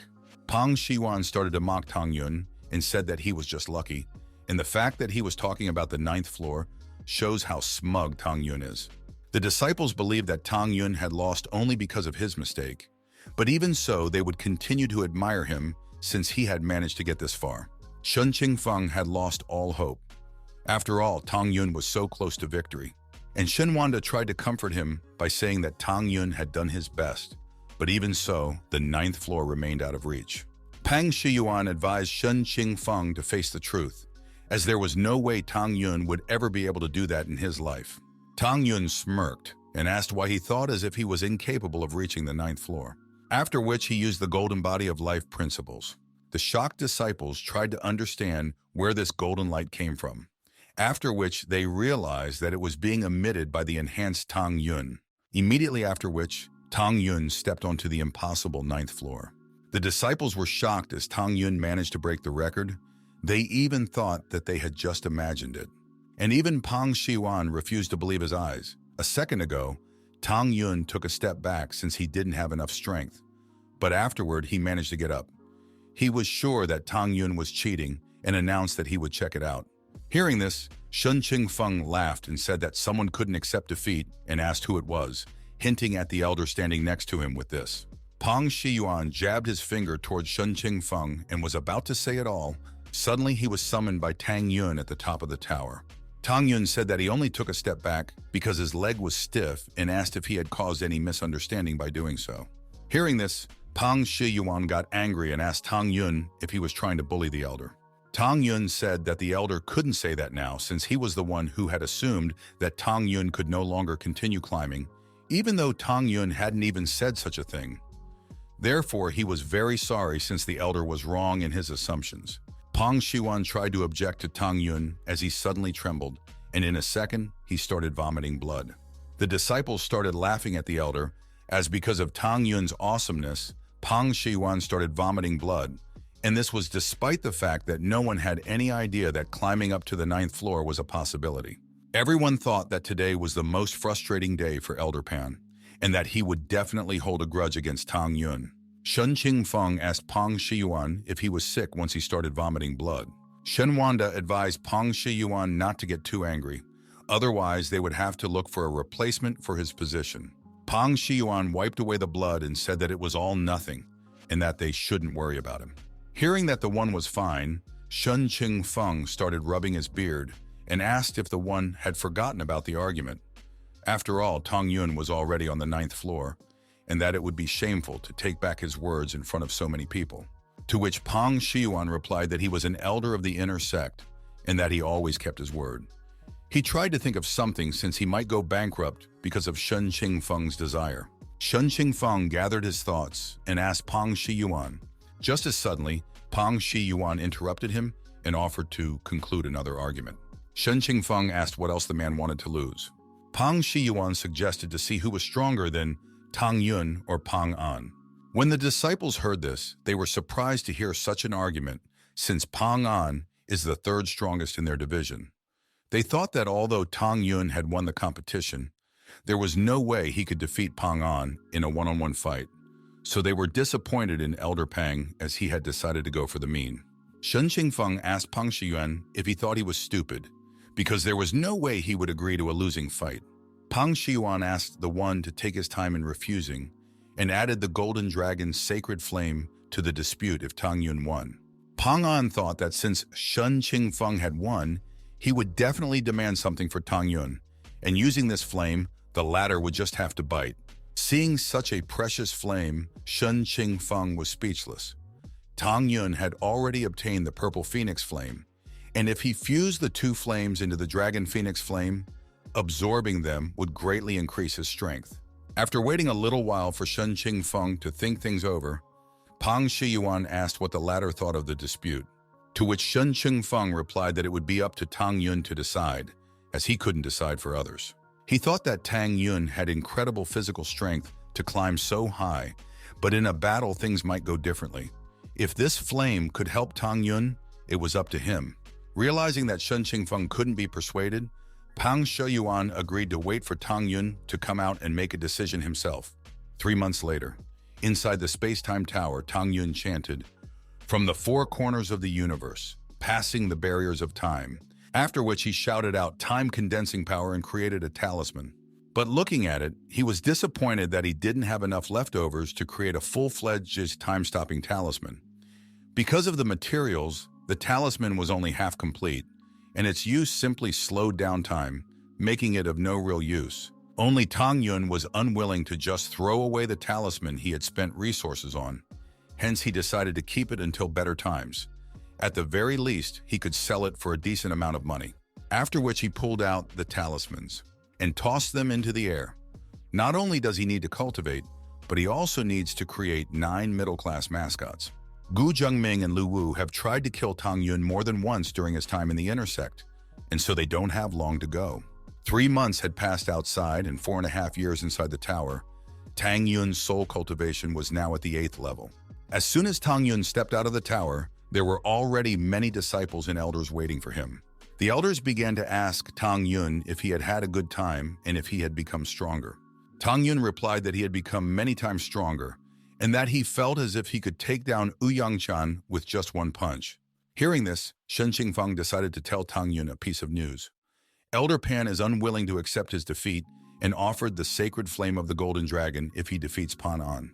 Tang Yun was slightly surprised and acknowledged that this was the best news he could hear about, and since they were willing to give him such a valuable item so easily, he agreed.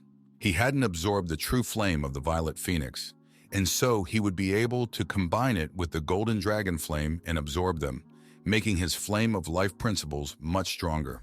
Pang Shiyuan told Pang An that he had arranged for a duel between him and Tang Yun, and then asked if he could handle it. Pang An asked his uncle not to worry about it, as Tang Yun doesn't even have a chance of winning. Pang Shiyuan praised his nephew and ordered him to go and teach Tang Yun a lesson now. Pang An then approached Tang Yun and ordered him to duck if he wasn't ready for their battle. But Tang Yun refused to bow down, since Pang An was going to die anyway. The disciples thought that Tang Yun had lost his mind because Pang An was much stronger than Gao Yang Wushuang and Wu Yangqian. The fact that Tang Yun had climbed higher only showed that his talent was higher, but not his fighting power. Pang Shiyuan started to taunt Shen Qingfeng beforehand, but the latter warned that anyone who doubted Tang Yun would end up in the grave. Pang An said that although Tang Yun had reached the 9th floor, he had been doing his own daily training and was now just a step away from the soul refinement realm. To which Tang Yun replied that in that case, Pang An was only a fly for him to arrive. Pang An laughed and unleashed his aura to silence the arrogant Tang Yun. Immediately afterward, he used the technique of floating shadows, creating 4 mirror images. The disciples were shocked to see such a powerful technique, because using this technique, Pang An would become so fast that he could not be seen. Only his images could be seen. Pang Shiyuan said that Pang An's strength level while using the soaring shadows could match any person from the soul refinement realm, which implied that Tang Yun was no opponent to him. Shen Wanda began to ponder the fact that Tang Yun would not be able to react to such a fast opponent, due to which he would lose. And only Shen Qingfeng continued to believe that Tang Yun would win this fight. Circling around Tang Yun, Pang An advised him to surrender, as there was no way Tang Yun could defeat him. Tang Yun grinned, since the opponent was too boastful, and said that one moved like a snail. Immediately after, Pang An picked up the moment and attacked Tang Yun from the back. The elders were scared that Tang Yun might die and tried to warn him of the attack. And Pang Shiwan, on the other hand, scoffed as it was already too late, and victory would be his. Just as suddenly, Tang Yun used the time-slowing talisman, because of which all of Pan An's speed images were dispelled.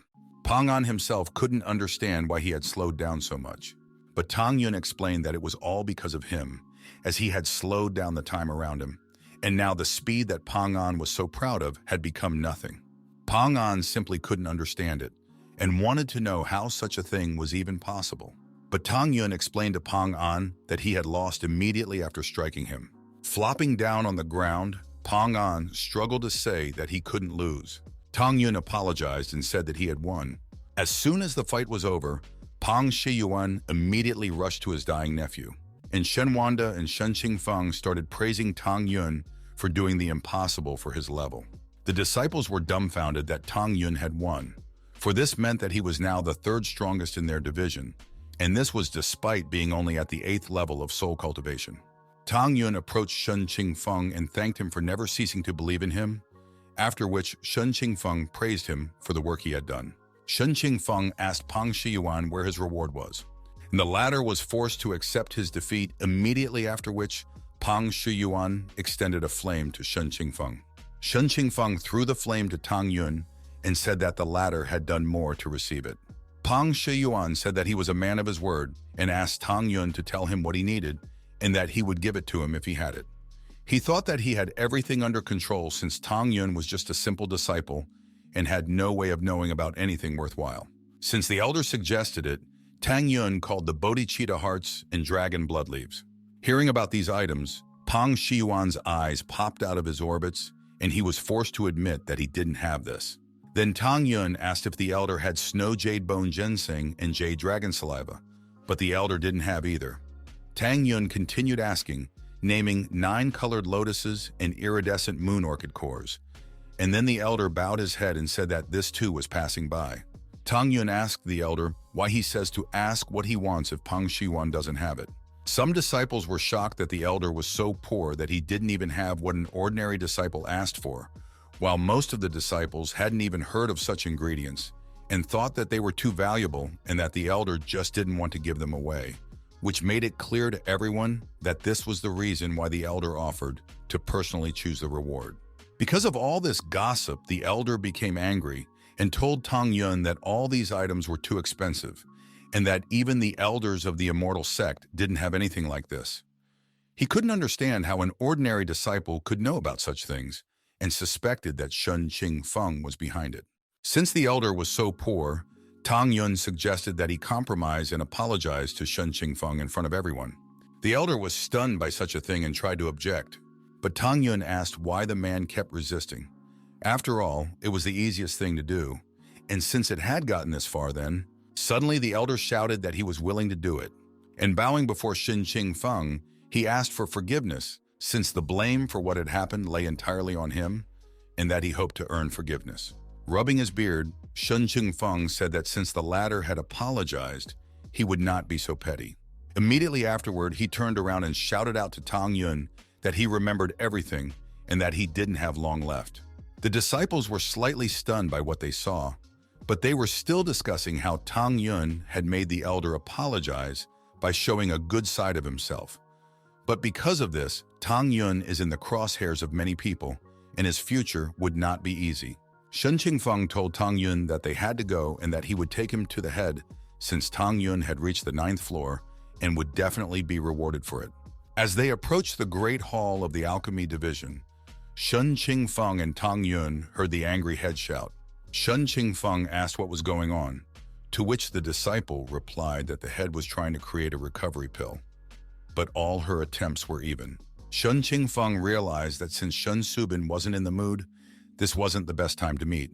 And so he told Tang Yun that it was better for him to leave, and he would definitely bring Tang Yun to her afterwards. Tang Yun agreed with the deacon, while thinking that without his help, the disciple wouldn't be able to handle the pill.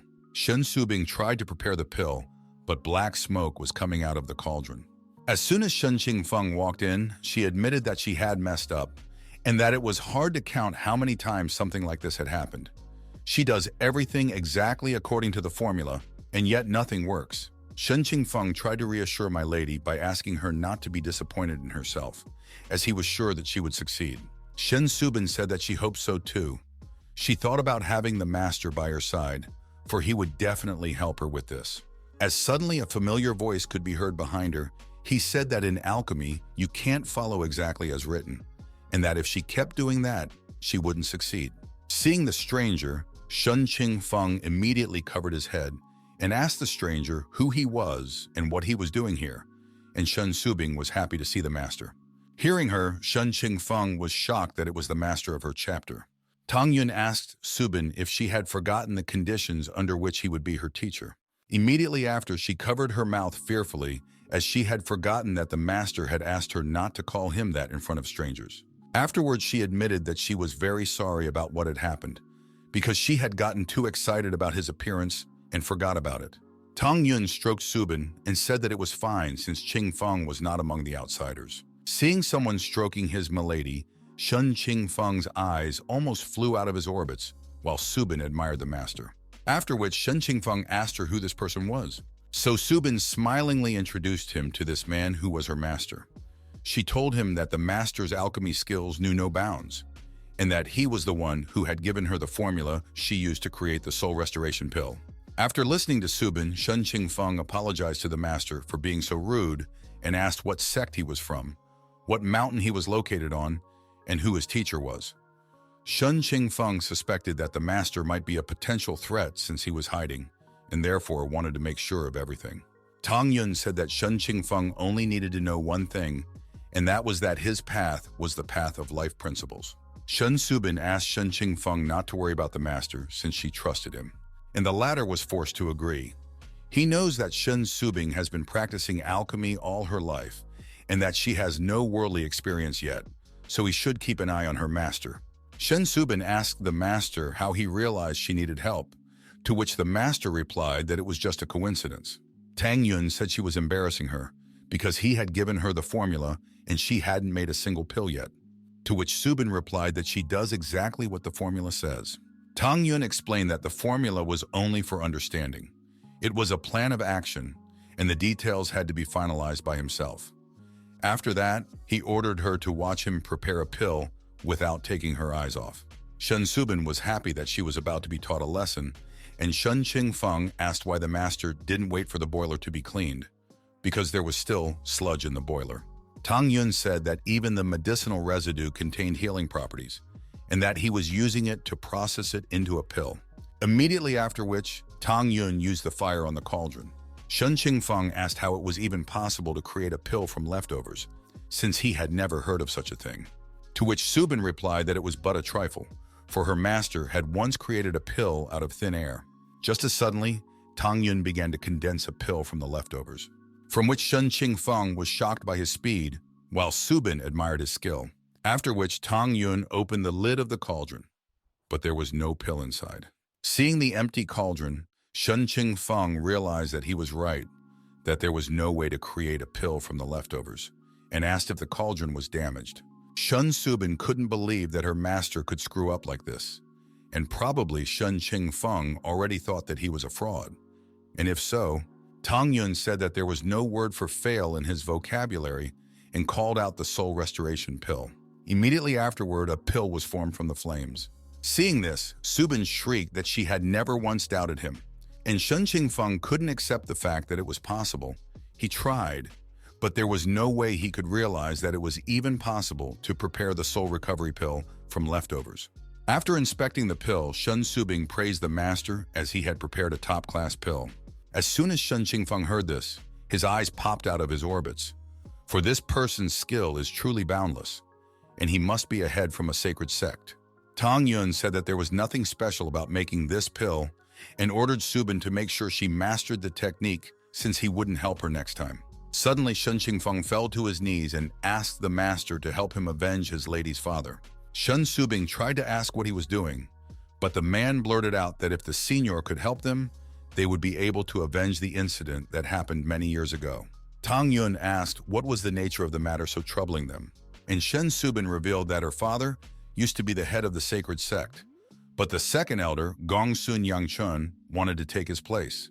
It ended with her father being abolished by the patriarch and expelled from the sect. He died in despair. After telling her, Tang Yun realized why she was so desperate to ask to be his disciple. She wants revenge. Shen Subin clenched her trembling fist and shouted that after all this, Gongsun Yanchun became the head of the alchemy division, and she joined the Huangfu sect to one day quench her thirst for revenge. Shen Qingfeng bowed to the master and pleaded for him to help my lady, as he must be from a sacred sect. Tang Yun asked Subin if she wanted him to take revenge on her. But Subin shouted out no, for she personally wants to exterminate that bastard. Hearing this, Shen Qingfeng tried to contradict her, but Tang Yun praised her, as she herself must take revenge.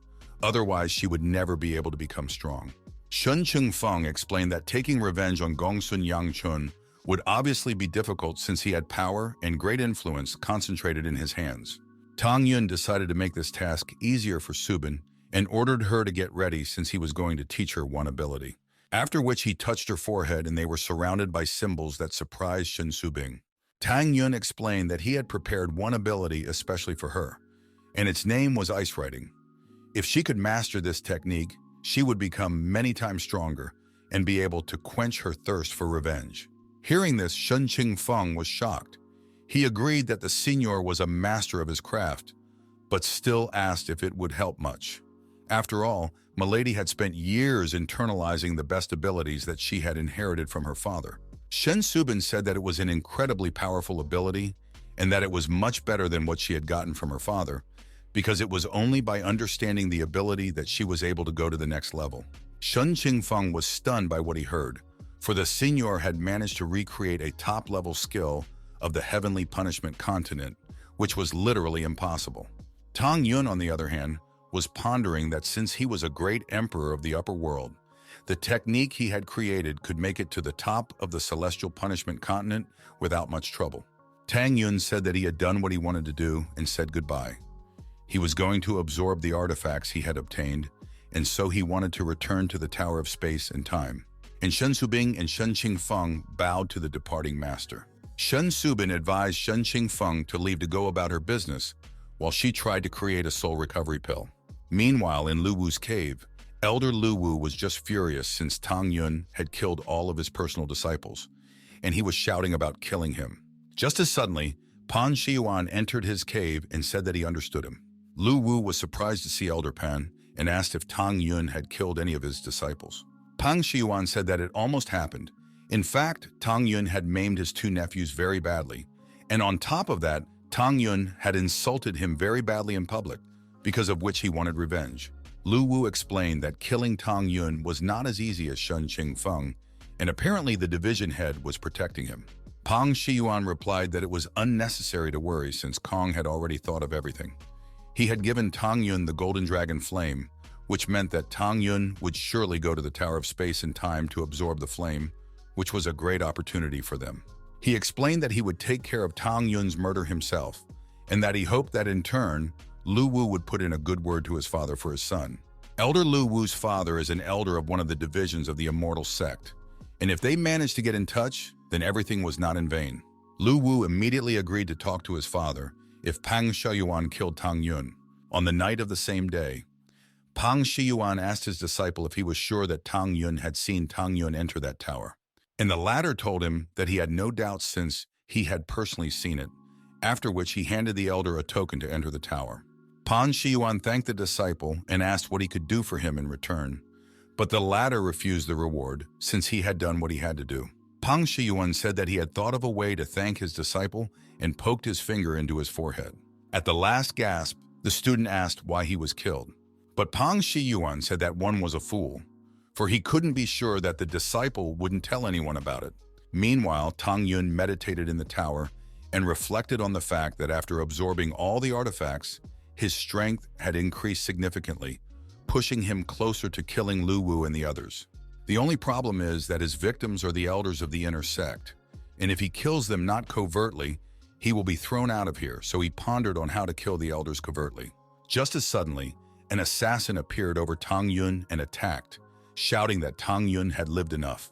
Tang Yun managed to react to the sudden attack at the last moment, after which he abruptly turned around and repelled the enemy's attack, from which an explosion occurred, and Tang Yun and the assassin ended up on opposite sides of the arena. Pang Shiyuan was shocked by this and tried to understand how a mere disciple was able to repel his attack. Suddenly, Tang Yun said that he realized the identity of the attacker because he was at the 6th level of soul refinement, which meant that he was an elder of the inner sect. He also found out which tower Tang Yun was in, which meant that he was from the pill refining division. Pang Shiyuan asked what he was going to do with this information, because by going to the other world, Tang Yun wouldn't be able to do anything. Hearing this, Tang Yun said that the assassin did not fit Lu Wu's character, which meant that Pang Shiyuan was in front of him. Pang Shiyuan tore off his mask and praised Tang Yun, then asked what he would do with this information. After all, he would die within the confines of this tower, so no one would know who the killer was. The tower is sealed and there is no way to escape. Tang Yun smirked as just a moment ago, he was contemplating on how to do it secretly, and fate itself had given him this chance.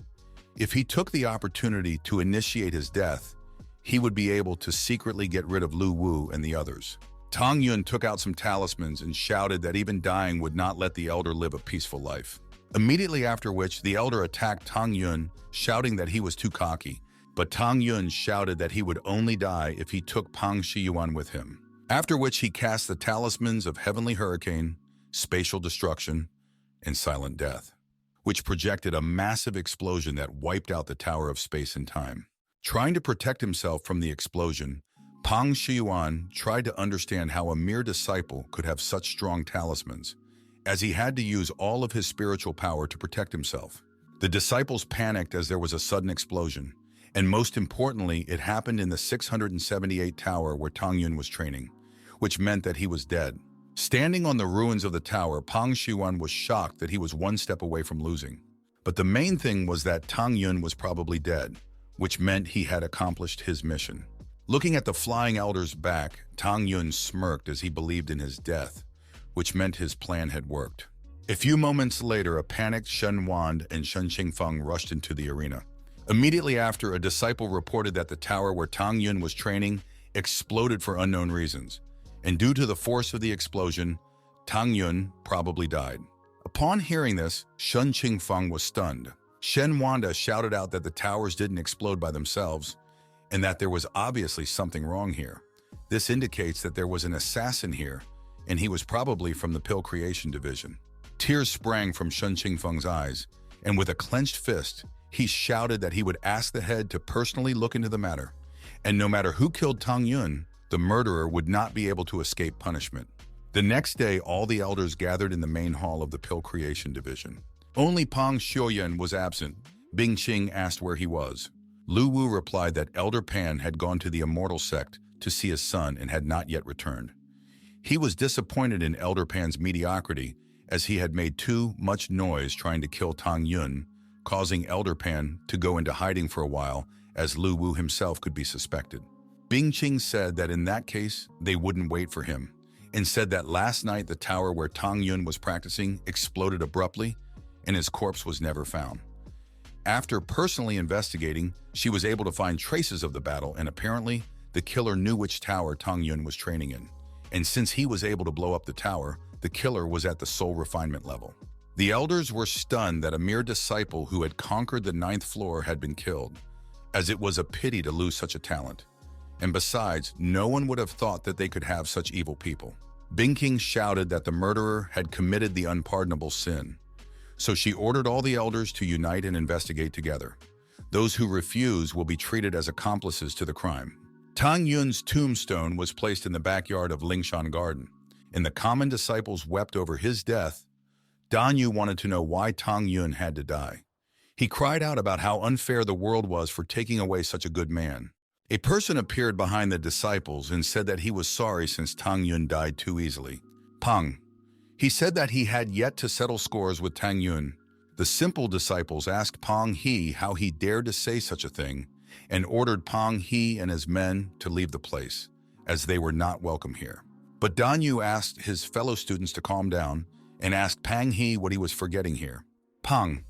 He said that he had heard that Tang Yun had died, so he had come to pay his respects. Immediately afterward, he ordered his boys to act, and they rushed to desecrate the grave of a pathetic mere student. After that, one of Pang He's men destroyed Tang Yun's tombstone. Seeing this, Dan Yu swore that he would fight them until he was unconscious. And the ordinary disciples attacked Pang He and his men. Pang He chuckled at the fact that a bunch of pathetic, ordinary disciples dared to go against his will and ordered them to be dealt with. After which, his underlings started beating up ordinary disciples, mocking how pathetic they were without Tang Yun. Pang. He set fire to the remains of Tang Yun's tombstone and said that no matter how strong Tang Yun was, he was still just trash. And if the others decided to become strong, they would face an equally insignificant death. Seeing what Pang He was doing, Dan Yu promised out of his last strength that he wouldn't just get away with it. Pang He's underlings laughed at the words of the lowlifes, and Pang He ordered them not to erect Tang Yun's tombstone again, or else next time, it wouldn't just be him who would be broken. All this time, Tang Yun had been watching the fight from behind a tree. He decided that he had to deal with Pang Hao first. Late at night on Mount Pan, Pang. He laughed at the fact that Tang Yun had finally died and revealed that he and his subordinates had destroyed his grave today. Pang An praised his brother for what he had done, but added that if he were him, he would also piss on the grave. Just as suddenly, a stranger appeared behind Pang He's back, who praised Pang An's idea and said that he would use it on them. Pang An and Pang He were shocked that someone had managed to sneak up on them and ordered him to identify himself, to which Tang Yun replied that he was their death and swung his fist. Pang An was angered by the stranger's insolence and decided to test what the stranger could do.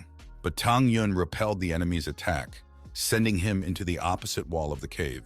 With a shake of his hand, Tang Yun said that one was weaker than he thought. And Pang. He was shocked that his brother had been put down in one blow and asked how it was even possible. Pang An asked the stranger what the stranger had against him and his brother. Tang Yun then decided to reveal himself and took off his mask to let the brothers know who would be responsible for their deaths. Seeing his face, the brothers cried out as they all thought that Tang Yun was dead. Tang Yun revealed that Elder Pan had tried to kill him, but the latter couldn't even think of Tang Yun faking his death. With the help of which Tang Yun can kill the brothers being out of suspicion, hearing about it, the brothers agreed that it was indeed tricky. Shivering in fear, Pang An said that their situation could not be envied. Suddenly, Pang He fell to his knees and started begging for mercy, shouting that it was all his uncle's fault, while he himself had nothing to do with the assassination attempt.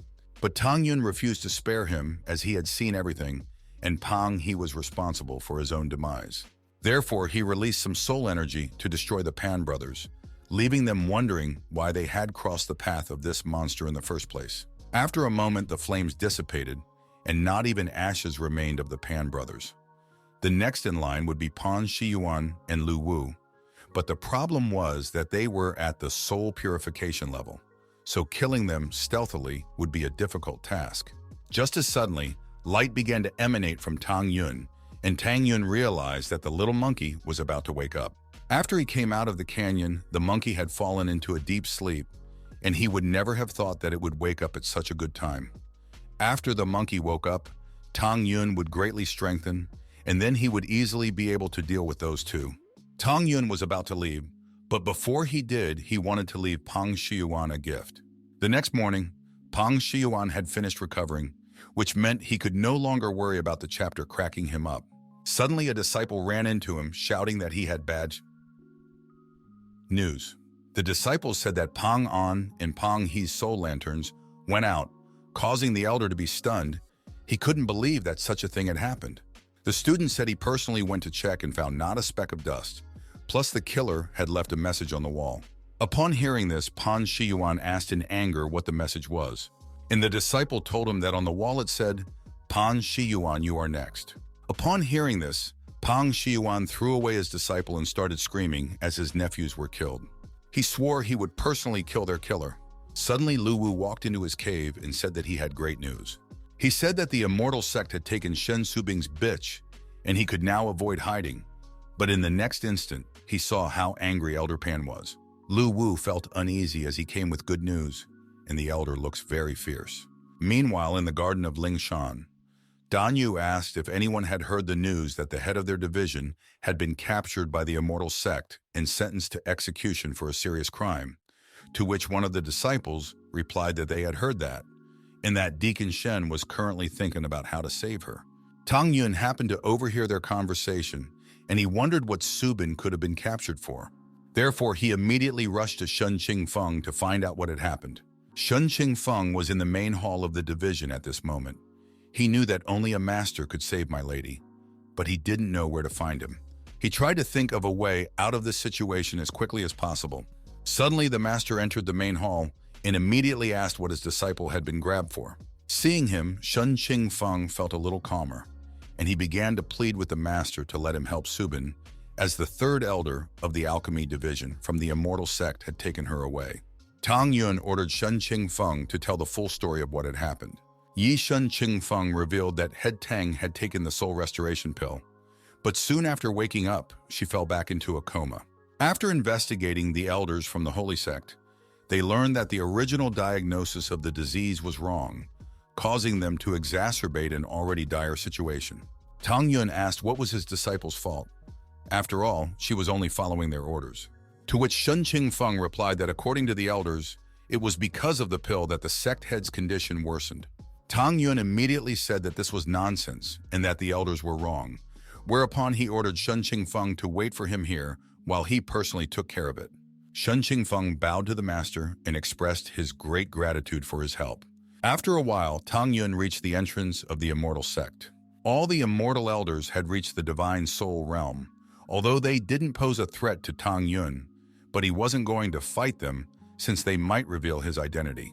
Moreover, he doesn't even know where Subin is now, as suddenly his musings were interrupted when he saw a familiar figure below, in whom he recognized Tantai Junda of the Huanfu trading house. As soon as Tantai Junda approached the entrance, he was immediately greeted by the elders. Seeing this, Tang Yun decided that he shouldn't miss this opportunity, and so he immediately descended to the ground in front of the guards. The guards reacted instantly and demanded that the stranger stop and identify himself. But Tang Yun ignored their requests and ordered them to show him the man in charge. Upon hearing this, the guards ordered him to leave if life was precious. In response, Tang Yun released some aura and asked who they were to threaten him. Fifth elder of the alchemy division. Chen Shuyue thanked Tantai Junda for the pill he brought, but the latter asked not to thank him as he was only following the orders of the head. And the fourth elder, Lu Yi, said that the only problem is that this pill can only contain the disease temporarily, and if nothing changes, he is afraid that the worst will happen. But he was glad for it, as he would be able to take her place after Head Tan died. Tantai Junda said he believes the head will get better. Suddenly, one of the guards ran in and shouted that someone had broken into the sect. Upon hearing this, Lu Yi became furious and shouted that he would personally kill this person for doing such a thing when their head was dying. Lu Yi walked to the threshold of the main hall and asked the stranger if he was tired of living, to which Tang Yun replied that they were all sick of living since they dared to take his student. Hearing how brazen that one was, Lu Yi shouted that he would teach a lesson on behalf of the immortal sect and began to gather energy. Suddenly, Tantai Junda walked up to them and shrieked that he didn't expect to see him here. Elder Lu Yi was surprised that Deacon Tantai knew this person. Seeing that Tantai Junda was treating this man with respect, the fifth and fourth elder realized that they should do the same. Tantai Junda went up to the master and told the elders that it was this senior who had given him the life-extending pill. Hearing this, Lu Yi panicked, as the man in front of him was probably too strong and decided to stay as far away from him as possible. Tang Yun asked if their conflict was now resolved, and Lu Yi apologized that he had overreacted as he thought a criminal had wandered in. Tantai Junda asked the senior what had checked him out, to which Tang Yun replied that the immortal sect had taken his female disciple, hence he had come to retrieve her. Tantai Junda asked Lu Yi if they could be alone together with the seniors, and the latter immediately allowed, mentioning that he had some unfulfilled business to attend to.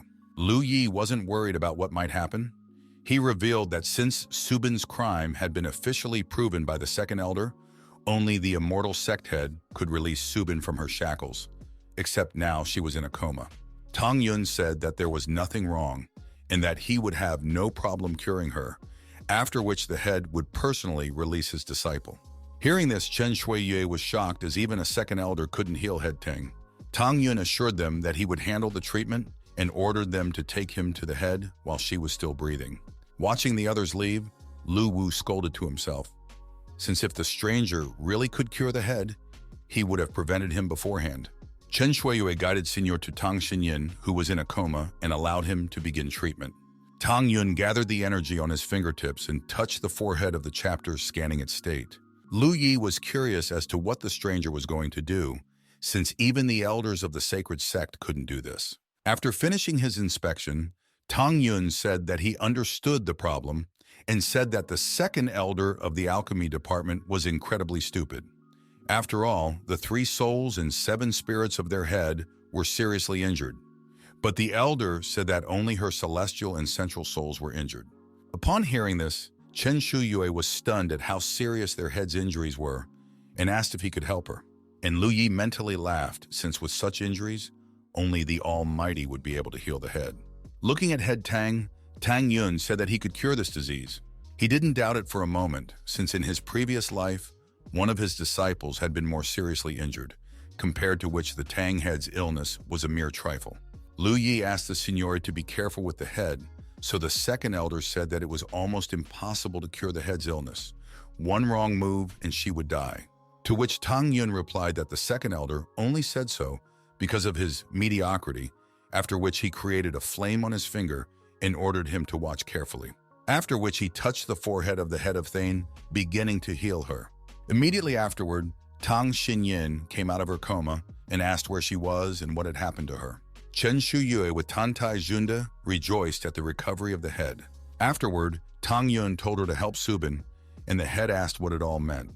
Chen Shuiyue leaned into the head's ear and recounted everything that had happened while she was in a coma. After hearing everything, Tang Xinyin stood up and declared that Shun Subin was not involved in any crime and ordered her to be released from her shackles. Lu Yi was furious because the senior had managed to cure the head, who was in a hopeless situation, thus ruining his plans. Tantai Junda favored Shinner since his power knew no bounds. The elders of the immortal sect were powerless, but he managed to help the head. Tang Xinyin examined herself and asked why she felt so healthy, to which Tantai Junda replied that the signori beside them had healed her. Immediately after, Tang Xinyin bowed to him and acknowledged that she could not put into words how grateful she was to him. Tang Yun said that he was happy to help her, but he was only doing all of this because of Shun Subin. Meanwhile, in the immortal sect's prison, the echoes of Subin's beating could be heard. The elder grabbed Subin by the face and lifted her up, asking why she was so principled.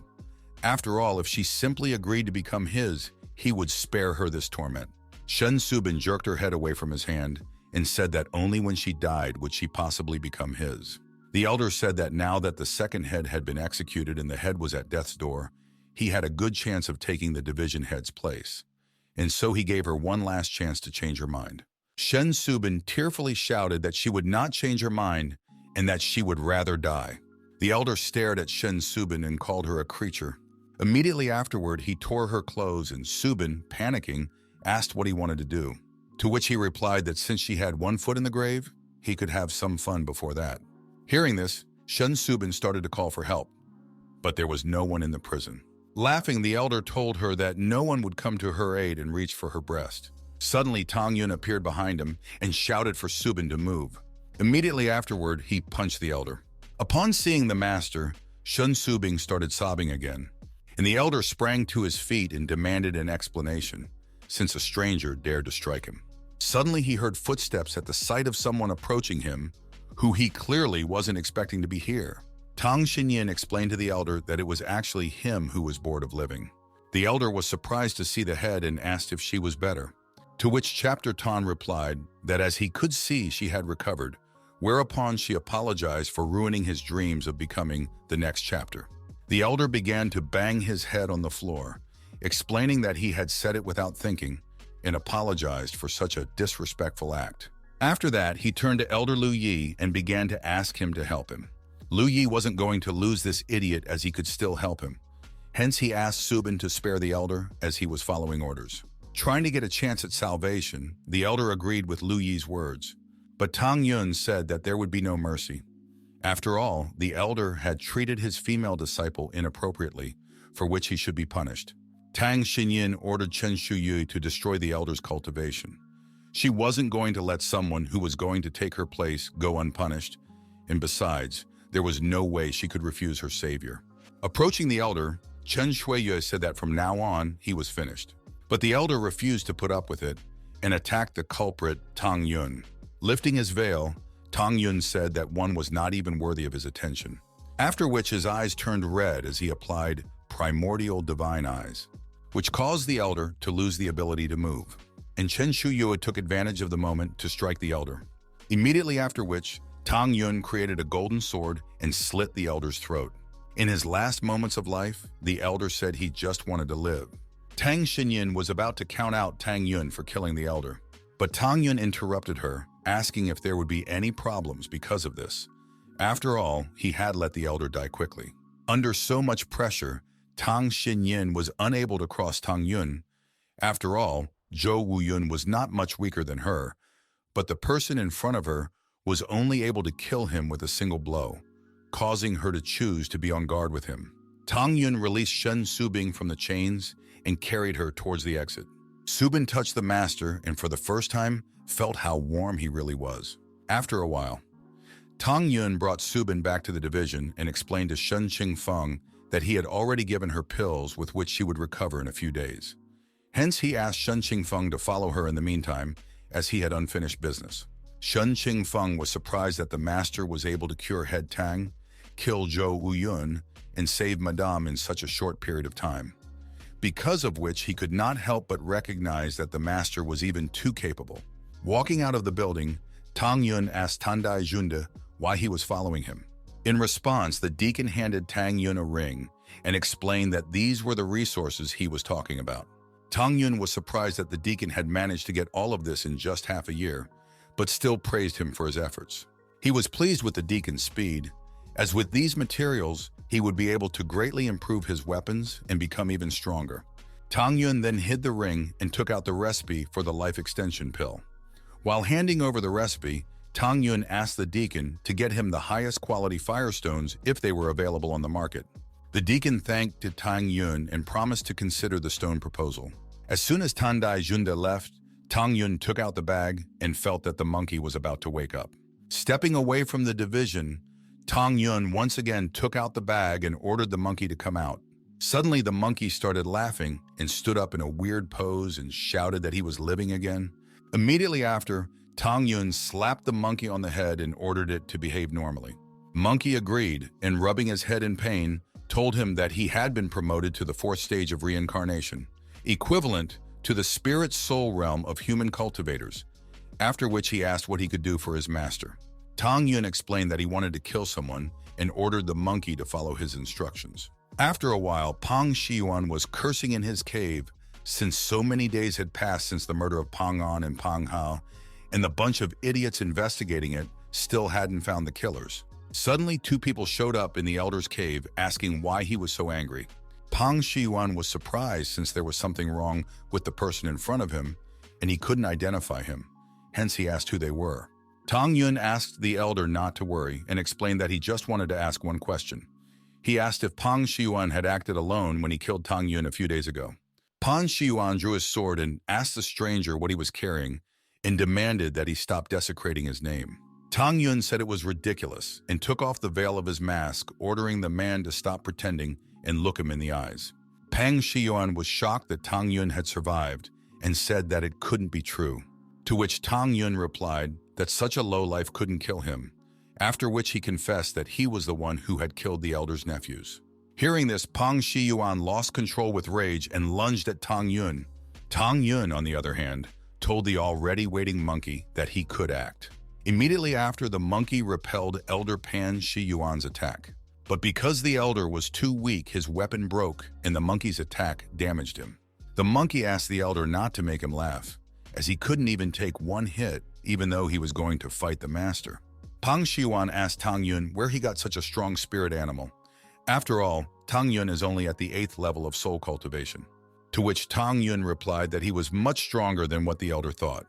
He then demanded that the elder answer his questions. Pang Shiyuan shouted that he wouldn't say anything. He was afraid to tell the truth because his son was under Lu Yi's care, and if he betrayed Lu Wu now, his son would be in trouble. Tang Yun told the elder that whether the elder wanted to speak or not, it was clearly not up to him. Immediately after which, his eyes flashed red. Tang Yun once again asked the elder who was helping him.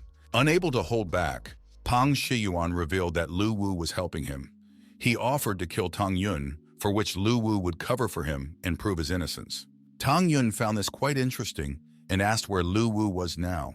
To which the elder replied that Lu Wu had gone to the immortal Sect to check on his father, and he would not return for the time being. Tang Yun said that Lu Wu was lucky to survive and dispelled the spell. Immediately afterward, Pang Shiyuan asked Tang Yun what he had done to him. But Tang Yun wasn't going to talk to him, so he killed the elder, saying that he would only get an answer in hell. In his last breath, Pang Shiyuan said that he shouldn't have messed with Tang Yun. After finishing killing one of the enemies, Tang Yun began to ponder over what he should do next. Lu Wu clearly had no plans to return anytime soon, so he would have to return to the life of a mere disciple. 3 days later, Tang Yun arrived at the alchemy division and shouted that he was here to meet with the head. The elders inside the hall were surprised to hear this voice, and Shen Wanda asked if he had just heard it. Shen Wanda replied that it sounded like Tang Yun's voice, and apparently they had just imagined it, and Shen Subin said that it was unlikely as it couldn't be heard by 3 people at once. Suddenly, Tang Yun once again shouted that he had arrived to meet with the head. Immediately afterward, the elders rushed to the voice to see for themselves. Running up to Tang Yun, Shen Qingfeng grabbed his shoulders and tears flowed from his eyes. He asked if this was really Tang Yun or just a dream, to which Tang Yun replied that it was indeed him. And pulling Tang Yun close to him, Shen Qingfeng shouted about how happy he was that Tang Yun had returned. Then Shen Wanda cried out that it was really Tang Yun and started laughing, and Shen Subing replied that she could see it, and asked Tang Yun what happened to him. Tang Yun reported that someone had attacked him that day, causing him to be seriously injured and having to use the talismans he had bought at a high price. He ended up taking refuge in the ruins of the tower. Shen Subin asked, why didn't he show up until today? He replied that his wounds were too serious and that he thought someone might take advantage of that to attack him again, so he had to go into hiding to mend his wounds.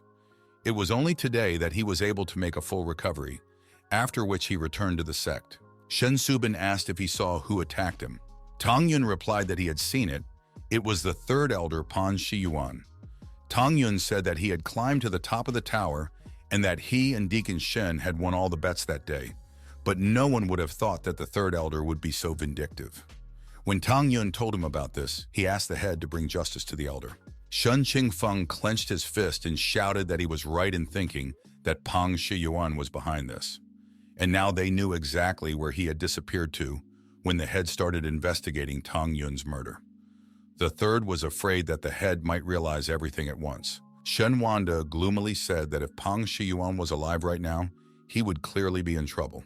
Tang Yun was surprised that the elder had died and asked how it happened. To which Bing Qing replied that a few days ago, the 3rd elder's body was found in his cave, which was the reason why he couldn't be punished. Looking closer, Bing Qing noticed that Tang Yun didn't even have a scratch on him. Hence, she wondered if he could be related to the 3rd elder's death. Tang Yun said he was sorry because he personally wanted to hear the excuses. Tang Yun didn't want to reveal that he was involved in the death of the 3rd person, so he pretended to be. Bing Qing then changed the subject, reminding Tang Yun that she had not yet rewarded him for climbing to the 9th floor of the Tower of Space and Time, and therefore she was curious as to what he would like to receive for it. Tang Yun asked the head to reward Deacon Shen instead of him, as without the deacon's support, he wouldn't have been able to become what he was now. Tang Yun was going to thank the deacon since he cared for him the most in this sect. Shen Qingfeng asked Tang Yun not to miss this chance since the chapter doesn't often reward someone. But Tang Yun was persistent in his request and asked again to reward the deacon. Since Tang Yun was so insistent on it, Bing Qing couldn't refuse his request. And so she proposed Shen Qingfeng to take the place of a full elder since Pang Shiyuan's place had been vacated. Hearing this, Shen Qingfeng tried to object as he felt that he was still not ready for this. Shen Wanda laughed and patted Shen Qingfeng's shoulder and asked him not to give up as he would let Tang Yun down. In the end, Shen Qingfeng decided to agree to become an elder and thanked my lady. Finished with the reward, Bing Qing told Tang Yun that he could leave and ordered him to train as hard as before so as not to let them down in the future. As soon as Tang Yun left, Bing Qing told the elders that she almost forgot that she had a task for them. Bing Qing told them that the competition between the three clans would soon begin. So she ordered Wanda to inform the other elders and ordered Qing Feng to go back to the Lingshan grass garden and choose factotum disciples to serve the disciples participating in the competition. Shen Wanda asked if these competitions were not supposed to start only after 2 years, to which Subin replied that there was a strange change in the land of infinity that would cause the secret realm to be revealed sooner. Shen Qingfeng asked if Tang Yun could participate in this competition, which Subin immediately agreed with, as Tang Yun would be able to see other geniuses, and maybe even he would stop being so smug. Upon hearing this, Shen Qingfeng thanked my lady loudly. After a while in Lingshan's herb garden, Cao Bin asked Zhongwu Xiao if she really had a meeting here. He wanted to find out since it was rumored that there was some ordinary disciple quite close to Zheng Wu in this garden. To which Zheng Wu replied that it was none of his business and ordered him to get the hell away from her. Cao Bin had started annoying her while she was still in the weapon division, and he had followed her all the way to the alchemy division. Just as suddenly, Dan Yu noticed that there were guests in their garden, and immediately ran up to them, asking if there was anything he could do to help them. Zhengwu Xiao explained that she was a close friend of Tang Yun and asked if she could meet him. Upon hearing this, Dan Yu bowed his head and said that she had unfortunately come too late. After all, Tang Yun had died. Zhengwu Xiao was shocked by what she heard. She wanted to understand how such a thing could even happen. Whereupon she stopped feeling her legs and sputtered and began to sob. Cao Bin was grateful to the Almighty for the help and took advantage of the situation by trying to comfort Junwu. Suddenly, Tang Yun appeared in front of them and immediately greeted Junwu Xiao. Seeing Tang Yun, Dan Yu was frightened and asked if he was a human or a ghost. Junwu Xiao looked Tang Yun in the eyes and asked if she was dreaming or if it was really him. Tang Yun stroked her and said that it was true him, alive and unharmed. Immediately afterward, Junwu threw herself into his arms and sobbed again. She admitted that she was incredibly scared. Tang Yun stroked Junwu once more and asked her not to worry since he had no plan to die anytime soon. Not intending to endure these courtesies any longer, Cao Bin stomped on the ground and ordered Tang Yun to get his filthy paws off of Junwu. It was only at this moment that Tang Yun noticed the stranger and asked Junwu who it was, to which she replied that it was Cao Bin, a disciple of the 5th elder of the weapon division, and he was also picking on her and pissing her off all the time. Hearing this, Tang Yun became gloomy, whereupon he asked Cao Bin if he was the most enviable groom. Cao Bin called Tang Yun a bastard and asked how dare a mere disciple speak in his presence. He then ordered Tang Yun to bow down and beg for mercy until he decided to finish him off. Tang Yun refused to bow down and said that Cao Bin was clearly not worthy of it. Unwilling to tolerate the pathetic mere disciple any longer, Cao Bin shouted that he would break his arms and legs, right after which he used an endless array of blades. Zhongwu Xiao asked Tang Yun to be careful as Cao Bin is in the top 100 on the list but Tang Yun didn't let her finish saying that he had everything under control. Immediately after which his eyes turned red from using primordial divine eyes. Cao Bin's swords fell to the ground, and Cao Bin himself couldn't understand what was happening to him. And in the next instant, Tang Yun punched the one and ordered him to get the hell out of here. Walking over to the lying Cao Bin, Tang Yun reminded him that not long ago, he wanted to break all of his limbs. Hence, he decided to let Cao Bin feel it personally. Tang Yun alternately stepped on Cao Bin's hands and feet, making his bones loudly heard breaking.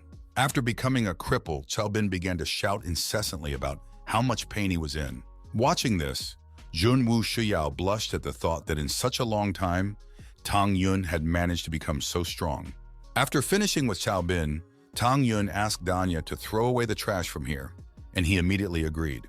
As soon as Danya distanced himself, Junwoo asked Tang Yun if he was afraid of repercussions since he was still a mere disciple.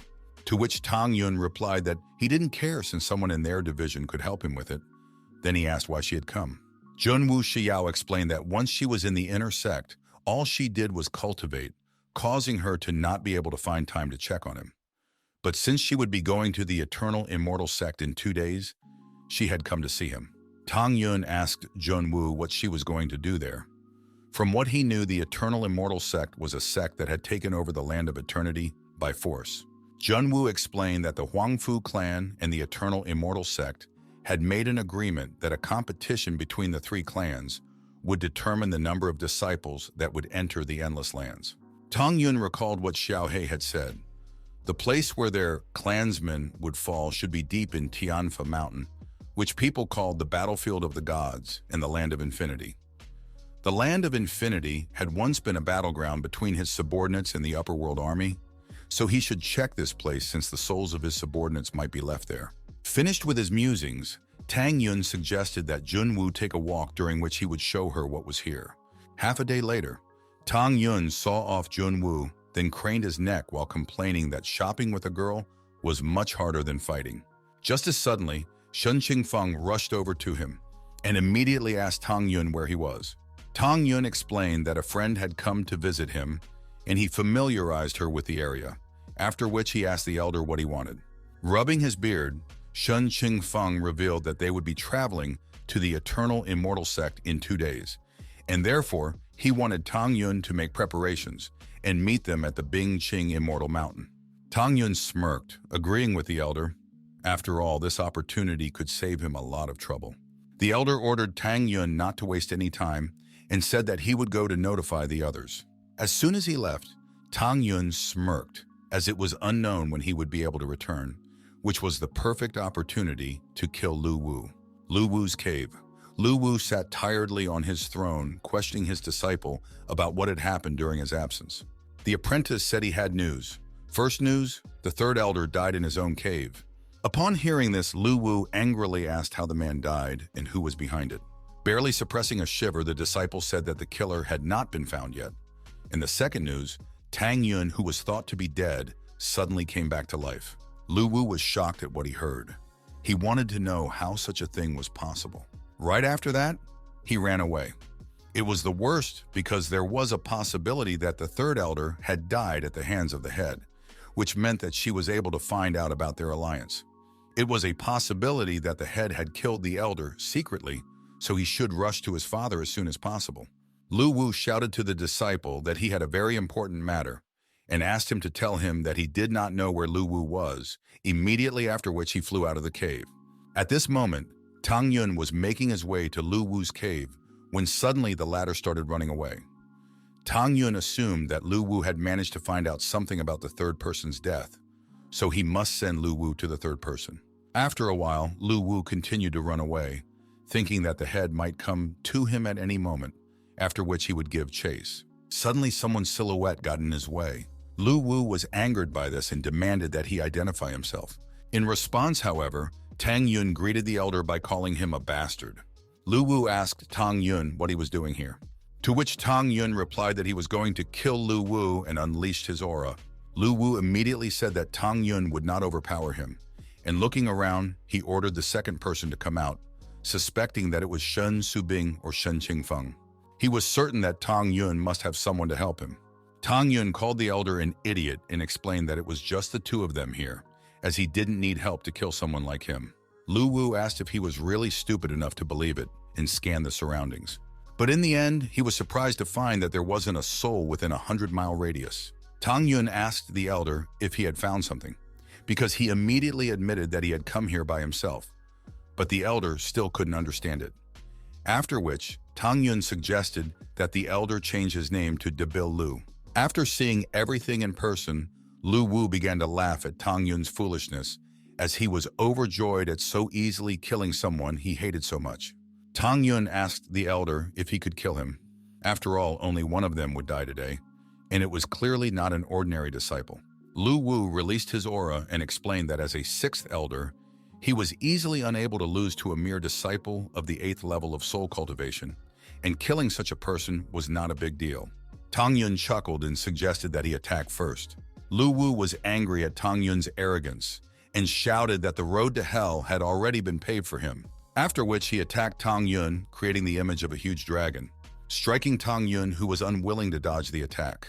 Immediately after which Lu Wu started laughing.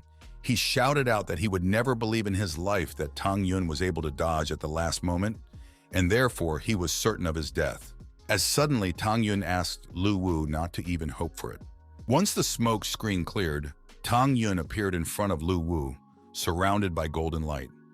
After the cultivation upgrade, Tang Yun's defense became a little stronger, making Lu Wu unable to scratch him with a finger.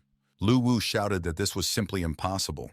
After all, higher-level cultivators were barely able to survive this attack. He wanted to understand how Tang Yun came out unharmed. Tang Yun crossed his arms and replied that it was all because Lu Wu was too weak. Immediately after that, he attacked Lu Wu by summoning fire that took the form of a phoenix and a dragon, which immediately struck Elder Lu Wu, who didn't even have a chance to dodge. And Tang Yun said that Lu Wu would now be able to feel the difference between their flames. After surviving the attack, Lu Wu admitted that he had clearly underestimated Tang Yun, but none of that mattered, as he should be the winner. Immediately after that, Lu Wu created a huge array to strengthen himself and started laughing, shouting that he was now at his best and that Tang Yun should prepare for his doom. Tang Yun was disappointed in the elder, as he had expected to see something interesting from him. But in the end, Lu Wu decided to just strengthen himself at the expense of blood. But in the next instant, Lu Wu was in front of Tang Yun and shouted that this was all he needed to kill Tang Yun, then used the Blood Divine Fist. As soon as Lu Wu approached a sufficient distance, Tang Yun ordered the monkey to come out, and jumping out of the bag, the monkey asked Lu Wu how he dared to attack the master. Immediately after, the monkey repelled Lu Wu's attack by punching him on the stomach. Lu Wu was shocked by what had happened. He asked Tang Yun where he had gotten a spirit animal of such a high level. Tang Yun asked, "What does anyone care about this?" And the monkey said that with his status as a master, he couldn't even be a servant to him. Coughing up blood, Lu Wu shouted that he wouldn't mess with Tang Yun if he only knew that he wasn't what he seemed to be. To which Tang Yun replied that it was too late to talk about such a thing, as death was coming at Lu Wu's heels. Suddenly, Lu Wu started begging Tang Yun for mercy. He swore that he would do anything. Besides, his father is the elder of the alchemy division in the immortal sect, and his master is the head of the alchemy division of the sacred sect. If Tang Yun spares him, he will be able to get anything he wants. Tang Yun began to gather energy in his fist while explaining that anyone who went against him would definitely die. He also asked Lu Wu not to think that he could die so easily. After which, Tang Yun slammed the collected energy into the mountain. Seeing this, Lu Wu turned blue and asked what Tang Yun wanted to do. But Tang Yun ignored the elder's question and threw him into the cave. Tang Yun explained that he had placed a barrier in the cave so that no one could find Lu Wu. No one would be able to see or hear him through the barrier, and he wouldn't be able to contact anyone. In the end, he will die all alone. Upon hearing this, Lu Wu shrieked and rushed towards the exit, demanding that Tang Yun let him out.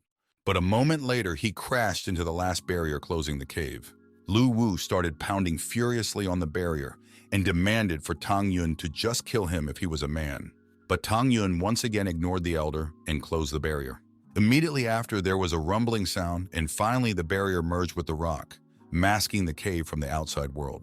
Now Tang Yun had sorted out all his problems for the moment, and no one would guess that he had killed Lu Wu, since Tang Yun would be at the tournament when anyone noticed the missing elder. 2 days later, Mount Bingqing. The contestants could no longer wait for the competition to begin and speculated about who would win.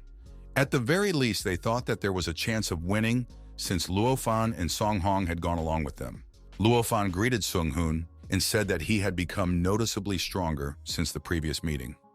Sung Hoon laughed and said that he had been in secluded cultivation for a while and had finally managed to reach true comprehension. Hearing this, Luofan assumed that Song Hong had not heard the news that a disciple from their division had managed to conquer the 9th floor of the advanced space and time tower. Moreover, that disciple had managed to defeat Pang An. Sung-hoon was surprised to hear this and asked who did it. After which, Luofan pointed at the nearby Tang Yun and spoke about him. Sung-hoon couldn't believe that this disciple had actually accomplished all of this. After all, he was only at the 8th level of soul cultivation. Luofan warned Sung-hoon that he shouldn't judge Tang Yun because of cultivation. After all, he had done very well. Being only at the 7th level of soul cultivation, he was able to defeat Ouyang Qiang and Gaoyang Wushuang, and at the 8th level, he had already defeated Pang An. Sung-hoon slammed his fist against his fist and said that he would fight this Tang Yun. Luofan realized that Sung-hoon had decided to act as he always did, so he decided to keep an eye on the situation so that a fight wouldn't break out. Danu told Tang Yun that he could fight at the disciple level, but unfortunately, Tang Yun interrupted Danu, telling the one that gold would shine forever. As suddenly, Tang Yun was asked from the back if he was really the same Tang Yun, to which Tang Yun replied that it was really him and asked who they were. After which the former introduced himself as Luofan, the disciple of the 2nd elder, and the latter as Sun Hong, the disciple of the 6th elder. Dan Yu whispered to Tang Yun that these two were among the top 2 in the alchemy division. Greeting those two, Tang Yun said that it was a pleasure to meet them and asked what they wanted from him. Sen Hong grinned and bluntly said that he wants to fight Tang Yun, and Luofan asked Tang Yun not to consider it as something hostile since Sen Hong is the most unstable in their division, and Sen Hong wants to fight since he has heard about his achievements. Since Sen Hong wanted to do battle so badly, Tang Yun decided not to refuse the man. The surrounding disciples were excited about what was about to happen. Even though Tang Yun had defeated Pang An, even he was much weaker than Sung-hoon. So everyone was curious if Tang Yun would be able to surpass all expectations again. Luofan was thinking about how much stronger Sung Hong had become after training. Tang Yun wasn't bad either, but there was no telling how long he would be able to stand. Releasing his aura, Sen Hong shouted that he would start the fight and that he hoped that Tang Yun would not disappoint him. Tang Yun warned Sung-hoon not to hesitate, for he would do his best not to hurt him too much. Sen Hong laughed, after which he said that he liked such words and immediately attacked Tang Yun. Tang Yun said that he attacked in time and confronted Sung-hoon with his fists. The energy released created an explosion that surprised all the spectators, as no one expected that Tang Yun would be able to fight with Sung-hoon almost as good as him. Once the fog cleared, everyone saw that Tang Yun was standing still while Sung-hoon was barely standing. The spectators were dumbfounded by what they saw, because Tang Yun and Sung-hoon didn't even put their best foot forward. But even so, Sung-hoon couldn't break through Tang Yun's defense. Seeing this, even Luofang felt uneasy, as Tang Yun had managed to block the strike, while he needed to exert quite a bit of strength for something like this. Sung-hoon laughed loudly, after which he admitted that he liked it, and suggested that Tang Yun continue the fight, as he was going to get much more serious from now on. Tang Yun decided not to refuse Sung-hoon. After all, there was no anger in his eyes, and he was just obsessed with martial arts, because of which he wouldn't mind befriending Sung-hoon. Just as suddenly, Bing-ching arrived at the meeting place and angrily asked the students what they were doing, because the time for the entertainment was up, and they should already be in formation. Hearing her, the students began to scatter in fear. Bing-ching told Tang Yun and Sen Hong that they wanted to fight whenever they wanted, but not now, and ordered them to go to the rest of the team now. Although Shen Subing did not give it away, but she was happy to see that Tang Yun was clearly stronger than Sung-hoon, which meant that he would be able to show himself in all his glory at the competition. After a while, some of the divisions of the Huangfu sect gathered at the top of the mountain. Among them were Lady Mujun, Master Fufa, and Master Qiankong. After arriving at the place, Tang Yun looked around, then assumed that the remaining disciples were probably from the caster division and weapon division. Just as suddenly, Junwu Shiyao noticed Tang Yun and said hello to him, and Tang Yun also greeted her. Noticing this, Josie Gongsun remembered that Junwu was in love with Tang Yun, but unfortunately, the latter had an empty soul. After which she looked at him and was shocked that Tang Yun was the genius who had bought the 11 soaring swords forged by her master. Josie Gongsun told Wu Xiao that this was the person they were looking for from the image of the back. Blushing slightly, Wu Xiao apologized for hiding the fact that that person was Tang Yun, since he chose not to give away his identity, causing her to think that Tang Yun had his own reasons for doing so, after which she asked Josie to keep the secret. Suddenly, Yun walked behind Xiao's back and advised her not to mess with Tang Yun, as they were too different and wouldn't be able to be together. Junwu Xiao asked the master not to say such a thing. After all, Tang Yun is very strong.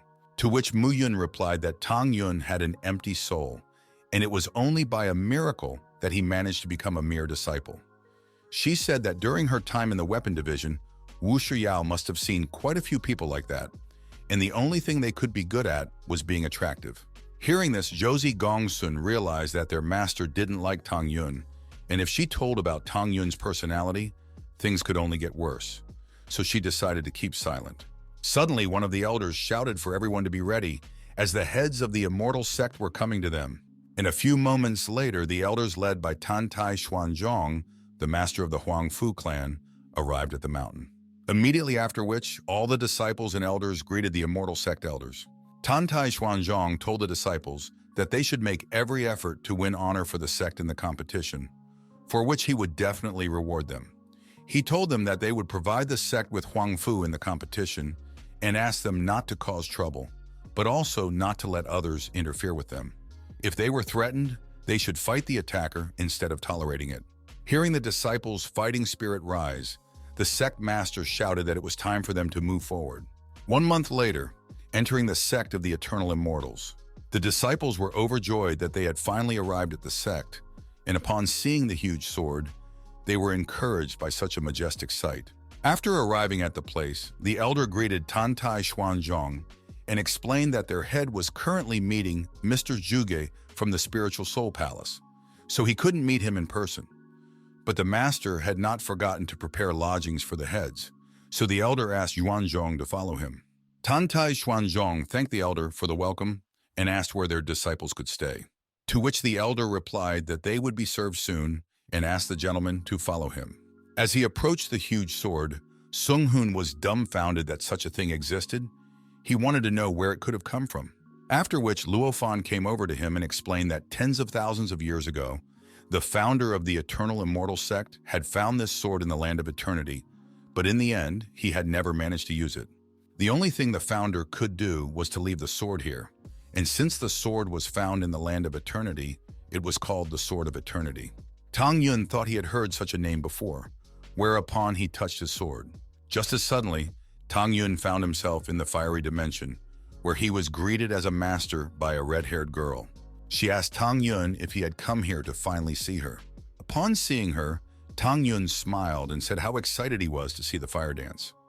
In the distant times, Tang Yun explored 3,000 kingdoms looking for precious materials, and then refined 11 different Hongmen swords using his blood. The fire dance is one of those swords. Fire Dance hugged Tang Yun and started sobbing and told him how much she missed him, and even admitted that she thought they would never meet again. Tang Yun tried to calm her down, after which he asked her what she was doing here and where the other swords were now.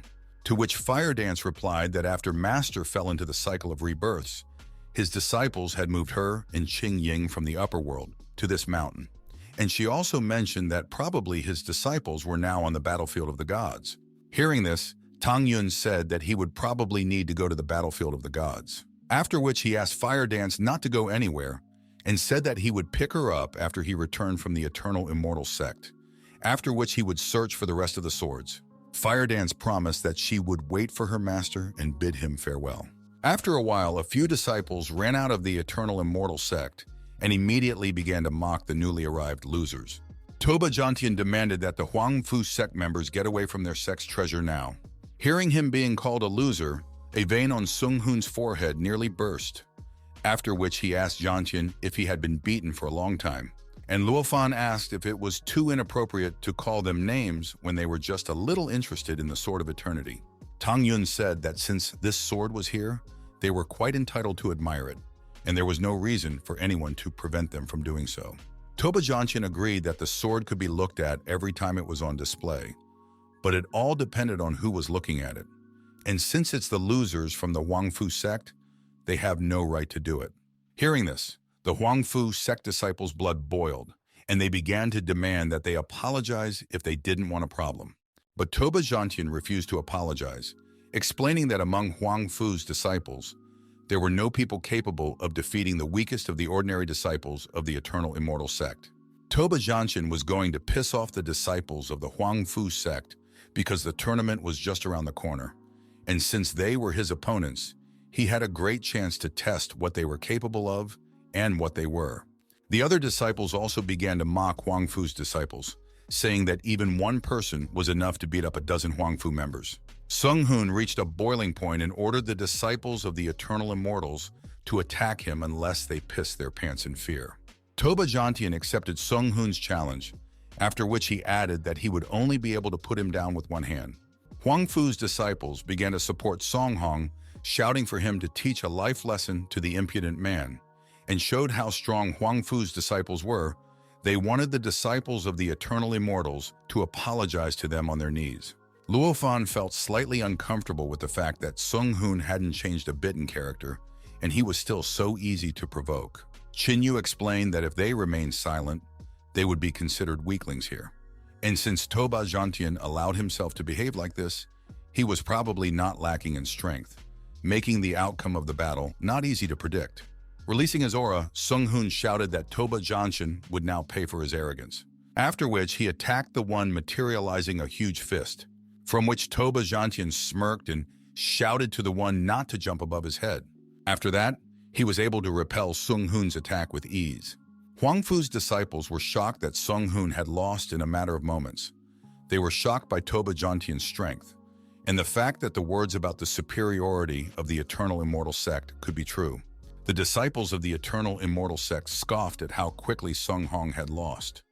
They advised the Huangfu sect to go home now if they didn't want to be embarrassed by their helplessness. Toba Jianqian shouted that it was his turn to attack and rushed towards Sung Hoon. He figured since they were rivals now, he'd get away with murder. Luofan shouted at Sung Hoon to run away and closed his eyes, unable to look at what was happening. But Toba Jianqian replied that it was too late for that, and attacked Sung Hoon with the dragon formed from energy. Sung Hoon closed his eyes, and for the last few moments of his life, he regretted because of how irascible he was. Suddenly, Tang Yun appeared in front of Sung Hoon and repelled Toba Jianqian's dragon. The disciples were dumbfounded by such tremendous energy from the blows, and the fact that Tang Yun could resist such a powerful enemy. Once the smoke cleared, everyone saw that Tang Yun didn't have a single scratch on him. Barely restraining his trembling from shock, Toba Jianqian tried to understand where he had just come from and where he had obtained such strength. Tang Yun said that the disciples of the Eternal Immortal Sect are astonishing. After all, they are not even stronger than a mere disciple of the Huangfu clan. The Immortal Sect disciples were stunned that Toba Jianqian had suddenly lost, and also at the hands of a mere disciple. Meanwhile, Huangfu's disciples laughed joyfully because of the victory and chanted that Tang Yun, who defended Huangfu's honor, was the pride of their sect. Toba Jianqian wiped off the blood and shouted to Tang Yun not to be arrogant, because it was probably just a fluke, and then said that he would fight seriously next time.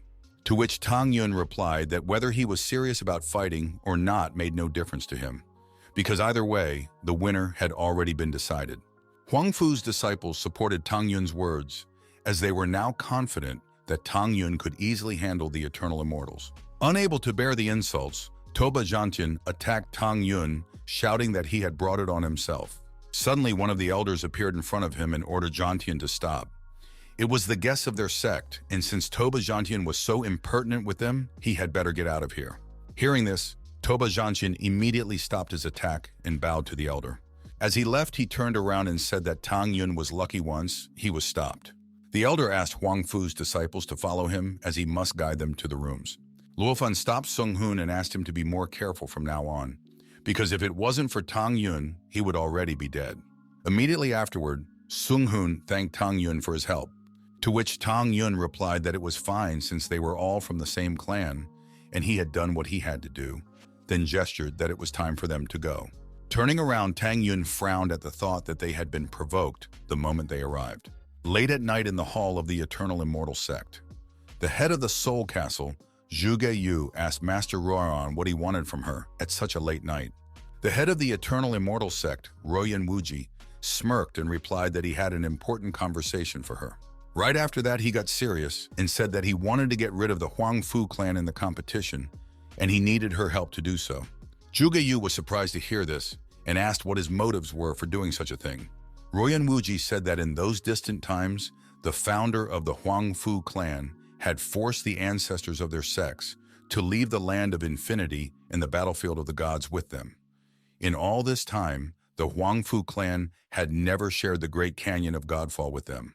Right now, however, the Huang Fu clan was far from being in the best condition, and thus they could no longer allow the Huang Fu clan to continue interfering in the affairs of the land of infinity and the gods' battlefield.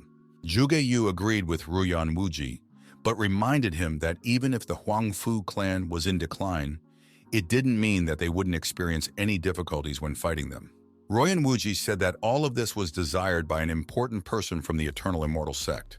Hearing this, Zhuge Yu tried to think about it, but Ruyan Wuji approached and said that he was glad since she understood him, and asked about her final decision. Zhuge Yu agreed to depose the Huang Fu clan and asked how they could do it. After which, Royan Wuji moved closer to her ear and said that he had some ideas in the arena they should. The next day, the martial arts arena of the Eternal Immortal Sect.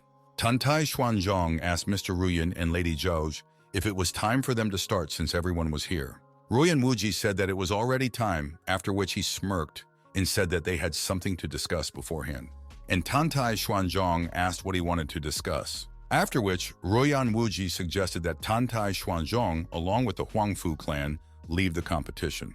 Tantai Xuanzhong inquired what he wanted to say with that, to which Royan Wuji replied that the Huang Fu clan was not allowed to participate in this competition. The most sensible thing they could do was to leave. Hearing this, Tantai Xuanzhong shouted that the Eternal Immortal clan was breaking the rules and asked if they wanted a war between their clans. Zhuge Yu asked Tantai Xuanzhong not to shout so much and explained that from the words of Royan Wuji, it could be understood that he thought that the Huang Fu clan was too weak, and therefore advised them to leave the land of eternal immortals. Therefore, she suggested that they all organize a competition amongst their disciples. If the Huang Fu clan could win, they would prove that their clan was not in a predicament right now. Royan Wuji said that he was willing to do so since Lady Zhuge had given them a chance.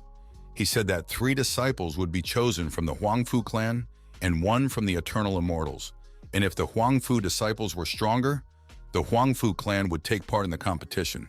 Tantai Xuanzhong immediately realized that those 2 had conspired beforehand, but he was obliged to agree since the land of infinity was very important to their clan. Eventually, he sat down in his throne and, unable to refuse, said he would do as they suggested. Zhuge Yu smiled and suggested that Tantai Xuanzhong choose 3 disciples. 15 minutes later, 3 disciples led by Huang Fu Tingfeng were chosen from the Huang Fu clan. And on the side of the Eternal Immortals, Toba Zhantian was chosen. As soon as Toba Zhantian entered the arena, there were cheers in support of him because he was in the top 50 in terms of strength in their sect, which meant the Huang Fu guys didn't stand a chance. Huang Fu's disciples were angry when they saw that the guy who had mocked them yesterday had been put up against their 3 disciples, so they wanted their brothers to crush Tobu, and Huang Fu Tingfeng was one of the top 30, which greatly increased their chances. Thinking back to yesterday's fight, Tang Yun assumed that Huang Fu's disciples wouldn't be able to defeat Tobu Zhantian, hence he was contemplating intervening as a last resort. Toba Zhantian suggested that Huang Fu's disciples all attack together so that everything would end quickly. Under the provocation, 2 Huang Fu disciples attacked Tobu Zhantian, shouting that he had 1 foot in the grave. Immediately after which, Toba Zhantian easily defeated the attackers. Huang Fu's disciples who were watching were shocked by such a strong attack that killed 2 fellow disciples. And the disciples of the Eternal Immortals mocked the insignificance of Huang Fu's geniuses, and the fact that it was because of their weakness that they wanted to be excluded from the tournament. While enjoying the fight, Ruyan Wuji asked Tobu not to beat up Huang Fu's disciples too much. Toba Zhantian agreed with the head and explained that these 2 were too weak. Then Ruyan Wuji told Tantai Xuanzhong that the result of the fight was already obvious. Huang Fu's disciples were not worthy to participate, and therefore he advised them to just surrender. Tantai Xuanzhong asked Tingfeng if he was confident in his chances of winning, to which he replied that he only had a 30% chance of winning, but even so, he was willing to fight to his last breath for the sake of their clan. Thinking of such a small chance of winning, Tantai Xuanzhong decided not to participate. After all, Huang Fu Tingfeng is too important to their clan, and he can't let him get crippled. Ruyan Wuji smirked and said that since the Huangfu clan had surrendered, as suddenly Tang Yun jumped into the arena and shouted out that he, Tang Yun from Lingshan Grass Garden, would fight for their clan's honor. Tantai Xuanzhong was surprised by what had happened. After all, this ordinary disciple had agreed to voluntarily come out to fight. And Ruyan Wuji frowned, as there was still an idiot willing to senselessly oppose Toba Zhantian. Bingqing shouted at Tang Yun to back off now, as it was none of his business. She was angry that he was always making trouble for himself. Tang Yun explained to the head that he was confident in his actions. He wanted to participate, since he would otherwise have no way to enter the Infinity Lands. Tantai Xuanzhong said that everyone from Lingshan Grass Garden was only a mere disciple. He admitted that he understood Tang Yun's zeal to help the clan, but advised him to refuse to fight, as there was no need for him to risk his life. Tang Yun explained that he was confident of his victory, as he had already managed to defeat Tobu Zhantian yesterday. Tantai Xuanzhong couldn't believe what he heard, so he asked if it was like this, to which Song Hong replied that he personally saw it yesterday, and Luo Fan said that it was like that. And besides them, all the disciples of the Huangfu clan saw Tang Yun win. Hearing this, Tantai Xuanzhong shouted that since Tang Yun had indeed defeated Tobu Zhantian, the fate of their clan was in his hands from now on. Tang Yun was the last hope not only for the clan, but also for the head himself. Tang Yun promised the chapter that he would not let their clan down. Ruyan Wuji chuckled and said about how the Huangfu clan was desperate enough to send a mere disciple here. To Tantai Xuanzhong replied that everything would be clear to them now. As he passed by Tang Yun, Huangfu Tingfeng patted his shoulder and said that he believed he would win, to which Tang Yun replied that Toba Zhantian didn't stand a chance. The disciples of the Eternal Immortal clan had already begun to scoff at the fact that a mere disciple with an 8th level soul cultivation dared to go up against Toba, and began to bet that the arrogant Huangfu disciple would fly off with a single blow. And Huangfu's disciples hoped that Tang Yun would win, since he had already done so yesterday. But even so, they didn't think that it would be so easy, since Tang Yun had only won yesterday by launching a surprise attack.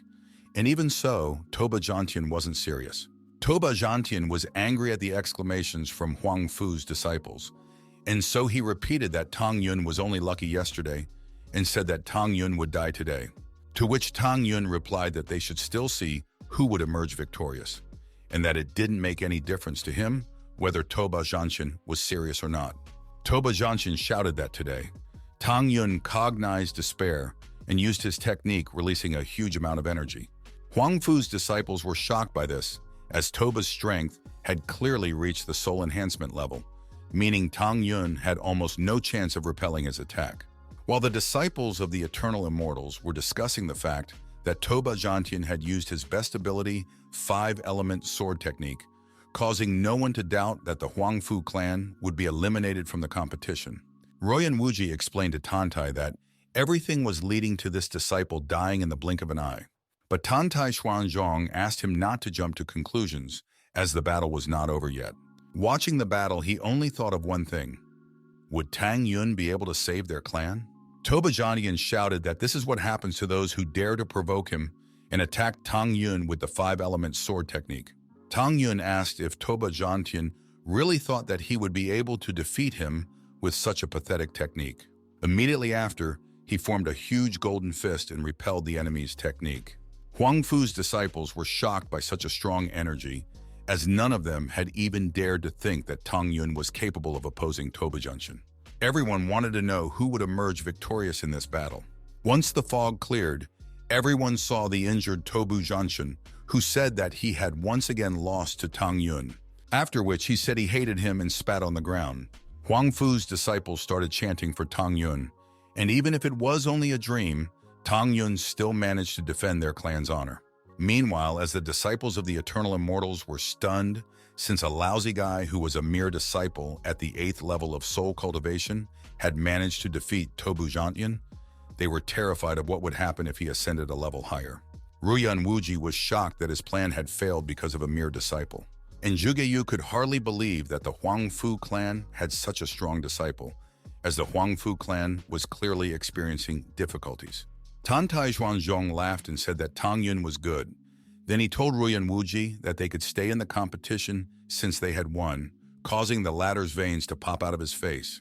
Ruyan Wuji stood up and shouted that the Huangfu clan had lost because they had not chosen Tang Yun originally, thus breaking the rules. No matter what, he simply had to kick the Huangfu clan out of the competition. Zhuge Yu agreed with Mr. Ruyan and said that the Huangfu clan had indeed lost.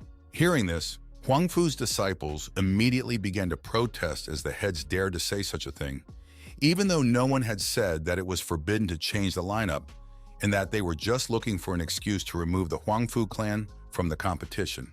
Tantai Xuanzhong could only sigh and admit that they had lost since it was indeed forbidden. After which he added that in such a case, they couldn't avoid the three clans' war. Hearing this, Ruyan Wuji and Zhuge Yu were shocked and asked if Tantai was in his right mind. Tang Yun realized that things were bad, because if things continued like this, he wouldn't be able to enter the lands of infinity, which he couldn't allow. And so Tang Yun turned to the leader and asked if he could try to solve this problem. Tantai Xuanzhong asked Tang Yun how the latter was going to figure this out. The latter replied that it was very simple, because if Mr. Ruyan claimed that this fight was not according to the rules, then he could fight any disciple of the immortal sect. And if he manages to win, then they can participate in the competition. The disciples were shocked to hear this, as Tang Yun had agreed to fight any disciple of the eternal immortal sect. Toba Zhantian was far from being the strongest in the sect, which meant that Tang Yun could face superior people. Ruyan Wuji laughed at Tang Yun's words and asked him to look at himself and wonder if he was sure of his words. And Tang Yun wondered if he was afraid of it, since he thought that the disciples of the eternal immortals were not his equal. Ruyan Wuji shouted that Tang Yun was too arrogant and that he dared to insult their sect. For such an insult, he was willing to help Tang Yun die. Zhuge Yu said that they agreed to one more fight, and if Tang Yun really managed to win, then the Huangfu clan would be able to participate in the competition between the three clans.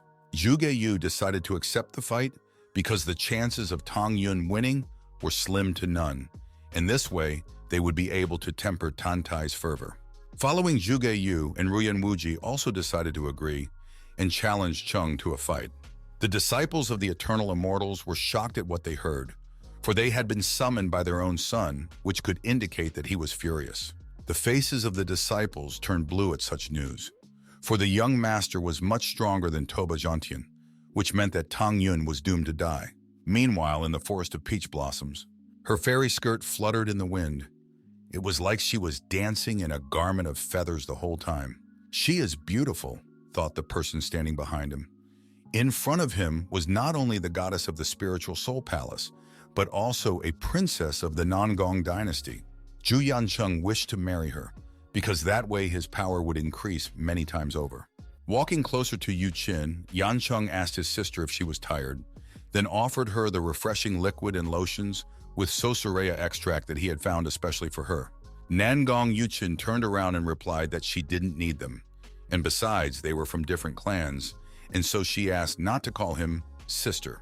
Swallowing, Yanchen agreed not to call her sister, but inwardly he was furious that she dared to blow him off like that, and vowed that he would punish her as soon as she became his woman.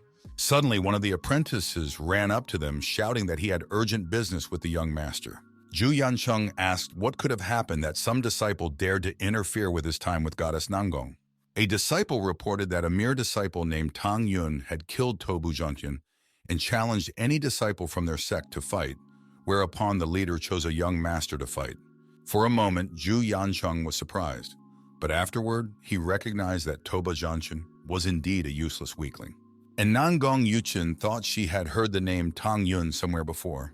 Zhu Yancheng apologized to the goddess for having to leave her, but she waved her hand, asking him to wait. Then she asked, how could an ordinary student be so powerful?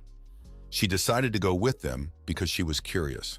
Since Yu Qin wanted to go with him, Zhu Yancheng decided not to refuse her. But he was furious that she was interested in some mere student and suspected they might be an acquaintance. After a while, the martial arts arena of the eternal immortal sect. Tantai Xuanzhong asked Ruyan Wuji if his son was scared. After all, they had been waiting for him for half an hour. To which Ruyan Wuji replied that his son had an emperor-level gift, and that there was no way he could be afraid of some mere disciple.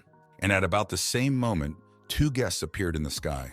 Nangong Yuchin smoothly descended down, and Zhu Yancheng, on the other hand, came down, crushing the tiles beneath him, after which he said to his father that he had arrived. Seeing the young master, the disciples of the eternal immortals immediately started chanting in his honor, for Tang Yun already had one foot in the grave, as the young master was among the 10 strongest in their sect, and the girl disciples were dreaming of marrying him. Ruyan Wuji said that it was very good since Zhu Yancheng was so eager to fight, and ordered him to deal with Tang Yun. Zhu Yancheng asked his father to let him think that Tang Yun was already dead. Seeing Tang Yun, Nangong Yuchin felt as if she had seen him before.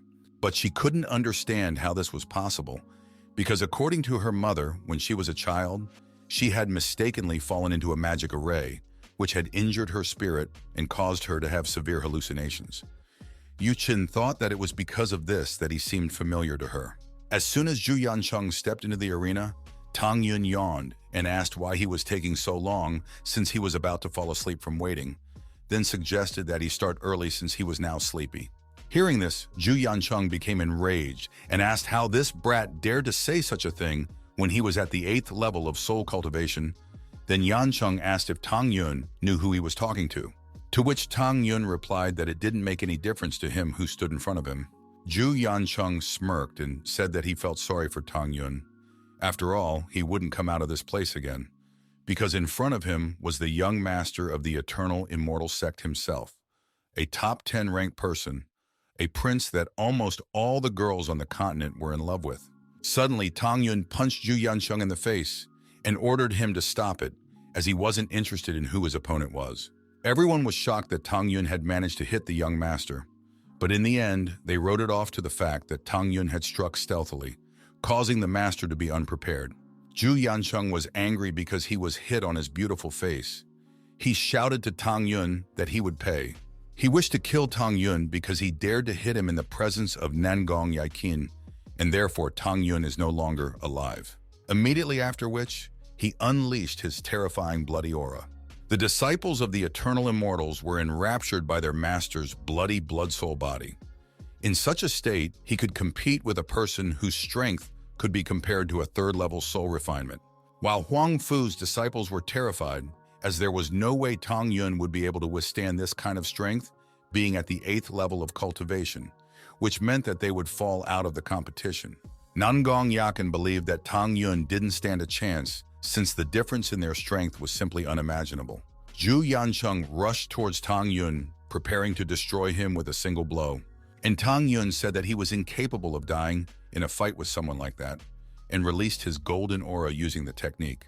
In the next instant, Tang Yun struck Zhu Yancheng with a swift series of punches, forcing him to retreat into a block. The disciples of the eternal immortals couldn't believe what they saw, for Tang Yun was equal in strength to their master even when he used a technique. Even so, they were sure that Tang Yun would not be able to last long enough using physical strength alone. Meanwhile, Zhu Yancheng wondered how a person with cultivation lower could be stronger than him. Suddenly, Tang Yun shouted for him to stay out of the way and struck another blow on Zhu Yancheng's beautiful face. The disciples of the eternal immortals were shocked that their young master had managed to lose to a person with cultivation lower, even using stronger techniques. And even Nangong Yakin was shocked that Tang Yun was stronger.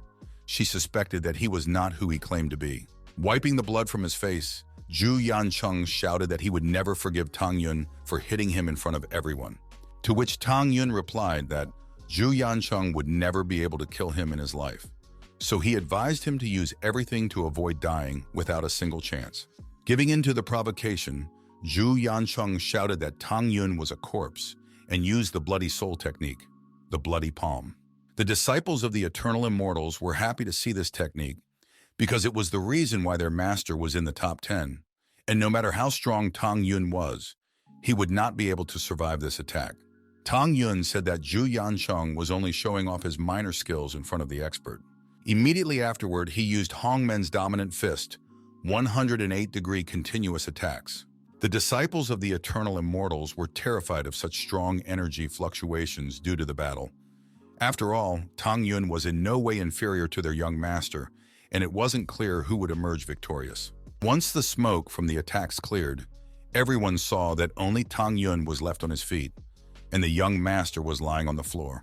The disciples of the eternal immortals didn't even know how to react to the defeat of the young master. They had all hoped for him, but he didn't live up to their expectations and lost to a mere disciple. Some even suspected that Tang Yun might be the son of the head of Huang Fu.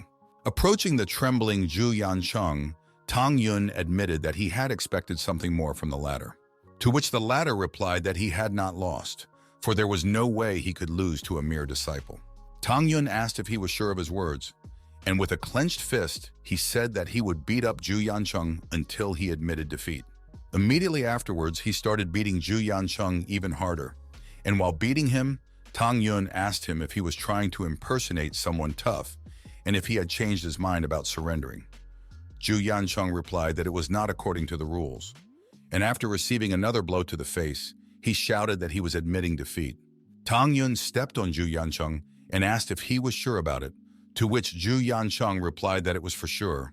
Seeing what Tang Yun had done to his son, Ruyan Wuji burst into tears, destroying his throne in the process.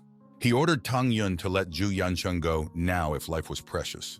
Ruyan Wuji didn't even dare to think that Tang Yun would be able to win, but since the latter had won, he should eliminate Tang Yun. Tang Yun turned to the head of the Eternal Immortals and asked if he was trying to interfere with their duel, then added that he should be ashamed of himself for doing so. As soon as Ruyan Wuji approached Tang Yun, Tantai Xuanzhong appeared in front of him and shouted that no one would dare to lay a finger on his disciples while he was here. Ruyan Wuji ordered the man to stay out of the way, as Tang Yun sees no boundaries, and therefore he must be punished. Tantai Xuanzhong explained that it was normal since they were harming each other. After all, it was a duel, and admitted that he wouldn't move even if Tang Yun was in a similar position. Tang Yun asked the head of the Eternal Immortals if he was doing this for fear of losing.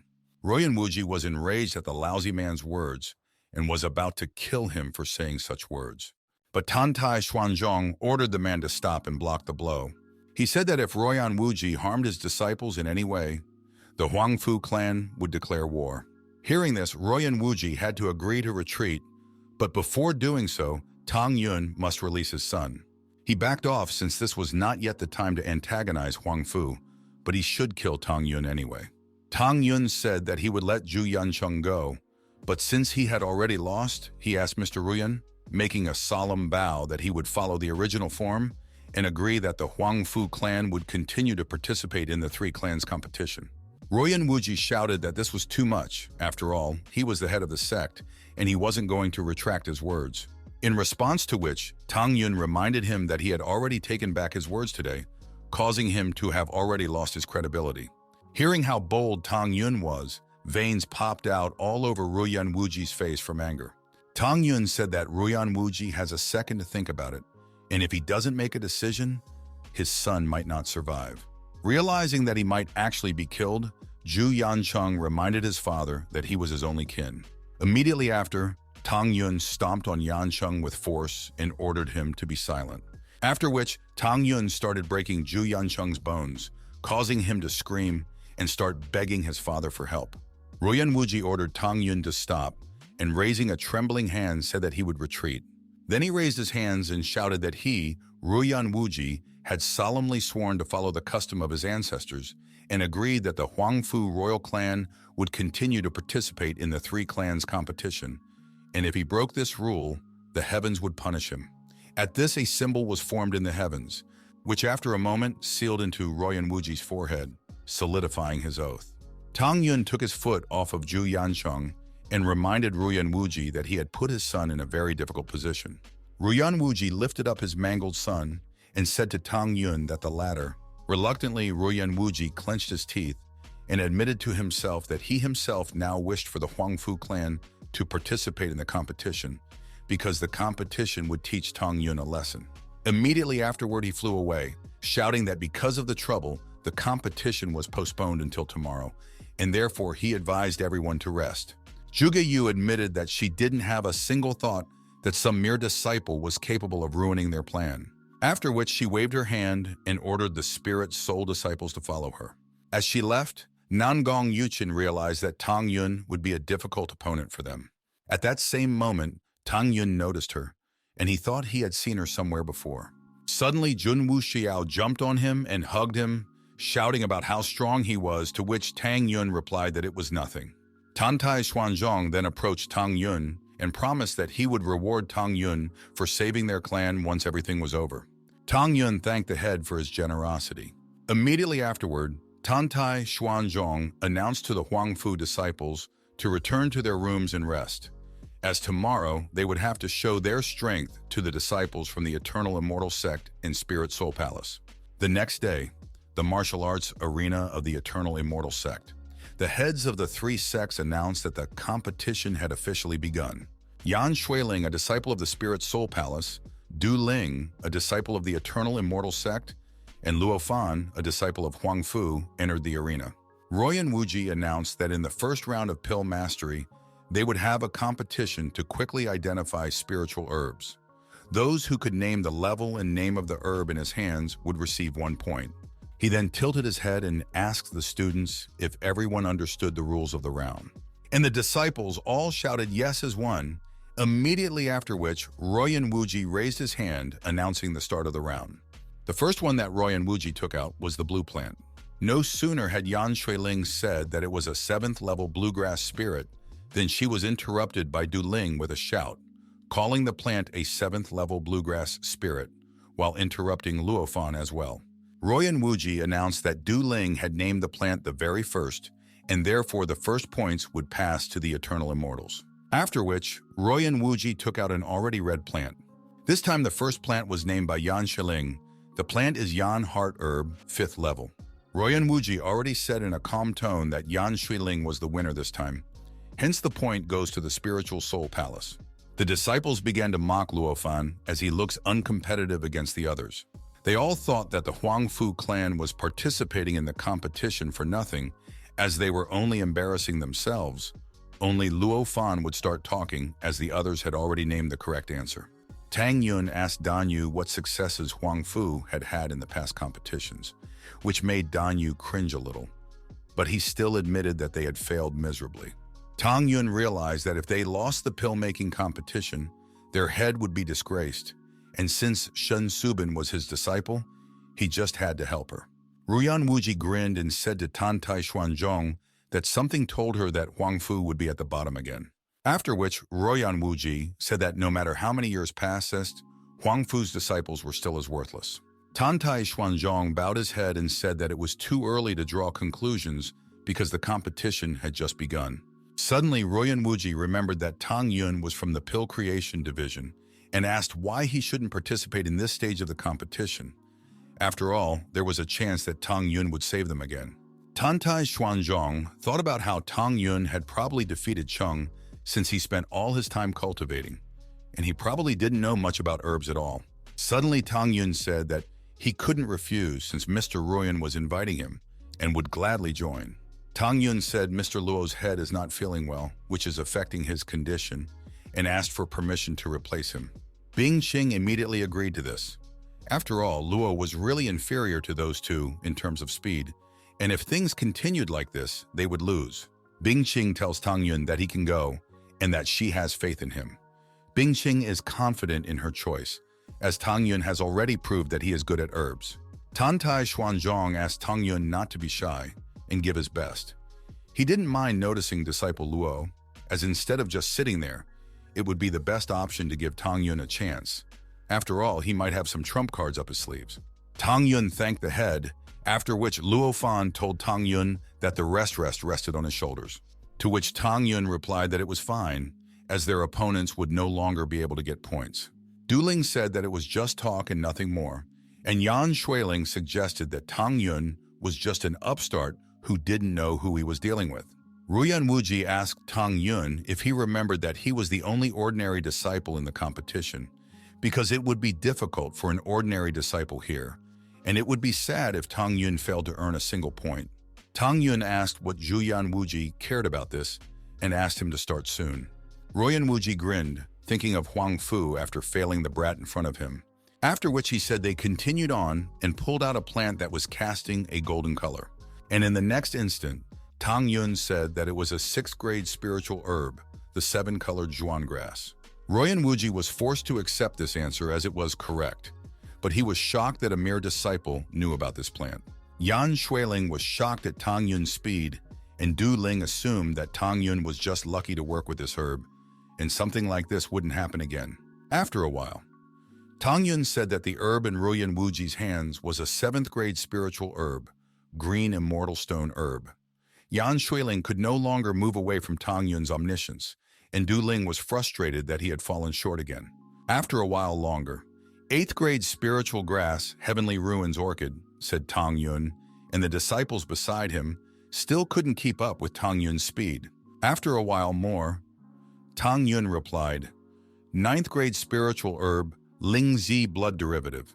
Yan Shuiling and Du Ling had already realized that there was no limit to Tang Yun's talent, and that they wouldn't be able to defeat him. The disciples were shocked because Yan Shuiling and Du Ling were no match for Tang Yun, who was an ordinary disciple. He knew every herb, and his knowledge in this field was too deep. Everyone was wondering how such a person could be a mere disciple, and whether everyone in the Huang Fu clan had gone crazy. Even Ruyan Wuji was amazed by Tang Yun's knowledge. He couldn't understand how a mere disciple could have such knowledge. Tang Yun said that he did not feel the difficulty at all, and suggested that he should not languish and declare the winner of this round. To which Ruyan Wuji replied that Tang Yun was overconfident and must be cheating somehow, for no ordinary disciple could simply know so much about herbs. Yan Shuiling shouted that Tang Yun was clearly not pure of heart, whereupon Du Ling added that a mere disciple could not be stronger than them in this field. After that, the other disciples of spiritual souls and eternal immortals began to shout that Tang Yun was too strong to be a mere disciple. They shouted that he was a disgrace to the Huangfu clan. After all, they are going for such a dastardly trick for the sake of winning, and therefore Tang Yun should be disqualified, and the Huangfu clan should accept their defeat. Tantai Xuanzhong shouted that this was nonsense. After all, Ruyan Wuji gets herbs randomly, and there was no way Tang Yun could cheat. Ruyan Wuji agreed with these and asked him not to forget that the 3 of them had predetermined the herbs for this round, which meant that for fear of defeat, Tantai Xuanzhong had told Tang Yun about all the herbs. After which Tang Yun decided to remind him that it was by the grace of Ruyan Wuji that he was participating in this round. Tantai Xuanzhong said that Tang Yun was right and asked Ruyan Wuji if he thought the same. Juyan Wuji said that talking was useless and suggested that Tang Yun should prove everything by deed, and then he could be believed. Zhuge Yu agreed and said that Master Ruyan was as right as anyone. Just as suddenly, Tantai Xuanzhong ordered them to shut up. He said that Tang Yun is just a level better than their chosen ones, and just because of that, they want to test him, which is just ridiculous. Tang Yun asked the chapter not to oppose the chapters as he agrees to undergo any checks. Hearing him, Tantai Xuanzhong decided to agree. After all, Tang Yun had not failed him yet, and he clearly had a plan. Tang Yun thanked the head and asked how they were going to test him, to which Ruyan Wuji replied that it was very simple. He would get an herb that Tantai Xuanzhong didn't know about, and if Tang Yun said it right, he was clean. Tang Yun agreed and asked what they would do when they realized he was clean. Juyan Wuji replied that he would kneel down and apologize in front of everyone. He was confident that he would win, because he had accidentally obtained this herb. It was very hard to find in the world, and even the elders of the immortals did not know about it. Tang Yun said that he was ready for the inspection and asked Head Ruyan to prepare.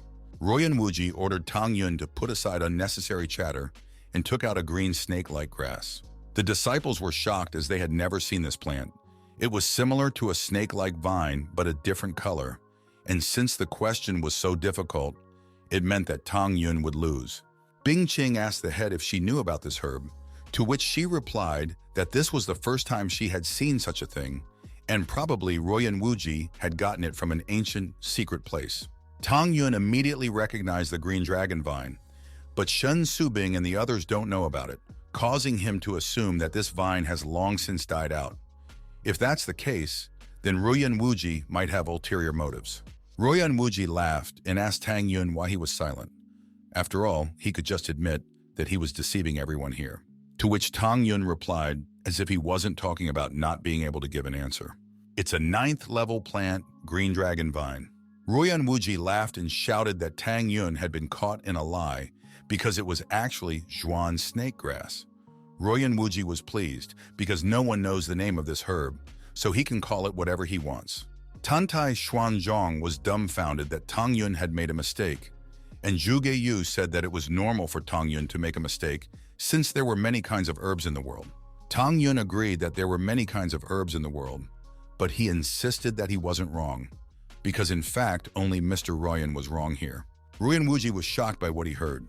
Tang Yun assumed that Mr. Rowan, as well as everyone around him, did not know the true name of this herb. Royan Wuji asked what nonsense he was talking about. After all, it was his herb, and he simply couldn't help but know its name. Tang Yun admitted that he was shocked by this as well, after which he asked, "Did Mr. Ryan know that the green dragon vine contains a herbal liquid with the attribute of fire? Only 1 drop of this liquid condenses every 1,000 years, and this green dragon vine is 10,000 years old, and there should be 10 drops of this liquid inside." Royan Wuji said that he knew about it, but even so, Tang Yun had made a mistake. Tang Yun chuckled and admitted that he had intentionally made a mistake. After all, a drop appears once every 2,000 years, which means there are only 5 drops in this grass. Royan Wuji was shocked at what he heard and shouted that Tang Yun had set him up on purpose.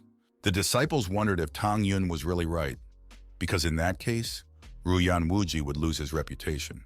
Tang Yun said that if anyone didn't believe him, they could check how many drops were inside themselves. But Royan Wuji refused Tang Yun, saying that he just wanted to kill the plant.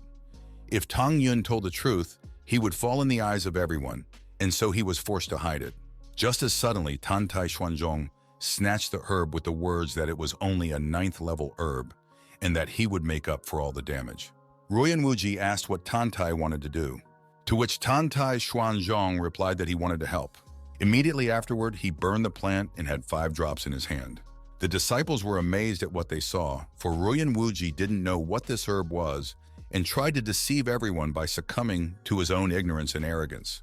Tantai Xuanzhong chuckled and asked Royan what he would say in his defense. Tang Yun played fair, which meant that Royan Wuji must fulfill his promise. Royan Wuji ordered Tantai Xuanzhong not to overstep his bounds, for the sect leader could not bow down to a mere disciple. Tantai Xuanzhong asked what boundaries he was talking about. After all, Royan himself had agreed to these conditions, and Tantai wasn't about to let someone bully his disciples. Watching what was happening, the disciples raised an uproar as the heads began to quarrel in the middle of the crowd. But everyone realized that Royan Wuji had himself to blame for how far he had gone. Zhuge Yu asked the heads to calm down so the disciples would look at them. She suggested that Mr. Royan should make amends as promised, after which they would both calm down. Royan Wuji agreed to Zhuge Yu's proposal, and Tantai Xuanzhong asked Tang Yun what he thought about it, to which Tang Yun replied that he didn't mind. He didn't want to continue the conflict as his goal was to enter the land of eternity, and for that, the competition between the 3 clans must continue. Royan Wuji tossed Tang Yun a 9th grade grass ring, immediately after which Tang Yun turned to Mr. Royan. Royan Wuji asked what else Tang Yun wanted. Tang Yun recalled that he had confirmed his honesty, which meant that the Huangfu clan had won this stage, and asked if he was right. Barely restraining his anger, Royan Wuji recognized that the Huangfu clan had won, after which he announced that the first round had gone to the Huangfu clan's piggy bank, and Huangfu's disciples started chanting in honor of Tang Yun. Royan Wuji asked them all to be quiet, and told them that the second step was to make pills. After that, he asked the sect leaders to choose the disciples who would participate. Tang Yun asked Shen Subing if he could participate in the second round as well. Hearing this, the disciples were surprised, as Tang Yun was just a simple disciple and shouldn't know much about it, so they suspected that he wasn't that good at it. Shen Subin didn't know what to reply and began to ponder Tang Yun's suggestion. And Tantai Xuanzhong noticed Tang Yun tearing up and assumed that with his help, the Huangfu clan would win again. After thinking for a bit, Tantai Xuanzhong shouted to Shen Subing that he had faith in Tang Yun. Right after that, Shen Subin said that Tang Yun could participate and asked that he not let the chapter down. Tang Yun promised to cope and bring the Huangfu clan another point. Yan Shuilin told Tang Yun that he was just lucky in the last round and warned him not to do it again. And Du Ling advised Tang Yun not to even try to compete with him. Royan Wuji was furious that Tang Yun was actually going to continue participating in the ancient science art competition. Therefore, he decided to stop the possibility of Tang Yun winning at the root. The Eternal Immortal Sect had specially prepared a fake pill cauldron for Tang Yun to sabotage his victory. And even if Tang Yun was an experienced master, he wouldn't be able to make a single chi wave emission. One incense stick burned. The three chosen disciples fired up their cauldrons. One of the disciples of the Eternal Immortals marveled when she saw Apprentice Du's Flame Mountain technique and recognized that he was simply magnificent, to which the disciple of spiritual souls replied that Sister Yan was not inferior to him in the slightest, and even applied the top-level skill, Sunlight Furnace. The rest of us assumed that the skills of these two were even greater than most of the clan elders. While Tang Yun was just a mere apprentice, and he was unlikely to have skills in alchemy, causing him to fly out at the very beginning. Yan Shuiling asked Tang Yun why he was sitting idly by, while Du Ling scoffed at how Tang Yun had given up just by seeing their abilities. Tang Yun asked how such small, unremarkable talents dared to turn up their noses in his presence, after which he directed the two golden dragons into the cauldron and ordered it to ignite. The disciples were shocked at what they saw, for this was a powerful style of elixir smelting called Double Dragon playing with pearls.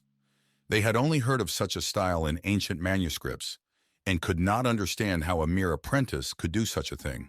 Yan Shuiling was horrified that she would have to be defeated again, after which Du Ling said that the winner had not yet been decided. After all, the main purpose of the competition was to create a peak-level pill, not to showcase peak skills. In the next stage of brewing, students were engaged in purifying the medicinal herbs. But seeing Tang Yun's actions, everyone was shocked because he had purified all the medicinal herbs in one fell swoop when everyone else could only purify one herb at a time. The properties of these herbs are too different, and mixing them would cause an explosion, causing many people to think that Tang Yun would soon lose. Some expected to see Tang Yun's potential, but after seeing what Tang Yun was doing, he fell in their eyes. Some even swore that they would shave off all their body hair if this kind of stuff was used to make an elixir. Royan Wuji said that the Tantai clan master was doomed, whereupon Zhuge Yu added that the latter had believed in his runaway follower for nothing. Tantai Xuanzhong advised them not to jump to conclusions, as the trial was still in full swing and not yet over. He then asked if they had learned anything from their previous hasty conclusions. Seeing the latter's stubbornness, Royan Wuji decided to help Tantai and end this pointless battle. After all, even if he had a little hand in it, no one would suspect him. And since that was the case, he dared to quietly use the explosion technique. Immediately after, the cauldron in front of Tang Yun exploded, ruining his chances of victory. Huang Fu's disciples were shocked and wanted to understand why the furnace suddenly exploded. The Spirit Soul disciples scoffed that Tang Yun pretended to be wise when he didn't even know the basics about mixing different ingredients, while the disciples of the Eternal Immortals didn't even hold back their gloating, as Tang Yun was merely reaping the benefits of his arrogance and suffering. Ruyan Wuji asked Mr. Tantai if he would like to stop, for no practitioner had ever been able to gain the upper hand before when the cauldron was spitting fire in all directions. After which Zhuge Yu added that Huang Fu's disciples still needed to develop further. Tantai Xuanzhong hummed at how proud the heads beside him were. Ruyan Wuji said that it didn't matter who got the laurels after the final round, because no one had any idea if Tang Yun would be okay after the explosion of the cauldron, since the young man was quite close and probably hurt himself. Suddenly to everyone, Tang Yun from the mist thanked Ruyan Wuji for his concern and said that his disciple was much more skillful than Royan's son. Tang Yun grinned, for he realized that it was Ruyan Wuji who was behind the sabotage. Ruyan Wuji couldn't understand how Tang Yun couldn't have a scratch on him after the explosion. And Tantai Xuanzhong asked why he was so displeased to see that the young man had managed to avoid injury. To which Ruyan Wuji replied that he didn't understand what Tantai was talking about.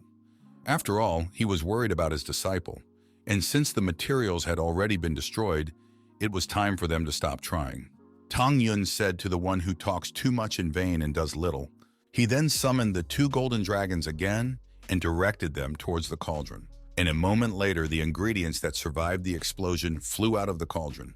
The disciples were shocked to see Tang Yun continue synthesizing and began to assume that he had lost his mind.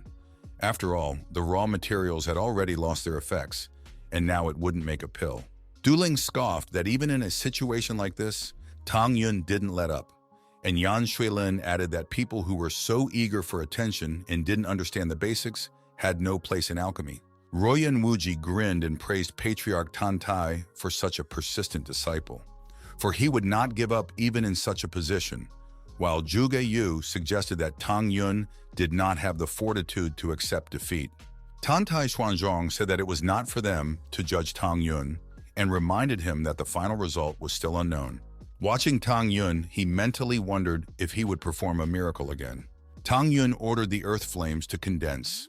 Royan Wuji scoffed at the fact that Tang Yun had already started condensation, hoping for any chance, and asked him to give up so as not to mislead people, because there was nothing he could do. Tang Yun asked if Ruyan was sure and advised him to watch him closely, after which he ordered the earth flame, Dan, to show himself. Immediately afterward, a pill appeared in the flames. From the shock, Zhuge Yu cried out that this was an earth flame pill of the highest quality. The disciples refused to believe their eyes, because it was impossible to create a pill with a lack of ingredients. Moreover, the pill was of the highest quality. Ruyan Wuji mentally cursed Tang Yun as he had reversed the outcome of this stage. Tan Tai Xuanzhong was pleased that Tang Yun had not failed him, while Zhuge Yu had a vein popping out on his face at the realization that this ordinary disciple was a monster. Dueling shouted out that this was simply impossible and that Tang Yun had cheated.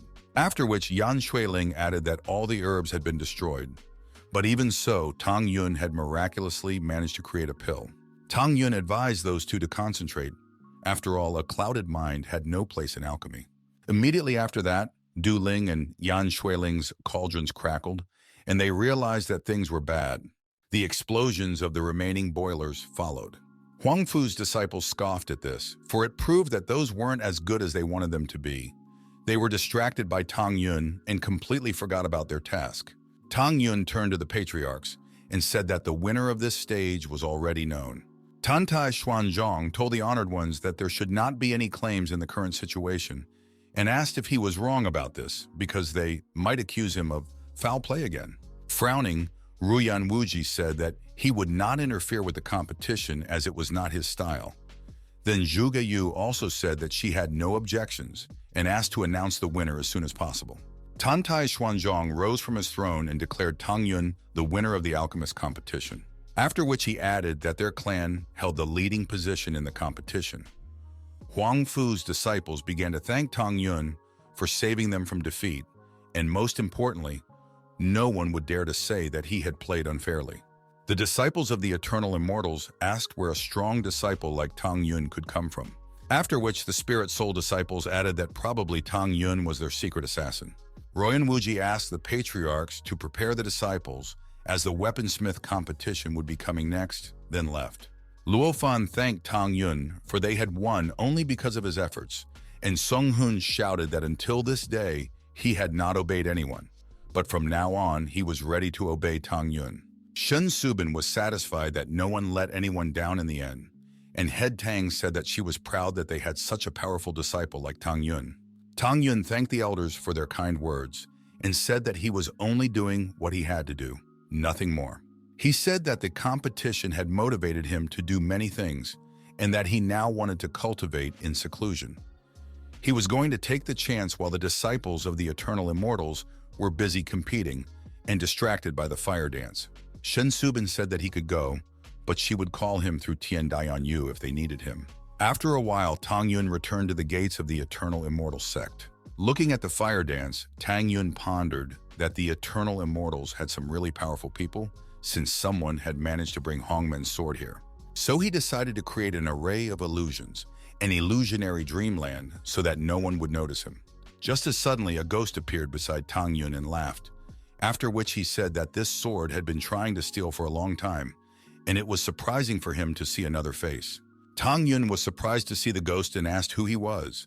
He assumed that it was one of the strongest in the Everlasting Immortal Sect. The ghost introduced himself as an ancestor of the Juyan Leizhen Eternal Immortal Sect, after which he recognized that although Tang Yun was young, it was rather impertinent of him to covet their sect's most precious item. To which Tang Yun replied that people of all ages have desires, for without them, life would be boring. Besides, the Eternal Immortal sects would never be able to utilize the potential of this sword. hence it was better to give this sword to him. Reunited laughed at this joker's words and explained that there were restrictions on this sword that could not be broken, not just by a mere disciple, but even by him. Tang Yun explained to Lei Zheng that his abilities should not be the standard by which everyone he saw was measured, because there were people who could do things that he was not even capable of. Tang Yun didn't doubt his words, as he was the one who had set the restrictions to keep the sword safe from intruders. Reunited recognized that Tang Yun was quite bold, and that at his age, it was even a plus. But when Tang Yun did his best, he would be left fooled. Tang Yun placed his palm on his sword and said that they would still see it. After all, it was only worth waiting for a little while. Immediately afterward, he was once again in the space of the fire dance. Only upon seeing Tang Yun, the fire dance ran up to him and asked if he had come to pick her up, to which Tang Yun replied that he had come just for that, and now he would remove all the restraints, after which he could take her away. Tang Yun touched the forehead of the fire dance, immediately after which the space collapsed, while Lei Zheng silently observed that nothing was happening. Lei Zheng realized that he was wasting his time here and asked himself what was wrong with him arguing with such a disciple today. He decided to leave him alone since this disciple wouldn't get anywhere with his abilities anyway. Just as suddenly, Tang Yun said that everything was ready. Lei Zheng doubted Tang Yun's words and turned around and was shocked by what he saw. Tang Yun laughed and told Lei Zheng that his eyes did not deceive him, then called Sword Hongman to him. And in the next instant, a huge sword burst out of the ground, after which it shrank in size and landed in Tang Yun's hand. Reunited demanded for Tang Yun to explain how he did it. Tang Yun asked if he was obligated to tell such a great cultivator about it, and if he should figure it all out himself. Reunited felt a growing anger. He only wanted to know how Tang Yun had done this. Otherwise, the latter would already be dead.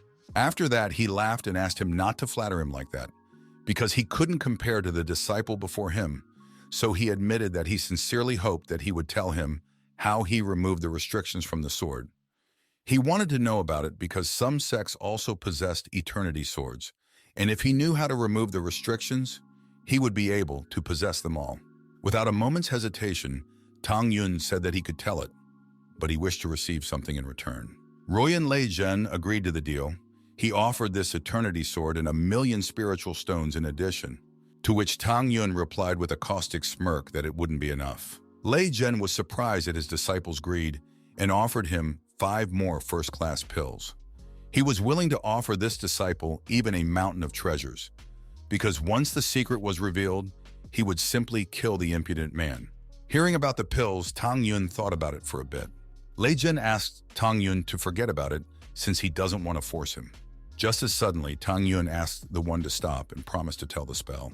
Immediately after, Lei Zheng tossed the reward ring to his disciple and asked about the spell. He was pleased that this student had turned out to be so stupid. Tang Yun held out a piece of paper to Lei Zheng and explained what it said. Taking the sheet, Lei Zheng asked if this was really what was needed, then began to read Okie dokie, okie dokie. The old donkey is learning to say okie dokie.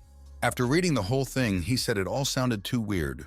Tang Yun asked the one to read what was written a few more times, after which everything would become clear. Lei Zheng once again began to read out the text on the sheet, and after a few tries, Lei Zheng shrieked out the last lines, realizing what the matter was. Reunited squeezed the sheet and asked the disciple how dare he mock him, and if the snot-nosed disciple was trying to imply that he was a jackass. Tang Yun told Lei Zheng that his family was made up of terrible people and that they deserved it. Tang Yun asked if Lei Zheng didn't think he was so stupid that he wouldn't understand his plan, because if he told the secret, he would be killed immediately. Lei Zheng threateningly released his aura and demanded that Tang Yun tell him everything, otherwise he would regret being born. Tang Yun asked Lei Zheng, where did Lei Zheng get the courage to threaten? After all, he was just a piece of broken soul. Funny old donkey. Hearing this, Reunited became enraged and shouted that despite his condition, he was still able to defeat a mere disciple, as he was only an inferior soul germ level cultivator in front of him. Even though he doesn't know about how to remove the restrictions, but at least he can take away one of the eternity swords, he said he would penetrate Tang Yun's cultivation intelligence reservoir and take control of it. Ruyan Lei Jun penetrated inside Tang Yun's tank and was immediately horrified by what he saw. He was shocked that there were as many as 11 cultivation systems inside a mere fetus-level disciple. No one in history was as talented as this disciple, and if he managed to obtain this body, he would be able to lead the sect of eternal immortals to prosper, making it the main sect on the continent, and at the end, they would all become immortal. As he suddenly heard the voice of a disciple behind him, Tang Yun recognized that this silly old donkey had surprised him with all his expectations, and asked if he really thought his weak spiritual power could do anything here. Lei Jun was aghast. He asked how a mere disciple's spiritual power could be many times more powerful than his. To which Tang Yun replied that Lei Jun was just a low, second-rate cultivator, and said that the latter had challenged him in vain, as his position was now hard to envy. Meanwhile, at the competition, Ruyan Wuji grinned and said that bluffing was useless, because the Huangfu clan would no longer be able to exist. Tang Yun prepared for the performance. After all, the great gift left for the patriarch of the eternal immortals should be revealed right now, right after which he took out the illusion array. Ruyan Wuji said that everyone could disperse and got ready to leave. As one of his disciples suddenly rushed towards him, shouting that he had bad news, the sword of infinity that was in front of their gate suddenly disappeared. Ruyan Wuji asked what kind of nonsense he was talking about. After all, the sword was guarded by their ancestors' residual soul. Because of that, the sword couldn't just disappear. If that happened, their sect would lose face. The disciples sobbed and reported that the light of their ancestors' soul was also extinguished. Ruyan Wuji was shocked by what he heard. He wanted to understand what had happened and how such a thing was even possible. Immediately afterward, he coughed up blood and fell to the floor. The disciples immediately rushed to him to help their patriarch. Ruyan Wuji shouted to the thief that the eternal immortal sect would never forgive him for this. Watching the performance, Tang Yun was pleased that Ruyan Wuji liked his gift. 3 days later, Huangfu Clan Square. Tantai Xuanzhong told the disciples that during the competition, the alchemy division had ranked the best, which meant all disciples in this division received 100,000 spirit stones. The disciples of the alchemy division began to thank Tang Yun for winning, while the disciples of the other divisions were envious since their division didn't have such gifted people. Tantai Xuanzhong also gave Shen Subing the title of Distinguished Elder as the division leader. After which Tantai Xuanzhong said that if it wasn't for Tang Yun, this wouldn't have happened, and so he asked what the latter wanted to receive. Tang Yun thanked the head, but still refused the gift since he had done what he had to do. Tantai Xuanzhong praised Tang Yun for such a humble attitude, and explained that their clan always rewards and punishes, and therefore Tang Yun was bound to be rewarded. Tantai Xuanzhong admitted that he had heard that Tang Yun was interested in flames, and therefore he decided to reward him with 2 flames. Hearing this, Tang Yun thanked the head for his generosity. After that, Tantai Xuanzhong turned to the elders and ordered them to choose the best disciples, as the Trial of Eternity lands would soon open. In order to prepare, the elders would hold a grand competition of 9 divisions in a month's time. Shen Subin asked Tang Yun if he wanted to go along with her, but Tang Yun refused since he and Jun Wuxiao had already agreed to visit Mumengqi. Shen Subin reminded Tang Yun that he still had free time to rest, and although he had made a big splash in the competition, but not everyone was happy about it, the 9th division was among the disgruntled. Therefore, she advised Tang Yun to be as careful as possible. Tang Yun thanked the elder for the advice and promised to be more careful. He recognized that his disciple wasn't that bad and decided that he would bring her a gift next time. Shen Subin was satisfied with Tang Yun's answer, and so she bid him farewell. She wondered if the master was looking for her while she was gone. Beast Soul Division Hall. Beast Soul Cultivator, Wu Hong. Mu Feixiong told his father that ever since Mu Mengqi arrived, he has tried his best to please her, but she doesn't perceive anyone other than Tang Yun, causing him to not stand a chance. Wu Hun asked his son why he shouldn't quit, since she doesn't like him. The latter replied that he wasn't doing it for himself, because a talent like Mu Mengqi could become a key figure in the future. And if they did nothing, Tang Yun would take her with him to the alchemy division, causing all their investments to go down the drain. Hearing about Mu Mengqi's transition, Wu Hong was forced to agree that there was something to it, and asked his son what he was proposing. Mu Feixiong explained that he had to take all measures to keep Mu Meng in their division, and besides, he had heard that his father had a psychedelic pill. Giving it to Mu Mengqi would cause her to mistake Fei Xiong for Tang Yun, after which she would become his woman and stay in the division. Wu Hun said that Mani was his favorite student and asked if it would be. Suddenly, Mu Fei Xiong shouted that Tang Yun would soon show up here, and they had every second counted, and if Mu Mengqi left, then Wu Hong will definitely be punished. Upon hearing this, Wu Hong made a final decision and gave the pill to his son. Mu Fei Xiong snatched the box and started laughing inwardly, for now Mu Mani would become his woman. Wu Hun apologized to Mani because he's still unsure if he made the right decision.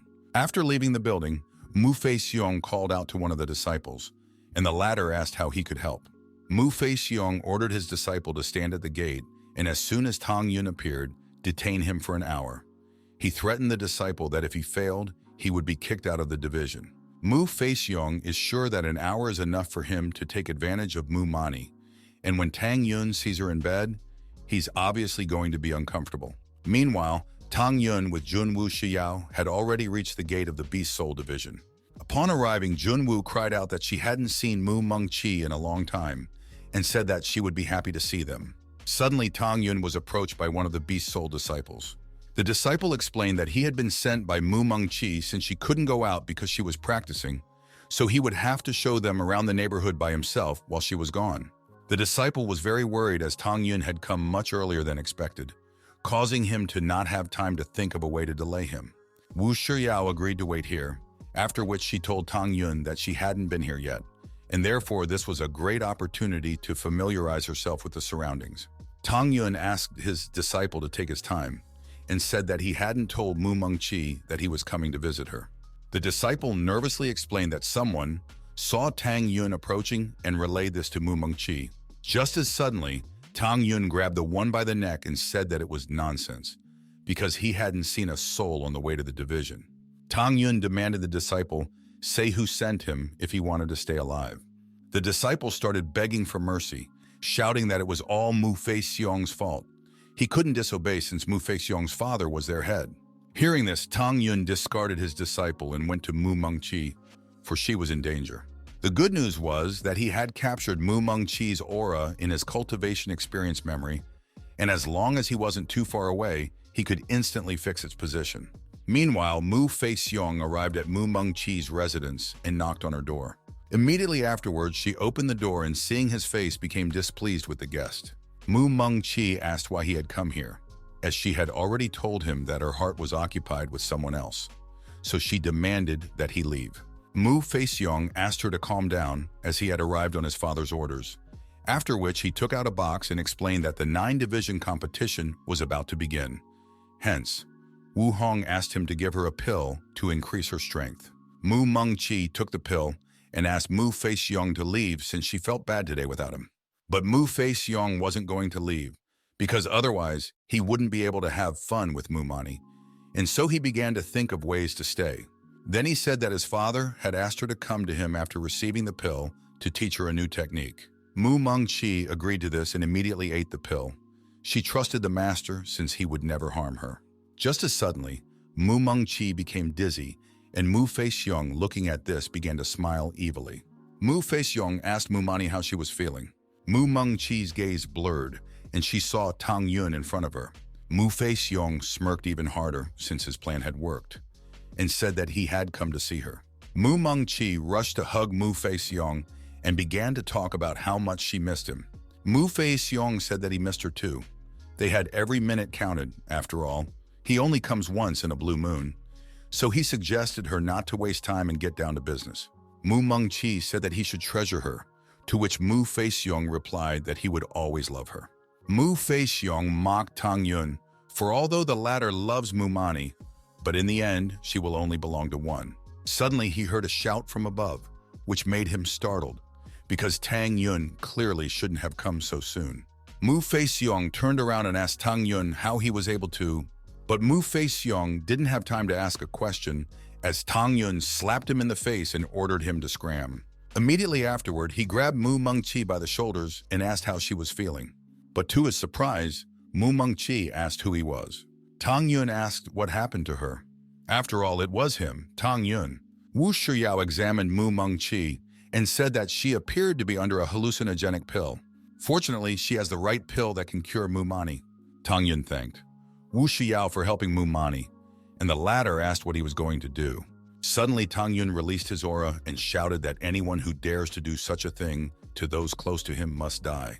Mu Feixiong started cursing Tang Yun for interfering with him, and he also hit him, and even his father didn't hit him. Immediately after which, he attacked Tang Yun using the Wind God Flying Sword. Mu Feixiong shouted that it was a very long sword with high speed, and even an improvement level cultivator was unable to stop it, which meant that the hour of reckoning had come. Just as suddenly, Tang Yun called Mu Feixiong worthless trash and broke his sword. Mu Feixiong was shocked at what had happened. It was impossible for an ordinary disciple to break this sword with just one strike. Breaking his sword, Tang Yun began to approach the frozen Mu Feixiong in a threatening manner. Mu Feixiong asked Tang Yun to stop and tell him what he needed, because his father, Wu Hong, is the head of the division, and Tang Yun wouldn't leave here alive if he touched him with even a finger. Tang Yun shouted that Mu Feixiong's father wouldn't stop him if he was even the ruler of the heavens. He then punched Mu Feixiong in the chest, causing him to vomit blood and fall down. Mu Feixiong was angry because Tang Yun had destroyed his cultivation, so he threatened that he wouldn't leave alive. Tang Yun asked Mu Feixiong if he thought he was already done, after which he broke both of his arms and both of his legs to Mu Feixiong's painful screams. Meanwhile, in the hall of the Beast Soul Temple, Wu Hong hoped that Mu Feixiong would not let him down. Suddenly, one of the disciples ran into the temple shouting that he had bad news. Wu Hong asked his disciple what had happened and asked him to calm down before telling him the story. The disciple reported to the head that Tang Yun had infiltrated their territory and bypassed him and headed towards Mu Mengqi's residence.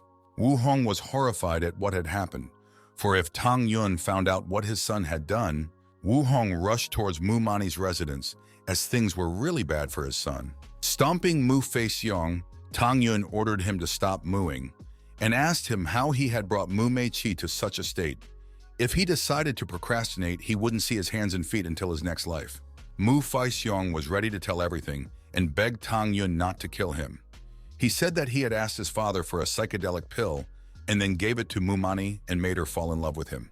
Tang Yun asked if Wu Hong knew about Mu Feixiong's intentions. Mu Feixiong turned away and squeezed out a yes answer. Jun Wu Shiyao was shocked by what she heard. After all, Wu Hong was the master of Mu Mani, and he couldn't be like this. Tang Yun once again stomped on Mu Feixiong and said that the son had not gone far from his father, both bastards.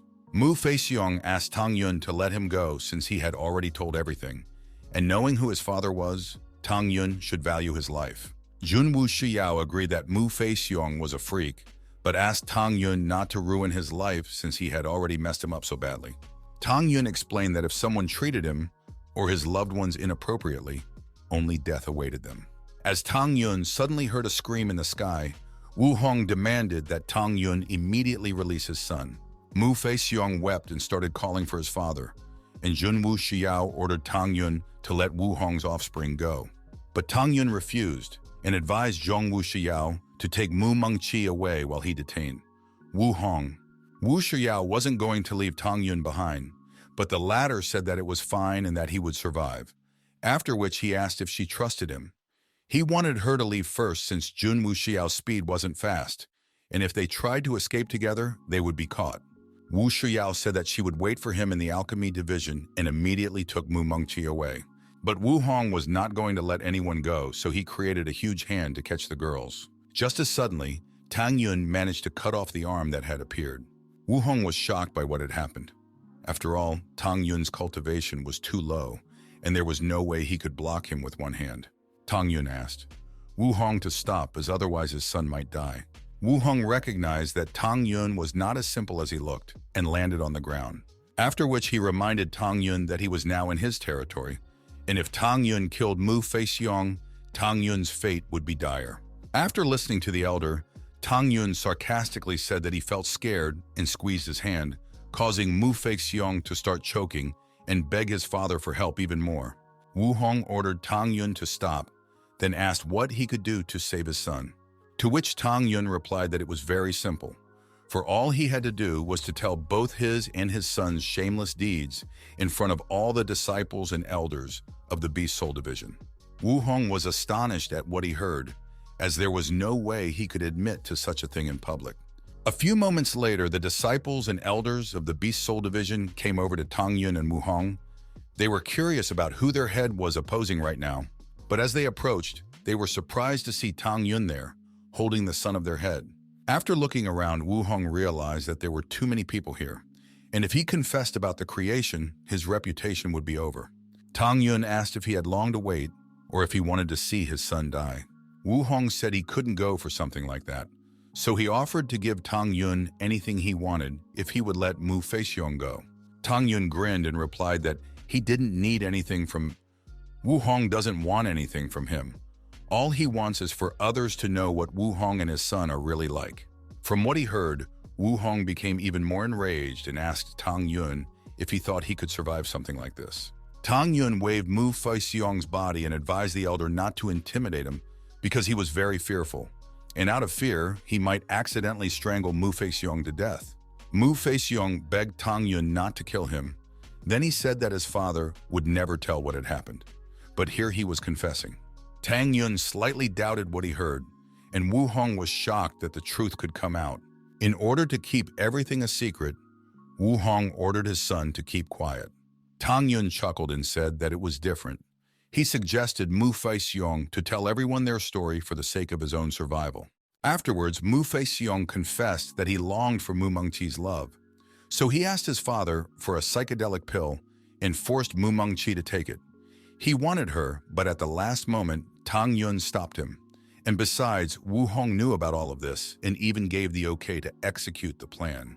The disciples of the Beast Soul Division were shocked by what they heard, the way Mu Feixiong behaved, and the fact that Wu Hong had agreed to do this to his personal disciple to satisfy his own son's desires.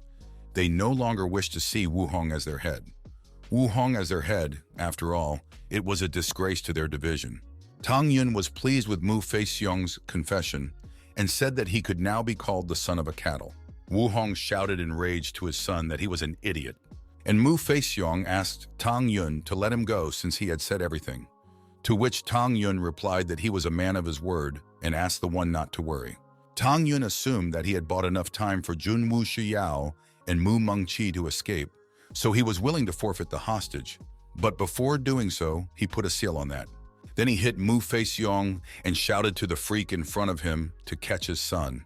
Wu Hong caught his son and shouted to Tang Yun that after what had happened, he shouldn't even think about escaping from here.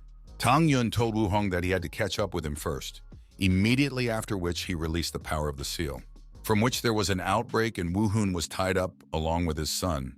Immediately afterward, they fell to the ground together, and Wu Hong asked the idiot's son why he was so heavy. Looking towards Tang Yun, he saw that he had already flown away and said goodbye to them. After which, Wu Hong ordered those around him to grab Tang Yun right away.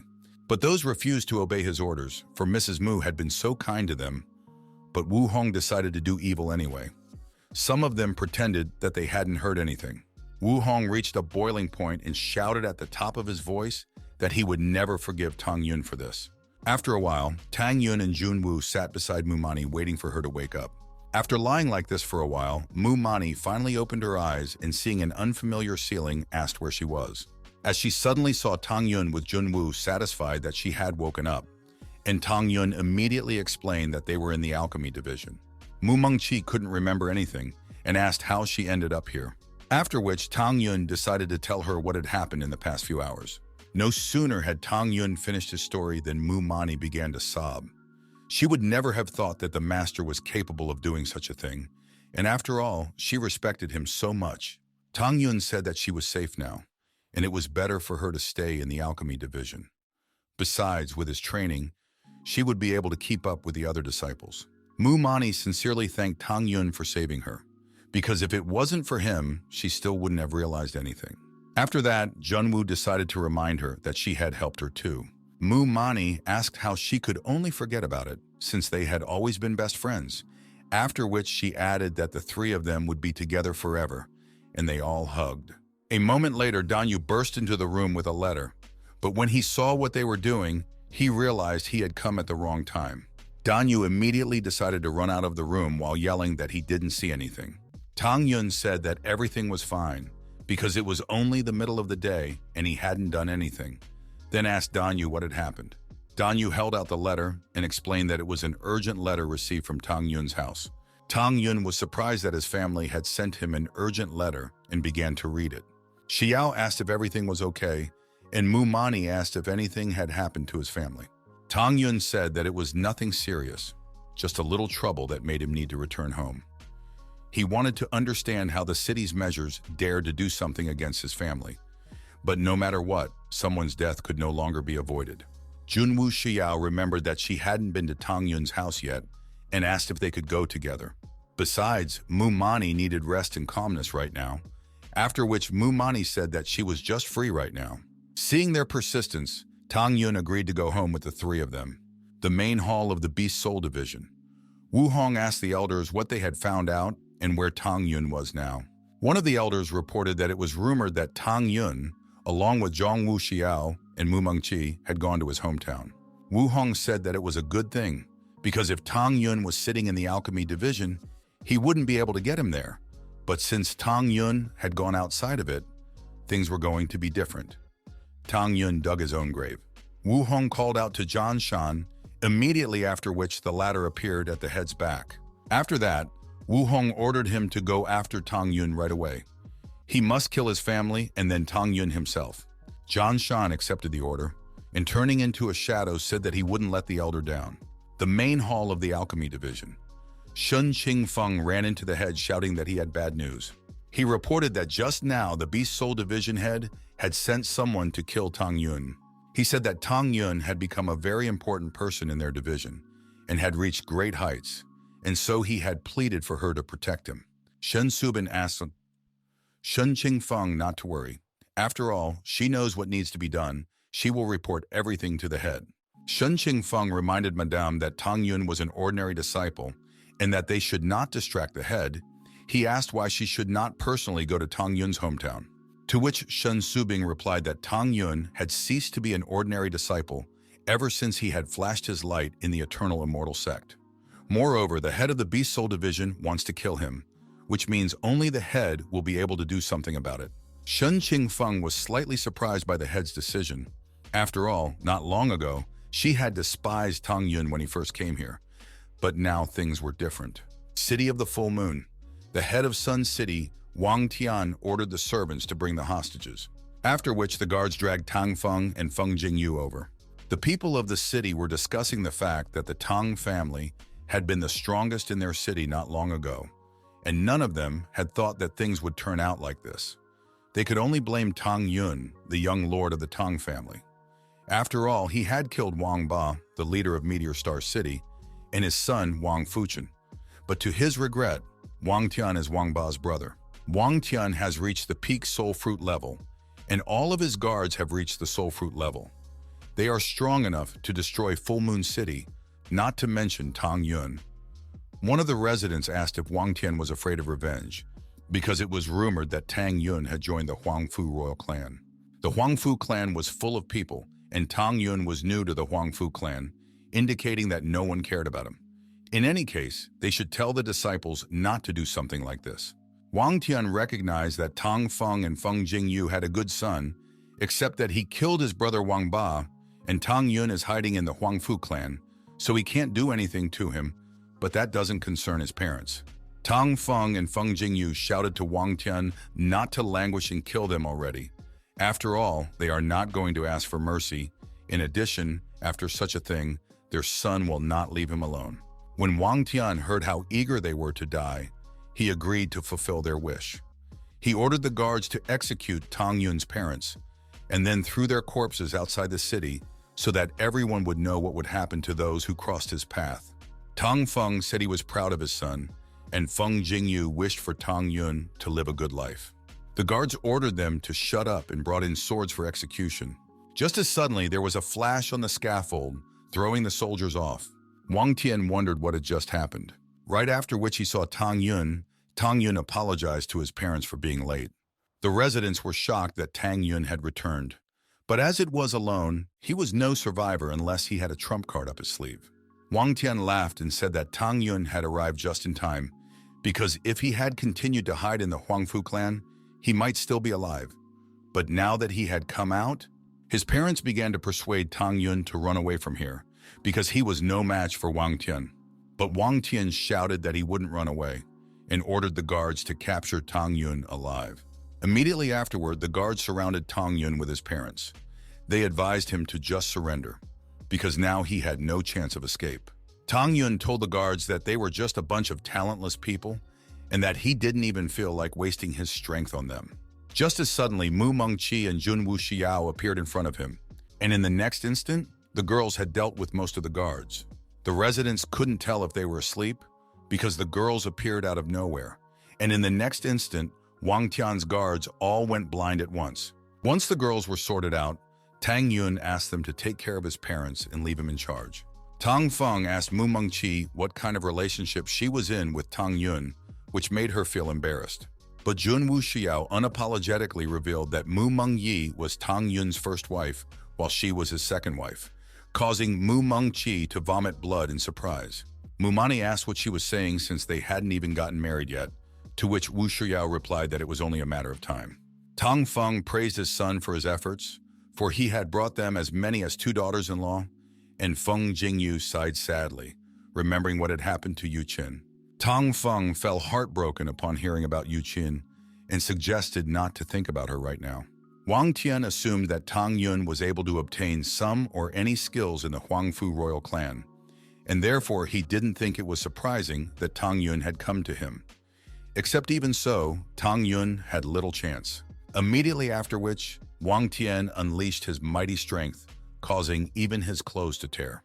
The residents were shocked, for this was Wang Tian's strongest form, Ba Xia's blood armor.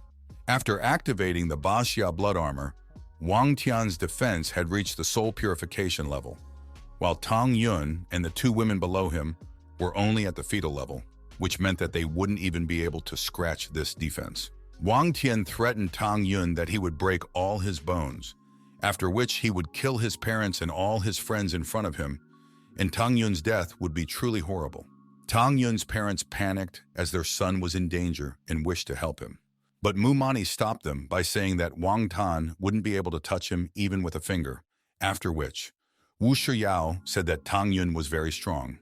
Tang Yun asked Wang Tian if he had ever heard an old saying, immediately after which Tang Yun appeared right in front of Wang Tian and struck out, shouting, "The higher you get your nose up, the faster you fall." Wang Tian was shocked by Tang Yun's strength. He asked why the latter was so strong. After all, he had only recently joined the Huangfu clan. Tang Yun replied that in reality, it was not him who was strong, but Wang Tian who was weak and unable to see further than his nose. Losing the rest of his strength, Wang Tian fell dead on the ground with a last word, saying that it was for nothing that he had run into Tang Yun. The people of the city were shocked because Tang Yun had managed to kill Wang Tian, but no one could understand when he had managed to become so strong.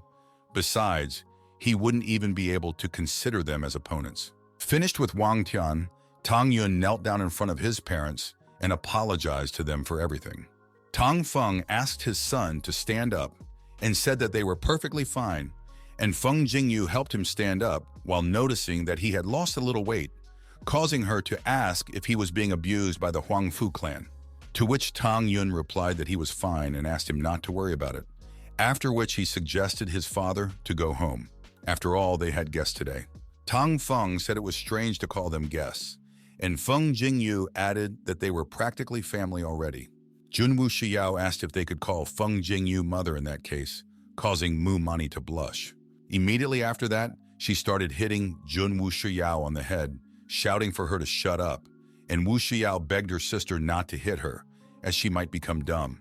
Looking at the girls, Tang Yun smiled, thinking about how naughty they were. As suddenly heard someone's laughter from above, the unknown person said that this was a happy ending, but it could get even better if Tang Yun died. Tang Yun's parents and girls wondered who it was. After all, the unknown person had a 9th grade soul purification level, or even higher. Tang Yun ordered the girls to take his parents to a safe place right now. Immediately afterwards, he rushed towards the enemy to divert his attention. But the enemy said it wouldn't work that way, and the next instant, disappeared from his seat. Tang Yun was shocked by his opponent's speed. He turned around and shouted to the girls to dodge. But it was already too late, and the enemy had already managed to strike the girls. From what he saw, Tang Yun became angry and attacked the enemy, shouting that he had dug his own grave. Immediately afterward, he used the Hongmen Domination Fist. The opponent shouted at Tang Yun to stay still and wounded him in the next instant. After landing on the ground, Tang Yun began to think about how great their cultivation gap was, which meant he would have to use his trump card. Tang Yun released the monkey from the bag, immediately after which his head showed. The enemy was surprised for a moment at such a helper, but before he even got out, he threw a whip at the man, which began to wrap itself around the still unleashed monkey to seal him in. And a few moments later, the monkey was sealed in fiery bonds. Tang Yun was shocked by what had happened, for even the connection between them had disappeared. Jian Shan praised Tang Yun as he is truly a genius among the disciples. But Tang Yun's problem is that he crossed Shou Wuhong. Jian Shan asked if Tang Yun was going to fight further, because without help, he literally has zero chance. The people of the town were shocked by the stranger's strength, for he had managed to defeat Tang Yun with just one punch, and from what they heard, they realized that Tang Yun was quite strong in the Huangfu clan. They believe that the situation has changed so much that it will be almost impossible to defeat Tang Yun. Jian Shan revealed that he liked to watch his prey struggle before dying, and therefore the more Tang Yun had to suffer, the better. The girls were terrified that Tang Yun might be killed and refused to accept it. Tang Yun's mother cried, and his father shouted to the enemy to kill him first if he had balls. Jian Shan asked them all not to worry, because it would still reach them all. No one would be left out. Upon hearing this, Tang Yun vowed that he would slaughter the entire Jian Shan clan if he dared to raise a hand against his kin. Hearing about the clan, Jian Shan asked Tang Yun not to make him laugh, because even if he stood still and did nothing, Tang Yun wouldn't be able to inflict even a scratch. Suddenly, an old man appeared behind his back and asked if he really thought so, and if he was allowed to get in line. Jian Shan was shocked by the appearance of the elder and asked who the elder was. Tang Yun was also curious about who it was, for he had never seen this old man before and couldn't even sense the one before appearing, indicating that the one was at least at the soul refining level. The old man said that his name was Tanyai Zhongkun and that he had been sent here by the Huangfu clan leader to protect Tang Yun and his family. He then added that anyone who dared to harm them would be killed without regret. Hearing this, everyone was shocked that head Huangfu himself had sent someone to rescue Tang Yun. The people of the city hardly believed it, for the leader of Huangfu, in their opinion, was in a cloud that they could never touch. And since Tang Yun was so valued, his future was immeasurable. Besides, since Tang Yun is so willing to be killed, he must be incredibly talented. Jian Shan asked the old man not to bullshit. After all, Tang Yun was just a simple disciple, so he was obviously joking when he said that he was sent by the clan leader himself. Tanyai Zhongkun took out the Huangfu clan token and offered to take a look in person. Jian Shan was shocked after all. The old man was holding a leader token. But this literally couldn't be true.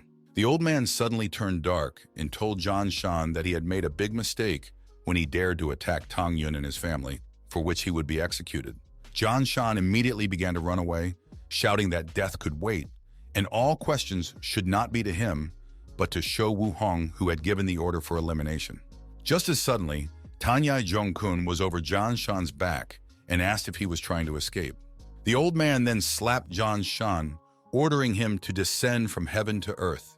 Appearing beside Tang Yun, the old man said that he could do whatever he wanted with Jian Shan. Tang Yun thanked Tanyai Zhongkun, for if it wasn't for him, the worst would have happened. After which he turned to Jian Shan and said that the latter was now dead. To which Jian Shan replied that if it wasn't for the old man, Tang Yun wouldn't have been able to match him in his life. Tang Yun chuckled darkly and told Jian Shan that he was overestimating himself, then grabbed the latter by the throat and showed him the power of his soul, after which Tang Yun said that he would have killed him even without Tantai's help. Seeing this, Jian Shan was shocked and could barely utter his thoughts. Just as suddenly, Tang Yun shouted and killed Jian Shan by crushing his neck. The people of the city were horrified at how strong Tang Yun was, because none of them could kill someone at such a high level, even if they were a step away from death. In addition, after what happened, Tang Yun's family would become the main family in the city. Executing Jian Shan, Tang Yun shouted that this awaited anyone who dared to cross his path. After which all the residents bowed to Tang Yun and vowed to be loyal to his family. Tang Feng complained that when they were in trouble, the villagers looked at them with coldness in their eyes. But once Tang Yun returned, everything changed, and Feng Jingyu said that they had raised a very good son. Tanyai Zhongkun asked Tang Yun to prepare a room for him since he was going to stay here for a while.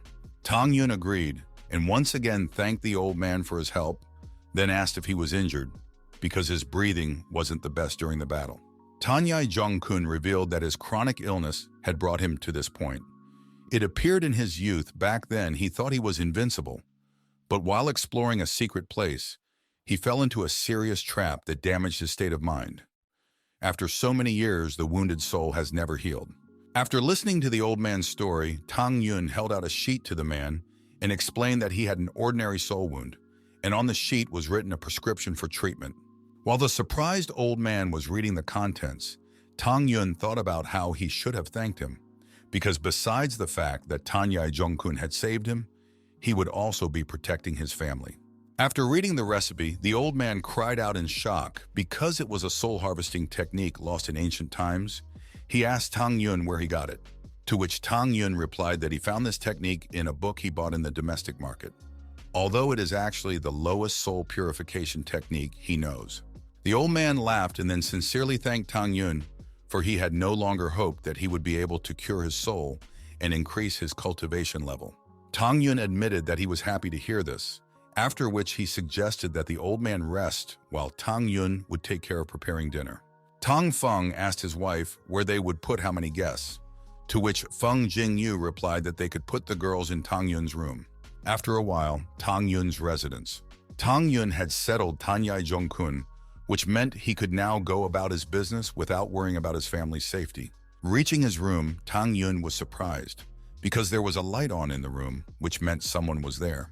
Tang Yun felt that there were enemies sneaking in that he might have missed earlier. In the next instant, he was kicking the door and shouting to his enemies that those were dead bodies. But Zhong Mu Shiyao and Mu Mengqi were in the room, surprised by Tang Yun's behavior. Mu Mani asked what he was doing, and Wu Shiyao reminded him that they hadn't gotten married yet and asked if he was so impatient. Tang Yun apologized for the intrusion and said that he must have gotten the wrong room. Tang Yun's parents were watching. Tang Feng told his wife that her plan had been successful, to which she replied that they would soon have grandchildren. Alchemy Division Hall. Shen Subin sobbed alone, for her father was on the verge of death. She wanted to know where her master was now. She wanted him back as soon as possible, as she couldn't do it without him. 3 days later, Tang Yun and Mu Mengqi finally returned to the Huangfu clan's herb garden. Tang Yun revealed that Wu Shiyao had already returned to her division, after which he told Mu Mani that she could stay here for a while and asked her to tell him if she needed anything. Suddenly, Dan Yu ran out to him shouting that he had good news. Moving closer, Dan Yu revealed that 12th Elder Lu Wu had passed away right after Tang Yun left the clan.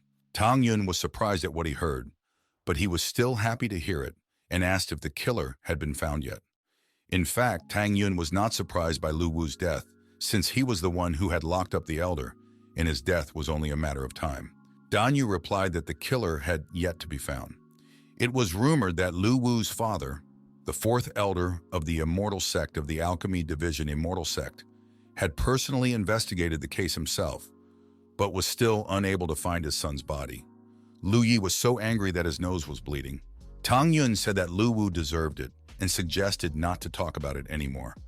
But Dan Yu asked Tang Yun to wait since it's not over yet. Dan Yu revealed that Tang Yun's shenanigans in the Beast Soul Division had already reached the Alchemy Division. The head of the division, Wu Hong, came to them, but was immediately expelled. After which the head asked that, after arriving, Tang Yun should immediately report to her. She probably has a bad opinion of Tang Yun after what happened, so he should be more careful. In addition, Shou Wu Hong is unlikely to back down and is probably already plotting something against Tang Yun. Tang Yun asked Danya not to worry as he would definitely be fine. Tang Yun wasn't worried as he knew that although Shen Subin seemed cold, she was actually very kind. And since she helped him when he was in trouble, he should thank her in return. Tang Yun suggested that Mu Mani go rest and asked Danya not to tell her that she was in their division, the main hall of the Alchemy Division. Shen Subin sat on her throne and thought about when her master would return. Just as suddenly, a familiar silhouette appeared at the entrance and asked her not to cry. Seeing the master, Shen Subin immediately rushed to him with tears. She said that if it wasn't for him, she doesn't know what she... Tang Yun deftly got out of his disciple's embrace and asked her what had happened, to which Subin replied that they didn't have much time and that she would tell everything on the way. After a while, Shen Subin and his master arrived in the Cherry Blossom City. Shen Subin explained that this was where her clan lived. After her father was framed by Gun Sun Yan, Shen Subing's father was afraid that action would be taken against his clan, so he was forced to leave. Tang Yun had to admit that this was indeed a good place, far away from the noisy world. Tang Yun suggested that Subin go to her father's house, after which she let him. Just as suddenly, a maid ran out to her, shouting to the mistress that Shen Subing's father was on the verge of death, and the second master was already planning the funeral. Upon hearing this, Shen Subing immediately rushed to her father with tears. Meanwhile, in the house, Shen Tianqi, Shen Subin's father. The Shen clan members mourned Shen Tianqi. All his life he had been a hero, but because of Gong Sun Yanshun, he was in this position. Just as suddenly, Shen Subin ran in and immediately began to fight her way through the people to her father. Shen Subin took her father's hand and told him that she had asked the master for help, after which she asked that he open his eyes and look at her. Tang Yun asked Shen Subing to step back so that he could examine her father, then filled his hand with energy. Tang Yun placed his hand on Shen Tianxi's forehead, immediately after which he opened his eyes and saw his daughter to the side. Shen Subin asked her father how he was feeling, after which she told him that her master had come to see them. She told him that he was very strong and that he would definitely be able to help him. Shen Tianxi told his daughter that the effort was not worth it because he was dying.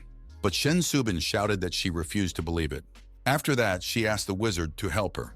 She was sure that with his power, he would be able to heal her father. Tang Yun lit the flame in his hand and asked Shen Subing not to worry, as he would now conduct a more thorough examination. After which, Tang Yun touched Shen Tianze and began to examine his body. But after a few moments, he removed his hand and admitted that he was sorry, for her father's body was very badly scarred, and no amount of treatment would help him anymore. Hearing this, Shen Subin panicked, for even her master is unable to help save her father. Tang Yun thought about the fact that if they were in the upper world, he would be able to use several ways to help the disciple's father. However, being in the heavenly punishment continent, he was unable to do anything. Shen Tianxie told his daughter that his life was coming to an end, then told her that life and death are natural phenomena and cannot be avoided. He sees how much she has grown, and therefore he has nothing more to regret. Shen Subin grabbed her father's hand and shouted that she didn't want him to die. Her mother had already left them, and if he died too, she would have no one left. Shen Tianqi asked her not to be sad. After all, he had wanted to see her mother again for years. After which, Shen Tianxi turned to his daughter's master and said that his daughter had often told him that he took good care of her. Therefore, he wants the master to promise him something. Shen Tianxi asked him not to abandon and take care of Shen Subin until she can marry. Tang Yun grabbed Shen Tianxi's hand and swore that he would fulfill his request. Shen Subin asked her father why he had made such a request to her master. Shen Tianqi called Shen Subin a foolish daughter and asked if she realized how important the master was to her, for he had heard many good things about him. Shen Subin looked at the master and wondered what her father meant. Shen Tianxi had touched his daughter's face with his hand and said those were his last words and that he regretted nothing more. Just as suddenly, his hand fell on the bed, from which a new wave of sadness came over Shen Subing, and she cried out. The Shen family members were in mourning, although the head had left them, but perhaps this would be a release for him. Tang Yun touched his disciple's shoulder and apologized for not being able to cure her father. He said that although her father had left this world, his soul was still here and he could try to save it. Upon hearing about Shen Subing's soul, she was surprised and asked how this was possible, to which Tang Yun replied that it was true. If he manages to find traces of the soul, there is a possibility of resurrection, but it requires very strong. Upon hearing of the resurrection, the people nearby wondered what the master of the lady was talking about, and why they had never heard of such a thing before. Everyone was sure that the dead could not be brought back, and that they would never be able to see the chapter again. Some of them even thought that the master was deceiving the mistress to appease her. Subin asked if her father could really be resurrected. Then she kneeled down and cried out that she believed the master with all her heart, and so she asked him to preserve her father's soul. Immediately after which, Tang Yun used a seal to draw out the soul. A moment later, Shen Tianqi's soul appeared in front of everyone. Everyone was shocked to see the soul of their head, and that this was even possible. They realized that Madam Master was a very powerful person. Just as suddenly, a black mist appeared near Shen Tianqi's soul, from which a hand immediately came out and grabbed Shen Tianqi's soul by the leg. Whereupon the possessor of the hand emerged from the mist up to his waist and explained that after death, the soul of man must return to the underworld and await rebirth. The Shen family members were terrified, for suddenly a creature that looked like a messenger from the underworld had appeared. The master of the lady had disturbed such a powerful being, and they wanted to understand how they could help the master. Shen Subing sobbed again and asked the master to leave it alone, for in front of them was the messenger of the underworld that would cause him to suffer. To which Tang Yun replied that he has everything under control. If he didn't want her father to die, not even Hades could take him away. The underworld envoy asked if Tang Yun would really dare to break the rules of life and death. After all, he would be punished for it. Tang Yun ordered the envoy to shut up and now get out while he was capable of doing so, whereupon a dazzling flash appeared from his eyes. The messenger of the underworld was terrified by the power of this light. He wanted to know how he could destroy such a powerful force like his. The Shen family members were delighted with their lady's master, for even the messenger from the underworld had left him. They all wondered who this master was and why he was so strong. Tang Yun thought that what had happened was nothing more than a joke. After all, he was the one who had set the rules for this world and also appointed Hades. After which, Tang Yun said that everything was ready, and Shen Subin saw her father's soul in his hand. Tang Yun explained that it was the trace of her father's soul. Afterward, he gave the trail to Subin, and the latter thanked him for it. For if he had not, Tang Yun asked her to stop it. After all, she was his disciple. 3 days later, having finally settled matters, Tang Yun returned to the Lingshan grass garden, and now he was about to start preparing for the tournament. Suddenly, he saw someone fighting in the garden. The ordinary disciples of Lingshan Garden tried to chase Bai Shu away, telling him that Mu Mengqi no longer wished to return to the Beast Soul Division and did not wish to see them, and that the Beast Soul disciples should not hang around in their division, because if they saw them, Tang Yun would give them a hard time. Bai Shu told Mu Mengqi that she had one last chance to return, unless she wanted to piss off their master. To which Mu Mani replied that she didn't need such a master, and asked Bai Shu to leave since she wasn't going to return anymore. As soon as Mu Mani expressed everything, Dan Yu demanded that Bai Shu get out of here right now. Bai Shu was angry at the refusal and said that she had a chance, and therefore asked him not to blame him for what would happen. After which, he began to form the sword.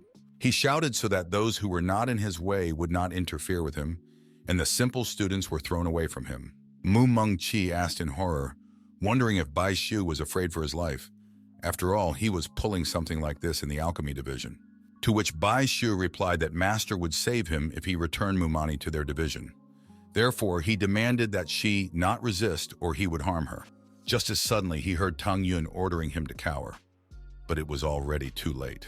In fact, the very next instant, Tang Yun punched him, then demanded that Bai Shu not show his face anymore. Dan Yu and Mu Mani were pleased at how timely Tang Yun had returned to them. Afterward, Tang Yun walked over to Mu Mani and said that everything was fine now and she would be safe. Bai Shu stood up and spat out the blood, then praised Tang Yun for his courage as he dared to hit him. Tang Yun turned around and said that he would have done it even if they had met earlier. Bai Shu then called for the sword again and shouted that Tang Yun was just a loser being protected by Shen Qingqi, and that the likes of him were sent to Lingshan Garden to grow herbs because they were incapable of anything else. Bai Shu reminded him that he had already warned Tang Yun not to try to win Mu Mani's heart, but Tang Yun didn't seem to understand. Tang Yun smirked and told Bai Shu that he would teach him a lesson now. Immediately after that, he appeared in front of Bai Shu and said that nasty things were coming out of Bai Shu's mouth, after which he performed a quick series of punches, beating Bai Shu. Immediately afterward, he planted him with a kick of his foot, and quickly flying over, Tang Yun struck Bai Shu, sealing him into the ground. Barely surviving the final blow, Bai Shu asked how this was possible, since he didn't even have a chance of winning. Tang Yun asked if Bai Shu now realized which of the two of them was the loser, to which Bai Shu replied that he was a senior disciple of Master Shou Wu Hun and warned that if he died, the teacher would kill Tang Yun. Tang Yun asked Bai Shu not to be afraid, as he wasn't going to kill him, and reached for his collar. After which he lifted Bai Shu up and said that he couldn't let him die so easily. After all, it would be better to destroy Bai Shu's energy center. No sooner had Bai Shu cursed Tang Yun than he destroyed his energy center, causing Bai Shu to vomit blood. Tang Yun then took out a knife and said that he would deprive Bai Shu of his tongue for the words spoken towards Mu Mengqi. Bai Shu was horrified at what Tang Yun was about to do and said that he realized he was wrong, and so he asked Tang Yun not to cut off his tongue. Tang Yun asked if Bai Shu understood that actions should be accountable. After which he cut off Bai Shu's tongue with a sharp swing of his knife, and he threw him aside and told him to get the hell out of here. Shen Subin approached Tang Yun and warned him that he had crossed the line by beating up the elder's son and his best student, because after such a thing, Wu Hong won't forgive him, to which Tang Yun replied that he was confident that he could handle the situation. Besides, he had already become the nemesis of the elder, and if the elder didn't come after him, he would personally appear before him. Suddenly, Shen Qingqi, who had already been searching for them for a long time, came running towards them. Tang Yun greeted the elder and asked how he could help him, to which Shen Qingfeng replied that the elder wanted to talk to Tang Yun about Mu Shunfei.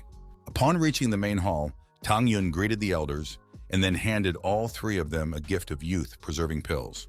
Shen Wanda laughed from the gift, after which they all thanked Tang Yun. Shen Qingqi explained that it was about the head of the Beast Soul Division and asked him to choose his words correctly. Immediately afterward, Shen Qingfeng asked to call it a day and just tell the truth since Tang Yun was a member of their division and he was unlikely to get anything done. Shen Wanda said that although my lady likes Tang Yun, she shouldn't act so recklessly. But if Tang Yun was really treated unfairly, then she would really help to get justice. Tang Yun thanked the elder for his words. He didn't want to disappoint them since Shen Qingchu and the two elders had done a lot for him. Once Tang Yun arrived at Shen Subing's place, the latter admitted that she was happy because of the fact that he was alive. Shen Wanda remarked that the head was in a good mood today.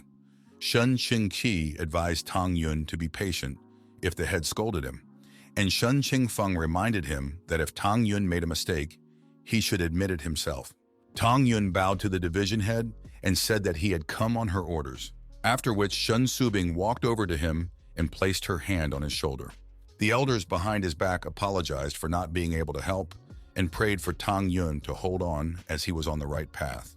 After a brief silence, Shen Subing praised Tang Yun for holding on for so long.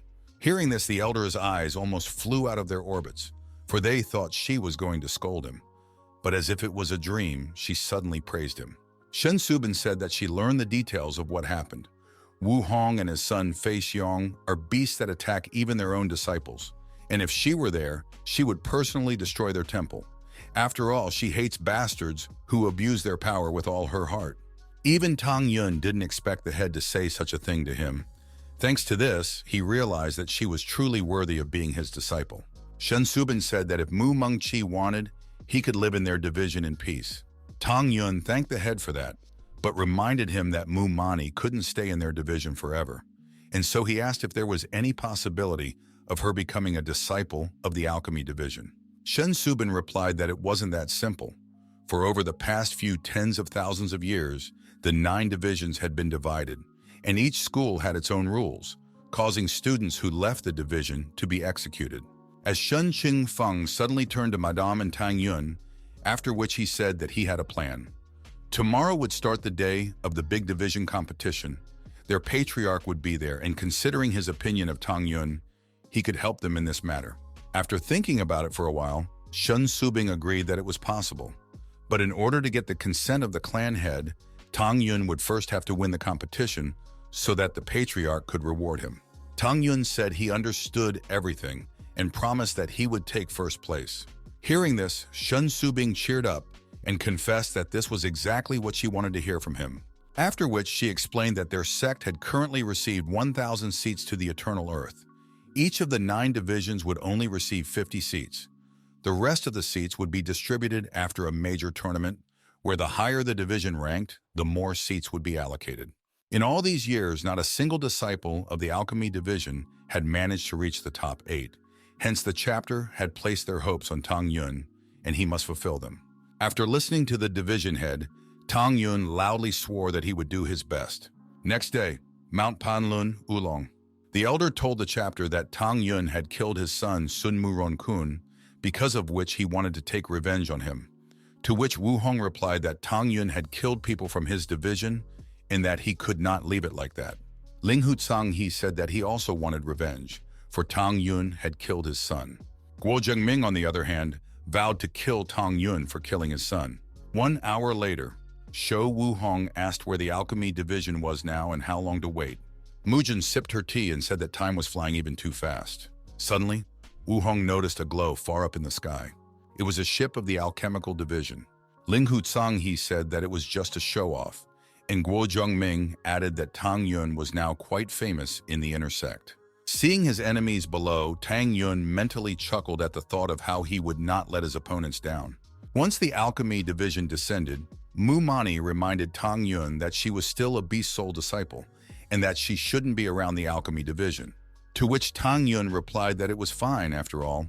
Even the head had given him the go-ahead, which meant that no one would dare to touch her. Seeing Tang Yun and Mu Mani walking hand in hand, Wu Hong mentally reprimanded as he thought that Tang Yun was testing him after changing his apprentice to the alchemy division.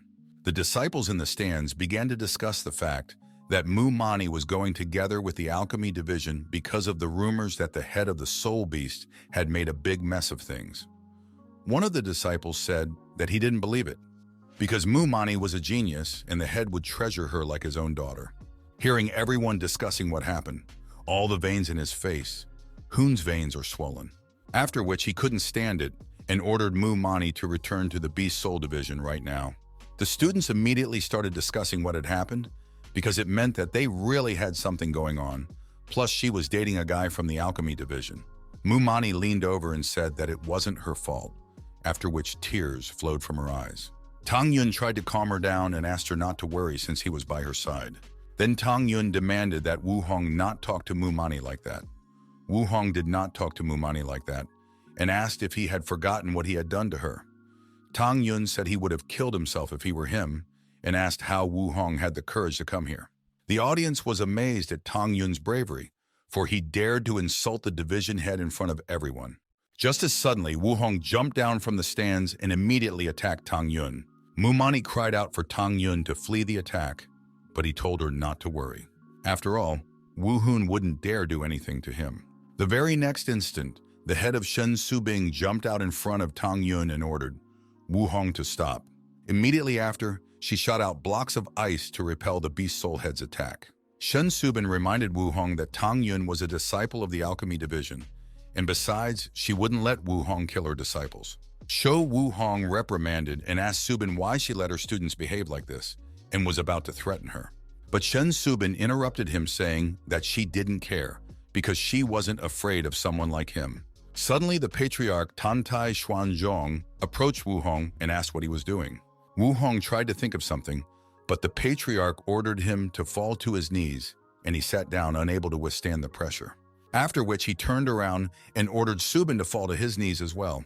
Immediately after which, a wave of pressure came over Shen Subing, and she also kneeled down. Seeing this, the spectators realized that the patriarch was really angry right now.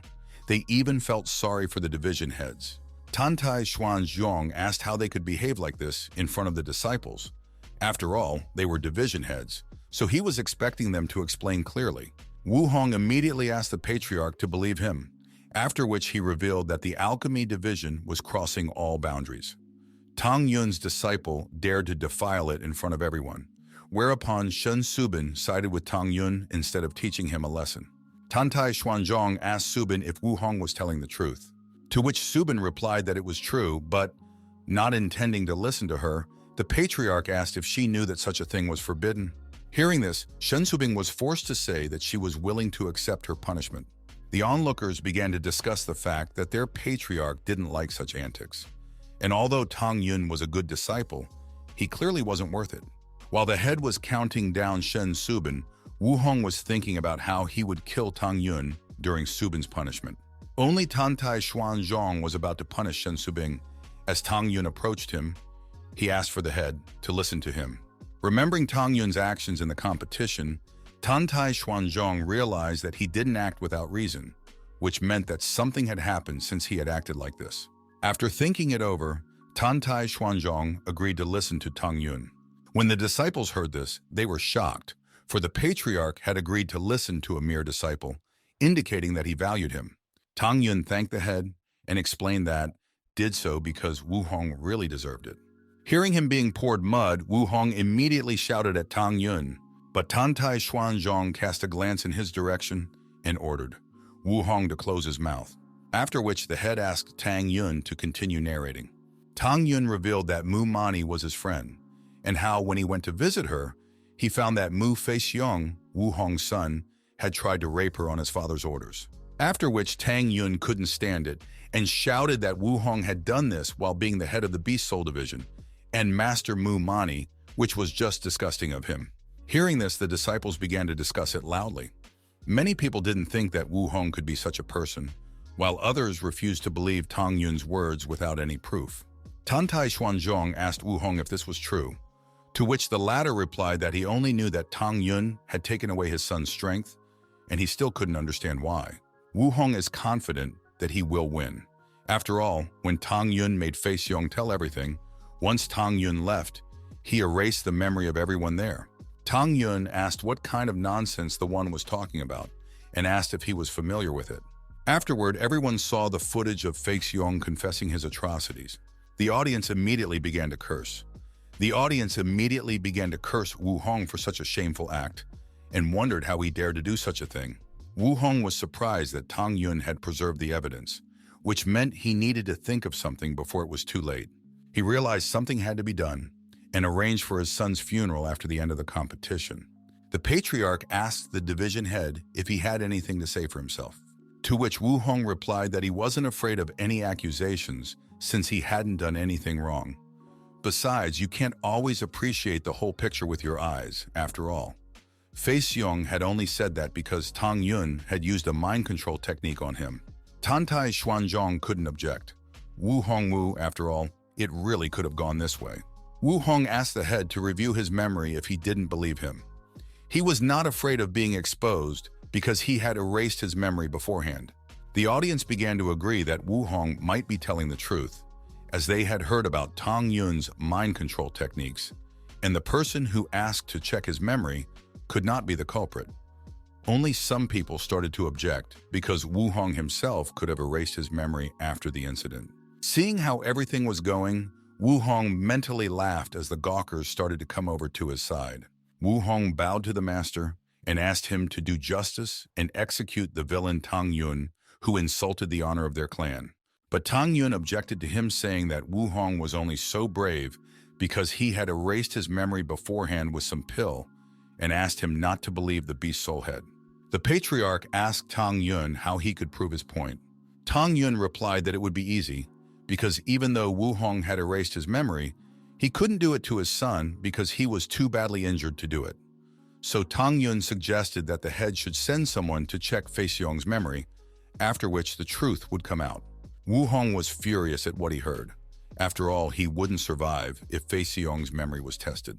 Tantai Xuanzhong agreed with Tang Yun's suggestion and ordered his subordinate to do as he said. Suddenly, Wu Hong cried out no to stop the patriarch and explained that his son was in a serious condition, which made him unable to make such a long journey. Tantai Xuanzhong ordered Wu Hong shut up, as he himself knows what he is doing. After that, he threw a 9th-level recovery pill to a subordinate who ran over and ordered him to give it to Feixiong so that he could bring him here. Immediately afterward, the subordinate went to Mu Feixiong. The audience was shocked because the 9th-rank recovery pill was too valuable. It was rumored that this pill could save even from the world of the dead, and since the head gave such a valuable pill, he really wanted to know the truth. Wu Hun began to panic, for any minute now his fate might be decided.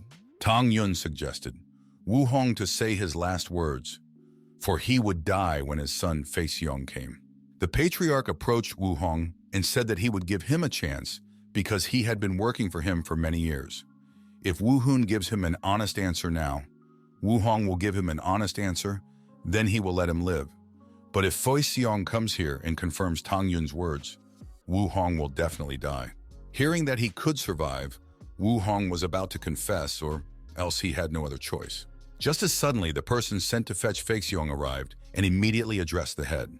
The patriarch asked his subordinate what had happened and why he had arrived alone, to which he replied that on his way to the Beast Soul Division, news had reached him that Mu Fei Xiong had killed himself due to stress. All three were startled by the sudden event.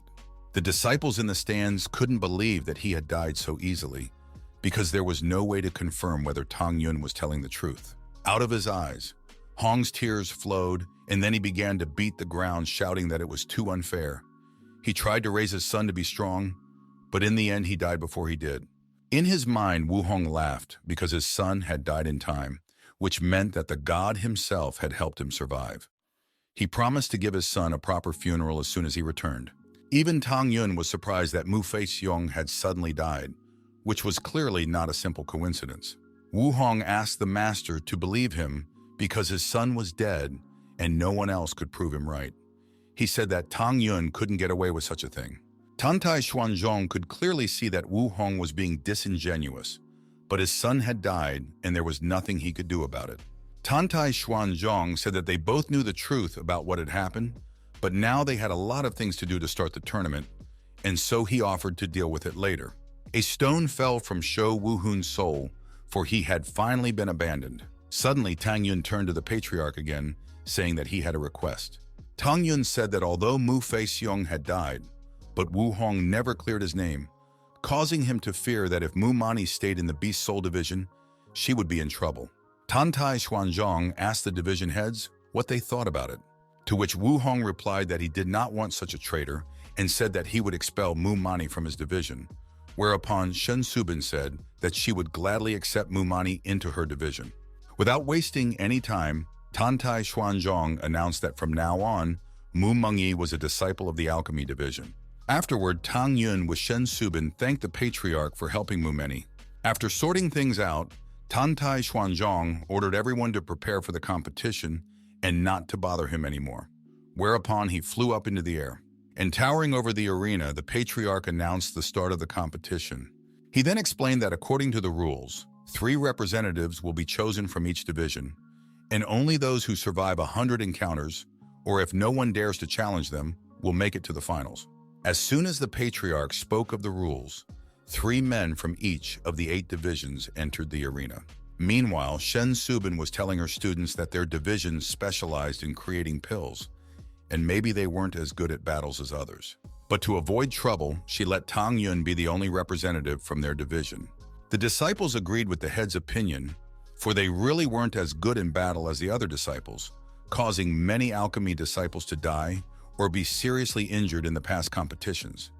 Therefore, they were glad that they had Tang Yun, for they believed that he would be able to accomplish the task alone. Mu Mengqi turned to the head and asked if she could go along with Tang Yun. Tang Yun asked Mu Mani what stage she had reached in her practice, to which she replied that she was already a master. Afterward, Tang Yun told the chapter that he had faith in Mu Mani. He has confidence in her since she has reached the master stage of the Nirvana Holy Book, which means she is strong enough to defeat the fetus soul-level cultivators. Shen Subin agreed to let Mu Mani compete and ordered her to bring them victory. Right after that, Tang Yun and Mu Mani went to one of the arenas.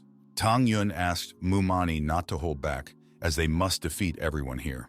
After which, Patriarch Tantai Xuanzhong announced the beginning. As soon as the Patriarch gave the go-ahead, 5 cultivators immediately headed towards Tang Yun with Mu Mani.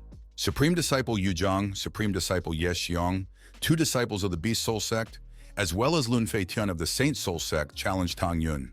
Shen Subin turned to the head and said that attacking 5 people at once was a violation of the rules. But Tang Yun was happy that so many people came out at once and suggested that they attack all at once to finish quickly. Tantai Xuanzhong and Shen Subing were shocked to hear about Tang Yun's challenge. The 5 disciples happily agreed to attack Tang Yun at once and began to prepare techniques for the attack. They were going to kill Tang Yun since it wasn't against the rules. Tang Yun called them pathetic pawns and used Hongmen's deity step. Immediately afterward, he struck the 5 students in a flash of lightning. Falling dead, the disciples only thought about how this happened, for they refused to accept that they would die at the hands of a mere disciple.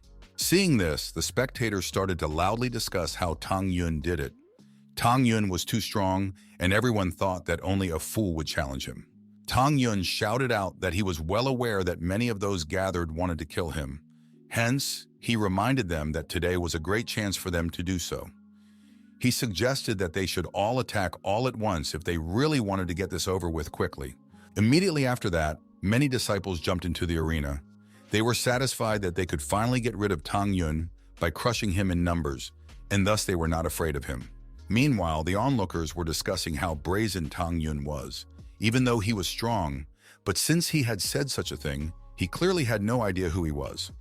Some even started betting on how quickly Tang Yun would die from this crowd.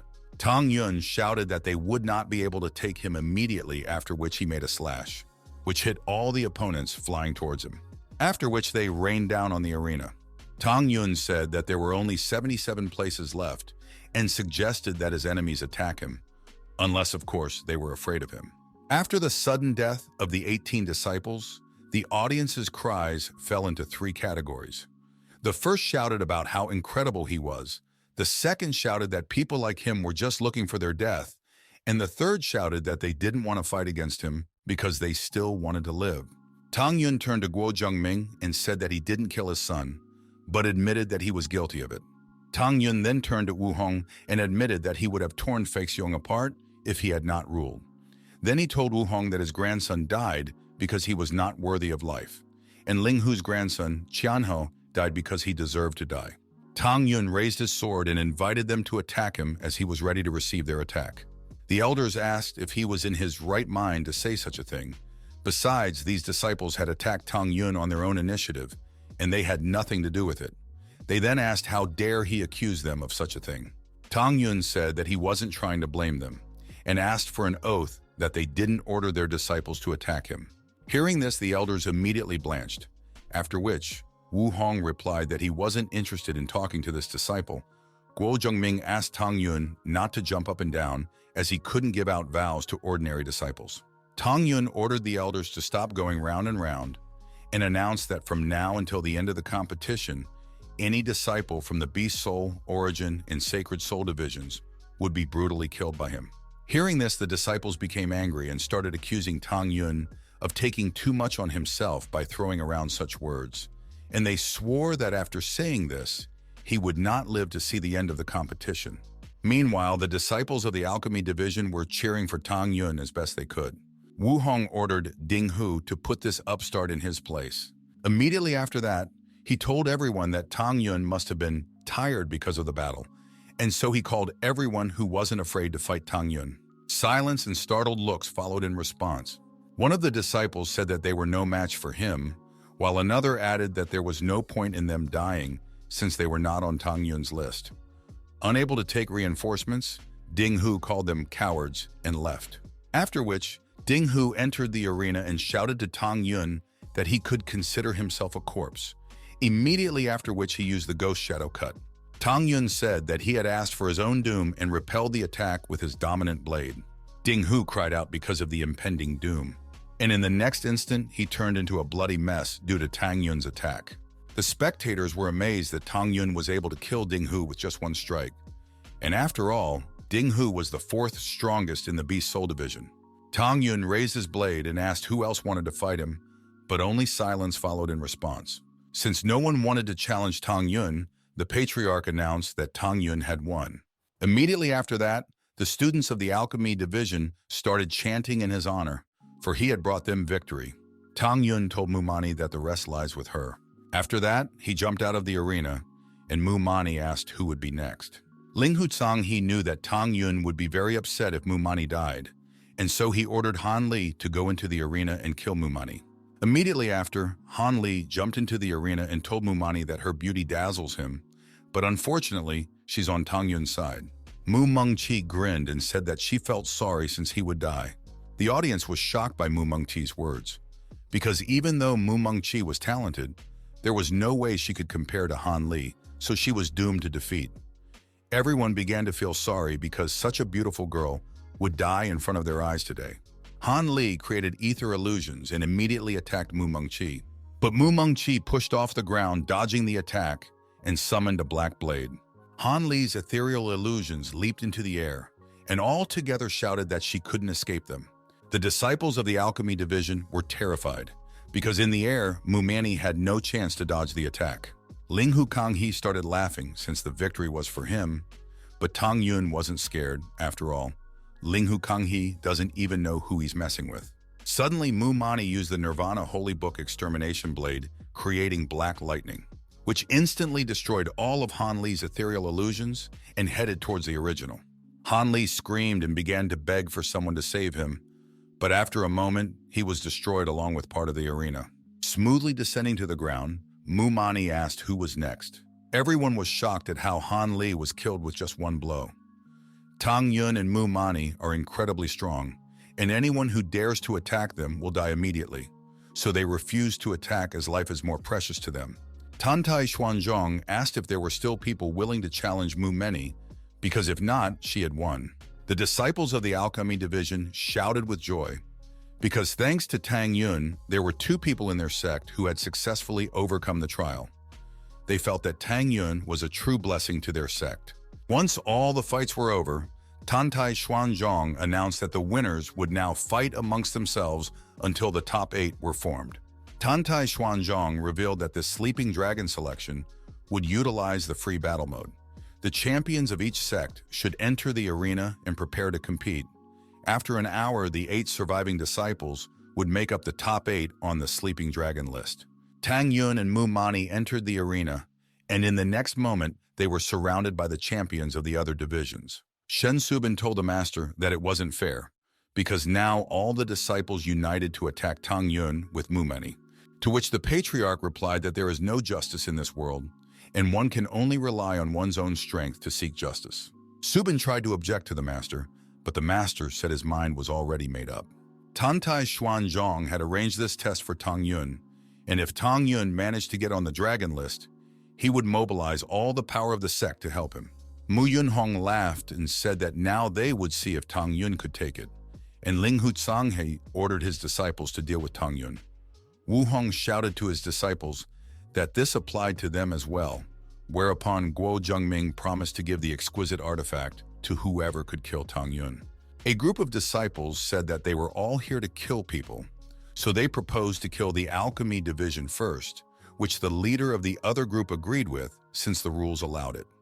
And therefore he asked Tang Yun not to blame him for this as it's all part of the competition. Mu Mani realized that things were not going well for them and turned to Tang Yun. As suddenly he asked if she could take them, to which she replied that she could only stop 3.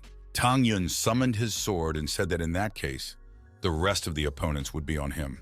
Seeing Tang Yun's arrogance, the disciples attacked him in anger to teach him a lesson. Just as suddenly, Mu Mengqi appeared in front of them and shouted that they would have to deal with her first. The disciples were angry that this wench had interfered. After all, they need to kill Tang Yun, as only his death would bring them victory. Shen Subin warned Tang Yun to be careful. But suddenly Tang Yun said that he was waiting for them all at once, after which a golden light rushed out in all directions. A light that, on contact, burned all his enemies, begging for mercy. But Tang Yun only smirked as he watched all of this. The disciples attacking Mu Mani were frightened by what happened in front of them and immediately surrendered. The elders were shocked by Tang Yun's strength. They wanted to understand how such a thing was even possible, for Tang Yun was simply unimaginably strong. Tantai Xuanzhong came down laughing at the results of the battle.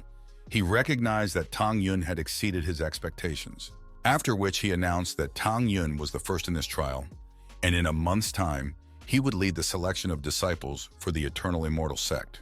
The alchemy division started chanting in Tang Yun's honor, for this was the first time their division was in first place. Tantai Xuanzhong advised Tang Yun to use this month to cultivate, and also allowed him to take any sect resources to do so, since Tang Yun must make a breakthrough. After all, a great battle awaited them next in the Eternal Immortal Sect, especially the Immortal Palace. Divine Soul Saint Sister Immortal Nangong Yuchen would be a problem, as she was rumored to have received an immortal inheritance. Tang Yun was astonished at what he heard, for he had in no way expected that Nangong Yuqin was in the Divine Soul Palace, the immortal palace of the Divine Soul. Nangong Yuqin reflected that she had already absorbed more than half of the inheritance of the profound Maiden of the Nine Heavens, which should be enough to handle the upcoming battles of the three sects. However, she still can't understand why she hears the name Tang Yun so often. Could it be that he... Well, friends, I don't know about you, but I enjoyed this manhwa. The plot itself is quite interesting and intriguing, so if you liked the video, then subscribe to the channel and write a comment about what you liked. If new chapters of this game come out, I will definitely make a sequel. All the best. See you soon.